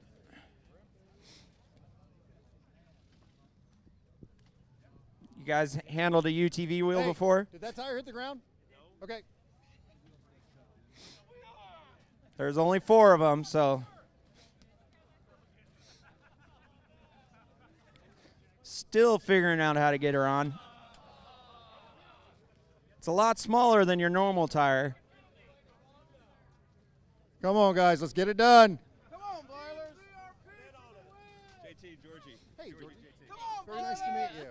So she's going to be Okay. a little bit. A, because I got a driver's meeting, and B, because she wants to see a lot of the desert, and you're going to show her. Right on. All right? Still waiting to get those lugs through the holes. You guys will be good friends. JT is... All right, let's get it done. Get it done. Oh, I'm hearing All right, we pulled they're having the a wheel problem. studs Pushed the through. wheel studs through when they went back on with the tire.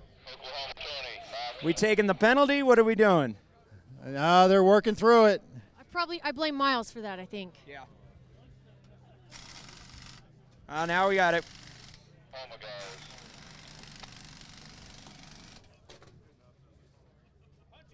Calling it. Hit it. And time. What was So that, we got 10 minutes? One lug nut still loose. That is a 2-second times 5 times our original penalty. 10-second penalty. And what was our time? Yeah, what did we get on time? I think our the stopper's probably timed out there. I think Chuck fell asleep. What's up, brother? How are you? Oh, good, man. Good. Thanks for doing this. We're going to be able to get that car out of here with some wheel studs. Official check.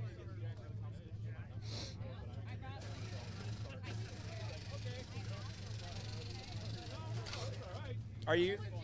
They jacked their jack. Okay.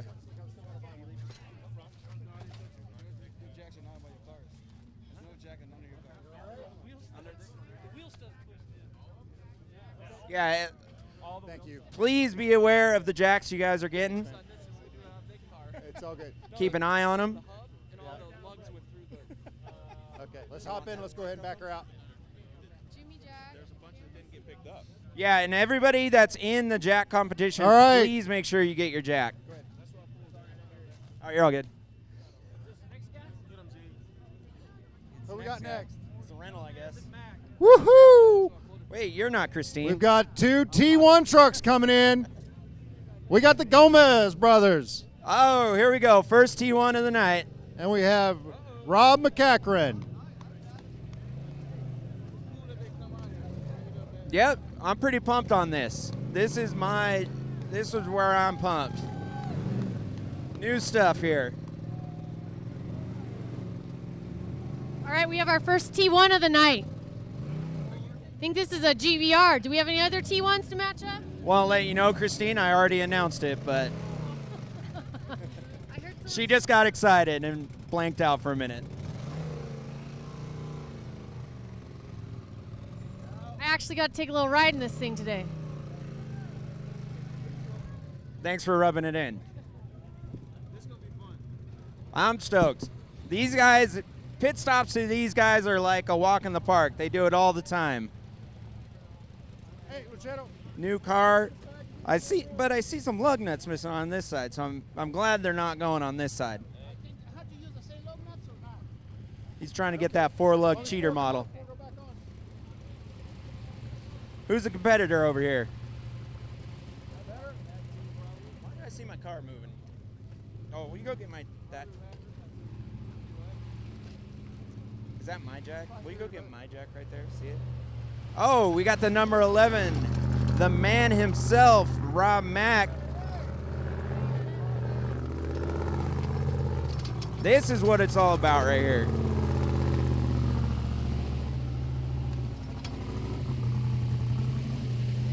I'm sure that Rockstar team over there is pretty well off on the pit crew strategy. They dream about pit stops.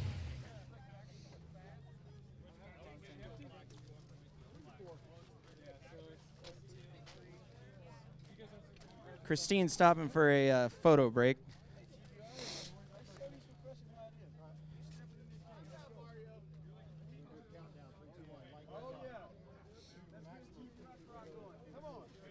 Are we up yet? Let's wait to get JT over here. And Mario, we need your Mario to your timing area.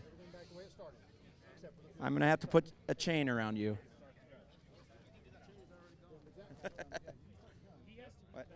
All right, let's see. We got the seasoned veteran, Rob Mack in the 11 versus the underdog. I heard his odds are 4,400 to 1 for the Invitational. I heard that he's winning it, but that lucky number 13 might get it for him.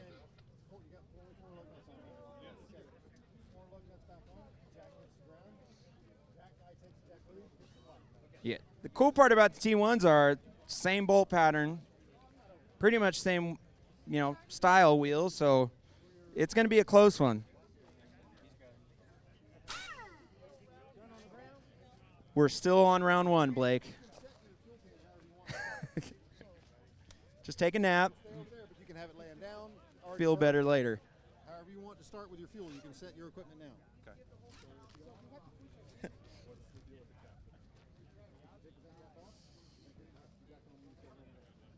All right. Waiting on JT's word.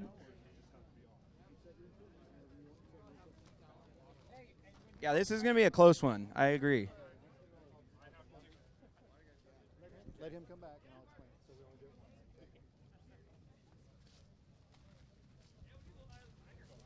All right, everything prepped?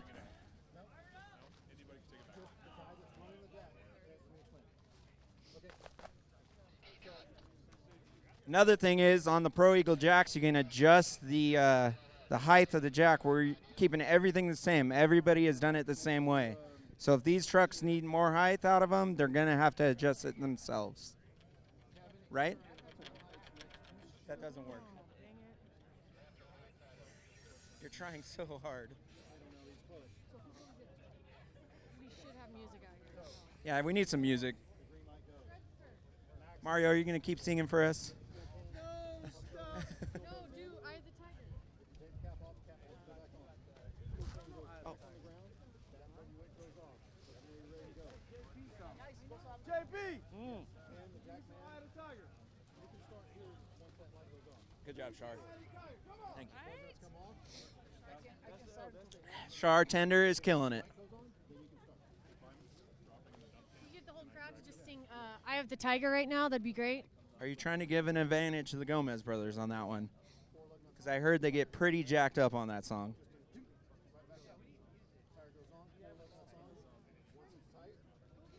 Clearing rocks out of the path. I like these guys' strategy. That was a smart move. We don't need you rolling ankles over here. You're done.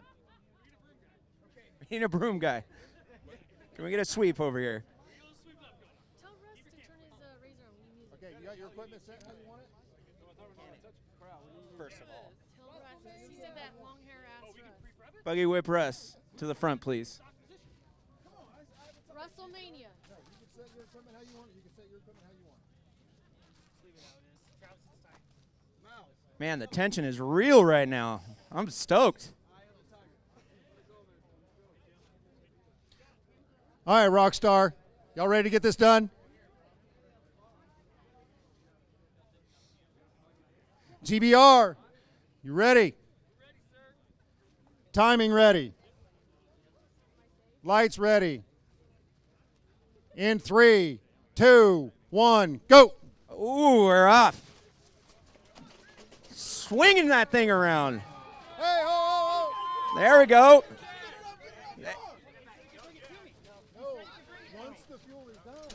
Whoa, we were trying different strategy over here at GBR. Both are dumping. I don't know, Rockstar team's almost out on the gas. That's why we're using water. Cap back on, get that thing on the mat. Now we're to the jack. Oh man, that Boxo impact is humming. Kind of quiet over here in Mexico. What's going on? All right, keep She's driving referring on. to the Keep GBR driving on. team. And now they got that. Get on it. Oh, the Rockstar team. I didn't even see him finish. Look at that. Smoking them.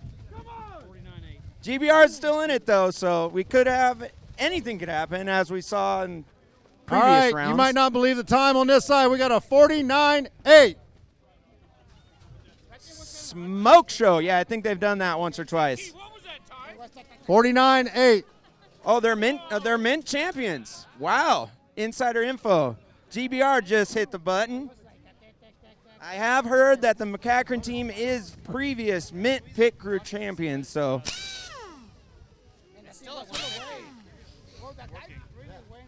We got JT on the checking everything.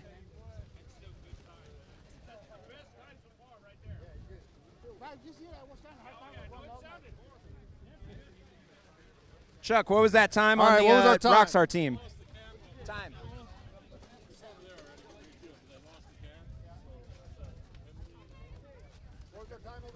Yeah. 117 for the GBR team. All right, Blyler, get to your car. Blyler, I need you up. Get to your car and move it, please. Need to bring it in. Okay, winner on that round was the Rockstar T1 truck. You guys did a great job. Yeah, Best fastest that was time rad. so far. The GBRs held it up over here, going up against one and done. I know you past had champions. Yeah, that was a daunting task.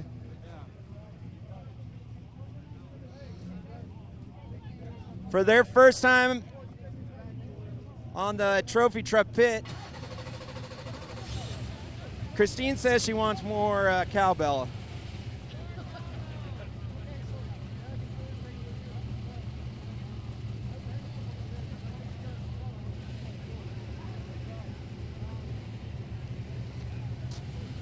I didn't even see the Rockstar team get the jack.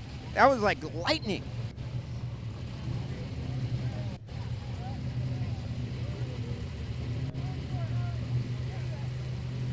Who we got next? Who's on deck?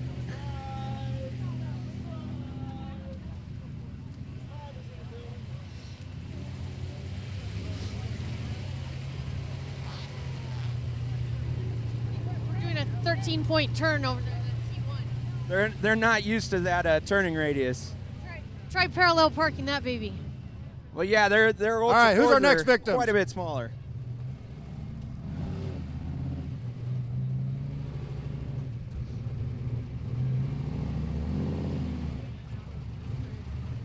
I had a good exit plan, but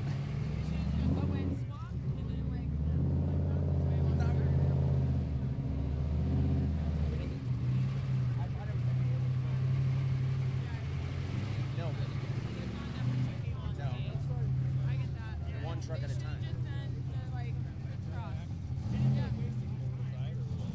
Gomez, they have it over here.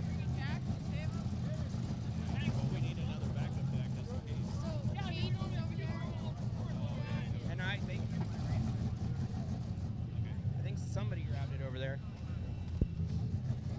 All right, Ryan, who do we have coming up next? The 4510. This is a Tribe 16 truck. Your fire at Hammertown is sponsored by these good people here.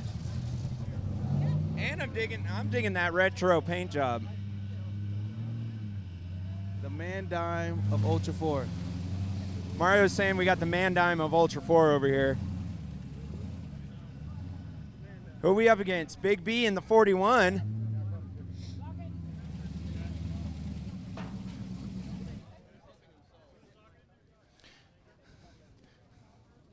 All right, we got a 4400 versus a 4500 coming up.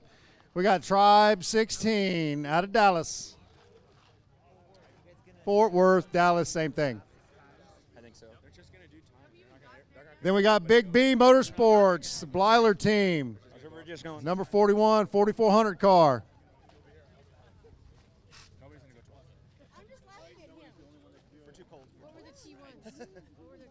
I want to say Rockstar was under a minute. I was hearing 45, I think.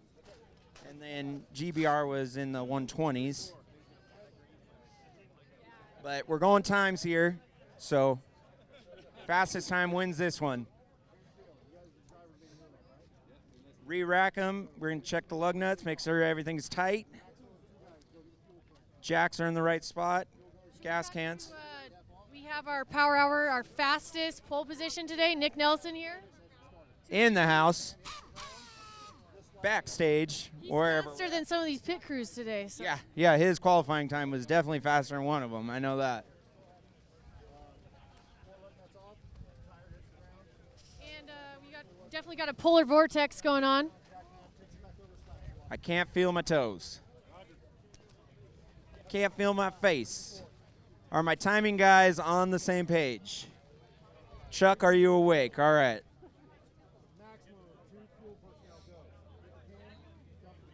Clearing rocks. JT's giving the rundown. They're going to call this one here in a second.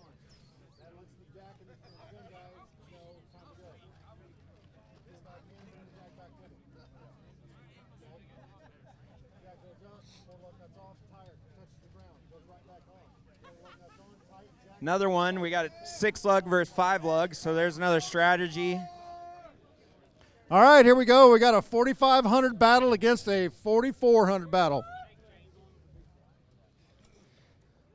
Make sure. Okay, we're changing out of the power tank. Getting her all ready to go. Thank you very much, Power Tank, for helping us out with this and supplying us with the brackets and the hoses to run the Box O impacts. We're using our Pro Eagle jacks. Got buggy whips all lit up around us, helping us out, being our starts and finishes. And Raceline Wheels is also supporting this because they're giving away a free set of wheels to the winner, which pretty cool. And a nice gold trophy. I haven't even seen the trophy yet. Yeah, it's coming. But yeah, Raceline has been helping out Ultra 4 for a really long time. Great wheels, great company. So we really appreciate Where's that. Mulkey? He's sleeping. I took over. Mulkey, wake up.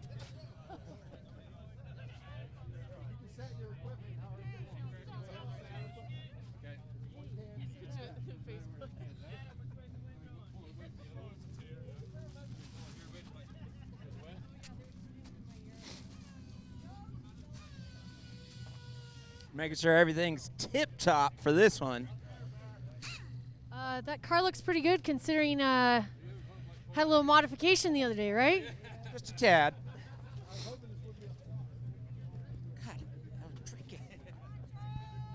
What are we, 42s versus 37s, 39s? All right, Tribe 16, give me a thumbs up. You ready?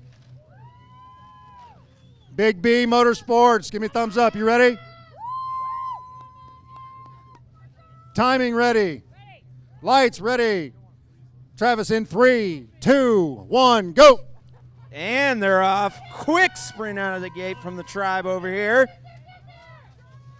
Gas cans are both up same time. Get that vent going. The old number 41 over there, they got a quick vent strategy, but they are dumping them. I think we're 41, a little necked up there. Caps on them, caps on both, caps on both. Get those jacks. We got Hey, Tribe's in a little bit of a 45-10. lead. Blyler's catching up. Very tight here.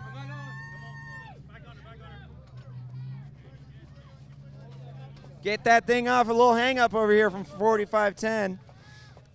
Okay, tires on the ground, going back on Tribe. Blyler going back on. Oh, man. 41 coming back into it. Woo, this is going to be a tight one. Impacts are humming again.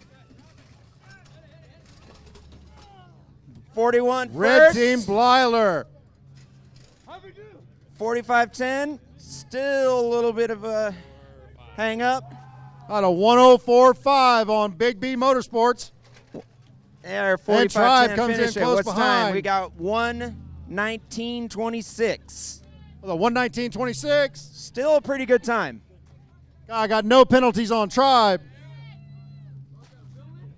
No penalty Zero on penalties Tribe. on Tribe.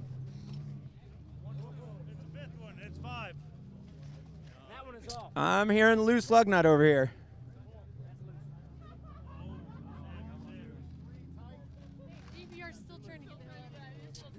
GBR needs to figure out how to turn around that trophy truck. It's the first. Hey, we just got the thing, okay? Isn't there a handbrake? There's no manual in there, okay? All right. There's some slack. He's used to four-wheel drive. Okay, we got a 10-second penalty over on Big B. Woo! So what does that put us at? We had a 1:19:26 over here.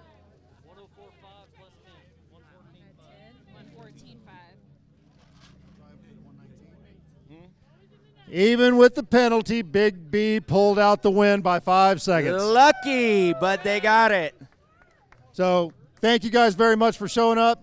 Take that jack with you as a thank you from Pro Eagle Jacks. Thank you guys. Tribe 16, thank you guys very much for coming out. Again, take that Pro Eagle Jack with you. Thanks, guys. Thanks, brother. Yeah, can we do this during the daytime next year? At the beach, maybe Malibu? Can we move hammers to Malibu or something?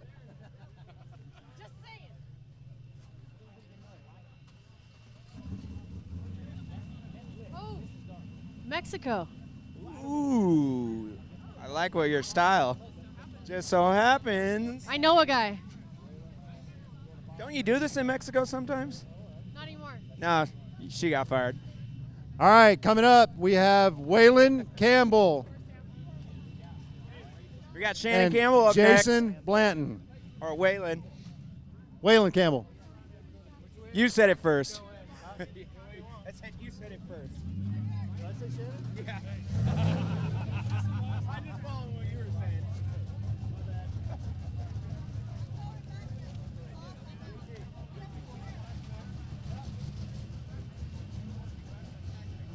This is the last bracket, I'm hearing. Best for last. We got Blanton versus Campbell, I'm hearing.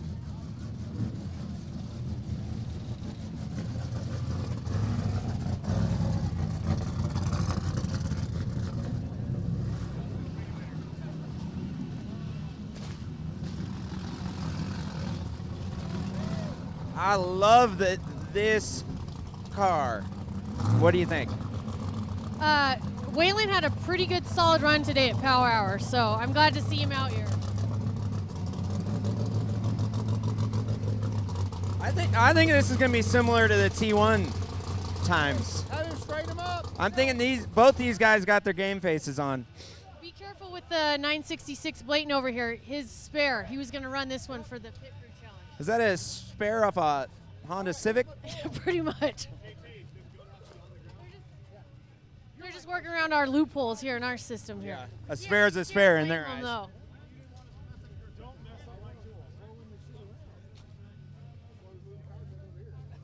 Yeah.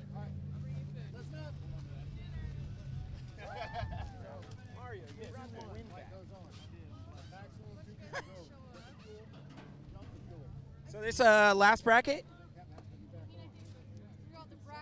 Yeah, we threw out the bracket system. Now we're just straight time.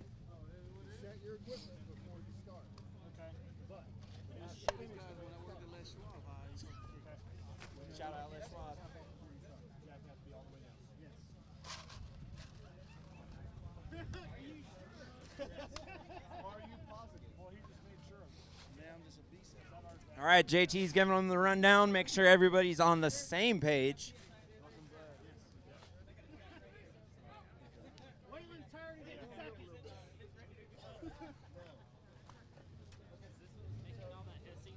Yeah. I think it exploded. Refilling the cans with that premium flavored water. I think it's LaCroix, right? Yes, yeah. One of the funny LaCroix names, however you pronounce that flavor. Pamplemousse. Washington versus Arizona, I'm hearing. Battle of the States. Cold versus hot. Altitude versus...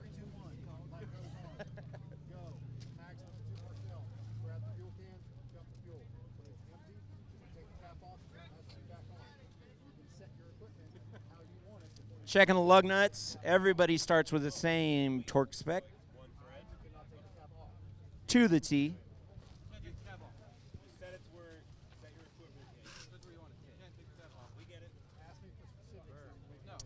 Burr is right.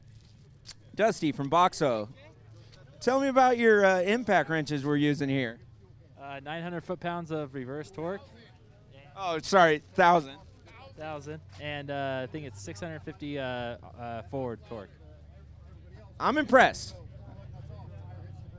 I literally feel like I'm at a NASCAR pit stop when I hear those things humming. So, gets me excited. The last one's tight. Jack hits the ground. Jack, man. Shout out, Boxo.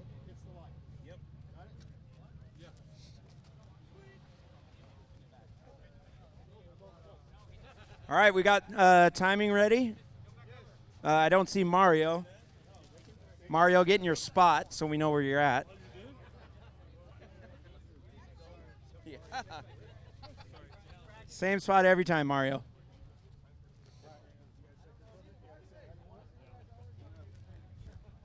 Where's our little retractable?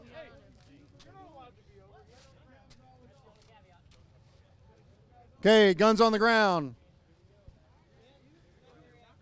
No, you're good. Hey, Miller, no tackling allowed.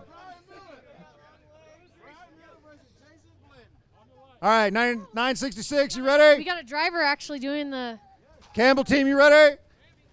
Timing ready. Lights ready. In 3, 2, 1, go. Sprint. Oh, we got a can down. Fumble, Ruski. Let's get it. You know, Ryan, in a pit crew challenge like this, it's all about attrition. It's all about, you know, these guys have been prepping themselves. They've been in the gym. It's not just about Physical shape. high peak physical shape. You know, it's not just about the cars. Tap on, Jack. Their bodies are their machines here, too. I think we just had a brain fart over here on the Jason Blanton team. They forgot to grab the check. Nitto versus Nitto, I want to point out. Same team. Yeah, King versus Fox. That's pretty epic. Monster versus Rockstar. Oh, never mind. No. Okay, he's going back on. TR versus Walker. You! Blue lane done first. Where did they come from? Checking for Oh, penalties. under a minute. 57 seconds, 90. That might be our best time of the day. I think the T1 had him beat, but fact check that one later. Campbell's team is still trying to get all the lug nuts going.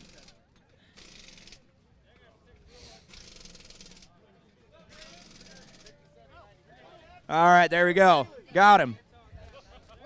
What do we got on time? And what's our time on the red lane? Mike, any penalties? No penalties, either team. So We got a 57 90. 57.90 for 966. Blanton over here. And a think that's gonna be- 131. I think Blanton's got the fastest four-wheel drive vehicle.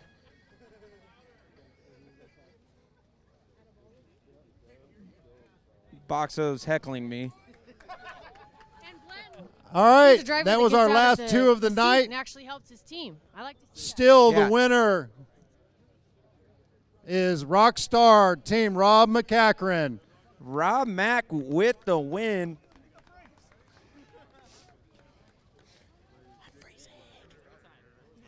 Rob's time was 47 seconds, I think. Blasted through that one. I hope they know what they're doing. This is their second rodeo. That's why. I'm going to move these guys and we'll pull the truck up. Yes, I was informed they were pit crew champions at the Mint. And that's only because Cam Steele, what, he chickened out last minute or what? Yeah, something like that.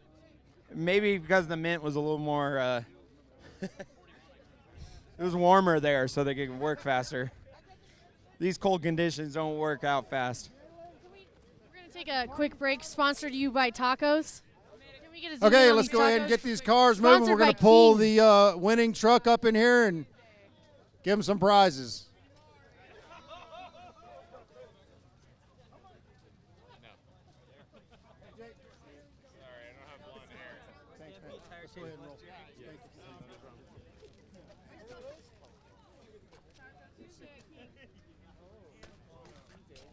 Are those Ryan's tacos? Because all you do. I can see Mac's truck. That's the only one behind me. Sure, grab yourself a taco, son. So warm.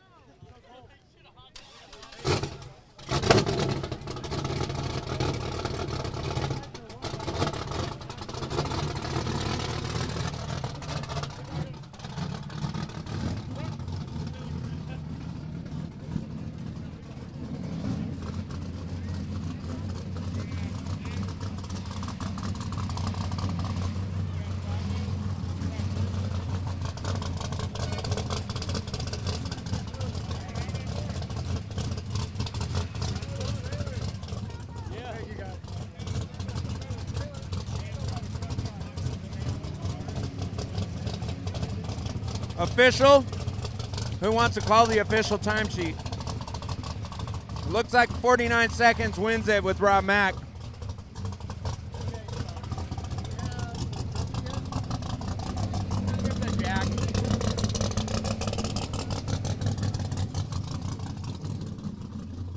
Mine didn't make it, but oh well.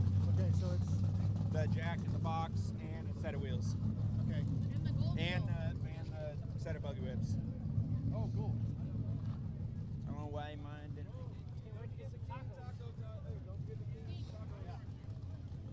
Yeah, so the winners here, Rob Mack's team, we get a set of wheels, Boxo box loaded with tools, beautiful gold jack on top of the jack they already got earlier, and some new buggy whips.